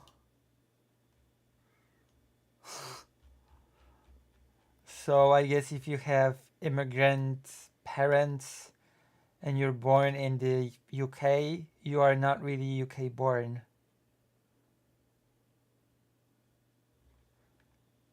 refugees and he's a Christian. Do you have any confirmation on that? For all of the getting upset about what was specifically said by people who was no one in this call, what about you guys and all the I'm not talking- BS what? you're talking about? I mean, both Stephen and Pisco have been like Christian. Wait, hold on. Yeah, this is about what was going on in the media sphere about the rights and everything. I haven't covered this. I haven't give a fuck about any of What's this shit, going on in the okay? media sphere? He was Welsh. She was UK born. Both of those statements are true. He's a white guy. Yeah, but if you leave out the other details, you're sure. Wait, were there... What? Both of those statements are true. Wait, how is that gaslighting now? It's true. Jesus. White guy. Yeah, but if Okay. Hey, hold on. Yes, What? you're talking about. I mean, both Stephen and Pisco have been like Christian. Wait. I'm not talking. Yes, What? you're talking about. I mean, Wait, was hold no on. information on that. Now she's slipping. Now she really is indicating that she's talking about brown people. Saying, well, he's the son of refugees and he's a Christian. Do you have any confirmation on that? For all of the getting upset about what was specifically said by people who was no one in this call, what about you guys and all the I'm not talking- BS what? you're talking about? I mean, both Stephen and Pisco have been like Christian. Wait, hold on. Yeah, this is about what was going on in the media sphere about the rights and everything. I haven't covered this. I haven't give a fuck about any of What's this shit, going on in the okay? media sphere? He was Welsh. She was UK born. Both of those Okay. statements are true. It's a white guy. Yeah, but if you leave No, nobody say it's a white guy. Nope. Wait, hold on. UK. Notice. UK born. AKA, it must mean white guy. Just notice. out the other details, you're sure. Wait, were there people reporting this who were leaving out the other details, or people who were remarking how funny it was to be throwing bricks at a mosque because a Welsh-born Christian went and stabbed people? Why he's a Christian? On Christian, source that he's Christian, Source? please. Okay, source that he's not. There you go. Two can play. Source that he's not Christian. Source that he's anything else but Christian. Source that he's Muslim. Source that he's, I don't know, Jewish. Source? Hold on one Yes. second. So what you're saying now on the Christian point shows the whole game, right? You're saying it's not even confirmed now if he's Christian. Is that right? Yes. No. Is that correct? I thought I already linked something in this Discord. So when you people just talked, said, let me just said clarify yes or something. no. You just said yes or no that even now we don't know that he's Christian. Is that correct? Yes. Okay. When so the sort of given Christian that- Muslim stuff was being talked Given about, that, hey, hang on a second. Given that, the fact that it was released that he was Rwandan on Tuesday, that's what you say, by the way. We have no evidence that reached mass information or that it was reported by credible sources or anything like That that. would be fucking live here, but okay. the fact that you're saying now that it's not confirmed that he's Christian, you would agree, therefore, that the first riot occurred before that information was released and when it was under the impression that he was Muslim. You would agree with that? Uh-oh. No. No, It was no? on Tuesday. It was on Tuesday. The Telegraph reported. We've linked you this in the chat. We've talked about it. On Tuesday, the Telegraph reported that he was the son of two Rwandan immigrants. But you said that doesn't confirm for you, even for you that he's Christian. Is that fair? But there's nothing to do whether he's Christian or not. We've established. But people weren't rioting over him being Christian. They were rioting over him being foreign. But And he's that's not foreign. why He's they born in the attacked UK. mosque You or keep whatever. saying Wait, foreign, wait, but he was just- born in the what- UK. So you guys know what. But the point is, he would never. That is so weird to call someone who's born in a country a foreigner. The fuck? Being born in a country is not enough anymore? Not to be a foreigner? It's not enough anymore? Oh gosh. never have been here if immigration didn't happen. You don't even That's know what how his people family are got here. Damn. None of us would have been anywhere if people didn't first move from Africa. What sort of argument is that? I guess all US citizens are foreigners, because if it wasn't mass, migration of colonizers, there would be no US. This is just... Though you don't know what they immigrated under. What if they immigrated under a perfectly legal thing? What if it was like an asylum refugee situation? You have no idea. Point. Yeah, people don't want immigration, and that's why. And they're saying, wait. Then at least specify that. Then at least specify that. Don't say you're opposed to mass immigration. Just say you're opposed to immigration. Period. You don't want any immigrants. No. True. That is also a big difference. These people are stupid. I'm sorry. Immigrants at all. Refugee asylum, nothing. No immigrants at all. You don't want any immigrants. Yeah, because you're appealing to popular opinion. Popular opinion when it comes to limiting immigration. People might say they want immigration reduced. People don't say stop them all coming. As far as we know about Christianity, I think there was one... You'd have to be so stupid to say that. Well, again, unless you want to strangle the economy, which maybe some of these people want to do. I don't know. Maybe that is some of the... Maybe that's goals for some of these people. One or two tabloids, I think like TRT, said that the people in the local community said that the parents were regular churchgoers and they were Christian. That's what they said. As far as we know, these parents, like, they were from a quiet community. They hadn't really done anything. I don't think they were... You're so badass doing this longish stream. Thank you. Well, it's not that longish. It's only been... Because I started late. It's only been 6 hours, 22 minutes, so it's okay. But if any of you feel that I've earned a donation or something, then I'm always open to receiving some love. It's true. For refugees, they came in 2002, which probably just means they were regular migrants. But I don't know, what's the claim here? Like, you understand that any demographic... And yes, by their logic, I'm just gonna say it again. By their logic, Loner Box should not be in the UK. He should be, I don't know, somewhere else. Loner Box is just a foreigner by their logic. Honestly. He's just a foreigner, no, not a Scottish person. Oh, I see. It's only been a bit over 6 hours. Ever is going to have some people who commit crimes. Okay, so...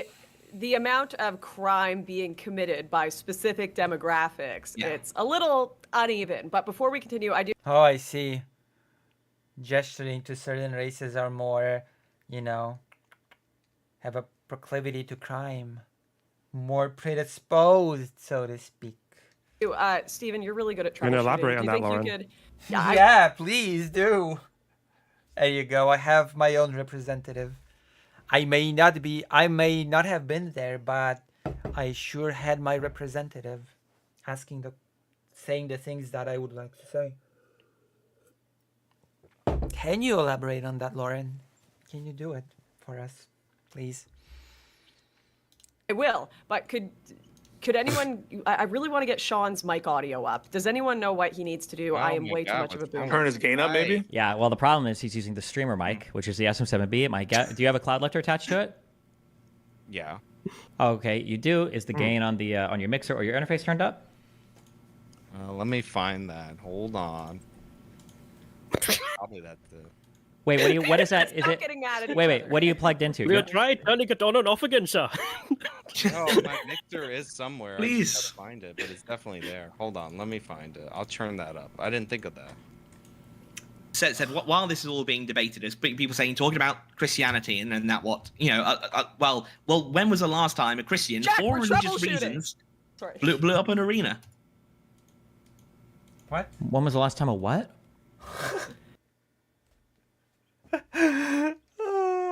A Christian. Talk about the last time a Christian, for religious reasons, blew up an arena. When was the last time a what? Let's talk about the Manchester bombings. Yeah. Okay, I have no idea. They don't. Okay. So So they're getting louder or lower? Yeah. No, exactly. but Lauren, a little bit just before I jumped on, you said that it looks like what Stephen made a joke about stabbing being a British thing. You said it looks like it is now. Where Oh snap! He also picked up on this. There you go. I truly do have an advocate in this space. My hero that I got and don't deserve is Lonerbox. There you go. Finally. I had to wait for Lonerbox to join in to sort of ask the relevant questions. Thank you.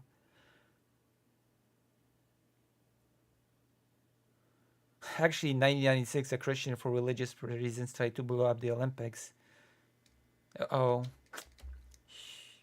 No, it doesn't. Tried. So he didn't succeed. So it doesn't count, does it? Huh? What were you referring to there? Am I getting low? Yeah, what are you referring to there? Lower or higher? You that quipped about how it stabbings looks and like it's a acid stabbing country attacks now. have Yeah. gone up as a result of mass I just think migration, it's funny that you mentioned. It's funny that you mentioned that because, like, as far as stabbings being a problem in the UK, the worst time we had stabbing, and when we were the fucking knife murder capital of Europe, was in like the mid 2000s in fucking Glasgow, like a majority white pasty fuck population. Oof. Uh-oh. Oof. Oh no. That's when we had back when people like in that community had like a life expectancy that for men it was like 54 or something, like lower than the Gaza Strip. That was actually when we had it worst with knife crime. I mean, you can send me that data. I'd be happy to look at it. But And I mean, there was a time known as the Troubles where there were bombs going off and terrorism happening. And so let's not pretend that this is I agree. There's a problem with terrorism in the Islamic world. But like, what are we talking about here? Are we literally talking about shutting down all immigration? Are you in favor of laws that stop all immigration, including asylum? Yes or no? And that's to Callum and I'm sorry, I keep forgetting your name. Sour, Evil Boy, and Jack. You're in favor of stopping all immigration. Right now, for you to tell me if I'm getting higher or lower. A little bit. You're a little fine. bit higher. You're getting a little We can hear you now. Higher? You're so high that you shouldn't even be here. There you go. I made a drug joke. I just made a drug joke. Yay. Higher? a little higher. Higher? Turning the wheel. Is it too loud now? No, wait. No. What are you turning the wheel on? What are you plugged into? A doohickey. I need the name of it. What are you plugged into? Is it red? What color is it? Show me it. Pick it up. It's blue. I have a doohickey. I left my red one somewhere. Is that an H1 whatever? H4? You're using an XLR to USB with an inline fucking converter. Where you need to stop being white. That is what you need to do. And you can do it by clicking on subscribe. Where's your cloud lifter? Show me. Jesus Christ. Is it? It's a regular cloud lifter. It doesn't have dongles on it. It looks like. Oh no, I can't. That's this the thing. blue cloud lifter. Not that I'm using it. Right. Am I retarded? Do cloud lifters need phantom power to work? What's phantom? None of us non-streamers know what the fuck. any of you are Lonerbox, you should talking know about. this. You fucking No, they don't need phantom power. I don't think. Guitar because loser it would be fuck. for. It's a This dynamic is mic, just so it going all wouldn't need the way any in my head. power. They're all so nice to one another. I have a cloud lifter. It lifts. Wait, Okay. why can't I be heard? I don't understand You're this. a little better. I don't know how, but you are a little better. Because somewhere Maybe- between your cloud lifter, there's a No, yes, How hold on. large Fuck is you USB? guys. Cloud lifters do need power to work. It needs power. It adds gain. How would it work otherwise? It's just an XLR cable. Phantom power. Yep. Am I louder than everyone? You don't. Does the inline thing that you have built? Does it have a plus 48V switch on it somewhere? No, I don't have that. Whatever. Okay. Your shit is It fucked. gives phantom power. yeah, power and phantom power are not the. What else would you be talking? Excuse me. If you're talking about power for a mic, first of all, I said phantom power, but secondly, what else would you be talking about? It's an XLR cable. They don't carry power to it. Of course, you're talking about phantom power. Otherwise, right?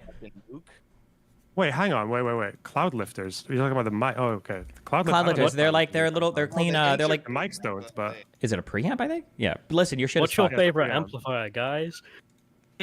AC30, obviously. I don't know. Maybe I never just got out of the Discord stage. Right. settings.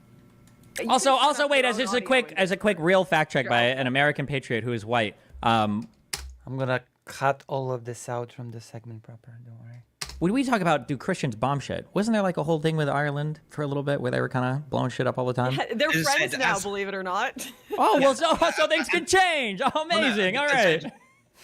As The you know, murder like, capitals of Europe now are all like fucking. What the hell was that argument? Well, they're friends now. Okay. Lawrence Southern, thank you for this input. Someone who bombs stuff more than you do comes in. hang on. Changes. Like, couple things pull up there. Firstly, like Northern Ireland just looks, from the outside, you can say, oh, it's a Catholic versus Protestant thing. It's not. It's an Irish versus British thing. It's an ethnic conflict that happens to, match onto religious lines. They weren't killing. But that doesn't change anything. That doesn't change anything. Each other because they believed in sola scriptura. No, they were killing each other because both of them believed that they had in their communities the right to live in Northern Ireland. So it's not a religious conflict; it's an ethnic conflict. Just happens to be across sectarian divides in that way. You don't think it's religious at all? You don't think like Ian And Paisley was like that secondly, fucking just putting up on the reverend. knife crime. The only reason why other people have like there's fewer knife murders here is because the hospitals are getting far better treating stab wounds, so people don't actually die. I do want to bring up a graph here, and I What is can link it in the chat. What is that demonstrating? Okay. What does that demonstrate? The fact that doctors are better at treating stab wounds now. What is that supposed to prove?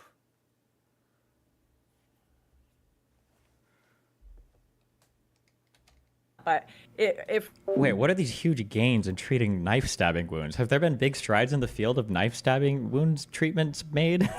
Where? Yes. Where do you think the top like 10 to 20 countries are all around? Where do you think Japan I have is no versus idea. Somalia? For what?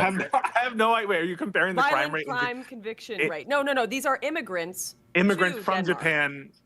Yeah, Immigrants I'm not- from, say, Europe, Norway. Is Very it similar to normalizing? Denmark. Is it normalizing? So she is making a racial argument. What the fuck? She is just now.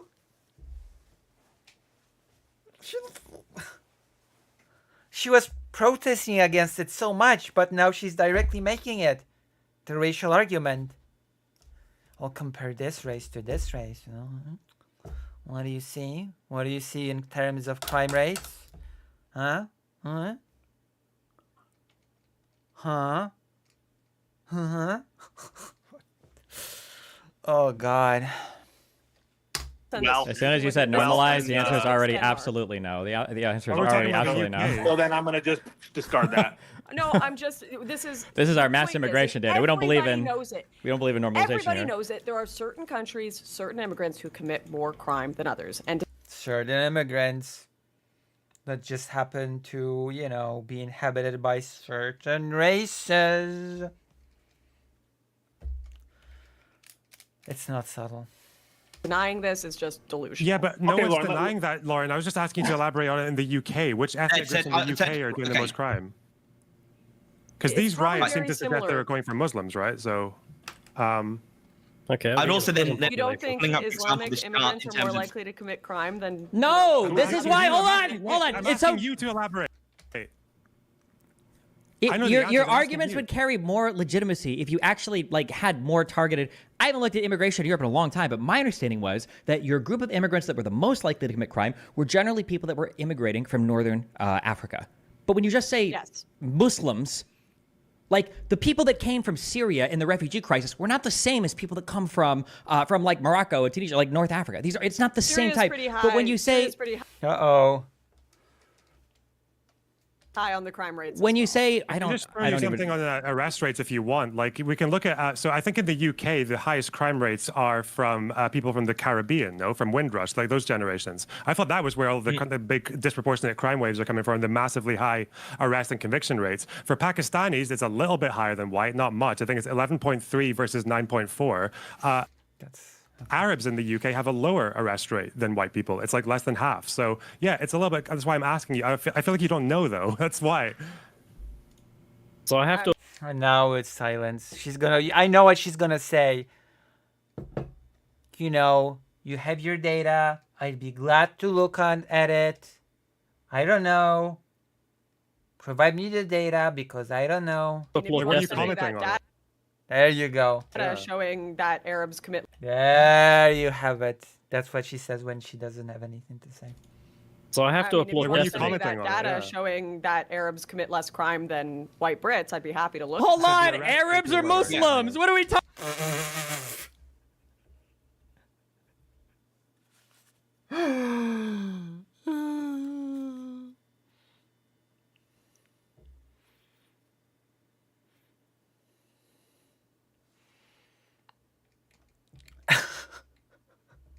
Talking about what the fuck? What do you mean? So I have Arabs to- or Muslims? Here's the what? What? What do you mean? So I have Arabs or to- Muslims? What are we talking about? What the fuck? What do you mean? So I have Arabs or to- Muslims? What are we What did she talking say? about? What the fuck? What do you mean? So I have Arabs or to- Muslims? here's the What? Loner box. Did you just say, what do you mean, Arabs or Muslims? She's saying all Arabs without exceptions are Muslims? Is that what she thinks? There are Arabs that are not Muslims, but Said Arabs and Of Lauren UK. repeated Arabs. But Yeah, but he Loner said Box is Arabs. going through and is making the good point, I think, that there are different groups of immigrants who are Muslim. I mean, Pakistan is different than they're not Arab, right? And Arabs are different, you know, maybe from one locality versus another. And people from Rwanda are not even Muslim. So like fascism requires that you turn off your analytical brain. But people like Lauren Southern actually do think and understand exactly what you're doing. She's crafting propaganda to trick the foolish and make people like Destiny look dumb or like they support her. it seems like You know there's the one factor that cuts through everything is they're all brown. That's Uh-oh. Oh no. They stand true. what's going on here.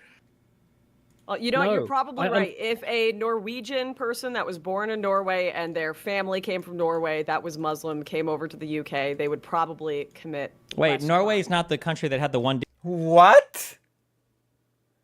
dude that like walked to the island with like a. What was They that would example? probably commit. Wait, less Norway is not the country that had the one dude that like walked to the island with Unless like a it's bow and private, arrow yeah. and like fucking killed like That's 20 one people or dude, some that's shit. one Okay. That's That's one dude. Wait. So I have a question, Lauren. That's Would one you be dude. That's like actually- half the population of Norway, to be fair. I want to ask Lauren, unironically, would you be in favor, if it's true, if what you're saying is true, and that Muslim immigrants commit much more crime, why wouldn't you be in favor of a Muslim ban into UK? favor of reasonable levels of immigration that are sustainable and have actual assimilation connected to them. Sure, but doesn't it seems mean like a Muslims total are the ban big on problem. Muslims. Yeah, but it seems like Muslims are the big when problem. so why you not- when you have enough people come into a town like Luton that I can't put up a pride poster without people spitting on me and the police having to arrest me because it's going to cause a riot. Yeah, Pride post. Is Lauren Southern LGBT now? I remember her being pretty transphobic, actually.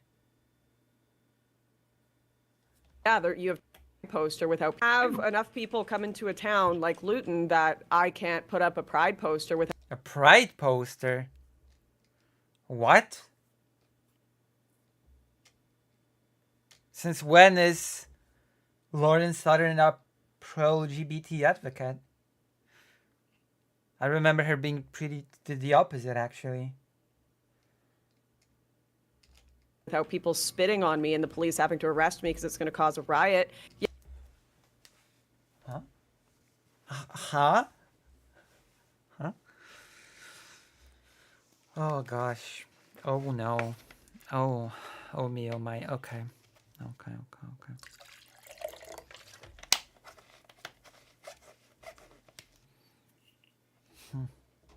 Damn.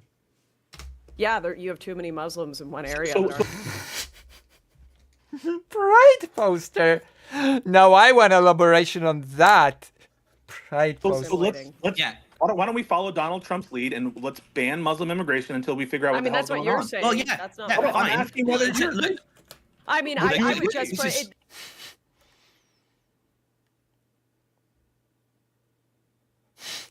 Maybe. Possibly. You don't know.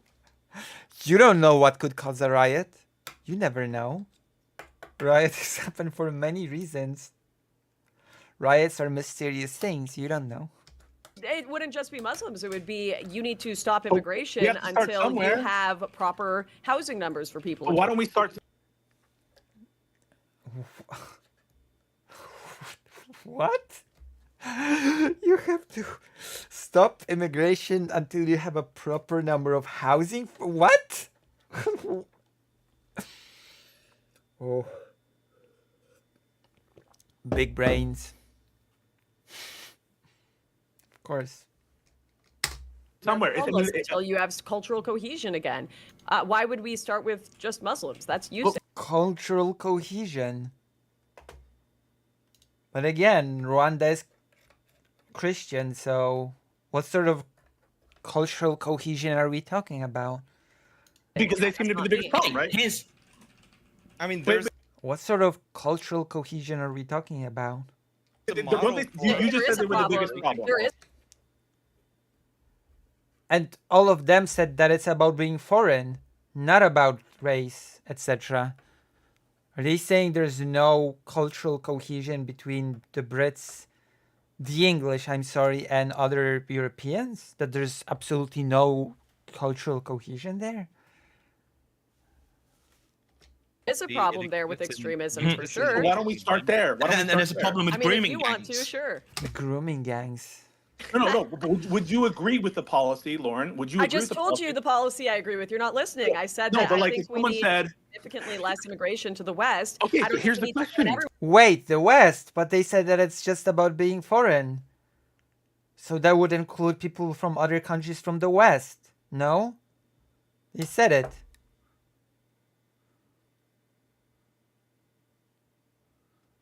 I don't think it needs to be specific to. I understand, Lauren.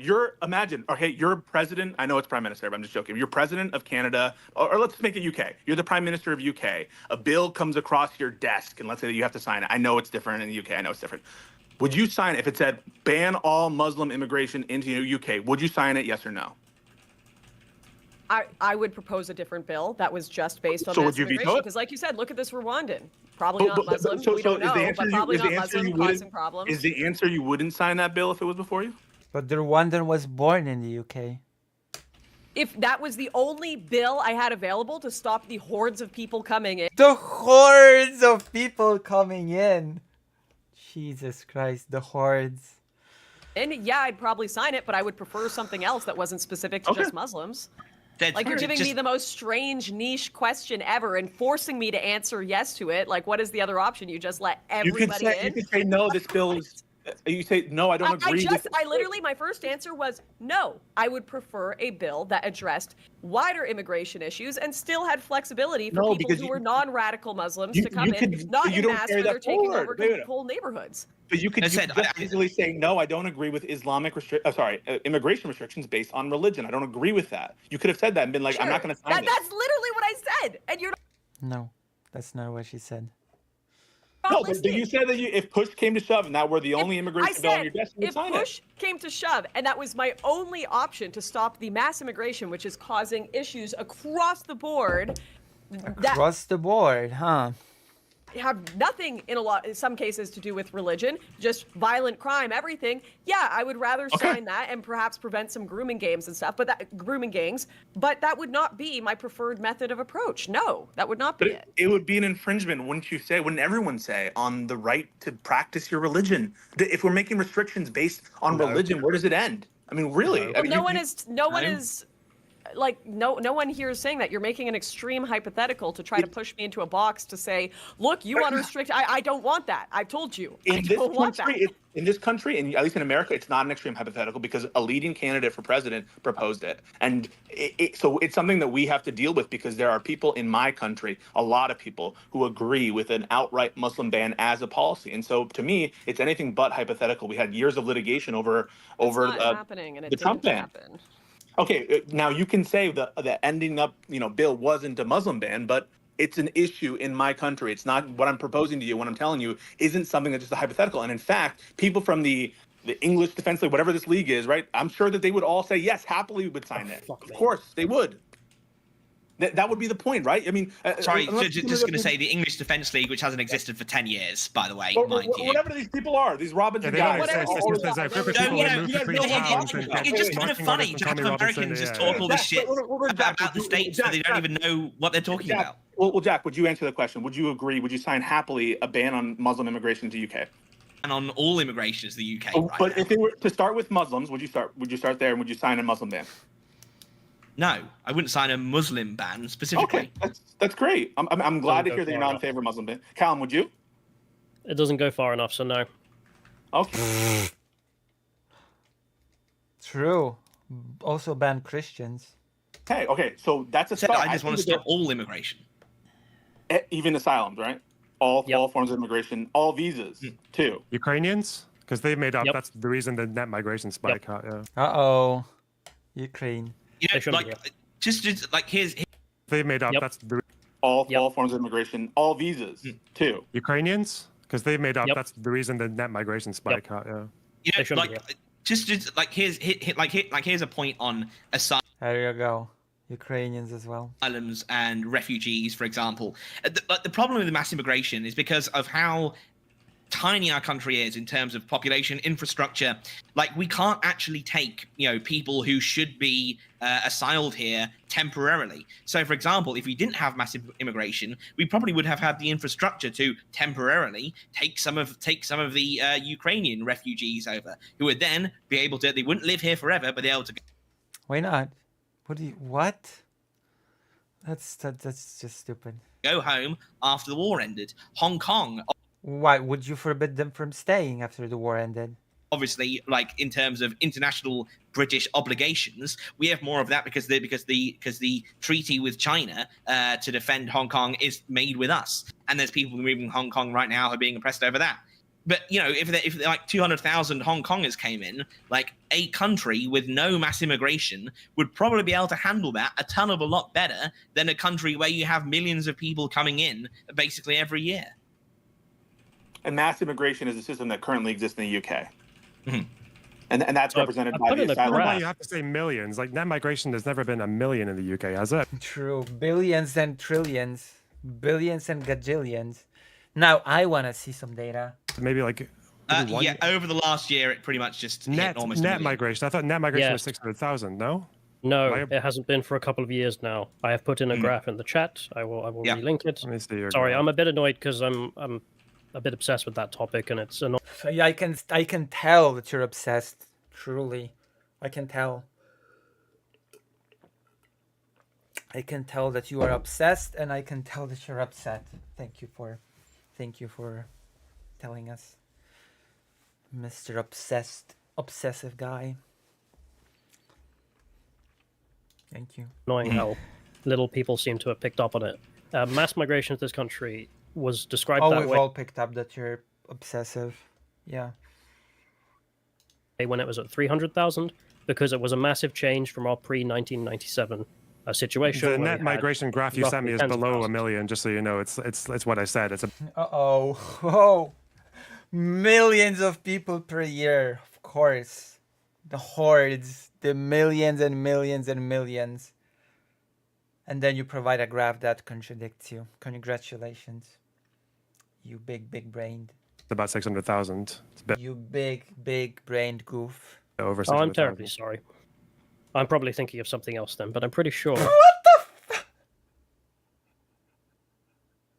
Oh my god. Oh, sorry. I must be thinking of something totally different. Oh my god. I'm so obsessed with this topic. I'm so obsessed, and I'm upset because I'm so obsessed with this topic. Hey, your graph is showing something totally different than what you just said. Oh, sorry, I must be thinking of something totally different.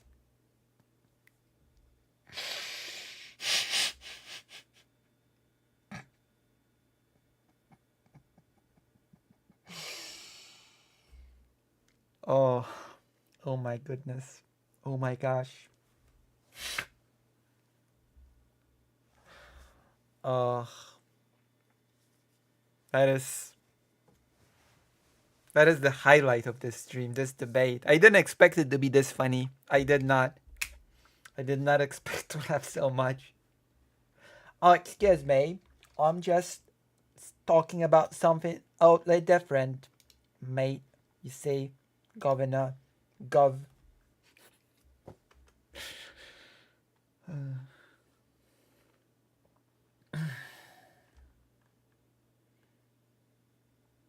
Oh, brace yourselves. This one's long.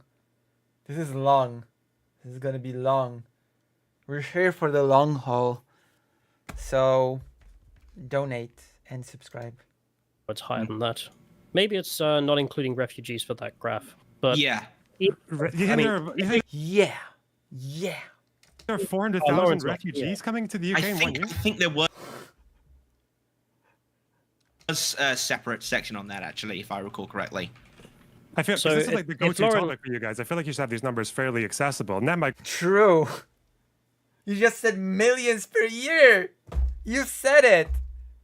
Guy, you're a journalist. You're a journalist. For fuck's sake. You report on the truth. You report on the news.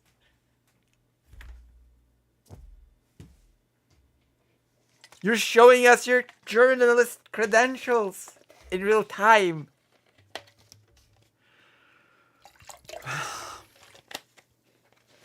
I'm starting to doubt your journalism. I'm sorry. I'm starting to have real doubts on your journalistic integrity. migration was unusually high in 2023, partly because a third of them were Ukrainian. It was 685,000. Usually we're about 400,000. Where did millions come from? Where did they come from? From the bad countries. That's where they come from. Longer box. They come from Muslim countries. That's where they come from. That's my answer to your question. Because you count the numbers. So if you... What? If Lauren comes back, she's currently away. So if she could get that graph Hello. on screen. Hello. Graph. I'll bring a graph on screen. forever. We'll Put a see full if Yeah, I stop. want to see the graph. Show us the graph of millions and millions of immigrants per year. do that. It's a bit shittily done. Okay, you said asylum seekers made up the difference. How many asylum seekers came to the didn't say UK in? You said refugees, asylum seekers, no? I said it may be. Maybe. I'm so obsessed with this topic. Maybe, possibly, who knows? Like, for a person obsessed with the topic, you sure don't know what you're talking about. That's very telling.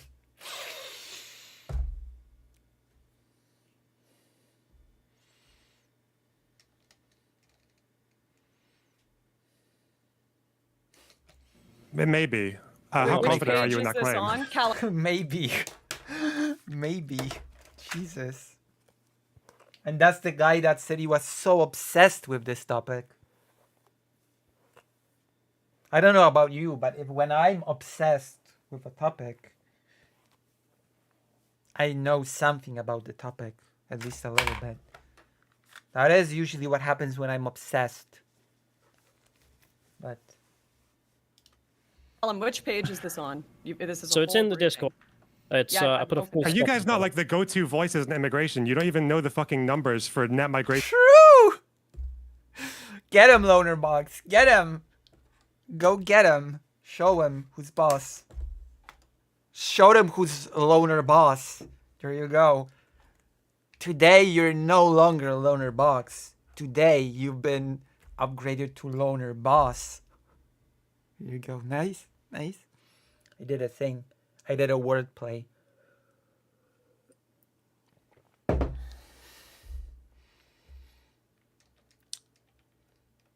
I'm just supposing you're obsessed about should be off the top of your head, or at least not in the bottom. And asylum seeking in the UK, and you're getting I'm millions. about to help him bring it up. Callum, which page of this? Why does he House of need Commons fucking document help? is it on? It's a good question. Truly loner boss. Loner bossing. Because he wants to Because get you're it right. talking. Shut the Obviously. fuck up. So if you go to the bottom of the chat, you can then find a full stop. That should take you, the thing it's full stopping towards should take you to the image I've added. I'm not the go-to voice for this thing. Good night, Tairu. Thank you. Thank you. I'm a travel vlogger, mate. But that travel vlogger graph is horrific. And people want to return to the 1997 era. They don't want to live in the current era. That's the complaint. What does that have to do with the claim that there are millions of people coming in yearly? Hey, just so you guys know, the net migration was unusually high in 2023, and it was like 600,000. Usually it's 400,000. For asylum seekers, it was 84,000 in that year. But yeah, that sounds horrible. Unusually high. Yeah, that's still 700,000 people. To do with that, yeah, again. Okay. Well, now we're, as they say in the streamer debate world, moving the goalpost. It's millions per year. Well, it's not. It's far from millions per year. Well, it's still too much. We're not being serious at that point, are we? We've long left the realm of being serious at that point.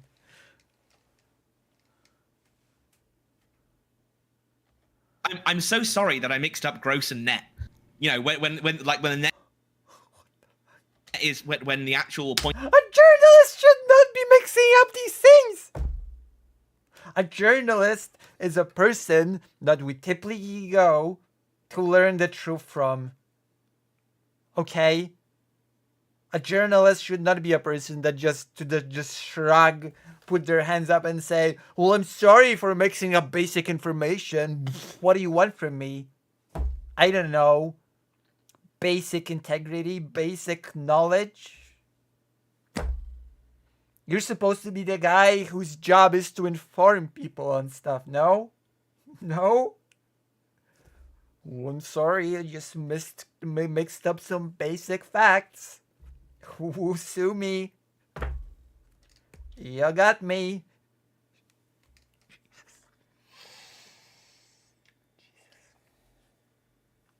You got me. Point is that still over a million people came to the country. Yeah, Brits are then leaving. You know, like, hey, maybe I wonder, maybe a reason why so many Brits are leaving is because millions of people came to the country. Wait, is that true? What? What the fuck? What? And what are you basing that on? That assertion? Where did that come from?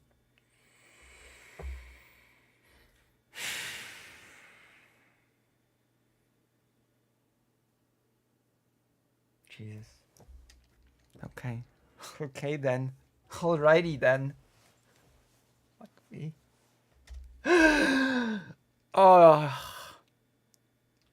Do you know that? That could be a factor in First that. of all, when you say, sorry, I mixed up gross and net, I mean, it's gross and net is kind of important, right? It is, isn't it?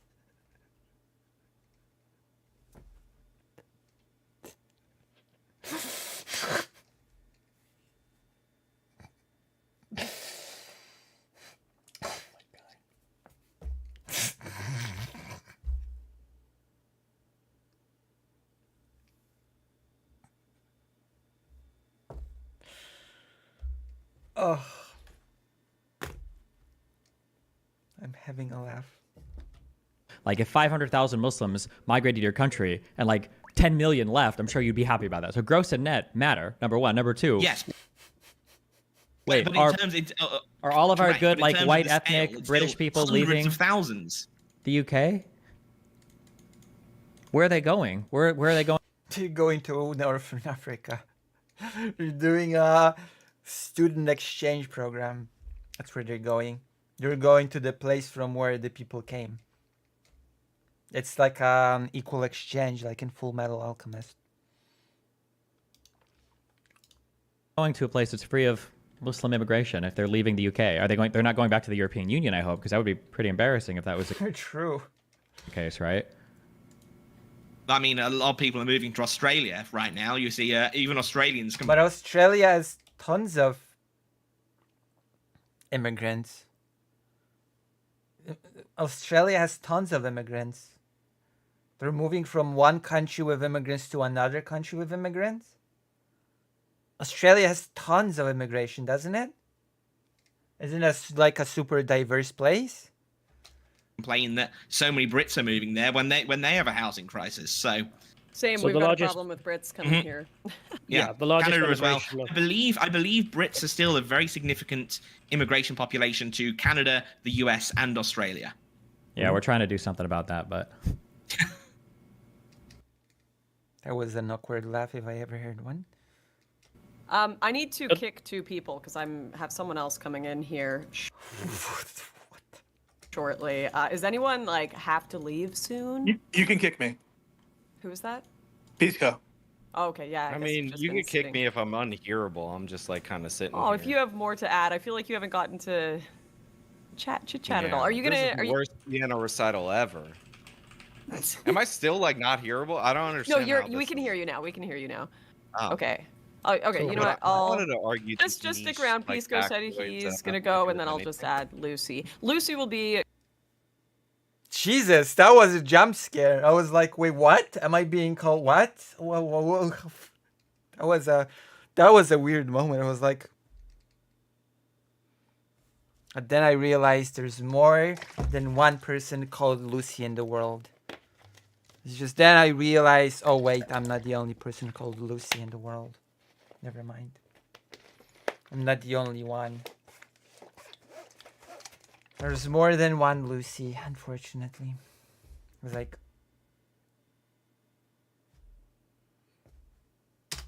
Good because she is. She's kind of got critiques of all sides. that and means she's a British as conservative well. 1 trillion%, and is true. exclusively anti-immigration and has never said a good thing about a left-leaning person her entire life. I'm ready for it. All right. All right, thanks.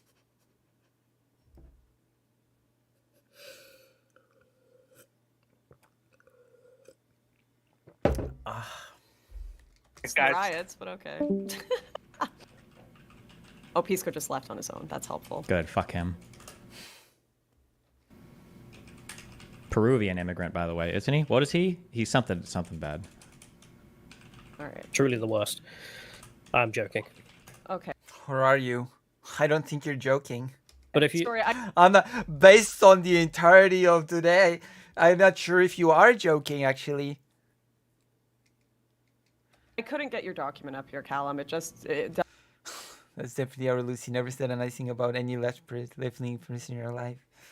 Well, you know, there's definitely at least one person that I could say something nice about. That's left-leaning. doesn't take me directly to the graph, but I did my best. Like, Okie if you tell me dokie. what I'll get a you tweet with it for you. Yeah, if you tweet it out, I can.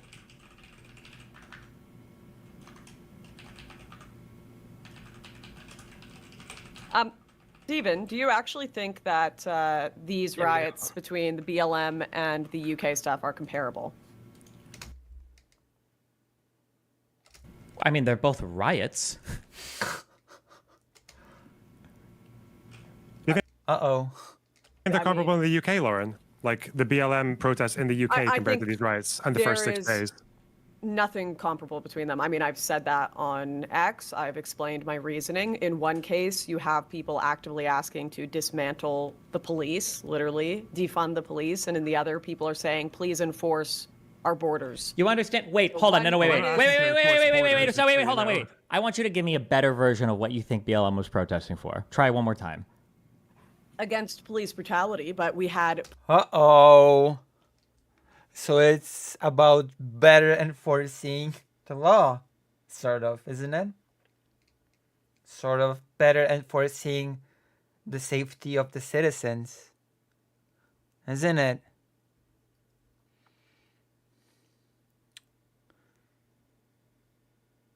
I do remember that, you know. Let's forget about that for now. Plenty of people, media, activists, BLM heads of the organization saying defund the police. And as when their they were saying position and defund the denying police, that why? What were they saying it for? What do they want to do? What was the end goal there? Because they believe the police are racist. And what was the end goal? The end goal was community policing, Chaz. I suppose. There you go. Okay, there you go. Now you're saying it with derision because that's so Yeah, but unbelievable to you, but there you Oh wow. There you go. At least you did it. At least you did a little bit better. Community policing Okay. is unhinged. Yeah, about as unhinged as saying we should deport every single second generation immigrant from the UK. That is pretty unhinged. Okay, you know it's a fantastic position that will never happen, right? People are not even asking for that. Well, some of the people in this debate were sort of asking for that, but you know, some journalists. There's someone in this call who is saying they would want to do. I feel like such a prophet tonight or today because it's already morning. God.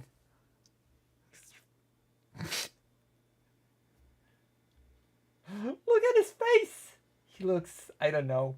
What is this guy's expression? Does not look happy. Do that. What do you? This is not a happy camper. Oh, he's not a happy camper either. None of them look happy right now. None of them look pleased with what's going on. Wonder why. Wonder what happened. Maybe they ate something bad. Mean? What do you think? Wait, Lauren, what do you think the rioters won in the first 6 days? The rioters This is not. I'm sorry. I just want to say I didn't say that. I don't believe Callum They don't said just want that borders. Stop saying they just want borders. Who in this call said that? Well, I heard somebody earlier today. Didn't somebody say that they would deport if they had the ability to? Didn't Pisco ask one of the two people in here questions if they would deport all fucking Muslim immigrants or whatever? Did I misunderstand that? Oh, who said that? Uh-oh. I don't remember who. Pisco was talking to somebody else. I'm doing notes over here. Well, we talked about deporting criminals. We talked about getting rid of people's visas, letting them expire, and then deporting people. But, you know, nobody said we should deport every second generation immigrant here. Hold on. No, who are Muslim. Sorry, my bad. Muslim. True. Get it right, Stephen. Get it right. Get it right. Muslims. I also believe we didn't say that either. Is it okay? Wait, Callum, are you in favor of deporting Muslims from the United Kingdom? No, I'm in favor of getting rid of foreigners. Again, we don't talk in terms of race and such. We talk in terms of ethnic groups. Okay. Yeah, I didn't bring up a race or an ethnic group. I asked for Muslims. So you're okay keeping all the Muslims that exist in Britain if they're white? No, the foreign ones have to go. What is when you say foreign? How foreign? Like up to second, third, fourth generation? What does that mean? No. Uh-oh. They're on a visa. You let the visa expire, and then if they overstay their visa, they've now committed. Wait, so that guy... So the whole argument falls apart. The guy was born here. The whole argument just falls apart like a house of cards. The knifer was born here, not a foreigner. Then why did this even spark an anti-immigration thing? He was born here.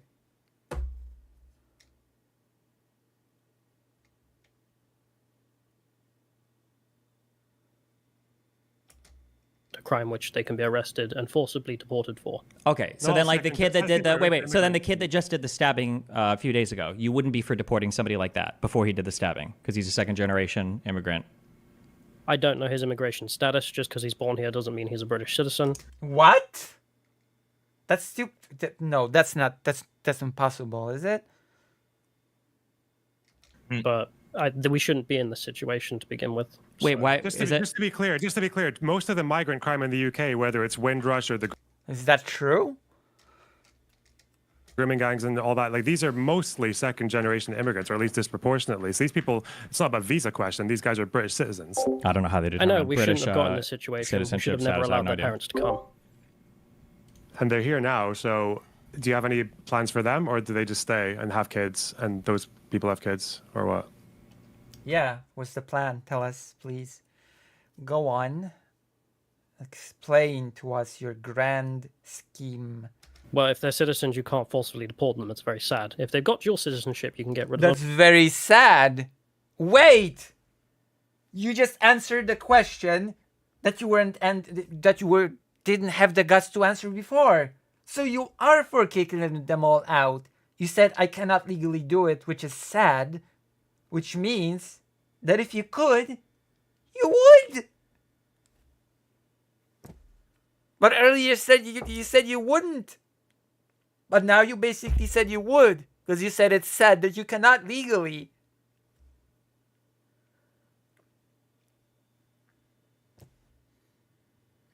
So which is it? Once again, is it sad because you can't legally, or would you just not? You cannot have both, sort of, kind of, I think. And in terms of those on visas, that makes up about, I think it's 50% of our foreign population, so about 5 million people, which would completely correct the problems we're dealing with. Wait, what? Say that last part again? Sorry, I didn't hear. It would completely correct the problems we're dealing with to get rid of the 5 million who have come in the last 20 years who are on visas. Okay, but you would... I guess early when you were saying deport foreigners, I don't know, what is a foreigner to you? What does that Yeah, what is a foreigner? count as? Just somebody that doesn't have citizenship, or? So in conversational terms, when we use the word foreigner, we mean people who are not of the English, when we're talking about England, in the same way that if I'm English, for example, so I wouldn't be allowed in the Polish tribe. I'm not a Pole. What the fuck does Polish tribe mean? What? Oh, I want to hear that again, and then I'll give you my take on this, okay? Okay, if I'm English, for example. What the fuck does that mean? Also, I wouldn't be allowed in the Polish tribe. I'm not. The Polish... My best friend, she has lived here since she was 2. She has a Polish citizenship. As far as I'm concerned, she's as much Polish as she's Vietnamese. She's not a foreigner to me. What the fuck?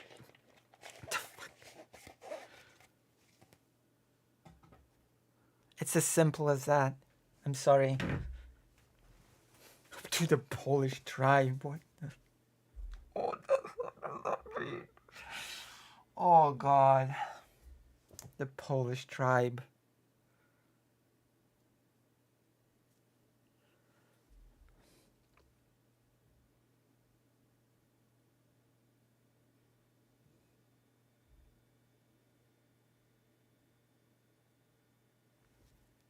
Welcome to the Polish tribe. Welcome, welcome, welcome. Not a Pole. When you say of the I'm a Pole. English, what are you referring to here? So, The English. I'm English, for example, so I wouldn't be allowed in the Polish tribe. There's no such thing as a Polish tribe. If we're gonna be pedantic,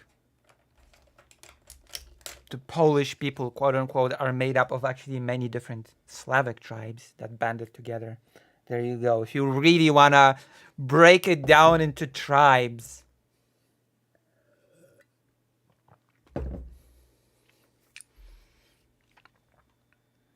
Not a Pole. When you say I'm of a the Pole. English, what are you referring to here? So, Russians, Uzbeks, Persians, Indians, I mean, just non-English people. I don't know. Is a Russian like a person just born in Russia, or is it? I don't know what that means when you say Russian English. Do you mean people with like citizenships to these countries, or do you mean? Well, we would be dealing with people who are either here on visas, or if they have dual citizenship, my position is get rid of the dual citizenship. Okay, so when you say foreigners, you're just referring to people that have dual citizenship. That's the way you can deal with it. Yes, it would solve all the problems, and then most people would be happy. Okay. So we've got Lucy here. Lucy, I'm gonna... Hello? Welcome. Hello, I'm here. I am here. It's me. It feels so weird hearing Lauren Southern say that. quickly read a few of the super chats because I've been ignoring everyone. Yes, please donate. Please give me a gym pics. Please stop being white. And then I'm going to give you a chance to introduce yourself and who you are. Okay. I'm the biggest Polish trans streamer. I'm going to preemptively introduce myself. People I have missed. Oh my goodness. A lot of people, actually. Omid Pakman, that feel when you immigrate to the West to escape Islam, only to see your home is being infected with the same ideology. Yeah. Not great. Lauren is going full boomer mode from Jeremy S. Yes, I am. Angel Martin says the initial protest was largely due to the officials and press giving no answers at the beginning. This was also a day or two after a massive Patriot rally in London on the 27th. Dashing Rogue, this all started in the 90s with the satanic scriptures. I don't know. That's Lauren's audience. Glenn, still appreciate your work. Thank you. Spencer says, Destiny thinks I'm evil. I think he's just wrong. We are not the same. By their fruits ye shall know them. What fruits does Destiny bear? Angel Martin, it would seem this attack on our children was in response to the massive London Patriot rally. We don't know that. There's no motive. Ever developed constitutionalism, republicanism, or a rule of law? This was a question for Destiny, but he's got a few more here. Destiny, are you being paid by Act Blue? People want to know. Jacob Lowe.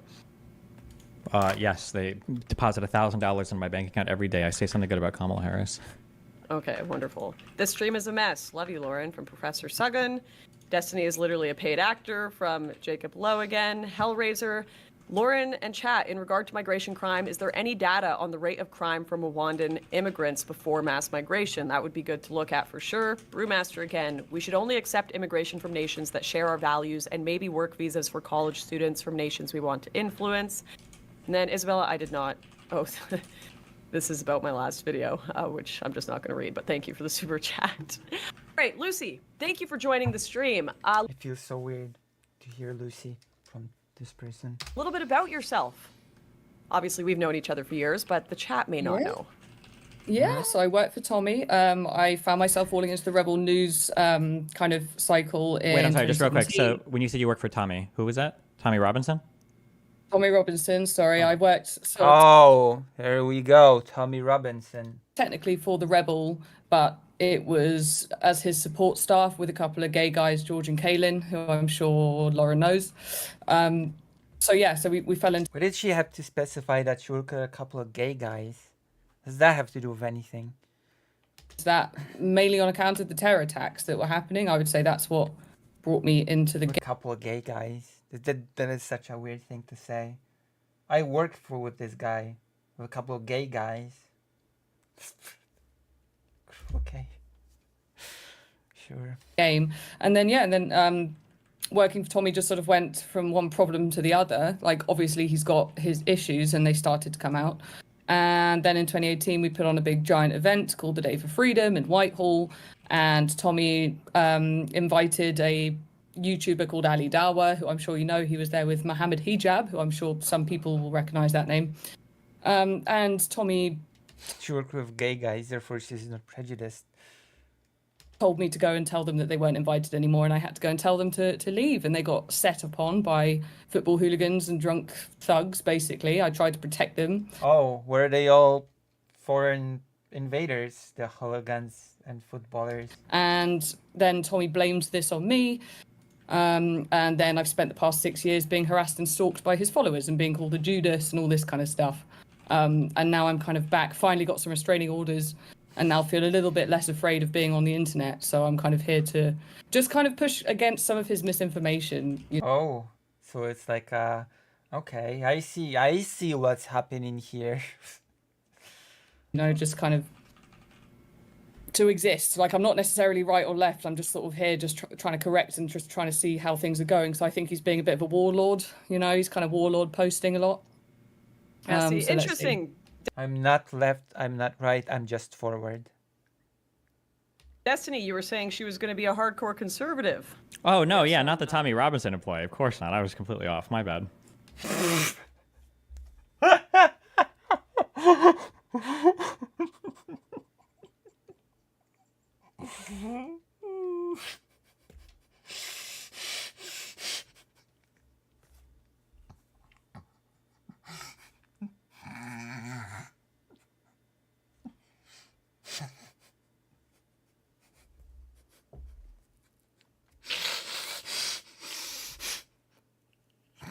So, Destiny, she was supposed to be hard right-winger. What do you have to say, Destiny?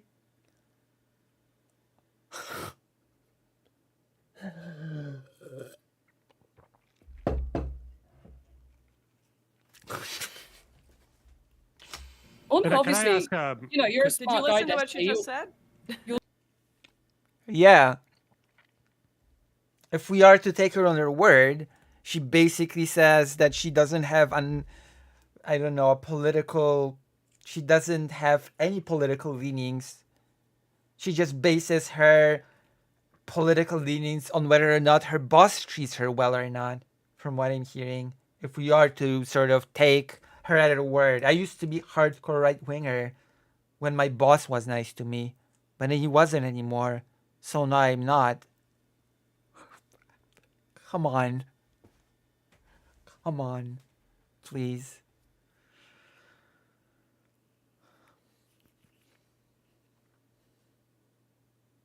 That's the basis of, where I am politically, whether or not my boss is nice to me. You'll know that I joined BLM first, right? You're a smart guy. You know that I come from BLM and feminist movements, right? Yes, actually, because being smart means that you know every single random fact about every person on the planet. So I did indeed know that. Oh, Thank you you for. Whoops. Reminding the You audience. seem to know Yes. about me before. You seem to know about me before. Person on the planet. So I did indeed. Right? Yes, actually, because being smart means that you know every single random fact about every person on the planet. So I did indeed know that. Oh, Thank you for reminding the audience. Know about Yes. me. Ugh, witty Steven. Witty Steven. Before. You seem to know about me before. Just saying. People are never allowed to change their opinions. You're only one thing ever. That's a true fact. I said that as well. I think yes, that was a good rebuttal no, for no, that thing. I no, definitely just said. Massive aggressive shit. No, I wanted to ask you, Lucy. Jesus Christ! Didn't even see. Damn. After hearing that, now I really feel like calling into Bloner Box. What? So did you hear the discussion that we had earlier about the role in disinformation in starting the first riot? Did you hear us talking about that? I didn't hear the full bit. No, sorry. So basically, we were arguing, or they were arguing, about the role of disinformation in starting the first riot and whether or not people were led to believe or to blame Muslims for the stabbing in Southport, and whether Tommy Robinson's role in that. Do you have an opinion on that? Yeah, of For the course he first did. riot? Yeah, of course he did. It was one of the first thing he tweeted, wasn't it? He was absolutely spreading misinformation, saying that it sounded like, and then this name that apparently translated to some phrase, him Corridor, and Katie something, Hopkins. right? Something like that. I'm going to my apartment. It was like Ali Al something or other. He was spreading that, and then Katie Hopkins, and then Lawrence Fox, and yeah, I would say that it was definitely like he fueled the flames. And then also it was his guy Danny Tomo that works for him. I think it was kind of my replacement, but he was going on Telegram saying, "Oh, whole city should be up in flames" and all this kind of stuff. So there's definitely like some fingers to point that way. Yeah, I think. Yeah, I agree. I just thought there was a bit of a disagreement on it earlier. But do you think that this has been one of the big disagreements, Lucy, is the idea that why are people outside of mosque when this was a Rwandan, second generation immigrant who wasn't Muslim? Why? And of course, Callum, Jack, and I are saying this is a culmination of many issues, including the grooming gangs, including the violence that has occurred. What does a Christian guy born in this country have to do with grooming gangs and knife crime, the carjackings, whatever, as well as cultural just contentions at the moment, free speech issues. Would you agree that this... What did any of those things have to do with the guy that did the stabbing, though? Any of them? This wasn't just about the stabbing that occurred, but it's been a buildup over years and years of working class people being ignored and slandered.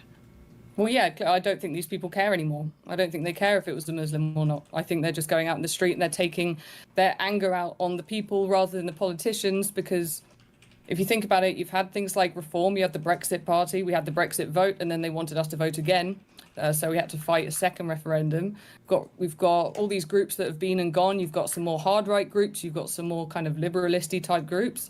And the immigration figures, as far as I know, haven't really changed. So there's been a lot of, I think, false promises that have been... But they have changed according to everybody here. According to everybody here, they've gone bigger. So have they changed or haven't they changed? Made, and I think these are the people these are the people that just don't care anymore. And I don't think they feel like they have anything left to lose. I think that's the things that you're seeing on the street at the moment. I think it's very sad and very disgusting, but I just don't think they care anymore. And it is gross. And they are going Sad and disgusting are two very different things. around just punching black people. It's horrible. But that's the stuff that we were trying to warn about for years could happen if these issues aren't addressed. It's basically like saying, oh, wow, look. And yes, I'm going there. I'm going to the Nazis. I'm going to World War II. It's basically like saying, damn, look at them Nazis murdering Jewish people. Hey, you know, we've been warning you about it for years now. That it would happen if you wouldn't do something about the Jewish question. Huh? We warned you for years. Everything Lucy's saying is correct. Right. Yeah, I completely agree. Well, I like hearing that. Thank you. Thank you. I needed that. I needed that confirmation.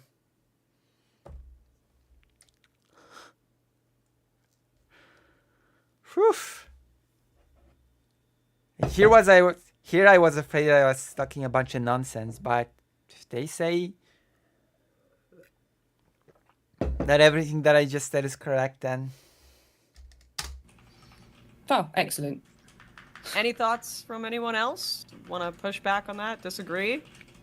This is what inevitably happens when you ignore the wishes of the people, when the people say mass immigration is a crisis, when both left and right agree that immigration numbers It's getting pretty on the nose, isn't it? What is? What is getting pretty on the nose? are too high, like they do in Canada. What were you trying to say, you valuable fowl? What are you saying here? And nothing has changed. Do you think that social chaos is the inevitable result, and you had to do something to prevent it beforehand? It's just I think you're half the right. thing I don't is think it's no. like a Hold on, inevitable no. result, There is no because- Quiet, loner box. I'm speaking now. half right. No. The issue You don't is know what that I'm gonna say, motherfucker. no, you shouldn't have given him any credit in the beginning. You can everything else you're right, okay? But no, the issue is that you have no like actual policy position or actual stance on any of this that anybody cares to actually articulate, because there might be some people that are genuinely frustrated with things in society. Immigration is an easy scapegoat. There might be some people that are genuinely frustrated. True, it is an easy scapegoat. With immigration, because immigration has caused some problems, and there's a whole bunch of people who are just racist. But since nobody actually articulates any real type of policy, you just end up in a Brexit-like situation where people are like, oh yeah, we should Brexit, and then you spend the next like years arguing, well, fuck, I don't actually I mean, the Nazi comment was pretty apt. It was pretty apt, wasn't it? know what that looks like, or I don't know what we should actually fucking do. And it's the same thing with immigration. Like even the policy positions that have been articulated here, like I'm against mass migration. I don't know why you keep saying that. You're against all immigration. Just say that, like what was said earlier. Say I'm against all immigration. But people won't say that because it's But probably I'm not the I'm actual not position. against all immigration. Well, That's not even my when you say argument. mass migration, what does mass migration mean? So look at the graph. So you notice how the graph used to be that we had tens of thousands of people coming, some leaving, and it would hover up and down.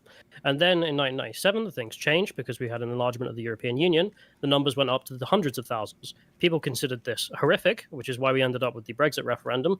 And then they tried to ignore That's not how it happened. That's not how Brexit happened. the Brexit referendum. And then In fact, the biggest talking point of Brexit was that the EU was telling Great Britain what to do and is draining Britain's resources. The biggest talking point of Brexit was not immigration. Eventually, Dominic Cummings and Boris Johnson got into power in 2019. And on their campaign promise was get Brexit done. They were very patriotic. It was all about patriotic things and getting immigration sorted out, etc., etc. They won a landslide, not just seats, but votes.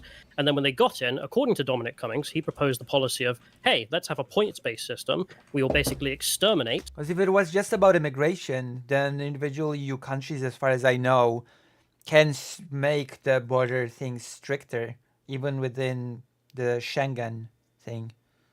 So why do a whole Brexit? It makes no sense.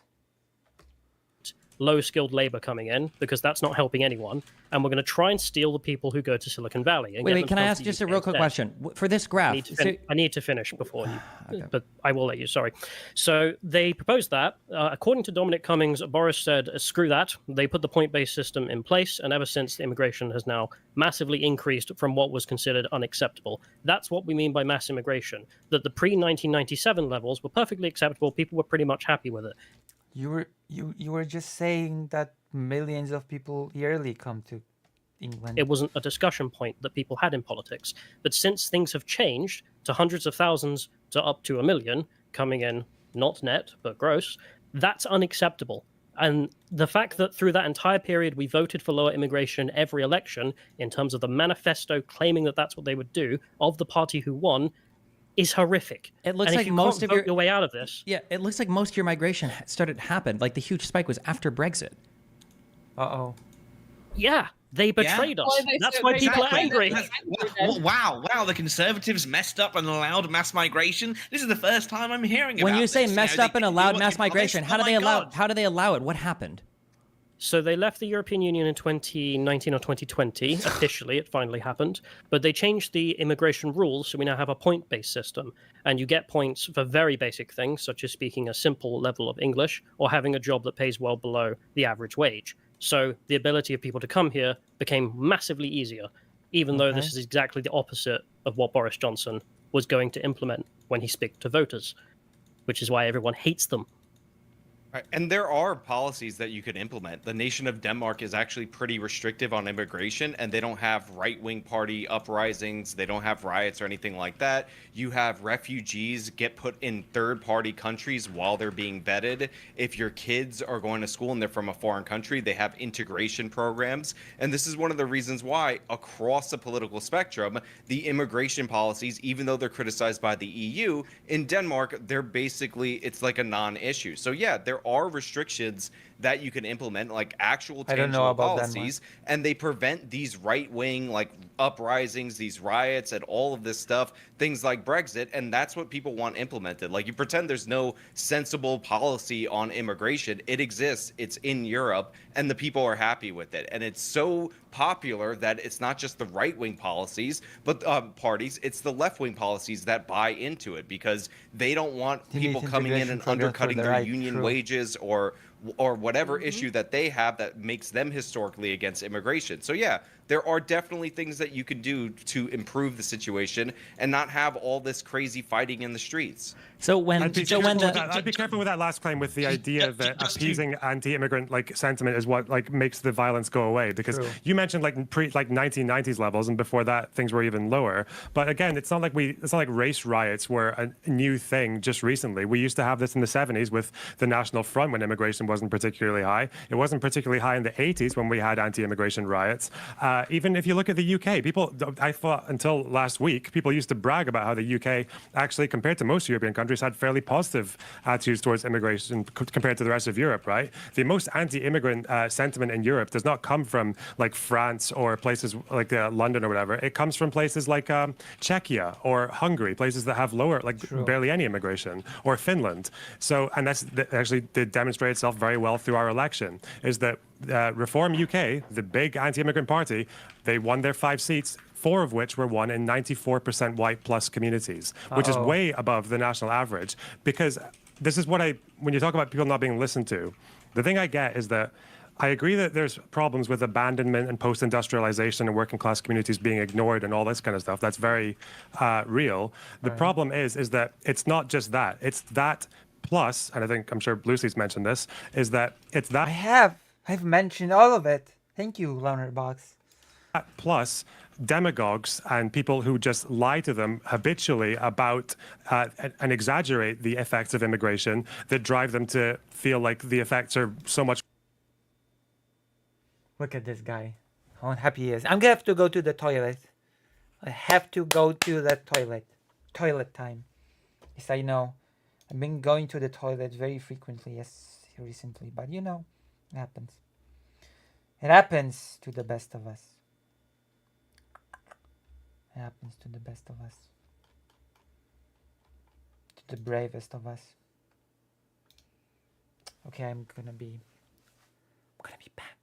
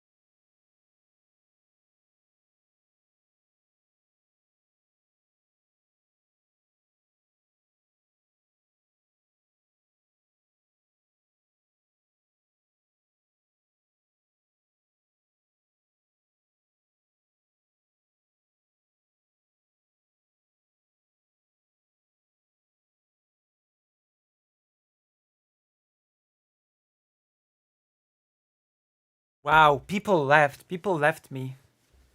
Oh gosh. Weak. How weak is this? How weak is that? And we haven't even gotten into the Orban topic. What a long stream. Wait, how long have we been here? 7 hours, 35 minutes. I deserve a medal. Much worse than they actually are, and then that's where you get the rioting coming from. It takes both. It takes a demagogue as well as people having real concerns, which is probably why people who vote for reform in these very, very white communities, they obviously didn't learn about immigration and its effects from their life experiences. They learned about it from the media. That's hang on. Yeah, Hungary. Hungary. There's a topic about Hungary. Hang on, I just want to very quickly jump in and just add to end of Sean's point. It was very specifically the Labour Party, the ruling Labour Party in Denmark, who implemented all of these policies that he was talking about. It wasn't just implemented by the Conservatives there and then adapted by Labour. It was the Labour Party in Denmark who actually did all those things. And I will say, in a lot of the just coming up to your point, Learnerbox, a lot of the people who moved to, for example, Clacton were. Listen, it's this is almost 10 a.m. in Poland, which means if we keep watching this, maybe Loaderbox will start streaming again today, and I'll be able to call in to him and talk to him about this. Wouldn't that be very, very bizarrely weird if that happened? Like the white working class guys who moved out of London. That would be whack. Because they've seen the problems of mass migration. Like, that's just one other reason. You see a lot of those people in these communities escaped there from London because of it. Yeah, Sorry, wait, what percentage of people from Clacton came from London? I think most people from Clacton were from Clacton. Oh, obviously, most of them. There were certainly a chunk of them who have moved out of London.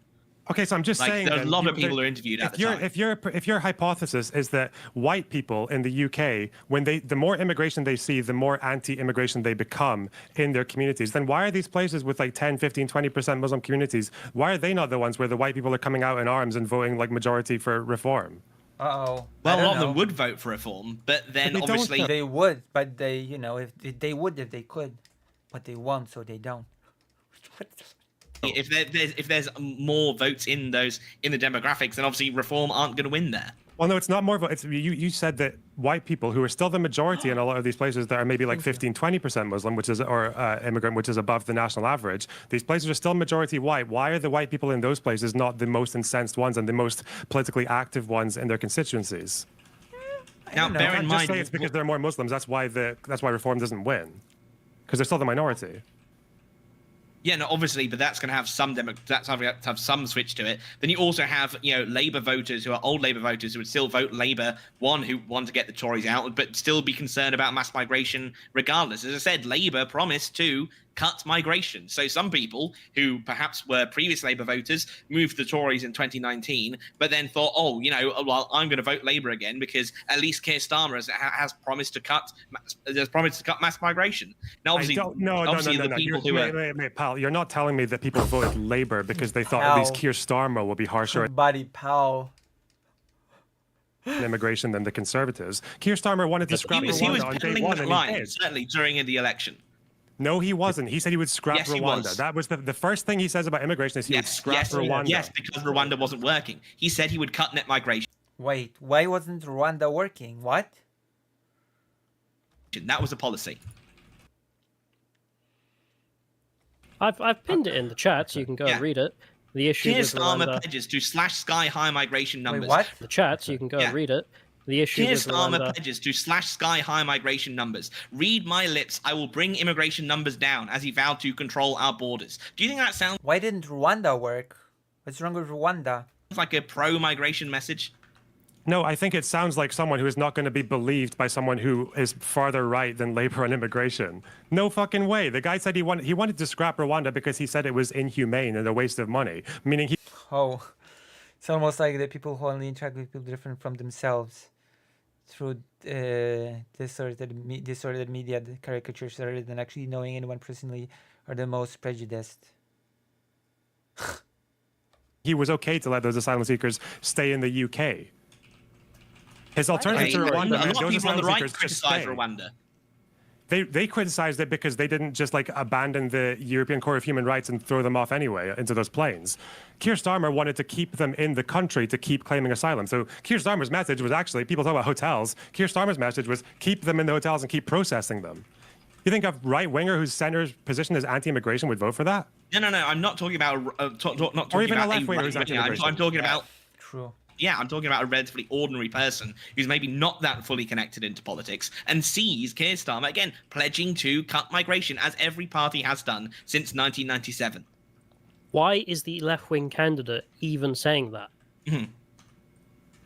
Well, he said he wanted to. Sorry to interject. interject. He said that he wanted to spend money to target migration at the root. So he wanted to get to.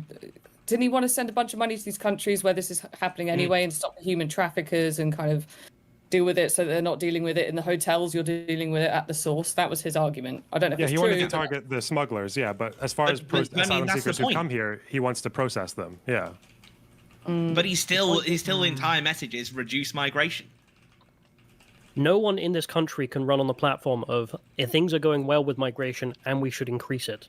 That is not the position of anyone. Even the left-wing candidate knows he has to go out and say, yeah, this is crazy, we need to lower the numbers. Yeah, I'm sure he said that, but the problem is like, I don't know what. So you say that immigration is like Reform this also is criticizes why. Rwanda policy. Yeah, I know, because Reform wants to just deport them straight back to France, even though there's no guarantee or there's no sign France would ever take them, right? Especially, but again, with Keir Starmer, he's maybe saying he wants to lower immigration. I don't doubt that, but this is why we have a party political system, right? This is why people vote not just on single issues, but for parties. And it seems to be that even if people saw immigration as one of the issues, they were still happy to vote for a party that is, they probably find far less trustworthy to follow through on reducing immigration than someone like Reform. I'm sure you agree You're with just that. babbling. People want immigration lower, end of.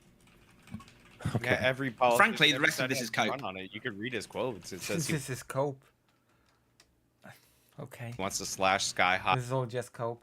Immigration, that 685,000 has got to come down, and controlling our borders, make sure British businesses are helped to hire Brits first.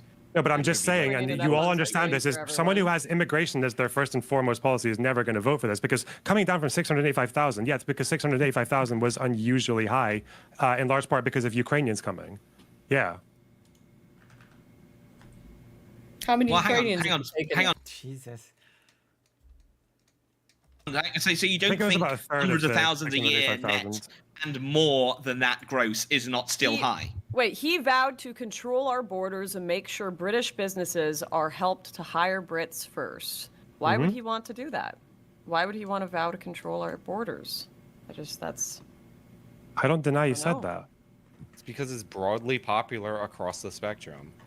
I'm just saying, if you actually look at like the immigration numbers, I'm curious why they spiked in 2020. It seems like a lot of the people coming in are working. Because the law changed. So we went from the system we had before to the points-based system. This was advertised on the basis that Australia does it. They seem pretty good. Let's do that.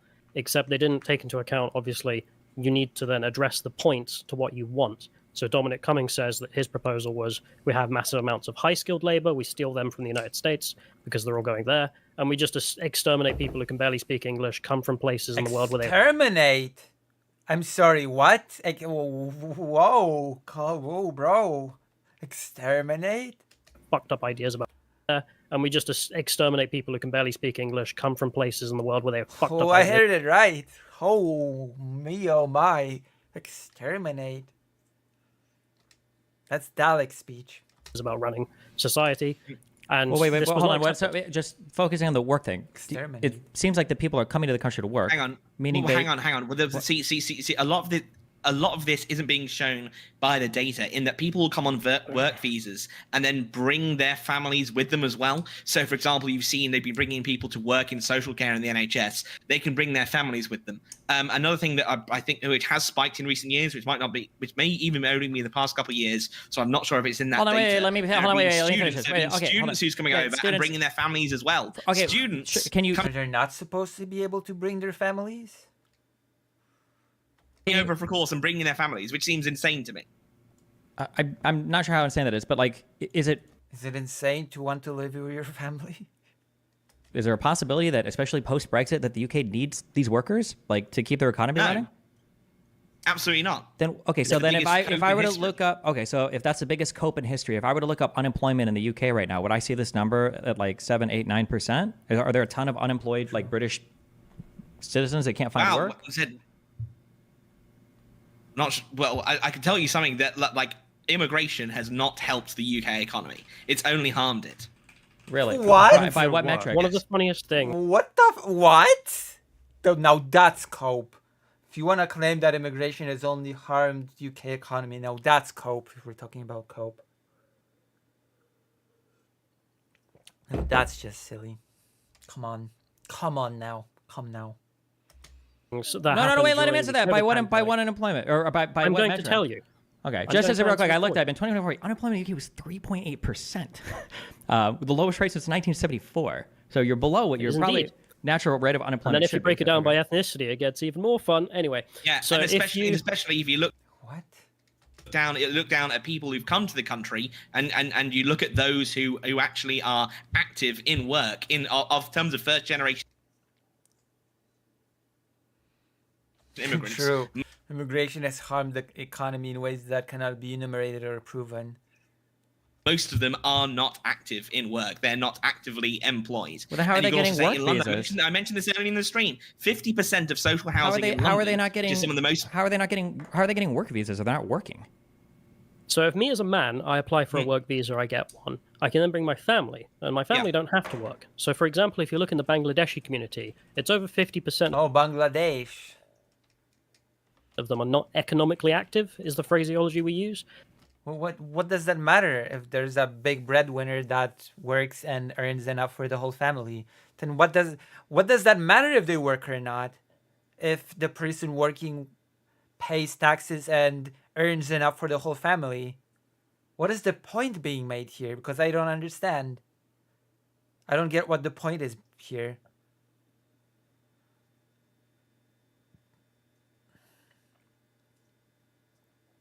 True. Gym picks.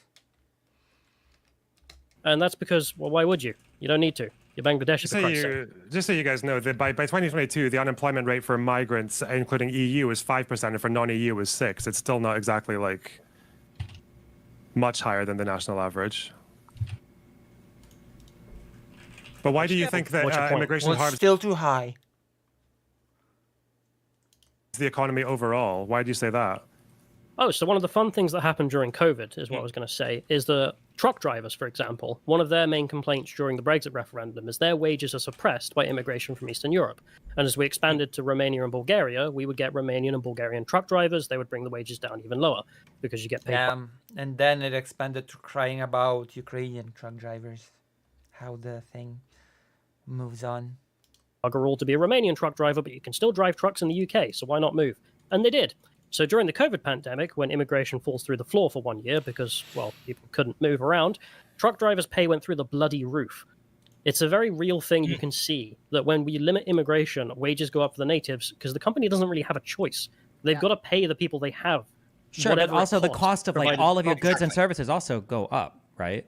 It does, but if everyone's getting a massive pay raise... Not everybody's getting a massive pay raise. Just Everybody's getting a massive pay raise. truck drivers are getting. Oh my god. People are so stupid.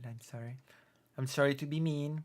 A pay raise. That's how that works, Yeah, right? because they were also because they had to spend so much more time fucking stranded between the borders because of the checks and balances after Brexit. Yeah. Wait. You do understand that if wages in one sector go up because the cost of doing business there is higher, and that everybody in society has to pay more for stuff that gets delivered by trucks, not everybody in society wins there. Most people are losing. The winners are just the people driving the trucks.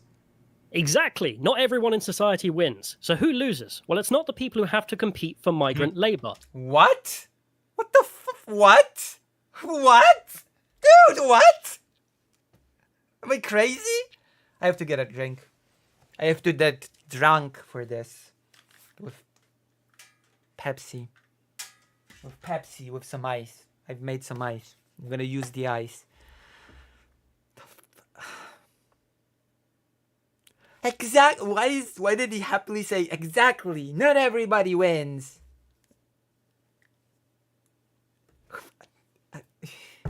I'm gonna leave you with a bit of a Hassan moment. Jeez, Lucy, you're still going. Let us be free.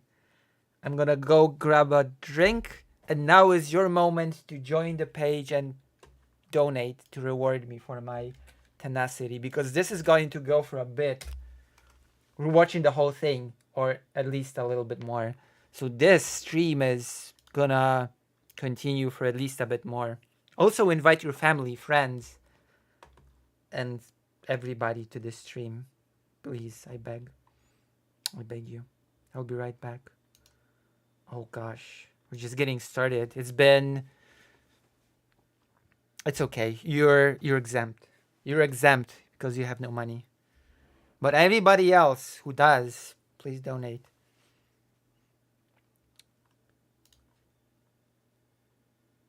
Seven hours, 50 minutes. This is why I'm a socialist. I see. We'll be right back. I'll be right back with you. But lettuce in particular has to donate.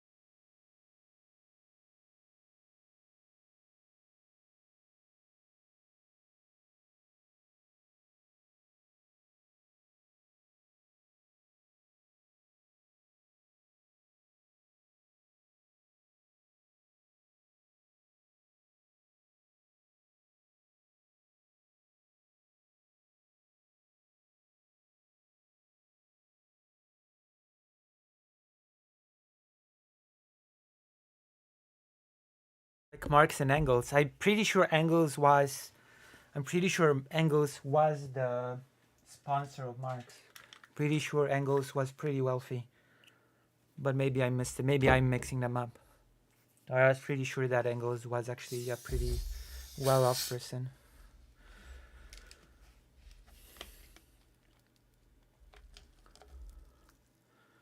And sponsored Marx.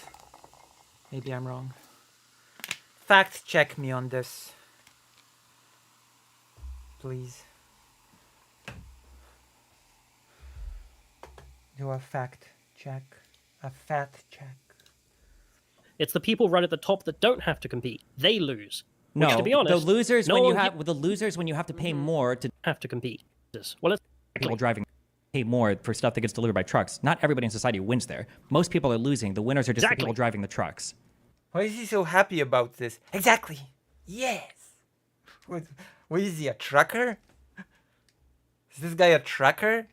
He said he was a traveling vlogger. Maybe he's a trucker.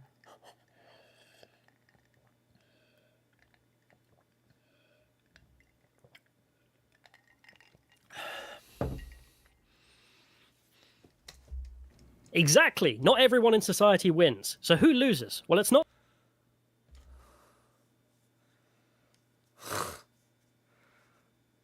This guy's not bright either, is he? The people who have to compete for migrant labor. It's the people right at the top that don't have to compete. They lose. No, Which, to be honest, the loser. What? What was that?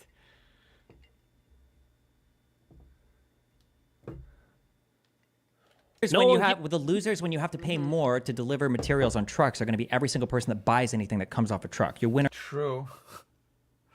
But why think about that? are going to be your people that are driving the trucks. No, the people who have to compete with migrant labor no longer have to compete. They win. Yes, The they ones who- win. Yeah, the truckers. That's what Destiny just said. The truckers win. Everybody else loses. Oh, God. Not the sharpest tool in the drawer. Don't have to compete. And also, No, wait. It's They not win. about don't have to compete. It's about if you buy. Hold on. This is child math. Oh, gosh.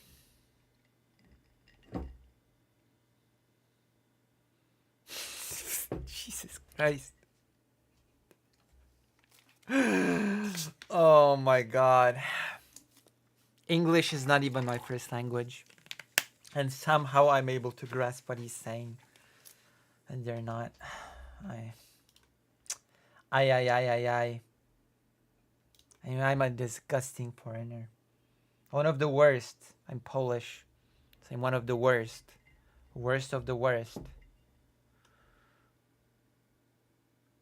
If you pay a truck driver more, you have to pay to ship the products more, meaning you have to charge the customer for the products more. Do you understand that? Okay. Do you understand? Do you understand the words that are coming out of my mouth? As a movie reference. Which is why, because we haven't been doing this, that's why all the people who've been rioting have been so economically fulfilled. They're all having great jobs and lives because of this mass immigration. I never. What the what? Where did that come from? I swear to God, these people are stupid. Doing exactly the opposite. I never said any of that. Yeah, you just conflated. I'm just. Do you understand? Hold on. I'm just trying to say we understand a really basic truth. True. Jesus Christ. What is happening here? If you increase the cost of transporting goods, people are going to have to pay more for goods. Do you understand that? Yes. Okay, so when we say that we want to increase the wages of truck drivers, then that's a class of people that wins. The losing part of that equation is going to be every single person that buys things that comes off of trucks. You understand that, right? Uh-oh. Uh-oh.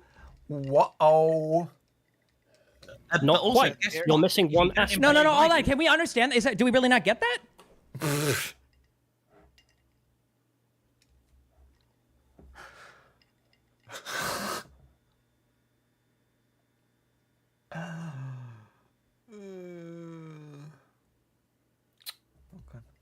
What is the aspect that Destiny is missing?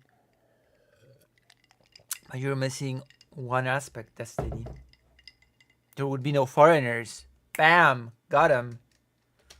You're missing one aspect, Destiny. The people who are competing for migrant labor are not just truck drivers. The vast majority of the British workforce has to compete with migrant labor, so they would be much better off, even with the increasing cost for transportation being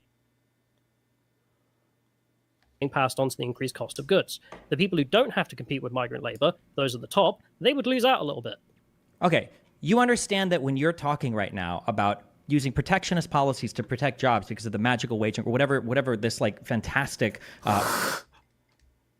autarky take is, you know that no economist anywhere ever will ever agree with that take, right? You know that you're just wrong there, right? That when you're talking about protecting your economy and increasing the cost of goods and services to everybody, that whatever wage bump you might see because now some jobs aren't as competed against migrants or whatever, like all of society is paying more, right? I've got to Are cut we you going off. to consider that the money is- these that is migrants ins- are making is often getting sent home as well? Sent back home as well. Like- To remission. Jesus, sorry, it is insane to say that. Yeah, but those people pay taxes. So it doesn't matter if they stand at home or not. is somehow protectionism to not be in favor of mass migration. No, why do you keep saying Nobody mass thought that migration until like it's a last 20 buzzword that you're like coming in your True. pants? Stop saying mass holy migration. fucking shit. No one's talking about It's mass migration. That's what I'm talking about basic economic fact that if you bring in workers, okay, to compete with somebody, right, that the wages of those people do indeed go down because you've got a greater supply of workers, sure, but the cost of all those goods and services also go down, right? And if you protect those jobs by having it so you reduce the supply of labor there, that those people will make more money. That is true, but also the cost of goods and services goes up for everybody as well. That's associated with buying things from those people. That's true. This is not like contested. Nothing I'm saying is debating here. This is like a contested fact. Oh. Oh. Maybe you are gonna be debating this. Maybe. Sean, I just everyone wanna- let Sean hey, there's speak. a- Let Sean I got speak, you, I please. got you. Loner, you've spoken So a lot. Steven's saying that there's a concentrated benefit for the trucker. I don't feel like Loner has been talking a lot, but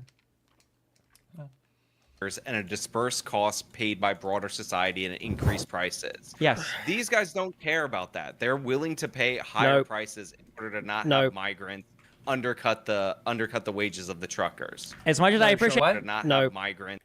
These guys don't care about that. They're willing to pay higher Nope. prices in order to not Nope. have migrants. wait, he says no. This guy above says no to what he's saying. He says no, they're not willing to pay more. Is he disagreeing? What's happening now? Are they not in the agreement anymore? He's Don't saying care no. about that. They're willing to pay higher Nope. prices in order to not Nope. have migrants. No?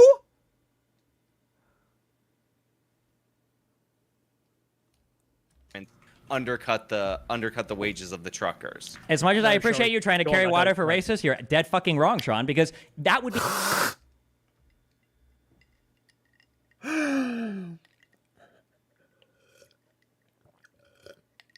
Your racism is highly appreciated.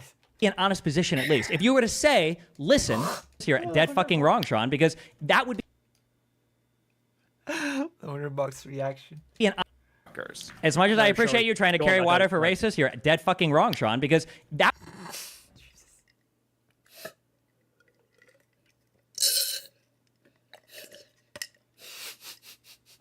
That would be an honest position, at least. If you were to say, listen, this is an honest position. If you want to be honest, you would say, I understand that things are going to cost more. That's fine. I think that protecting our native population is worth it, and I'm willing to work an extra hour, whatever I need to do, in order to ensure that I'm paying enough to support local workers. That'd be fine. But that's not what the position they want to take, because they've got to sell the lie to other sides too that aren't bought into the racial shit, right? And they have to say, True. well, actually, if you protect jobs and reduce one of the most important economic inputs to your entire workforce, actually, it helps everybody. Like, everybody pays less and everybody gets paid more. It's True. How does that happen? Jump in here. Sorry, let me just jump in here, Callum. Why do you think Canada's housing prices are so high in places like Vancouver right now? What do you think's going on there? Do you think It's immigration, obviously.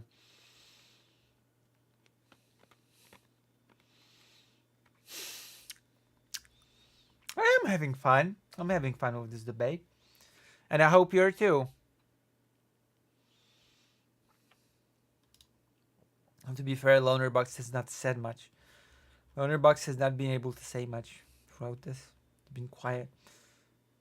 I should debate him. Or something. I already had 2 debates with Lonerbox and 3 times the charm.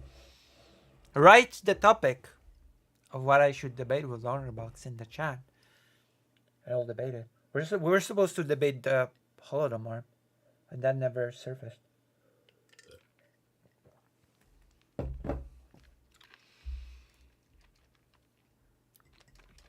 because there's a lot of people trying to move to not as many places.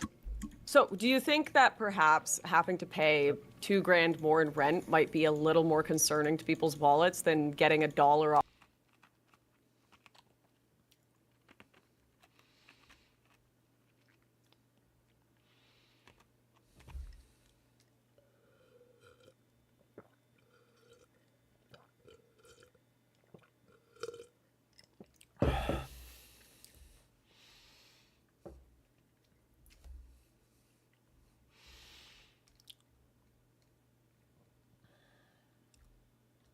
Off their Tim Hortons coffee. It's all. I don't know your positions. You don't know my positions? You've been watching me for 8 hours and you don't know my positions? Wow. Fake fan. Innit? Fake fan.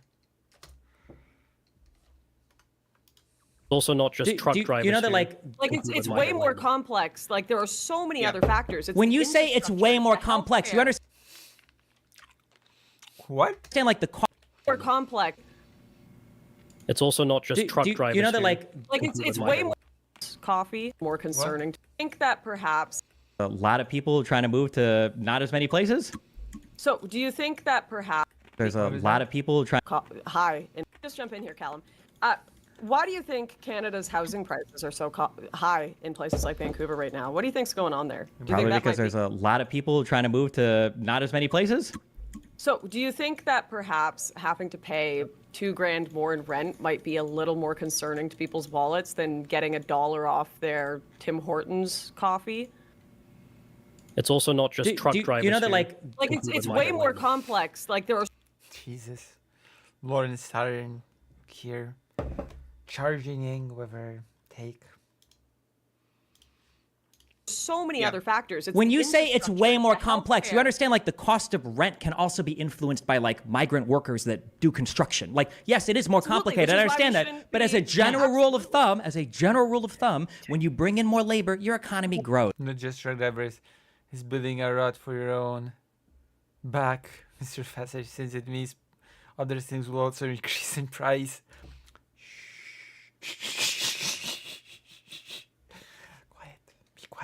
Quiet. Whether you like it or not, and there could be reasons to be opposed to it, that's There's fine. not a But the single idea that if you person- bring in more labor, it's going to shrink your economy, like, it just doesn't even make sense. It's like outright, like on its face, it's absurd. Would people pay another $1 for Tim Hortons coffee to have a white ethno state? It's I going think maybe to it's not a destroy cultural the. thing then. That's fine. That's an honest Sorry. answer, at least, yeah. It's What? what? Cultural thing then. A what? On its face, it's absurd. It's I going think maybe to it's not a destroy cultural the. thing then. That's fine. That's an honest Sorry. answer, at least, The yeah. cultural thing. It's Well, we more didn't than have just. no. Sorry, Lucy, Sorry. I'll let you- I was like, I was just saying FGM isn't like a very British pastime. Put it that way. You guys, What? What is FGM? Am I too innocent for this debate? What is FGM? Can somebody... What the hell is FGM? Somebody fill me in. Am I missing something basic that I should know? What is FGM?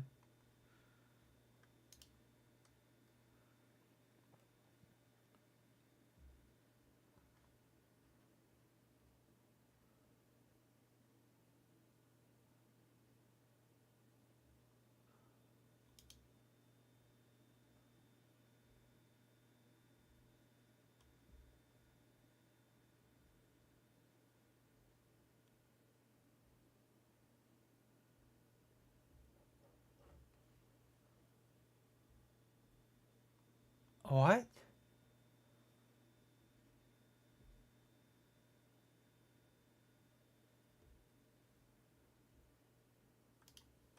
still know? cut baby boy dicks. Not Not very recently. common in the No. UK. we don't do it in the UK. No, we We're not don't. weird. That's good. Yeah. No one, always these literally no one gotchas. does it, It's but like- you guys like, and the Steven, Muslims why do. is it always these gotchas rather than acknowledging like, whoa, you're right, FGM, that's not something you guys want in the UK. I get that. Why is it always, Yeah, oh, you cut baby boy dicks? Like no one's for that here. I mean, I don't even know. I don't even know how much FGM happens in the UK. Obviously, I'm opposed to it. But the running from the economy to FGM, which is True. It's just okay. It just means you have nothing, basically. It just means you're grasping at straws. You're desperate. You're desperate for arguments.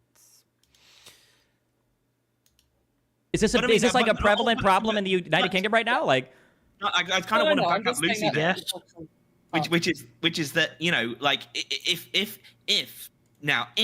immigration makes the economy better, if, not saying it does, if that's hypothetical, however, but you get all this negative stuff from it, like What negative stuff? FGM Lucy brought up, is that But it's not a thing. You people say that immigration is at a record high right now. And you just said that FGM is not a thing in the UK. So there's not a big FGM problem that comes with immigration then, is there? Worth another couple points on the GDP axis. You know, It's not about. Hold on. You can't even. You can't our even. lives are materially Yes, less. you're better. coming so hard in your pants about destroying brown immigrants. Oh my god.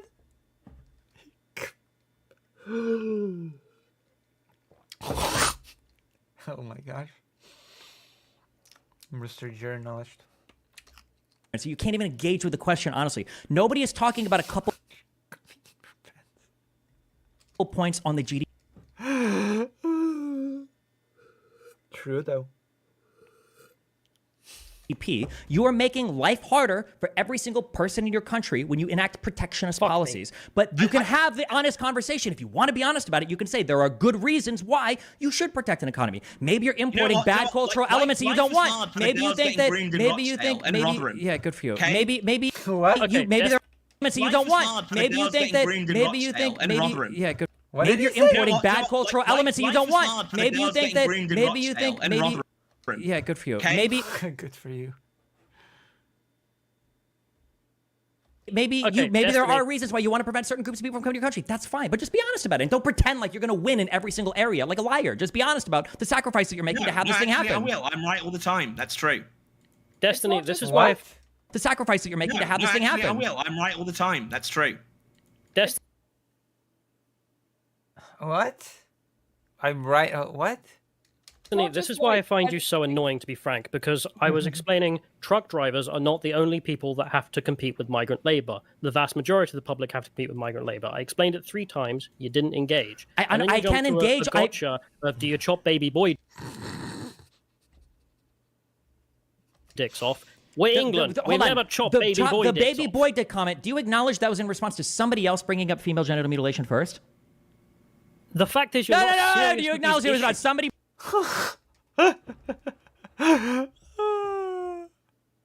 bringing up female genital mutilation first? Do you acknowledge that? The point in my argument is that you're not serious with these issues. Okay, well, if you want someone to engage with the truck drivers thing, I feel like there's a. I've seen people do this before. I've seen people do this before in debates. I've witnessed this technique of saying I give up and standing up and going somewhere to do something and then coming back. The reason you guys like to bring up these anecdotes is because people do studies on this. Even Boris Johnson commissioned a study on immigration and wage suppression. And what they found was that any impact of wage suppression caused by immigration was short-term and negligible. Because as well as that, it's not even because of all the reasons Destiny mentioned about how it also lowers the price of goods because you bring in new workers, you don't want to do the lump of labor fallacy. But then also, Lauren, I know you said that anecdote about people moving money away from the country, but the fact is migrants also pay taxes. And There you go! I said it! That was the first thing that I said, okay? That was the very first thing that I said. That they pay taxes, so it doesn't matter if they send their money abroad or not. Oh my god. Am I a genius? Am I a genius? Am I that smart? Am I really that smart? Could it be? Could that be the reality of my existence? That's why you would watch you. Thank you. Thank you. Thank you. I deserve the praise. Now, you should recommend me to everybody. You should recommend me to all your friends. You should make that. You should have Destiny react to this reaction. Or something. we still know that the amount they pay in taxes exceeds the amount that they take out. And we know we just had the biggest year by far of net migration. Okay, come on. No, that's not true. It's not enriching your life. And real wages went up the year after. They've been... Or is it? Maybe. Going up since like the beginning of this year. So, But once yeah. again, it doesn't matter Yes, if they the have. wages are going up, even if that's No. you know with inflation. I don't know about From that. ONS. Why are you saying? When Wait, it why are you comes saying to they're not? Why are you sorry, saying just they're let not? me. So, But once yeah. again, it doesn't matter Yes, if they the have. wages are going up, even if that's No. you know with inflation. And real wages went up the year after. They've been going up since like the beginning of this year. So, But once again, No, they haven't. No, they haven't. Gee, dude. I mean, he is obsessed with the topic, even if he doesn't know any of the numbers, but he is obsessed. and it doesn't matter Yes, if they the have. wages are going up, even if that's you know with inflation. It's not so angry looking person. Inflation. I don't know about From that. ONS. Why are you saying? When Wait, it why are you comes saying they're to not? Why are sorry, you saying just they're not? let me finish. When it comes Right. to things like rent, which when in my lived experience since From my lived experience, since you leftists care about lived experience so much. Just super care about that. There you go. I knew it. I can say what they're gonna say before they even say it. It's like a script that you can predict.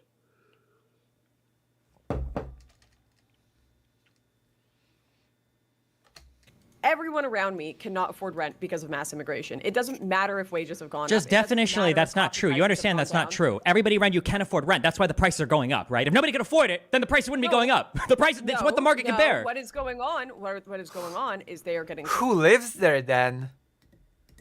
Are the apartments all empty?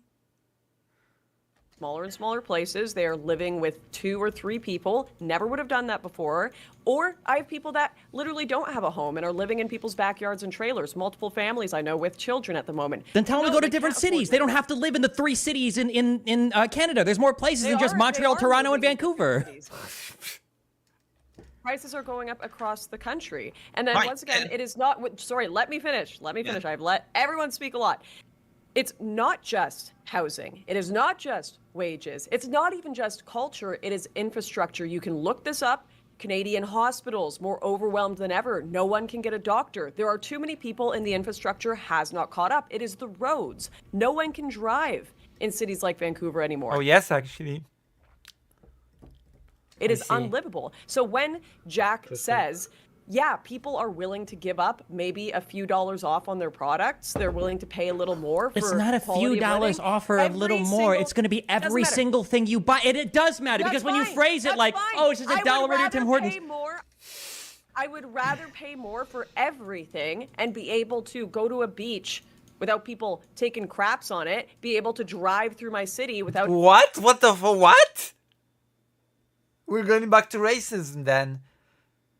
Taking craps on it? it taking 4 hours, be able to get a dock craps on it, everything, and be able to go to a beach without people taking craps on it. What? Where did that come from? Be able to drive through my city without it taking 4 hours, be able to get a doctor, be able to get a house. Yeah, I would pay more for everything for that. Can Yeah, you I show? would. Can you point me one like anti-immigrant fucking country that's like doing really well with these policies? Like, who's our model here?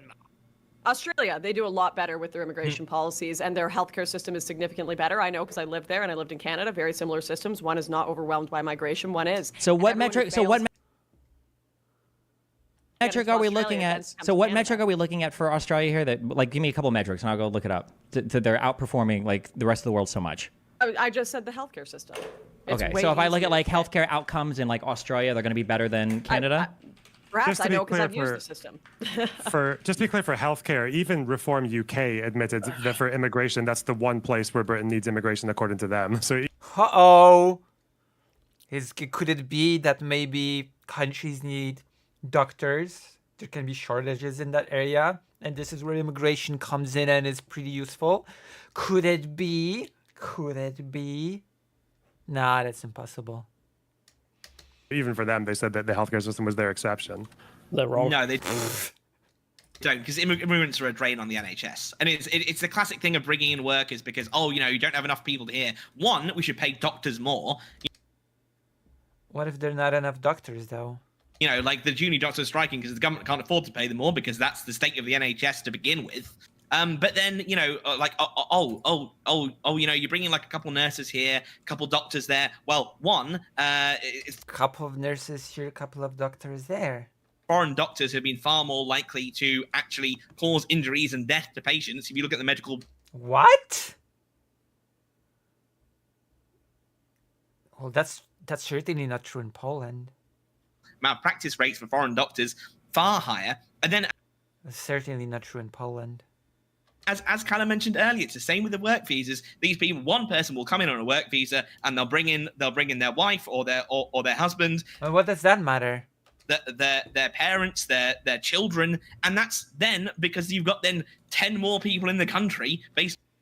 10 more people on work visa. The NHS is under even more pressure. So I'm gonna say Reform are on that. You know, Reform aren't this god of the right wing that we have to listen to them all the time, and they're totally correct. Yeah, I understand you guys are more probably extreme than Reform, and yeah, I'm prepared to listen, but all I'm having right now is I keep mentioning that, like, according to the data, the immigrants actually are bigger net tax contributors than natives are. Oh.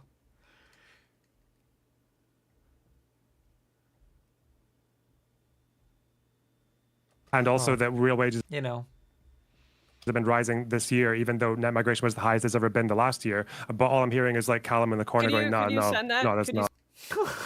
True. That is what he's been doing. He has been just sitting in the corner saying no.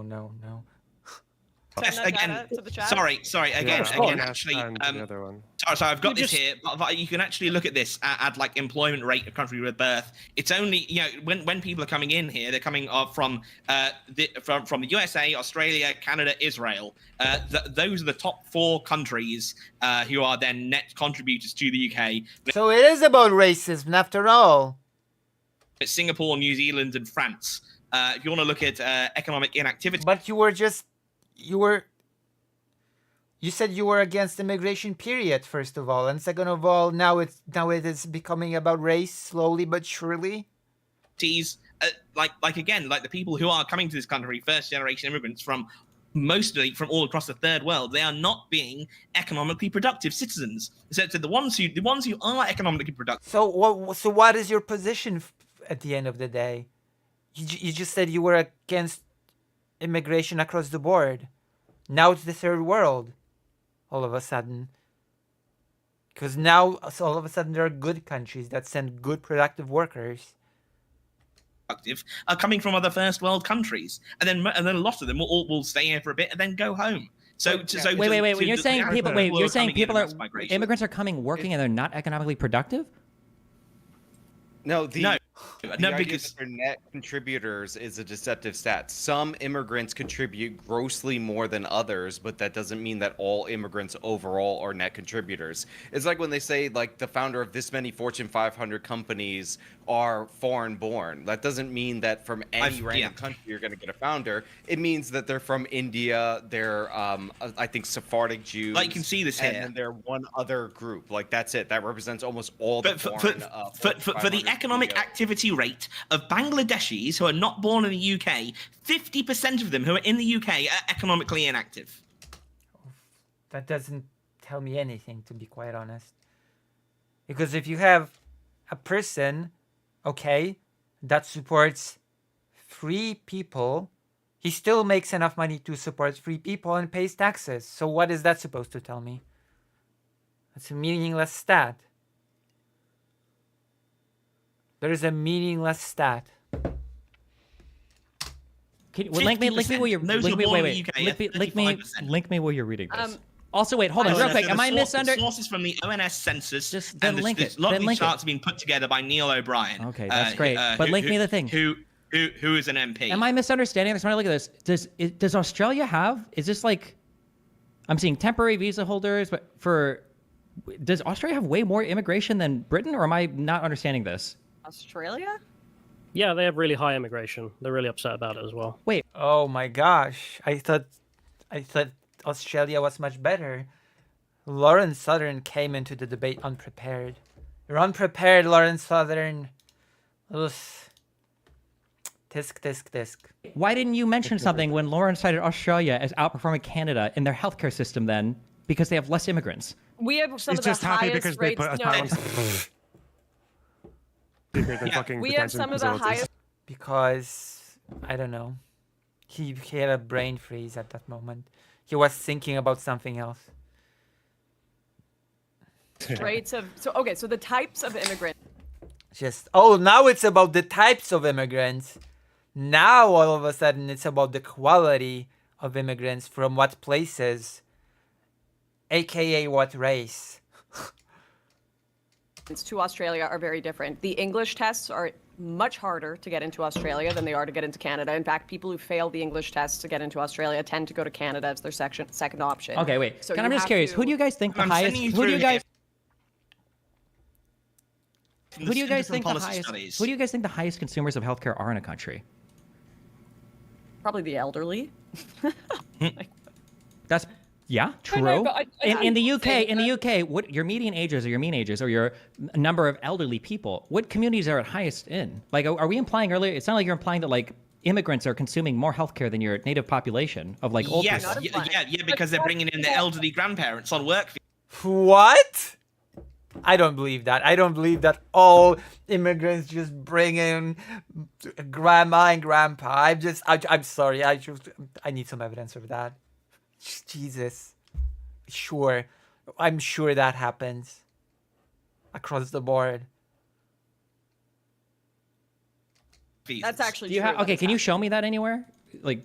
Yeah, I've just sent you a link to a thread and a link to a report from the Centre for Policy Studies, which included written by former Immigration Minister Robert Jenrick, former Actual justice warrior Mr. Neil O'Brien, and their research director Kyle Williams. If you look in the thread that I've linked, there is a number of very concerning statistics on immigration, and these were all taken from the Office of National Statistics, which is the official government one, and the census. So you can also see, for example, that GDP per capita and net migration, GDP per capita has gone down as net migration has gone up. Also, when you look at the chart that you sent over, the overwhelming majority of them are temporary visa holders. The permanent visa holders is actually down. So those are the people that are actually staying. Yeah, but I don't know for the So UK most of stuff. I don't know for them are those really net immigrants flows. I don't know if those who were are including visa holders or not as well. I'm not sure. I don't know how they measure it. Okay, But I'm just saying, from your I can say Australian one source, negative most thing. of them are going to go back because there's very few permanent ones in there, and that's actually decreased. Okay, Lucy. What is it? Yes. Yes. Did you know that rickets are back? We've got rickets and loads of Victorian diseases now, and mainly in East London, and it's apparently. Now it's gonna be an argument that immigrants bring in diseases. Like, I'm sorry, if you have to skip through argument, lose one argument, jump to other argument, lose another argument, jump to yet another argument, that means you're not doing very well in the discussion. I'm just gonna say that. Shocking, I know. Very shocking revelation. But if you have to run away from a thing to just go to a totally different thing, that means that probably you're not doing very well. Wow. Due to vitamin D deficiency from people that are wearing clothes that aren't letting them get enough vitamin D. Apparently there was a mass outbreak in Whitechapel Hospital, and people weren't able to treat patients, and it's just a massive recurring problem. And Well, is the point you of know, wearing the clothes? like there's so one you don't example. catch the D? Wait, what is the? Can you draw the? Can you link all those up for me? What are we talking about? You can't make the link yourself? Like, I'm just saying, like, okay, so, right.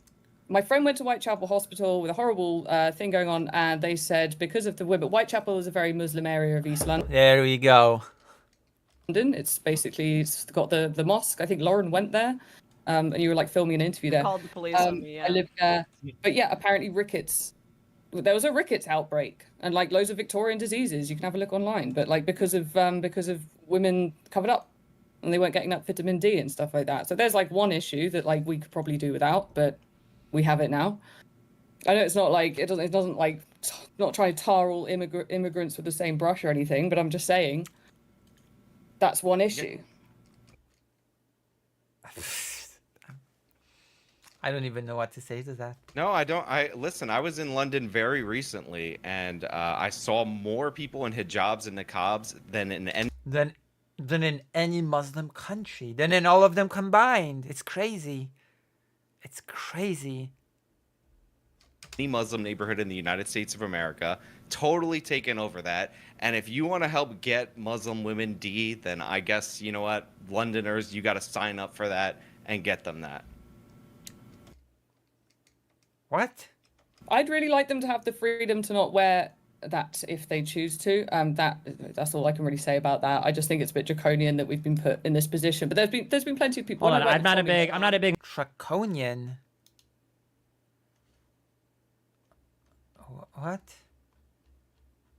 We've been what? Muslim expert here. Do kids wear burqas? I thought it was only like adult or older women. Some do. Well, Hold on. You just said wait. Hold on. Definitionally, You said nothing. Definitionally. Okay. Is it like the majority do? Is it expected? What? What is a kid? I don't know. I'm trying. What is a kid? Are we really asking that now? What is a kid? That was a very sus question. That was a very sussy question, I will have to say. I don't like that question. What is a kid? Oof. You don't know what a... Ow. Ooh, yo. Not good, not good. Oh. What is a kid? Oof. Damn. I'm worried now. I'm worried about the upper left individual. Trying to find information about the rickets stuff, and I'm seeing that in almost every case it's saying here, I'm reading this, almost all of these cases of people having rickets are young children. This sounds like a food problem more than a burqa problem. I don't think young children wear burqas, but I could be wrong, but I don't know, I'm not sure. What is a kid? A miserable, whatever. They do. I live in an area where I see it every day. I would hazard a guess that the doctor said it to my friend. I don't. They all do. I've seen it. I've seen them all. What the hell? Of course, I love those right-winged arguments. I think the media would want to publish that. So like the media's lying. I saw it. They all wear them. At the hospital said it. I don't think the media. I think they would find that inflammatory to publish that. Obviously. Bro, they are lying, and I'm not lying. I'm not lying. I saw it. Do you trust me? Trust me, please. I saw it. I saw everything, and that's the fact. So this is why I asked, what is a kid? Because in Islamic interpretations, a kid is 9 years old or lower, not 18. Wait, what the?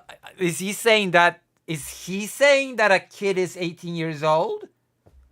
An 18 years old kid? Wait, in what country is 18 years old a kid?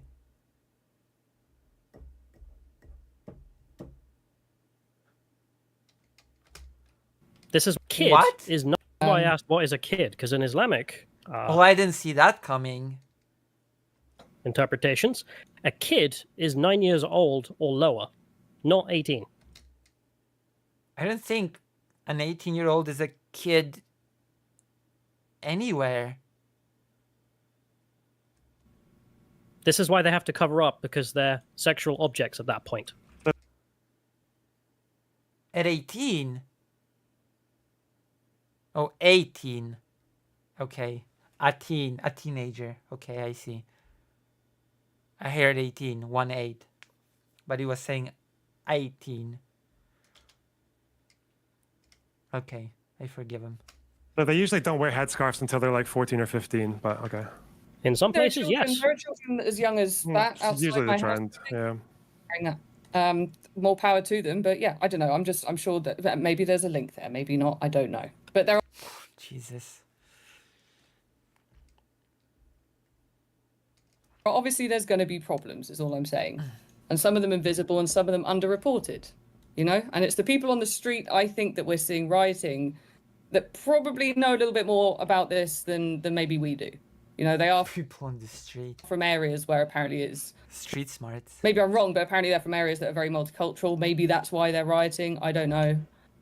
Yeah, but they're also getting a bunch of fucking bullshit rammed down their throats from Tommy Robinson. Like he's literally lying about every other fucking event that's happening right now. I want to see the burqa women get rickets. I'm trying to find. I want to see this. Now I'm curious. I'm curious about this. She said it's not in the press. Well, then how would she know?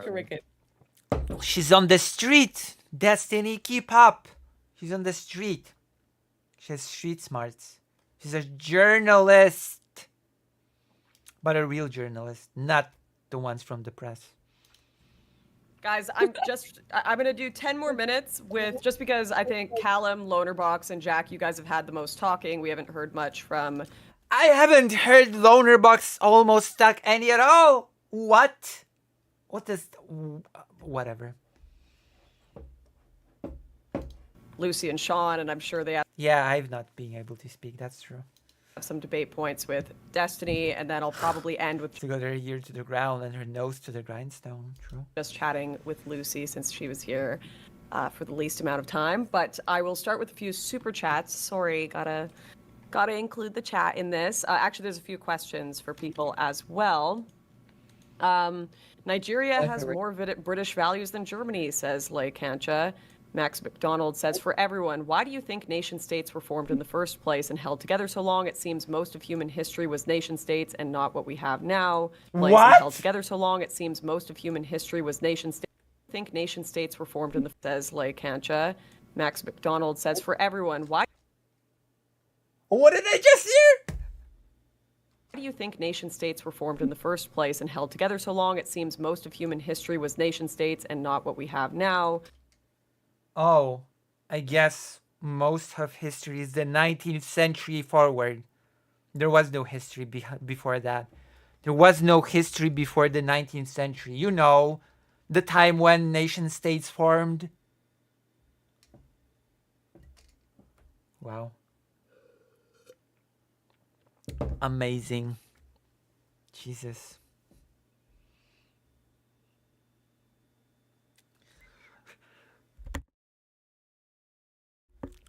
Holy crap. Sorry, I got to get through these, so a few of them I'll stop. But Kyle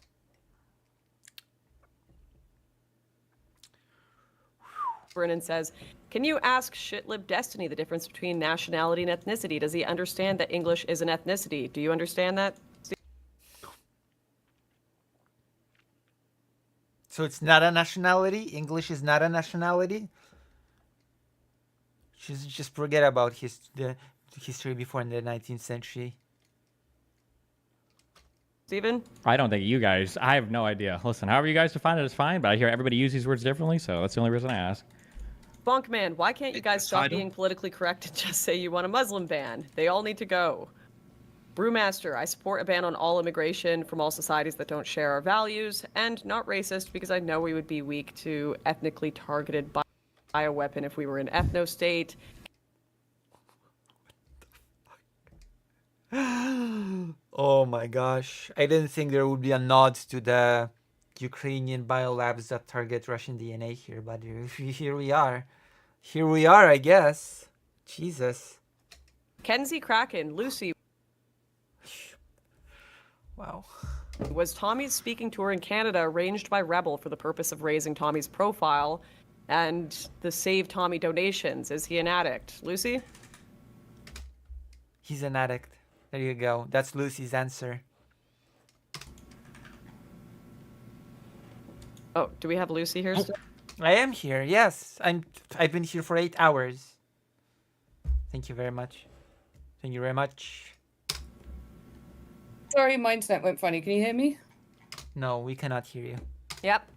No. I put Burka Ricketts in chat, by the way. What was it? Something about Tommy's... They asked if his speaking tour was arranged by Rebel for the purpose of raising his profile and the Save Tommy donations. I don't think it was to do with raising, like, for donations. I think everything he does, I mean, it's his job. Everything he does is to raise his profile, but, yeah. You know, the only people who ever tried to make a genetically targeted bioweapon were white people descend from British immigrants. Yes, I think he's an addict. I think I'm not happy about it. I hope he gets clean, and it just seems like a lot of bad mistakes he makes in a not sober state. This also is the mistake of... This also is the fault of immigration. That's what I would say about that. But no, I think that... I don't know. It's hard to say. Like, obviously, Beth Nodwell, I don't know if you saw that viral clip of her talking about her big night out with Tommy and how awful, like, he was behaving and da-da-da-da. But it's a hard one. It's a hard one, to be honest. I've just seen a lot of dodginess there. That I don't know if it's just greed and power that's got to his head. I don't know. Also, just as a quick thing, this is a 2012 article, but okay. Gelfling, if you want to understand the UK's current situation, you need to understand the failure of multiculturalism and social integration. Every day, we built the greatest empire the world has ever seen whilst exporting people. Kyle Vernon, lower wages doesn't mean lower priced goods. Prices haven't gone down one bit. Big corporations eat the profits from lower wages and GDP growth. Elijah Borges, question, is it not understandable to concentrate some derision towards Islam post-stabbings given the unalive, the infidel influence it yields? I think the argument here is that this guy wasn't necessarily following that doctrine, so that's the debate going on. Jeremy, hey Lauren, out of curiosity, because you actually lived in Australia, do you think that Australia's healthcare is better than the US? Yeah, I do. They had a pretty good healthcare system, to be honest. Although there's been times where I've gone across the border to the US for healthcare because the timeline would have been ages to wait in Canada. The system's way too backed up. It's very broken here. Okay. Super chats are done. Like I said, 10 more minutes with everyone here, and then Callum, Lonerbox, Jack, I will give you guys a chance to say goodbye. Are there 10 more minutes, huh? Let's see.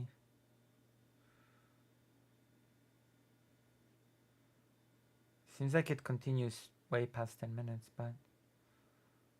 any thoughts you want to bring up that you feel have been... is anyone here you like, there's a big issue that has not been talked about yet that I really need to discuss? I mean, it would have been awesome to talk more about the UK riots rather than weird hypotheticals and factoids or whatever, but that seemed like the direction I was going. At the moment, it's in Birmingham that's going on. Yeah, Sorry, I saw a pub being invaded. Plymouth and Birmingham. So Birmingham, I think you've got Muslims in the street going around looking for EDL people or whoever, and in Plymouth you had right wing versus left wing, and then from what I saw, it was still going on 5 minutes ago. But I don't know how violent. If you could send me any videos of that, I'll bring them up on screen and we can talk about that, because I actually would like to bring this conversation to the initial debate that we were having on Twitter, Stephen, which was the comparison between the BLM and the UK riots. And I mean, everyone here that is more against the mass immigration policy has been asked to condemn the violence. They've been asked to say people shouldn't be doing this. They've been, you've had the leader of the UK come out and say he's going to be just totally cracking down on anyone supporting this, even online. Do you, at least, Lonerbox and Destiny, do you see the bias coming from the leader of the UK? We played a video earlier on the stream where there was his reaction to the BLM riots where many people died, but he was saying these were legitimate grievances people had. He was saying, quoting MLK, giving his support to BLM rioters, versus these riots going on in the UK. He's come out and said they're all essentially bigots that will go to jail and will regret their decision to riot. Why do you agree that there's a bit of a two-tier justice system? Bit of hypocrisy going on there? I think if you just watched those two clips and assumed he was only talking about the BLM riots and didn't know anything about Keir Starmer's past, you would think it's a double standard. In the 2011 London riots, which mostly featured left-wingers and a disproportionate level of minorities, Keir Starmer was the director of public prosecutions. He kept the courts open 24 hours a day. He allowed magistrates to pass longer and tougher sentences to set an example. Exactly what he's doing now. The whole idea was get them sentenced as quickly as possible so that everyone else knows, oh, fuck, that person I rioted with last night, they just went down. I'm not going again. Yeah, this guy, and on BLM in the UK when that happened, even though the rioting in BLM in the UK was people defacing a few statues and throwing one in the river for the most part, the first 6 days of this have exceeded basically on any of the violence of BLM in the UK. Keir Starmer, they didn't like him because he said that defund the police was a nonsense demand. And he also challenged the people who threw Edward Colston's statue in the river, even though they were later acquitted by a jury of their peers. So yeah, Keir Starmer has always been, he's a prosecutor. He's always been a very centrist when it comes to law and justice and all that shit. So yeah, I don't know. That clip is kind of a little bit misleading on its own. Okay, there actually is a bit of rioting going on right now, so I'm gonna bring up the video and just play it in the background while you guys chat. Steven, did you have any thoughts on that? I don't know what statements he said about BLM or what statements he said about the UK riots, so I can't speak to any of that. I have no idea what he said. Which one's your favorite? Of what? I'm joking. Sorry. Oh, for the riot. I mean, I thought most of the BLM riot shit was retarded, but I think it's just funny that everybody likes to support their riots because their riots are always based in awesome, and the other people's riots are fake and gay. So I just think it's interesting to me. Black Lives Matter or White Lives Matter? Who wins? I'm We'll not find sure. out. Considering most people that post White Lives Matters are probably 35 years old, living in their parents' basement, probably the BLM people, because they've got the warrior genes, right? So I probably have to throw my lot in with them. I just want to say, watching those scenes of Muslims and anti-immigrant people throwing bottles at each other from a police fucking barrier between them just gave a really a good old firm reminiscence. I think it's maybe a really good example of integration that Muslims have discovered football violence in the UK. They're also giving each other Nazi salutes, which is quite nice. I've just had a Maybe it'll message be a from shared someone. interest. I just had a message from someone who has a partner that works in a hospital, and they said apparently rickets is like a really well-known hush-hush thing within the Bangladeshi and Pakistani community. Apparently, it's all just they just know it, but they can't really say it. So there you Oh go. damn! Well, that's definitive evidence, isn't it? Some friend that just messaged you saying, "Well, we all know what's happening. We all know what's happening. Nobody talks about it." Well, now we have definite proof. Thank you. Thank you for this. Thank you for this little comment. Go. Oh, well, Maybe fuck, if we got Well, damn. Now it's settled. Now it is settled. a DM from somebody, yeah. Wait, Rick... Can you infect other people with rickets? Oh, well, fuck, Maybe if we got a confirm- DM from maybe somebody, yeah. confirm- Wait, Ricketts, can you infect other people with rickets? Is Is that a medical student in Whitechapel, and she said that's bullshit. So fuck. Ricketts? Is Is that a medical student. we got a DM from somebody, yeah.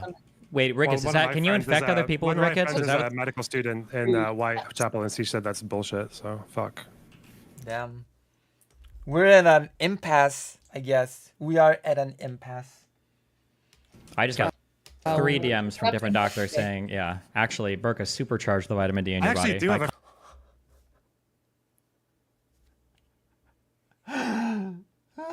concentrating all of it.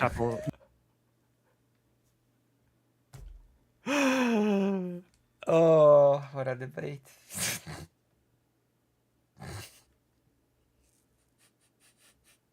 Oh my God.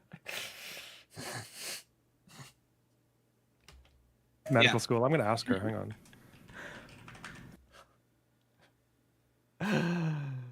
I'll have to wear a burqa for a year and do a test. I'm I'm not disappointed with this debate. I'm glad everyone's getting along. It wasn't a waste of anything. It was great. It's great. It's great. Along so well. Yeah, sorry for being short, Destiny. I just kind of want to add, just speaking about the BLM riots, I saw the same thing in 2020 when there were BLM riots here. Of course, to be honest, why? Because the police, there's barely any police violence that goes in the UK. We don't even carry guns. But it was the same level of two-tier policing that I've seen compared to the violence, the riots we saw in Leeds and Hare Hills just a couple of weeks ago, where the police just certainly weren't present. Yeah. And then opposed to the riots we've seen this week, where the riot police came up. It was the same in 2020. The police were kneeling for BLM protesters in London when the next week people came out on the Save Our Statues protest because they're being defaced in Westminster Square. The riot police were out there already with bats, and they were just whacking people over the head. I saw noses covered in blood, on pretty much, again, a much more peaceful protest than the BLM was just 1 week before. So this two-tier policing, two-tier care, very fitting name for the new PM, has been going on for a while, especially when it comes to what was the extent for the biggest of the biggest of the BLM protests in the UK? What was the largest one? What was the most damage caused or the most people killed? Well, I mean, we didn't really have riots at all. They were protests, but we didn't really have riots at all. They were protests, but if they were just BLM, protests, what would you be arresting people for? I saw BLM people just absolutely beat the living daylights of people who they suspected were EDL. I saw one guy get his face absolutely bashed in front of him by a Waterloo station in June 2020. He was just completely innocent. That's fine, but you're saying that there were no riots, there were just protests. What would the police be there for? No, but because the police are always in London at protests, the police are pretty much always there to control it, as Lucy would well know. Yeah, but if there was no violence, these weren't riots. What I don't understand. What Tell you what the problem was.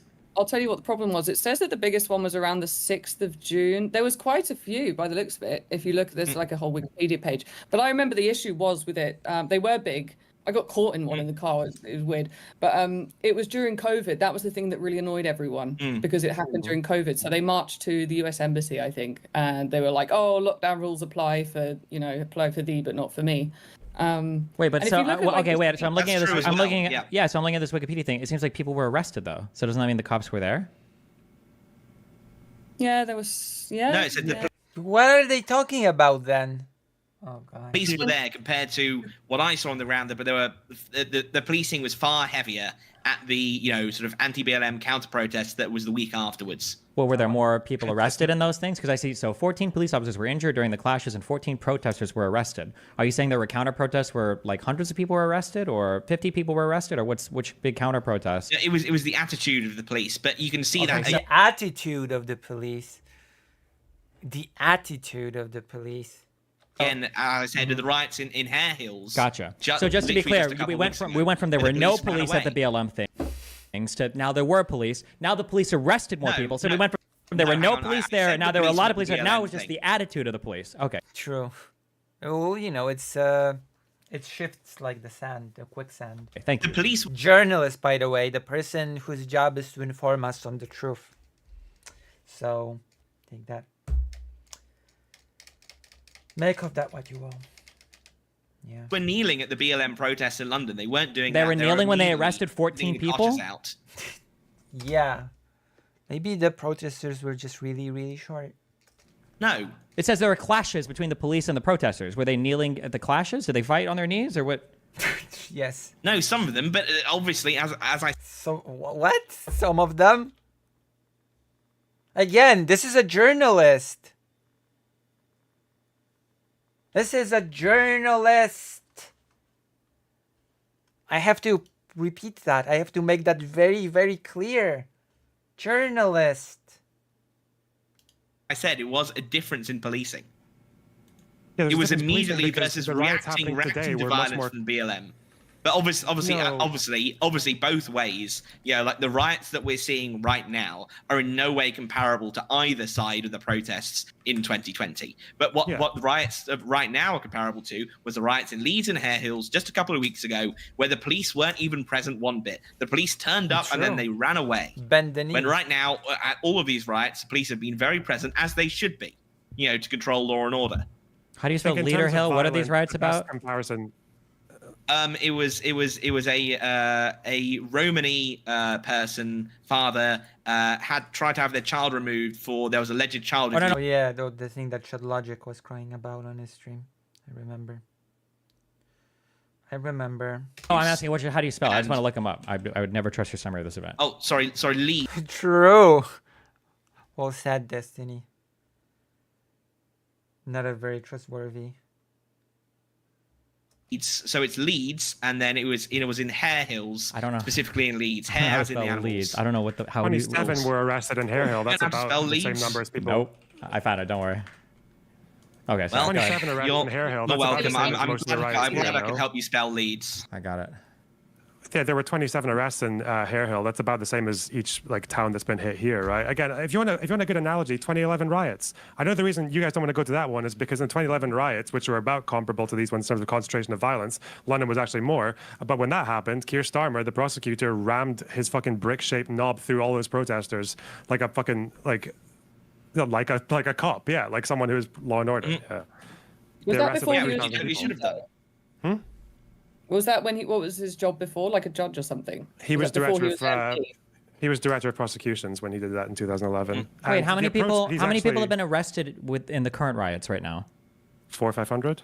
Okay. So I looked up the Leeds thing, so I don't know how big the Leeds riot was, but apparently 27 people were arrested in connection with the Leeds thing. So Well, it was only one night. It was only one night and in one city. Okay, but most so of there these were people that were So it's not comparable then, which is what you're saying. arrested there. 10, So, 20 okay. people arrested as well, yeah. Some of them There's are only- less than 10 arrested for these I'm ones. sorry, so- guys. I've got the Plymouth video playing for people watching, and this guy that Plymouth? just got Plymouth? Plymouth. Look, Lauren, we have all so many places, and you need to know their names specifically, even though they're not pronounced how they're spelled at all. I But don't pronounce we will places make in fun of Canada you. right. Oh yeah, because English words are famously pronounced exactly as they're spelled. Oh yeah, yeah, yeah. The English speakers can really joke about that. Now, Lauren, we have all so many places, and you need to know. Plymouth. Lauren, we've all so many places, and you need to know their names specifically, even though they're not pronounced how they're spelled at all. That's you know, how but the you need to entirety know of the English language works.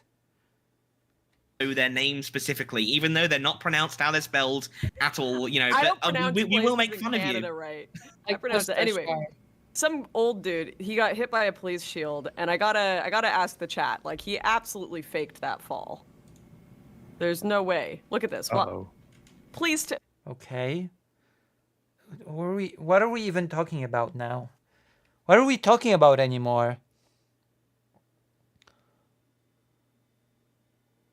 Okay, he's either drunk or he's faking that fall. Chat, I need a second. Okay, I don't I don't care. What does that have to do with immigration? Opinion. Chat, is this real? Chat, is this real? Look at this guy. Okay, wait, watch this. Let's see. Why are they analyzing this? Well, what the hell does that have to do with anything? Okay, police shields. You guys, if you watch my stream in real time, is he just drunk or did he completely like soccer fake that fall? Don't care. I don't. And then he has a bunch of people surround him and try to pick him up. I'm just waiting for the late stream to kick in so I can see it. Yeah, wait for the late stream to kick in. I need a second opinion. Because we used to have a woman that was like one of these kind of activist people here called Based Amy. Yeah, that was. Yeah, does anyone remember Based Amy, English chaps? Do you remember her? She popped the Trump balloon. Do you remember that? Oh, rings a bit of a bell. Really good yeah. at falling over. She was really good. She would always fall over. Like she. Yeah, I can see. Yeah, that was. Well, he got hit in the face once, and then he got slightly bashed over. That seems absolute gammon, drunk. A little bit dramatic, you know. Insurance claim.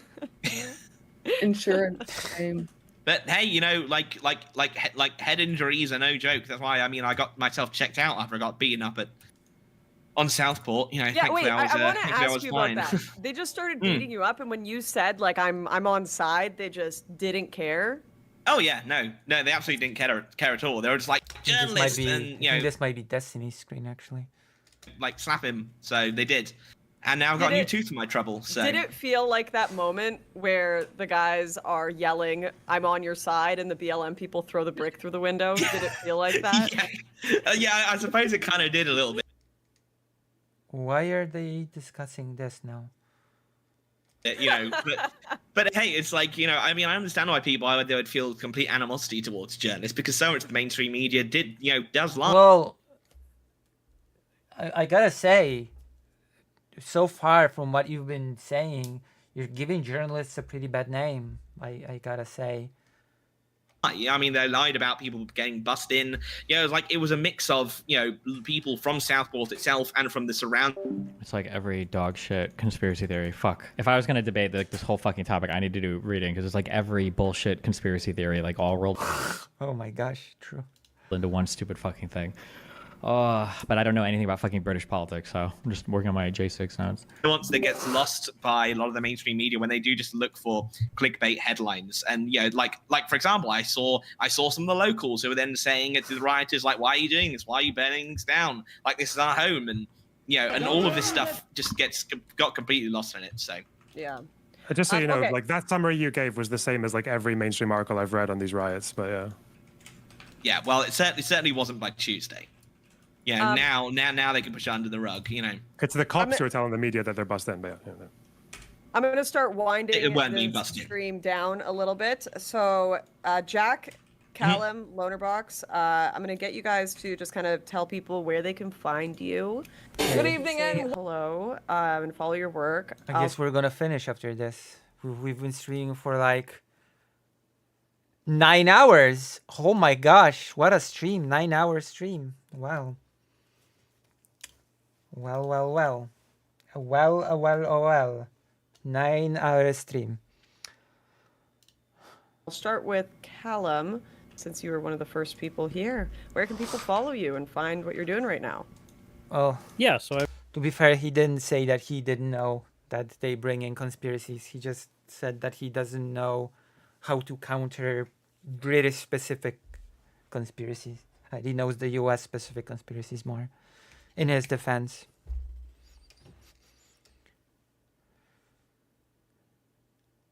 Well, you know.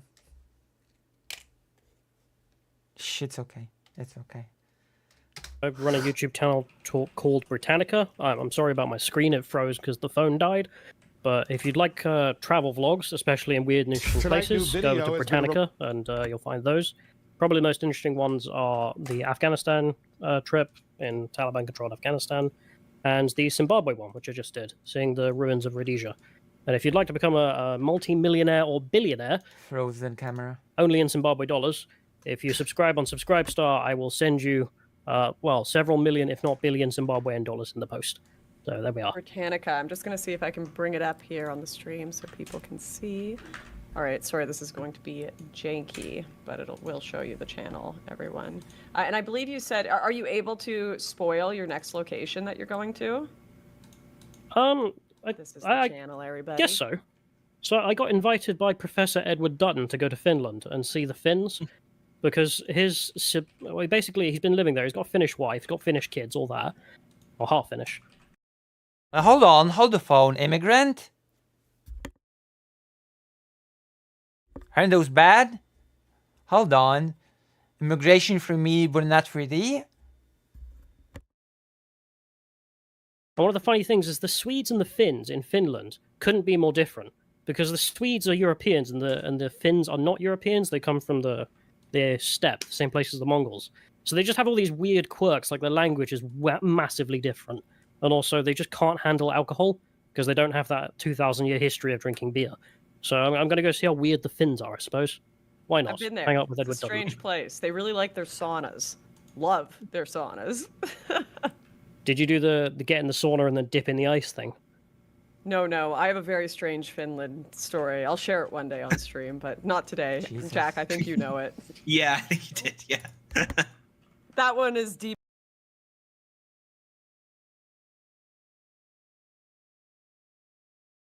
in the vault until... Yeah. Anyway, Callum, thank you so much. Everyone go check out Britannica. The travel vlogs look lovely. I'm going to watch some of these. And next, Jack Hadfield. My very dear friend for many years. Where can people find you? True. You can find me at Jack Hadders on X. All of my other social medias are on my website, which is jackhadfield.co.uk. Just diverts my link tree, but it's nice and easy to have a fancy domain. I write primarily and report for The Publica. So they are at The Publica now on X and The Publica. Now I can do look it up. I write primarily and report for The Publica. The Publica. Looking it up. What sort of publication is that?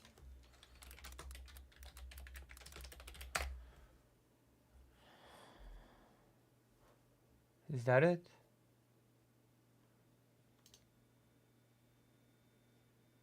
No, it's a Polish thing. This is a Polish thing. I don't know. If anybody can tell me anything about this.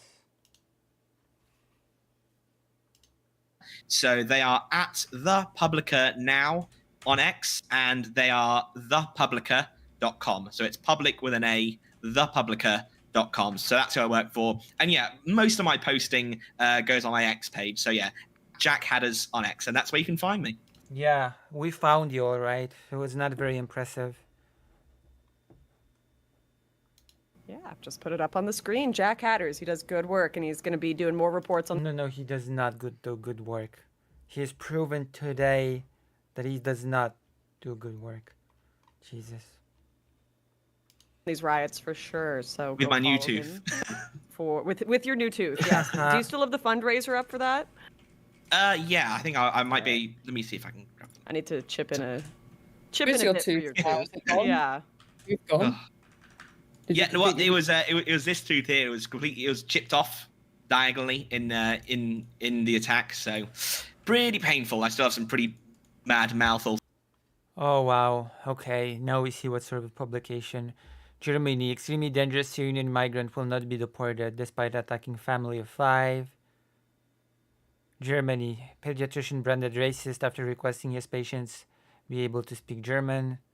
Olympic Committee defends decision to allow boxers with XY chromosomes to continue to fight women. Interesting. Interesting publication. Poopgate. Canadian politician defends Indian man accused of defecating at Ontario gas station. View more. Wow, this is real journalism.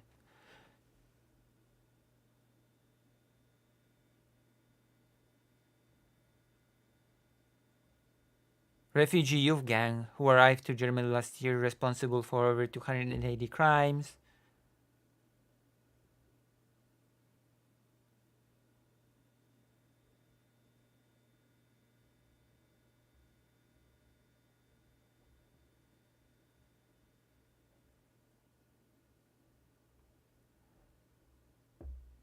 Yeah. Oh, adult education instructor stabbed in the neck by 2 Syrian migrants. Moroccan refugee is released by police after violent assault. Wow. What a... This is good journalism. Good work. Right now that I'm making sure to rinse with salt water and get sorted out as much. But I think I got off pretty lightly, to be honest. Damn. That's real journalism right there. Good work. Oh dear. All right. That sounds like a really reputable and, respectable publication. Attacked by Barry Sanders. Yeah.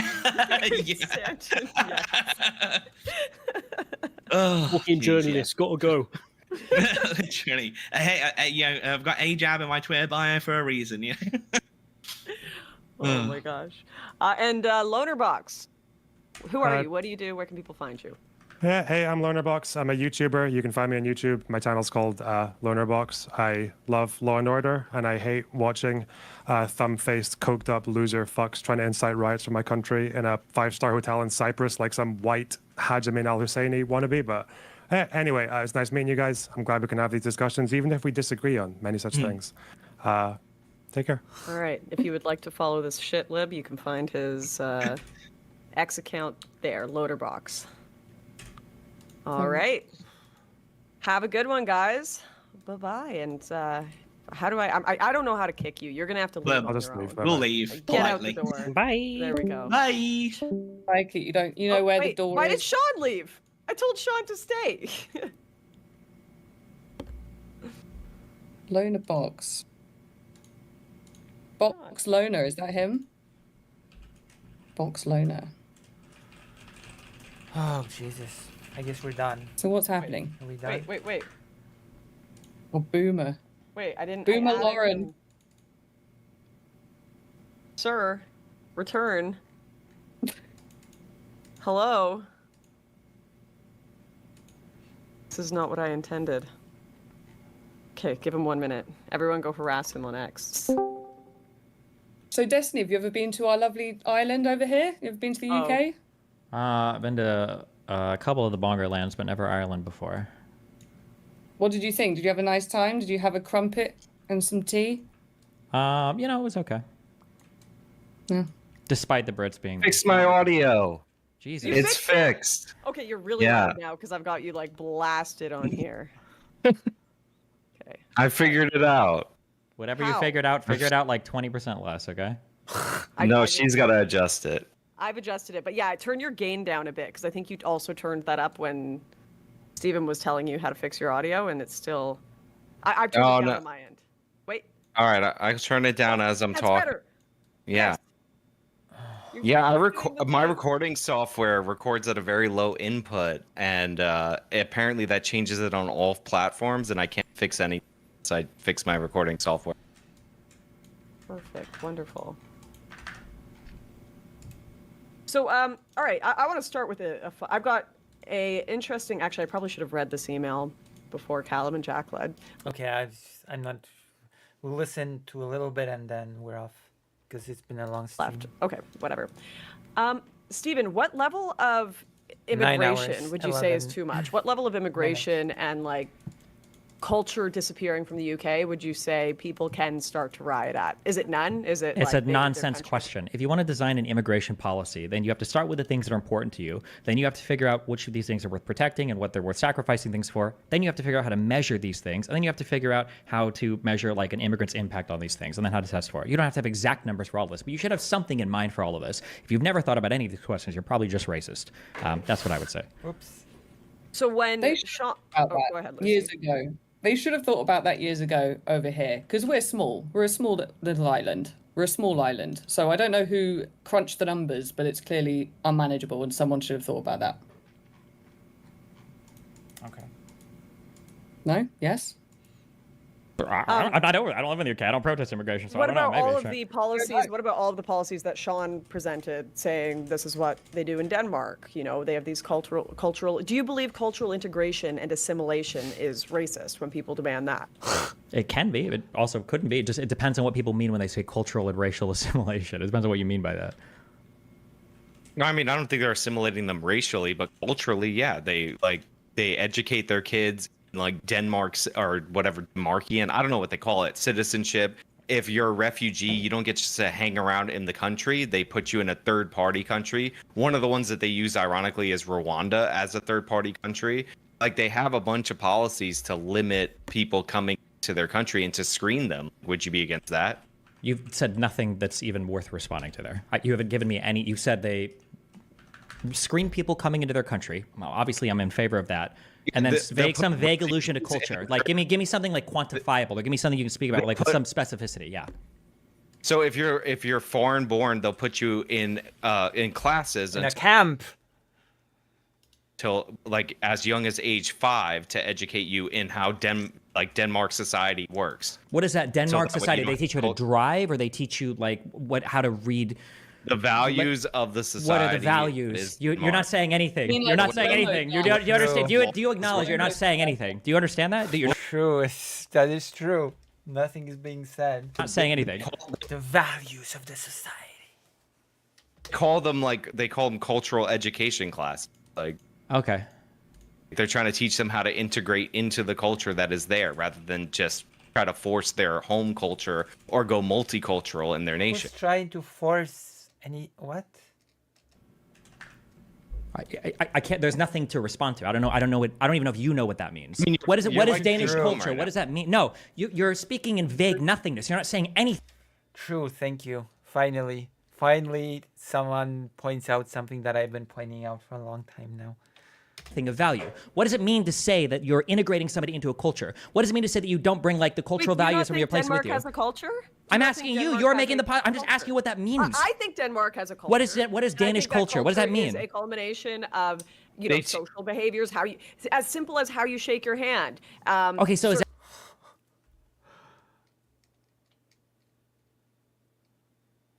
that's something that they should teach? Then you have to shake a hand a certain way, or?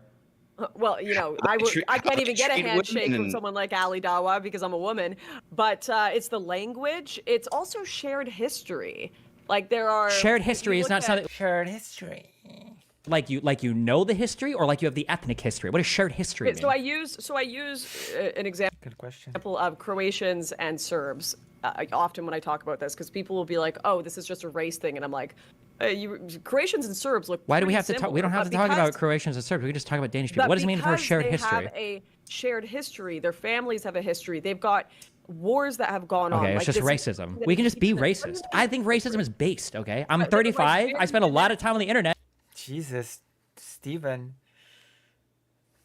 Calm down. Let's just hate. Calm down, Mr. Racist Man. Jeez. Oh, 35. Feels like so long ago. Brown people. I think that's fucking awesome. Okay. Both of these groups are white that I'm talking about. Okay, we hate white people too. Okay, I'm BLM. We hate white people as well. I'm progressive. We hate all the. What is racist? Explain to me like I'm 5. What is racist about me saying that Serbians and Croatians have shared histories that are different? The actual answer for I'll do this one time for anybody that's listening. Okay, if you constantly allude to trying to protect a culture or protect a society from the dangers of immigrants, but you can never name a particular or specific thing, then everybody that's looking at you is going to think, well, if they don't really know what they're trying to protect, they don't have any way to protect it, they have no way to measure to protect it, and they can't speak to anything with specificity. Congratulations, language is one thing, but that's the first time you brought it up. So I'm glad I finally pushed you on one concrete thing. Did I not say it's the way you shake your hand? It's language. It's shared history. You just ignored that bit. I'm sorry. Are we talking about sign language now? Is that what shaking your hand is? Shaking your hand is not language. These were three different examples. Okay, I didn't hear you say language earlier. But what my explanation was that, okay, I didn't hear that. Okay. The explanation is that if you can't name particular specific things that you're trying to protect about a particular culture, but you're just scared of, and then you always use the phrase mass migration, it kind of sounds like you just don't want like certain types of immigrants coming to your country. The way that the host country would treat women would be an example as compared to what the migrants would do. Like in their normal country or their original country. Like that's not something that's worth protecting, or like how? Like let's use the U.S. as an example. Like what would be? They did the no square dance, didn't they? They had to do the no square dance. Do you remember that? What? No, but I have another. Well, in the United States, in the United States, how do we treat women? Like what would be a value for how we treat women in the U.S. You think like everybody that comes to this country should be on the same page about? That women full legal right. That what? That women have full legal rights. We get to drive cars. To men. Okay. If I were to look at which ethnic group in the United States is the most in favor of removing the right to vote from women, what do you think that ethnic group would be? Permanently online. Oh my gosh. Oh no, what's happening? How did we get here? White people. Okay. So should I design my immigration policy then around... Maybe white people though? I don't know. That seems to play really well for a different demographic. Who? Who? Muslims? You can just say it. I don't know why you guys are pussies. Fresh and Fit's audience, perhaps. Black males. If I were to go to a repeal the 19th or whatever rally, you think I'm going to see it's going to be black people or Hispanic people or Muslim people or... Have you seen the Fresh and Fit live events? Also, if you think of the terminally online, they tend to be, or repeal the 19th people, they tend to be highly Hispanic as well. There's, just saying.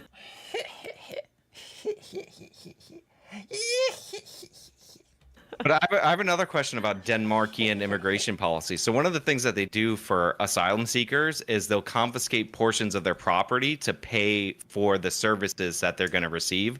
Would you be in favor of that? Probably not. That sounds horrible.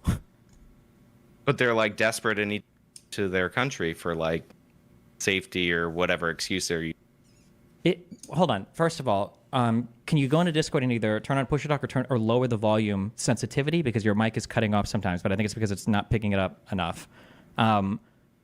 Lower the sensitivity? I don't know if you want me to mess with these settings. When on Discord for the voice activation, your mic keeps getting cut off, and I think it's because your voice is dropping below a certain threshold. Oh, here's a good one. We've actually had a serial pooping problem in Canada lately.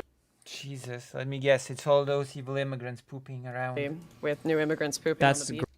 Great. That's awesome. Okay.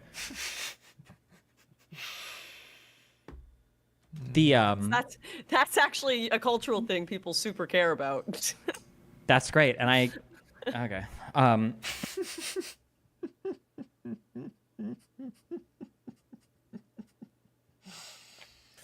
Oh, poopy.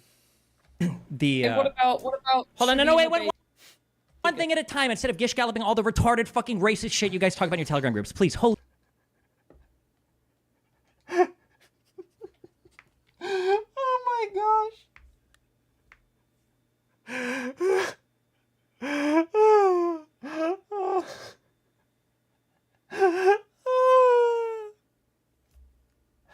That's great.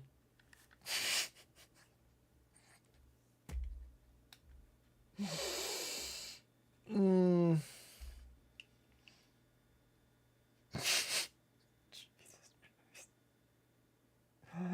know about our poo-poo problem, Steven? Do you know about our poo-poo problem? Jesus. Holy shit, one thing at a time. Okay. Is it? You don't understand our poop problem, Steven. You don't even begin to understand. Sean, racist to say when that you India talk has about a Sean, sanitation when you in talk public? about asylum seeking, in your mind, what should a refugee or asylum policy be for? Like in the ideal like construction of it, what should that be for? You should go to the next country that is closest to you. You don't get to pick your first choice. Who like what? But what is the process of that? What why does asylum seeking exist? Like what's the point of that? If you're supposed to be fleeing oppression or persecution of some kind, or your place is too dangerous for yourself, whether it be for political reasons, national security. I'm sorry. Cool. natural Yes. Yeah. Okay. Yeah. Yeah. disasters. Broadly. Okay. Yeah. Cool. Okay. Yeah. I agree. Yes. So if we are to understand that people that are seeking asylum are people that are fleeing some fucked situation in a home country, I don't know why I would expect my country, if you're doing that, this is basically like a charitable work. You're taking an asylum seeker, not because they're a good worker, not because they'd like even benefit your country, but because you feel like you have some world obligation to help people from countries that are, you know, suffering some kind of horrific event. So in that case, would I want to take things from people that are coming to my country as somebody who is like seeking asylum? Probably not. That doesn't feel like a very good thing to do. It feels like taking a guy in off the street who's homeless and being like, hey, listen, I'm going to help you and feed you and stuff, but like, those are some nice shoes. I don't know where you got them, but you're going to have to give them to me. I'm going to help you. Like, they just... Those sure are nice shoes.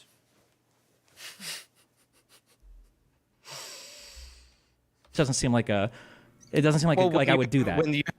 When you have the issue of people trying to defraud the immigration system by fraudulently claiming asylum, this is a good way to sort on whether or not people are actually in desperate straits and need to get into your country. That is so horrible! Oh my god!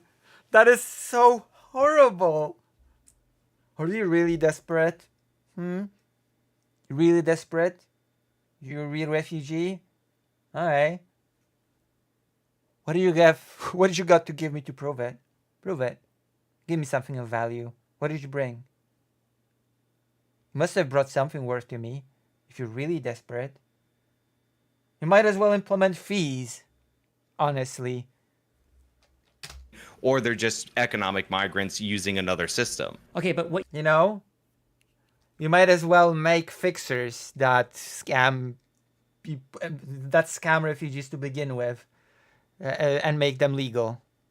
You know, and extort fees from people. Jesus Christ.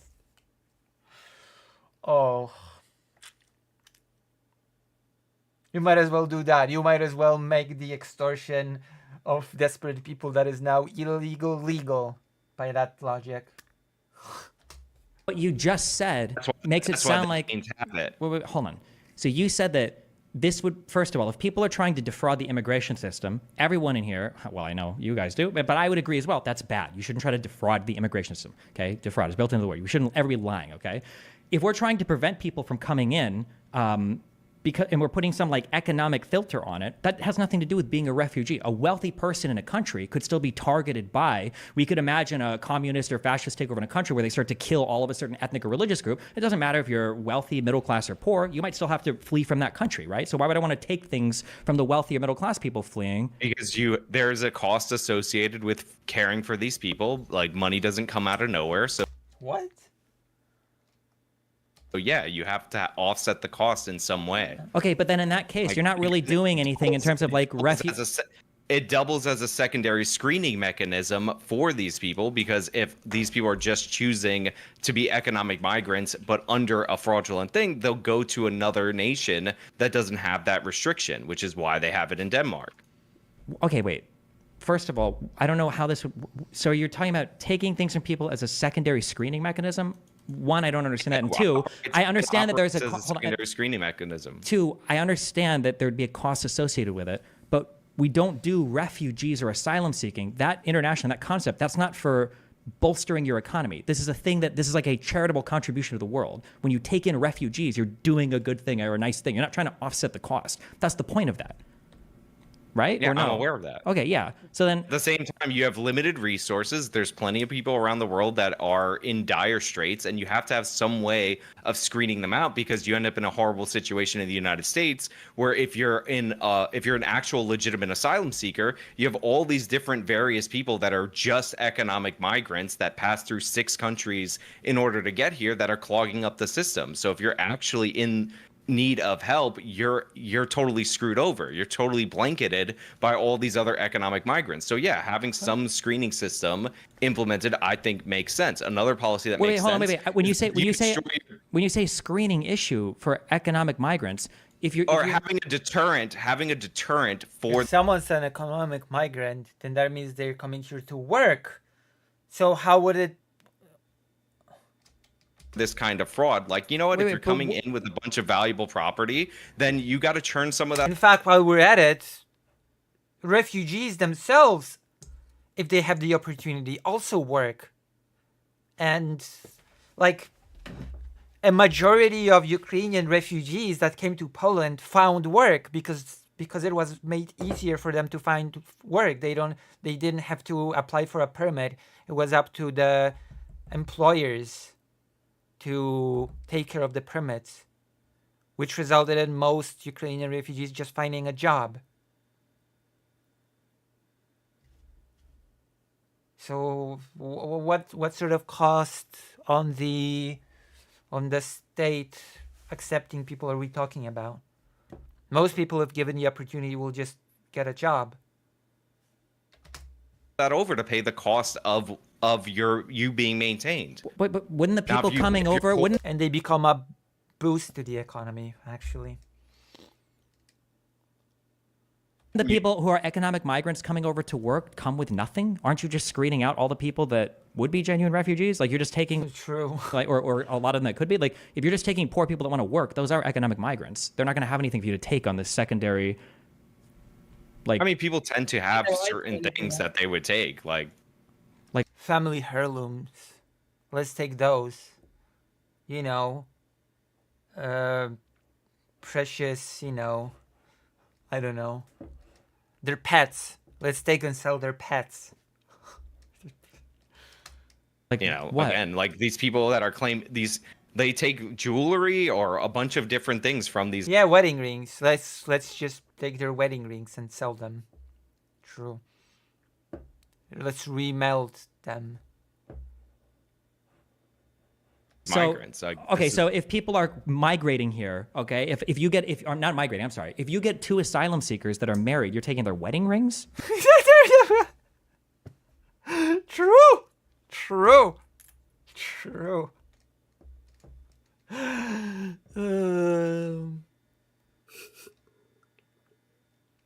There you go.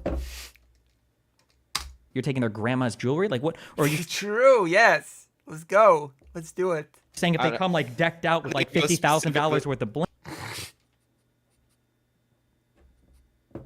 bling.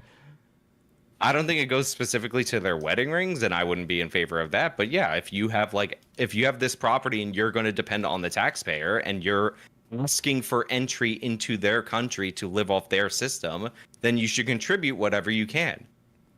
Like you want these people to have buy-in to the system. Okay, but then that's fine. But then that's stupid. In that case, I feel like we're talking kind of asylum seeking, but this doesn't feel more like a country helping with refugees. It looks like a country trying to look for a particular type of worker. It's not looking for a specific kind of worker. It's you're trying to deter people who are just economic migrants from coming into your country. This is a mechanism that they have developed in Denmark in order to do so. Okay. Like if somebody really needs to get into Denmark, it should be no problem for them to turn over whatever. But what ultimately ends up happening is a lot of these people refuse to do so because they're going to look for another country with much softer immigration laws and take advantage of their system. Sure. That is so stupid. Let me understand what you're saying. So you're saying that in Denmark, if you go to Denmark, they run a net wealth analysis on you, and if you're worth over a certain amount, net wealth analysis.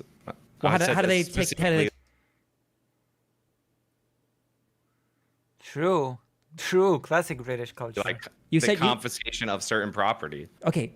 Do you understand that when you speak, you say nothing? Like you're. Oh my gosh. You said the confiscation of specific property. I'm trying to figure out what property. An example that I gave was jewelry if they're coming. And then I asked you about like wedding rings or like family heirlooms, and you said no. So I'm asking you like, what do they? So that's all they do is they just look for jewelry, like earrings, or. Those are some nice earrings you're wearing.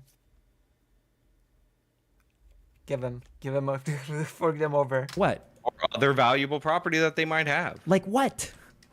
Like, can you link me this Danish? What do I have to look for to find this Danish policy? What is this for? Asylum seeking or? All right, I'll pull it up for you. Actual justice warrior. Most of them that come here don't even have a passport. They chuck it in the sea. Some of them. Yeah, So I would it also goes not let very anyone common. who destroys Hashtag not all. their documents. I literally interviewed people in person in Morocco who were telling me they did that and are doing that in Spain. 9 hours, 30 minutes. As well in France. They were told by every trafficker to throw their papers in the sea because then they can't be deported. Yeah. So I don't think they have loads of jewelry, is what I'm saying. I don't think they're rocking up like Mr. T on the boats. Do you know what I mean? I think the iPhone would be the most expensive thing they have, and they won't want to take that. Yep. So they seize valuables valued more than 10,000 kroner. Again, that's why I gave jewelry as an example, which is 1,000 euros. I'll link an article when they passed the policy back in 2016 from the BBC, everybody's favorite state-run news agency. Whoa. Oh, yeah. Oh. Interesting. Okay. You have me. Okay. So there's a 2016 article. I see this. So it says wedding rings will be exempt. Raise the amount refugees will be allowed to keep from 3,000 kroner to 10,000 following objections. Okay. I have this. Okay. So you've shown me this. I don't know if there's something more current, but I'm trying to find this. So this is saying here that this policy hasn't been used a single time. 3 years after Denmark's infamous jewelry law hits world headlines, not a single piece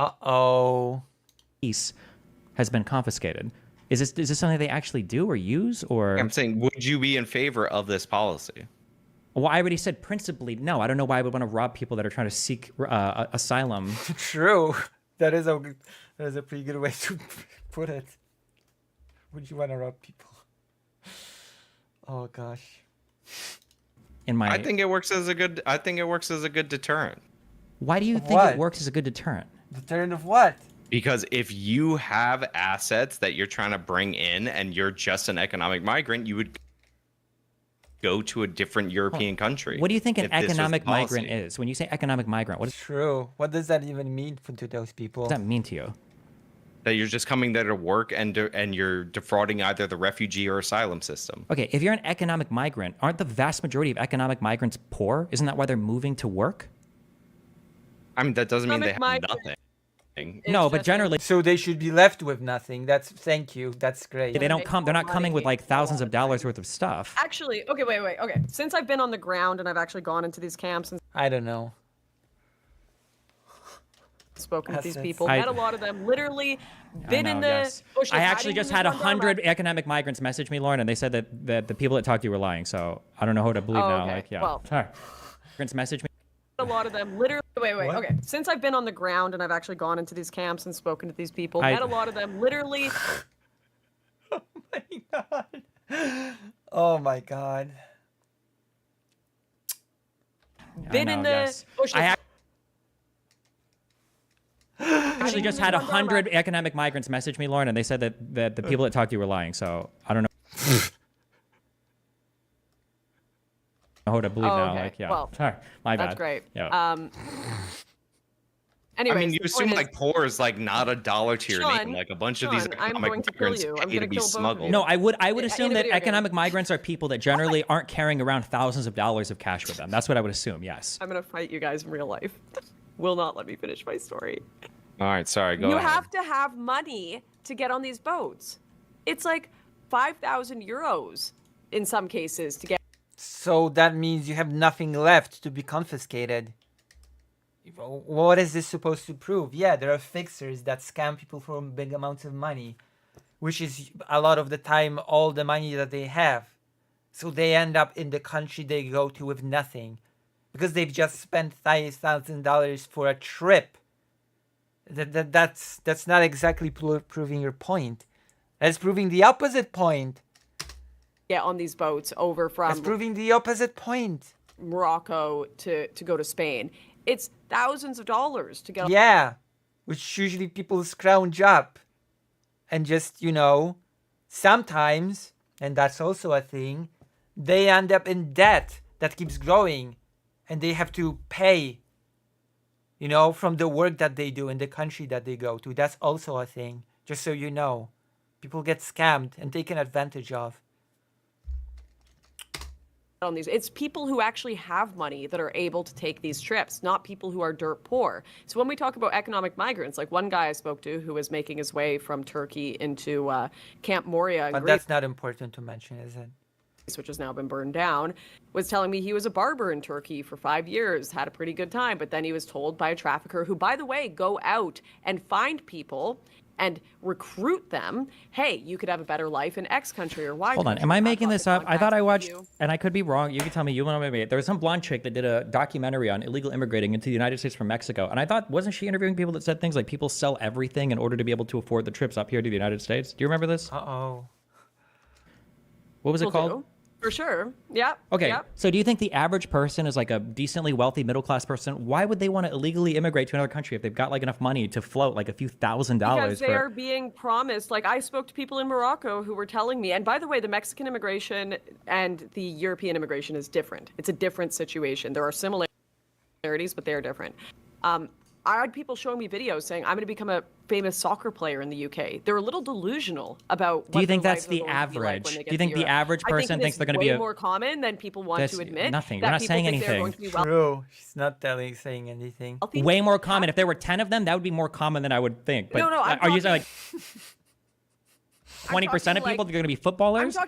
I'm talking the Yes, and rock stars as well. majority of these people believe they are going to be wealthier and live significantly better lives than the lives they get when they come to Europe. The vast majority. Maybe not everyone thinks they're going to be a professional footballer, but all of them think they're going to get a lot more money than they eventually do. No one thinks they're going to be living under bridges in Paris like what usually ends up. No one. Not one person living under a bridge in Paris told me this is what I expected. But that's what happens to them. And then they end up committing crime. Why don't they just go what home else then? Can they do?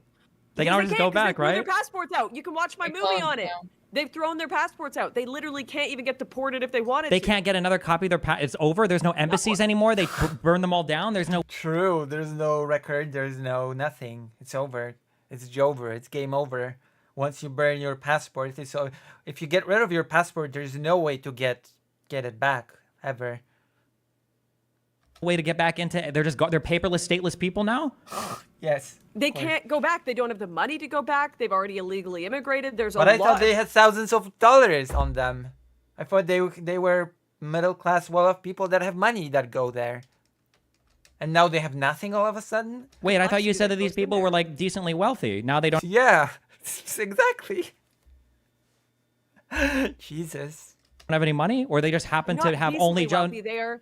They are wealthier than the dirt poor people that can't afford to make these trips, for sure. But they're not a bajillion. We're not talking... So how well off are they if they can only afford the trip and they're left with nothing? That's your definition of wealthy? I can barely afford a trip one way and then I'm left with nothing and I live under a bridge? That's wealthy? That's well off?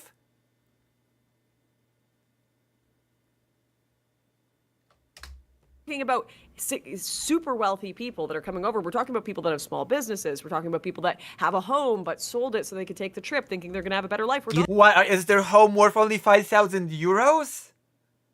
What the fuck? What? They sold their home just to be able to afford the trip? 5,000 euros? Wait, you think that people that have small businesses represent a sizable portion of people coming illegally who are throwing away their passport? I don't think that's true. I super don't think that's true. Okay. Do you see a lot of women and children? It's not. It's men who are like, I'm going to give up my life and I'm going to see if I can make a new Yeah, life it's in men who Europe. are 18 to 22, not small business owners, okay, with like net worths They and have jobs, assets. they have houses, they have money to pay the 5,000 euros for these trips. But isn't that usually because they're like selling everything they have? Sure. In some... What the... Oh my god.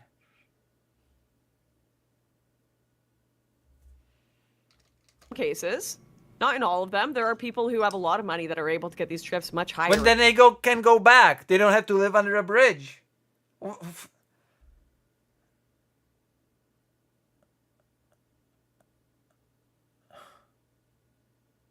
What?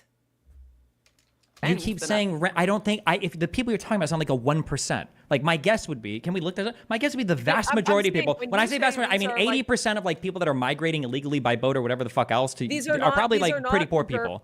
These are not the poorest in their community. The poorest cannot afford to. I'm not saying, I didn't say the poorest. Maybe. Oh, so they're just poor. They're just not super poor. That's really helpful, Lauren Southern. Thank you. That's great. They're the second tier poorest, but they're sure as fucking not middle class or wealthy. I mean, they might be middle class in their country. In their countries. Yes. Okay, can we hook me up with some numbers on this? I didn't see anything about the Danish like massively enforcing this jewelry policy. So what are we looking at when we're trying to say that like? I was asking if you're in favor of this policy. I said no because when I think of refugees or asylum stuff, that's generally like that's like a charity that you do to the world. It's not a thing that you're doing for economic or fiscal reasons. So that's why I wouldn't assume that you would like charge people.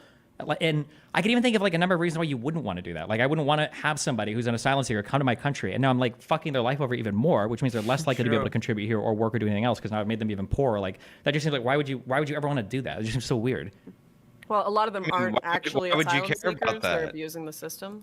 Why would you ask me what would my ideal regulation look like for somebody abusing the system? My ideal regulation would be they don't abuse the system. I mean, like, but you set up a system with as many safeguards to prevent abuse of the system as possible. But that doesn't sound like it would safeguard it. If somebody robbing people is safeguarding from abusing this. Okay, right. He's wealthy enough to be carrying that much money, they would just leave the money in the bank at home. Or if you guys are talking about remittances, they would just leave the money with family at home, and they would just travel with nothing. How are you going to be able to subpoena a person's like Rwandan bank account if they're trying to legally immigrate into your country? Well, first of all, Denmark has it. Rwanda might not be the best example because they do have a relationship with them since they use them as a third-party country for screening refugees. But that was a really good dodge. It didn't answer my question at all, but I'm just saying if somebody illegally immigrates to a country, and they would know anyway, because you guys are saying they tossed their papers, so how would they even know? Well, yeah, I think you shouldn't admit somebody if they destroy their passport before they come That's into your a country. great point. That is a great Like that's a sensible policy that I would definitely enforce in the United States. That's true. How do you know they destroyed their passport? How do you know they didn't flee war and just didn't have their passport? What if their passport was bombed with their home? You're just gonna assume they threw it away? That's sure. Trillion%. In the United States, do we take people with no passports? Are you accepted into the... People destroy their passports at the border That's and not what they turn themselves in for asylum. I'm asking, do we accept people in the United States with no paperwork and no passports? If they claim asylum, we do. Yeah, we process them. When you say we process them, is part of the processing meaning if you can't verify the person, then they get tossed? There's plenty of people. No, they get paroled. Do you see how you're into not the answering country. any question? Hold on. Do you do this intentionally when you argue? No, wait. Every single question I ask, you give a weasel answer. I ask you very specific questions on policy, and it's like, well, there have been people who do this. Well, they do this. Well, some people do at the border. Yes, we will admit people at the border who leave their documents behind when they claim asylum specifically. As a matter of policy, not admit them for processing. I'm asking as a matter of policy in the United States of America, will we allow people to live here after being processed with no paperwork and no way to verify who they are? That's a policy in the United States. We give them paperwork like when they get here, but yes, if you destroy your passport, there's a reason why they do that because it makes them harder to deport. Like we give them identities. We give them. Well, we take information that they give us as their identity. With no verification or anything, they just give a name and then we admit. We attempt to verify, but with as many people, it is very difficult to do so. And but if we're unable to verify, we allow them to stay in the country? Well, first of all, enforcement. Like I'm sure. Why is this need debating those? I don't know. It just happens. It happens, you know. Sure, eventually people can theoretically get deported, but yeah, like they stay in the country. So the country. answer is no. You're just lying. You're wrong. We don't let people stay in the United States. Yes, it's a recent video. It happened yesterday, this debate. That's why I said I'm going to react to it. And that's why I've been streaming for 9 hours, 43 minutes. I have to go to the toilet. In the meantime, if you want to support whatever it is that I'm doing here, then come to the page and donate. I think I deserve it. I think I deserved it.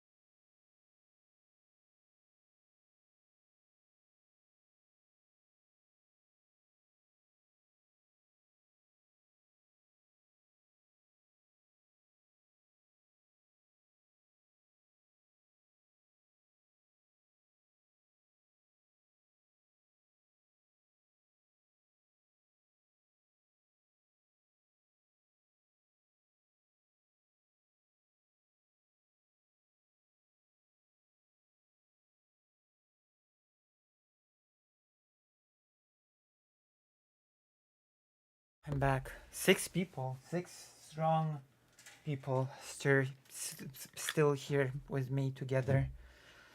Like a family or something.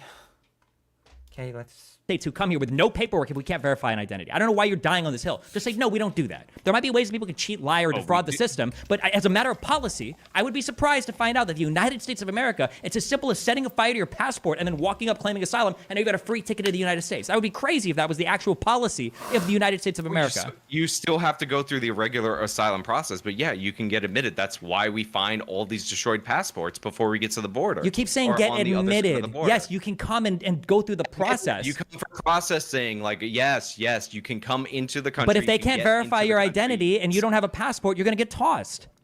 Yep, these people will present a different name. This is usually how criminal types get their way into the country. And yes, you can get through the system like that. If we find that you're defrauding the system under law, yes, you will be deported. But guess what? If you enter the country illegally at the border, under the law, it says you should be deported anyway. So there's like on paper what it says you should, what it says should happen, but then there's what actually happens, and a bunch of these people end up in this country. So yes. Wait. Okay, so firstly, you just said that they have to lie and give fake identities. True, factual. Yeah. So number one, you said they had to lie and give fake identities, which satisfies my argument. Then they don't let people in without identities that aren't verified and without a passport. That's why they have to fake them. So you're wrong there. Number one. Number two, you're saying that wait, the law is to deport illegals and we don't do that. What do you mean? What are you speaking about there? Yeah, like you're supposed to deport people when they enter at the border, and we let a bunch of these people in. What do you mean you're supposed to deport them at the border, but we let them in? What are you referring to more specifically? And these cases take years. They cost thousands in tax dollars. More than that, these people get housed. They get money. It's, I spoke to people. That's great. Don't care. Hold on. Wait. What is the? Who are we supposed to deport? They won't be deported. Who are we? Great. Don't care. Supposed to deport, yes, and thank God Donald Trump saved them by blocking the legislation in the Congress that would have actually Okay, so you agree we need better legislation? Why are you that's my position. Your position is a ban on mass migration, which is nonsense, okay? Yeah. True. I do think that there should be better controls at the border. I'm asking, Sean, what is it when you say that we are supposed to deport people illegally, but we don't? What are you talking about there? What are you referring to there? Do you know how Obama got called the deporter in chief? It's because of these rapid deportations of people who showed up at the border. This is policy under law for people who are admitted. You can get them out even quicker without putting them through through the lengthy legal system. So that is what we used to get done. That's why Obama got all those deportations under his belt. Most of them were basically immediate ejections. So yes, this is why are people complaining about Obama, right-wingers calling him deporter in chief? If it's so great. Have you watched this for 5 hours? Sort of, I guess. What you can do under law. This is what you're supposed to do We under. have to break this down into 2 separate segments, I guess. Nobody will want to watch the full thing. Law, but instead we let these people go through the asylum system because they're fraudulently claiming asylum, and we know they're fraudulently claiming asylum because they passed through 6 countries in order to get here. If we are letting people in that are claiming asylum, but we don't want to be, or we do want to be, why would the Democrats try to pass legislation in the House to change this? Why was it blocked by Republicans? Because Biden denied this issue even existed for 3. Because Ukraine. And also Trump wanted the border to be his, thing during election. That's why. There you go. That had nothing to do with what I just said. What did that? How did that even? Okay, I'll let you do this. That's why they wanted to pass it. I'll explain it. Then it became really politically inconvenient for them, so they wanted to pass something into law to have a W on their side. So yeah, the reason they wanted to pass legislation was political expedience. No, it was because it was a compromise. It was a compromise with the GOP to pass aid for Ukraine. All right, you two. This was a stream on the UK riots, so I'm going to girl boss, gaslight, and gatekeep and kick the men in 2 minutes here. You both have one more statement And then Sure. Yeah. Democrats tried to pass, Biden tried a number of things to slow down the asylum process at the border. The idea that we allow people in who are illegal and we know they're is just, it's not true. It's just, and that you can tell by the way there's like a weasel answer to every single question I ask. You don't let people in with no paperwork. And when the answer is, well, if they're fraudulent and they, fake it, well, then obviously, of course, we do allow people to come to ports of entry and claim asylum, which I think is a huge fucking problem right now. But when Democrats tried to pass legislation in Congress that was authored by originally a Gonna get kicked mid-sentence? Republican in the Senate, Langford, Trump shot it down. Literally, Trump on his own told Republicans, don't vote for this. I need to keep the border open for election issues, which is insane. True. So the idea that somehow Democrats still get blamed for this. True. And then Ukraine aid was blocked for 6 months. This when it is Republicans that shot down legislation under the orders of a guy who's not even in office right now, okay, Donald Trump. It's ridiculous that Democrats still get the blame for that. Now that's on Republicans. They get the blame for that until the election season, and then we'll see what happens after that. Yeah, I mean, that's a nice talking point, but Joe Biden under the campaign said he wanted these people to surge to the border. That's who we are. That's exactly what happened for 3+ years into his administration until it became politically expedient for him to say, oh, crap, I guess I got to pretend to do something related to the border. Pretend there was a whole bill.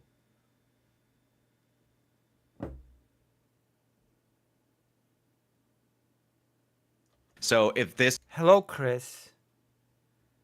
I take it you're a conservative? What nefarious shit? You know what nefarious shit they slipped into that huge bill? Nefarious shit like money for installing equipment for screening for fentanyl. That's right, the equipment that could not be used to screen for fentanyl. Top of the line equipment, apparently. Hello, Charlie. Thank you for subscribing.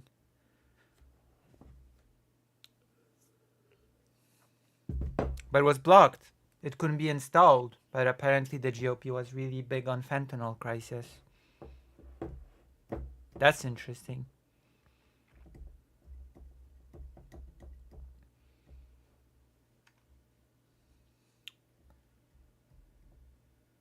So what was the nefarious shit that went to that huge bill? Or maybe you're not referring to the border thing. Maybe you're referring to Ukraine. Because that huge bill had Ukraine in it. Israel. Or maybe you're referring to Israel. Maybe you're not pro supporting of Israel, which fair enough, but what are you referring to? Maybe I shouldn't assume you're a conservative. I do remember that. It was called a redemption arc. I do remember the Lawrence Southern redemption arc. Hello, Nel Shadaka. I do recall that happening. So, okay, I'm not gonna assume, Chris. What are you referring to? I'm gonna calm down. I'm gonna become once again calm and reasonable. I'm back to being the reasonable streamer. Also, welcome, Chris. What brings you to the stream? How did you find this stream? What do you like about this stream? What do you dislike about this stream? And what other streamers do you watch? There you go. You also get the full treatment of the questions. Did I scare Chris away? This was the non-existent issue for 3+ years, then he should have just let... Comment and Lucy becomes reasonable. That is the effect that you have on me. So you should watch me more. That is the takeaway. You should watch me more. Let things go. I still cannot get over the fact that President Sunday rated tomfoolery and not me. As they were going, but instead he has to blame Trump because they didn't want to pass some cheap win that wouldn't resolve the issue. He was streaming for 10 hours. 10 hours. Okay? Someone should throw me a bone in the form of a donation or a subscription or something. I'm just gonna throw this here. And, you know. Yeah, I do think I scared away Chris. Or Chris just came here to say that one line and just, I don't know, moonwalk out of here. Which is also possible. That doesn't penalize people for destroying their documents, that doesn't reinstitute Remain in Mexico, and wouldn't actually solve the root of the problem, which is a bunch of economic migrants passing through a bunch of different countries on their way to the United States to abuse our asylum system. So no, you don't pass a law that's not really going to address the heart of the issue in order to give the guy who allowed the issue to spin out of control a cheap political win. All right. Very good, guys. Generic YouTuber also super chatted. There is a huge difference between what policy is on paper and what is practiced by courts and customs agents due to orders from heads of bureaucracy. That is true. All right. Well, then what's the point of even changing things if it's going to say one thing in law and something else is going to be done? What can be even done by that logic? Nothing. Because what you implement into law is going to differ from what's being actually done. So you just defeated your own argument. I appreciate you both coming on here. This was a bit chaotic. It's my first stream in a long time, so I just appreciate, as Sean said, coming to my piano recital. Could Stephen, I'm sure people know where to find you, but if you had any, last words, YouTube in a video game, you would like to say where people can follow you, go right ahead, and then I'll let Sean go. YouTube.com/Destiny. Yeah. Also, Biden is on track to deport more people than Trump did. So, yeah, thanks a lot. And he can't use Title 42 to do it. So, perfect. Inshallah. All right, go ahead, Sean. You can find me on youtube.com/actualjusticewarrior and take a look at the net immigration numbers. That was a big topic earlier on. So deport more raw number out of the millions more people that have come into the country under Biden because he asked them to. wait, So illegal or illegal YouTube.com/actualjusticewarrior. immigration? Why are we conflating the two? Okay. Asylum fraud is not legal. You said You said net immigration numbers. Yeah, it's hella inflated by these people that come into the country under the asylum system. What? Why would we? Leave my call. Okay. Holy fucking AIDS. Well, there we have it. Well, more people are watching now all of a sudden on the 10th hour. Okay, so I guess you have a choice now. Okay? I guess I'm gonna finish this. Jesus. Now people came in. Those are my guys. Who are they? Wow. Okay. What should I do? One more segment. Just sleep. There you go. That's for YouTube. 14 people are watching, but it fluctuates between 14, 11, and 22. So I don't know. People are coming in and out, checking me out. People are seeing if they like what they see. One person even subscribed, so that's a net positive for me.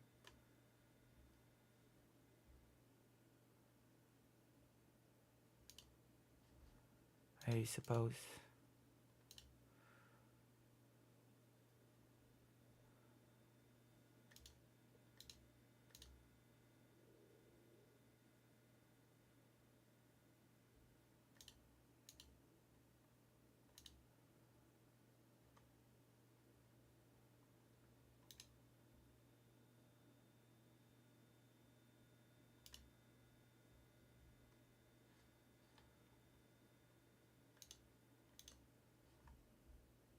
Just sleep. One vote out of 19 people, 16 people. 19 people were just here, only one person voted. Are those 15, 22, 19, whatever the fluctuating number is, are those real people? Am I being watched by real people? They're all sleeping? Are these real people in my audience? Why are the numbers fluctuating so much? Just clicking in and clicking out, clicking in, clicking out, clicking in, clicking out, out, in, out, and out. Non-stop, all the time. Vote. I'm just gonna listen to the one person. Now it's 16, then it's 13, then it's 22, then it's... Yeah. Now it's 10.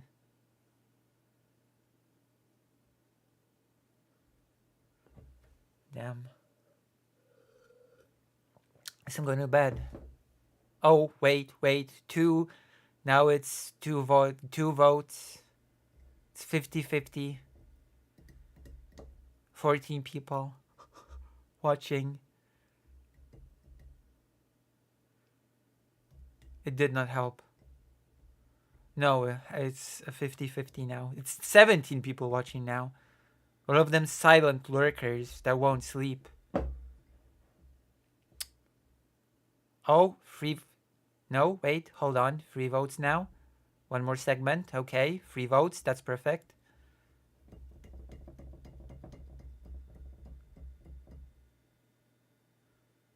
That's perfect. Can wait for a bit more.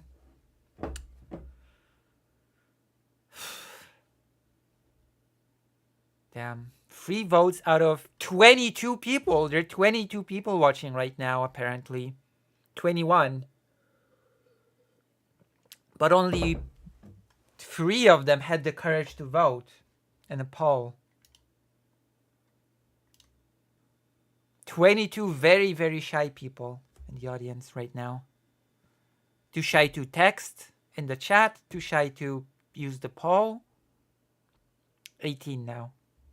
Some of them skipped and dipped. 21. Let's go. Well, I don't know what's happening right now, but...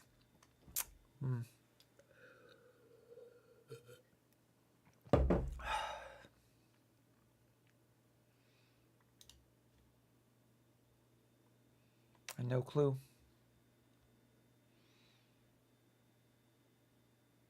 Cornelius Sola. Oh, hello. A stream. You're watching a stream. Hello. How have you find this? How have you found this place? And what other streamers do you watch? If you watch any other streamers.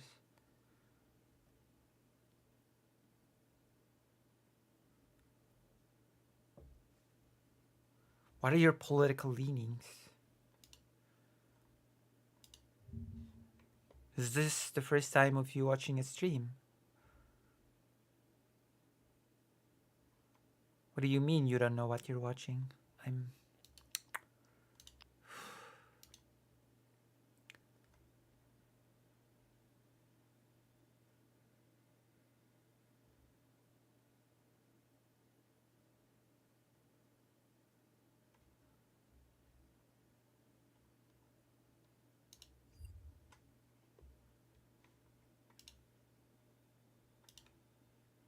It's not very complicated.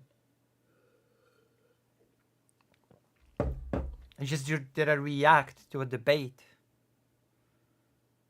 There's nothing to figure out. It's pretty straightforward. It's all very straightforward stuff. Ah, a woke brainwashing victim. Got it. What do you mean? Okay, now I'm trying to figure out who on earth is watching me. What do you mean, woke brainwashing victim? What are you even referring to? Are you referring to the immigration thing? Are you referring to the trans thing? Are you referring to... What are you referring to? Are you referring to my coverage of Ukraine, of the war in Ukraine? Are you referring to... What party are you referring to? Now I'm fascinated. Now I want to figure things out. What's the woke brainwashing that I'm under? I'm ready to be unwoken. I'm ready.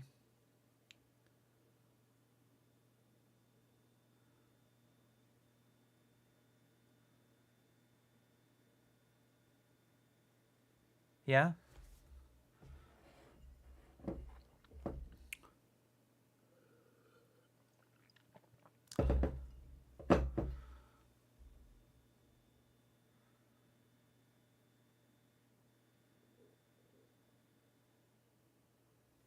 So what are you referring to? What is the brainwashing?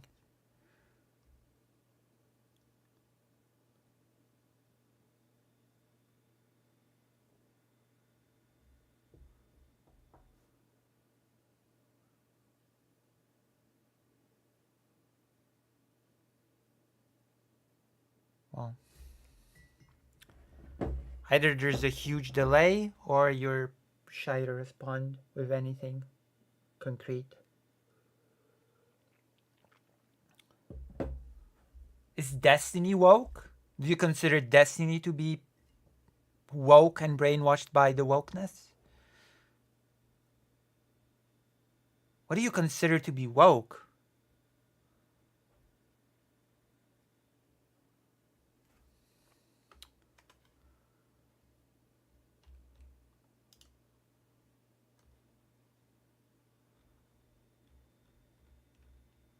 Damn, Cornelius, you got really silent all of a sudden. I guess you're gone. I assume you clicked off.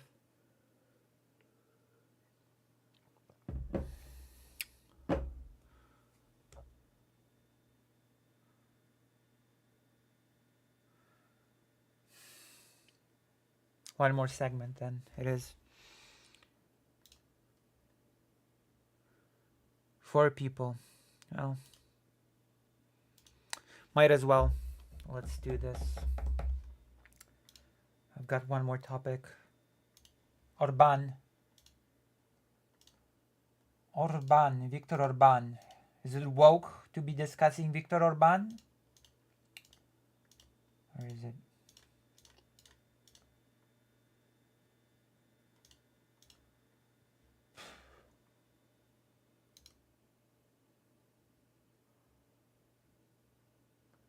There you go. Found it. I don't need this anymore.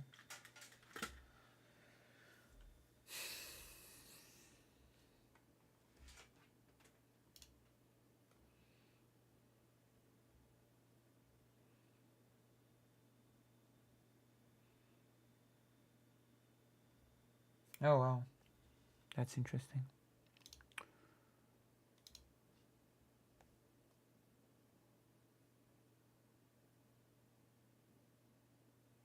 What about Orban? Trump discusses him all the time. He must be super woke. So basically, MEPs want to kick Hungary out of Schengen area after Budapest eased entry for Russians. There's this new policy that allows Russian people to get into Hungary easier. And by extension, they get into the Schengen zone and can just travel whenever they want in the European Union. Which has made the European Union very, nervous about the thing. Especially since when you combine it with Orban's policy of blocking aid, we remember that 50 billion euro blocked by Viktor Orban. We remember that Viktor Orban has been going on a peace tour basically at the same time as when the Children's Cancer Hospital has been bombed in Kyiv. It was basically at around the time where I was there as well. There's a couple of angles that this can be discussed from. There is the fact, of course, that there's a real danger coming from this sort of thing. Espionage, what have you. Russian citizens, Russian spies can just, basically use this loophole, which is Hungary, to enter the European Union and do their thing. Especially since Russia has been on a huge destabilization spree right now. The Boxer thing in the Olympics, the transgender panic. That was perpetrated by Russia. The UK riots, the misinformation on that topic, apparently also perpetrated by Russia. But there's also a different angle, which would be that Hungary has been doing this for a long time now. Hungary has been doing this in the past. And when Hungary has been doing this for the Russians in the past, the European Union did not mind because they depended on their relationship with Orban to keep a majority in the European Parliament, which is a whole topic in and itself. And the only group that actually fought to stop this sort of policy of making it easy for the Russians to enter Hungary and by extension the European Union was the opposition to Orban. Right? They made a huge stink about it apparently, and it led to Hungary backing out of that whole policy. And now, years later, Hungary is sort of making the policy again, and now the same people that used to be okay with it in the European Union are now not okay with it, and are talking about sort of blocking Hungary's access to the Schengen zone, which would basically, one could argue, be collective punishment for the Hungarian people.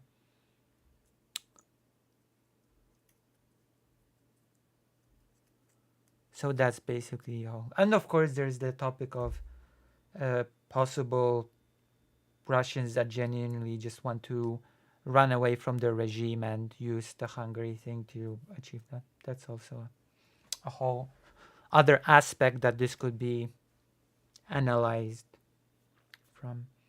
That's a whole other point of view that this could be analyzed from. So let's read this article that talks about it.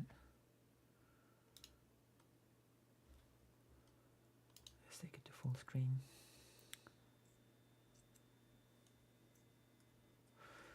A group of 67 MEPs have written a letter to Ursula von der Leyen, President of the European Commission, questioning Hungary's further membership in the Schengen area, following Budapest's decision to ease visa requirements for Russians and Belarusians.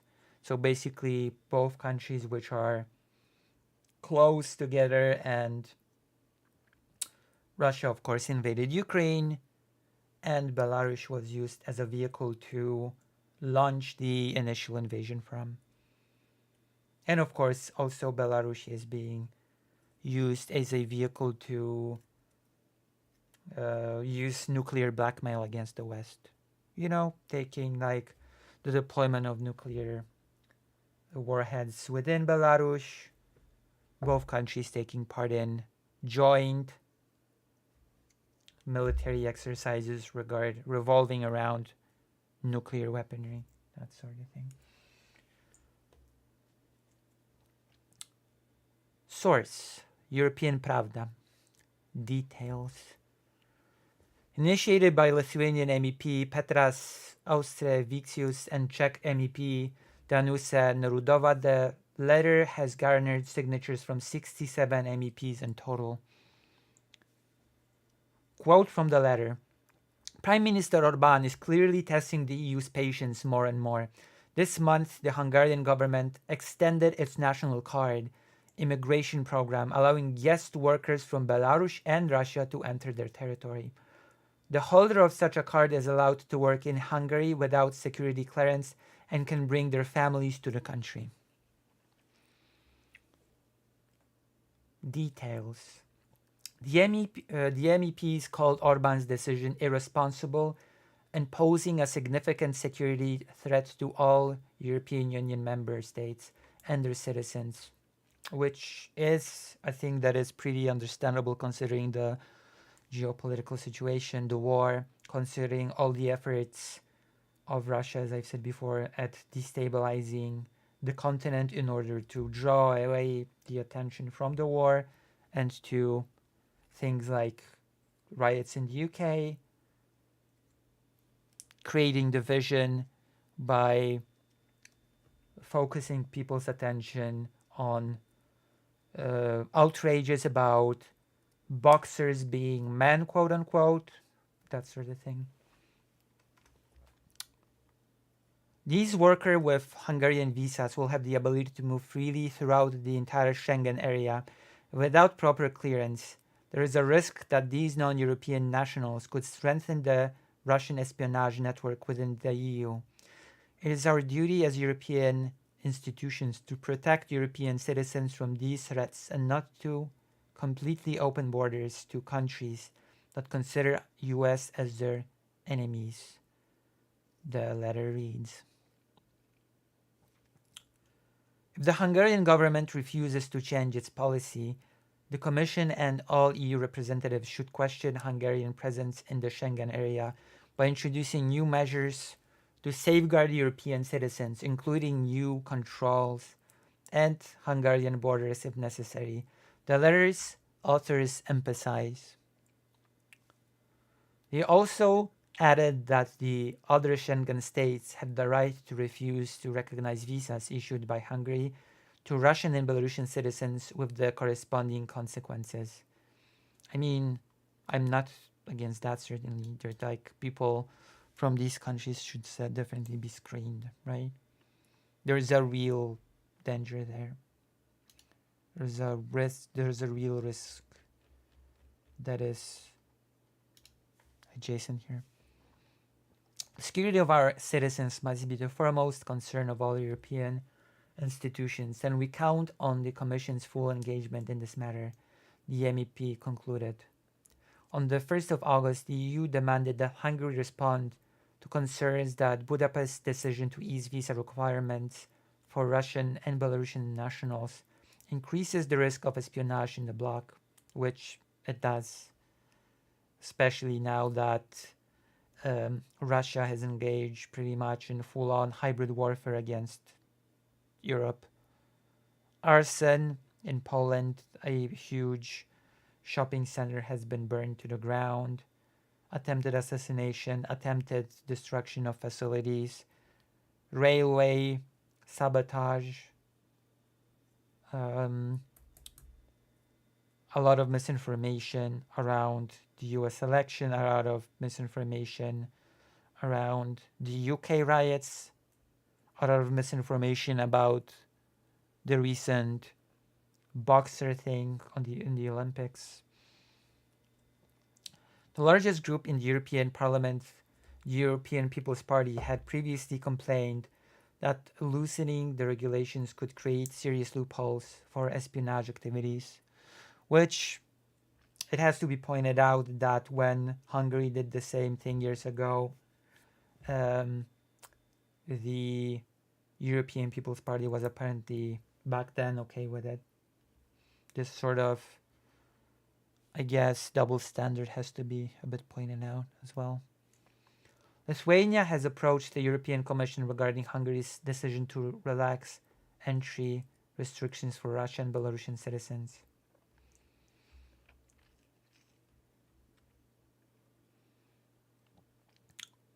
So there you have it. The last segment for the day.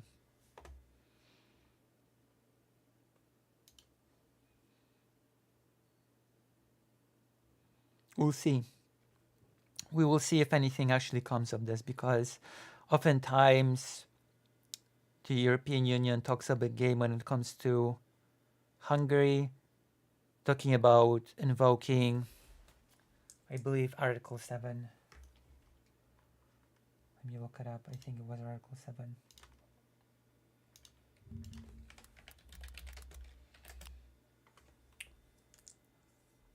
Yep, Article 7. So there's been a lot of talk about invoking Article 7, taking away Hungary's voting rights within the European Union. That did not happen. Poland was much actually closer to that being implemented against it. There was a whole procedure started against Poland, but it has since been stopped because Poland's government has changed and it has backed away from its anti-democratic sort of changes. So nothing has been done when it comes to Article 7 against Hungary. There's been talk about boycotting Hungary because of it keeps sort of standing in the way of aid for Ukraine. That has not gone anywhere. And now there's talk about kicking Hungary out of the Schengen area, which we'll see. We'll see what will happen. I highly doubt that Hungary will be kicked out of Schengen. At best, I think that security measures will be implemented when it comes to the Russian and Belarusian people that will receive those work cards. But I do not believe that anything more drastic will be implemented on the European Union side. I just don't think so. That is my opinion on the matter.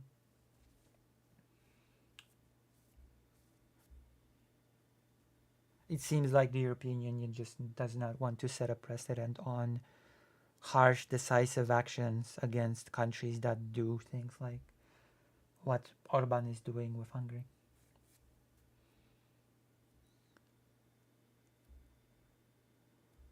All right, that's it.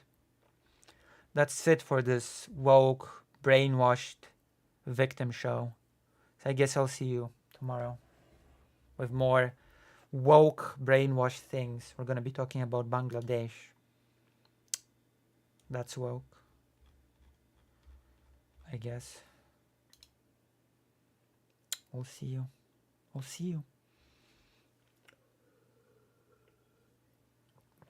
I will see you then.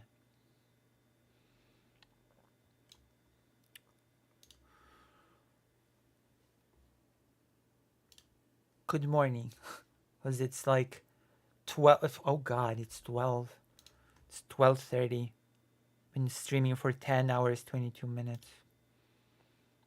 Oh, I'll see you.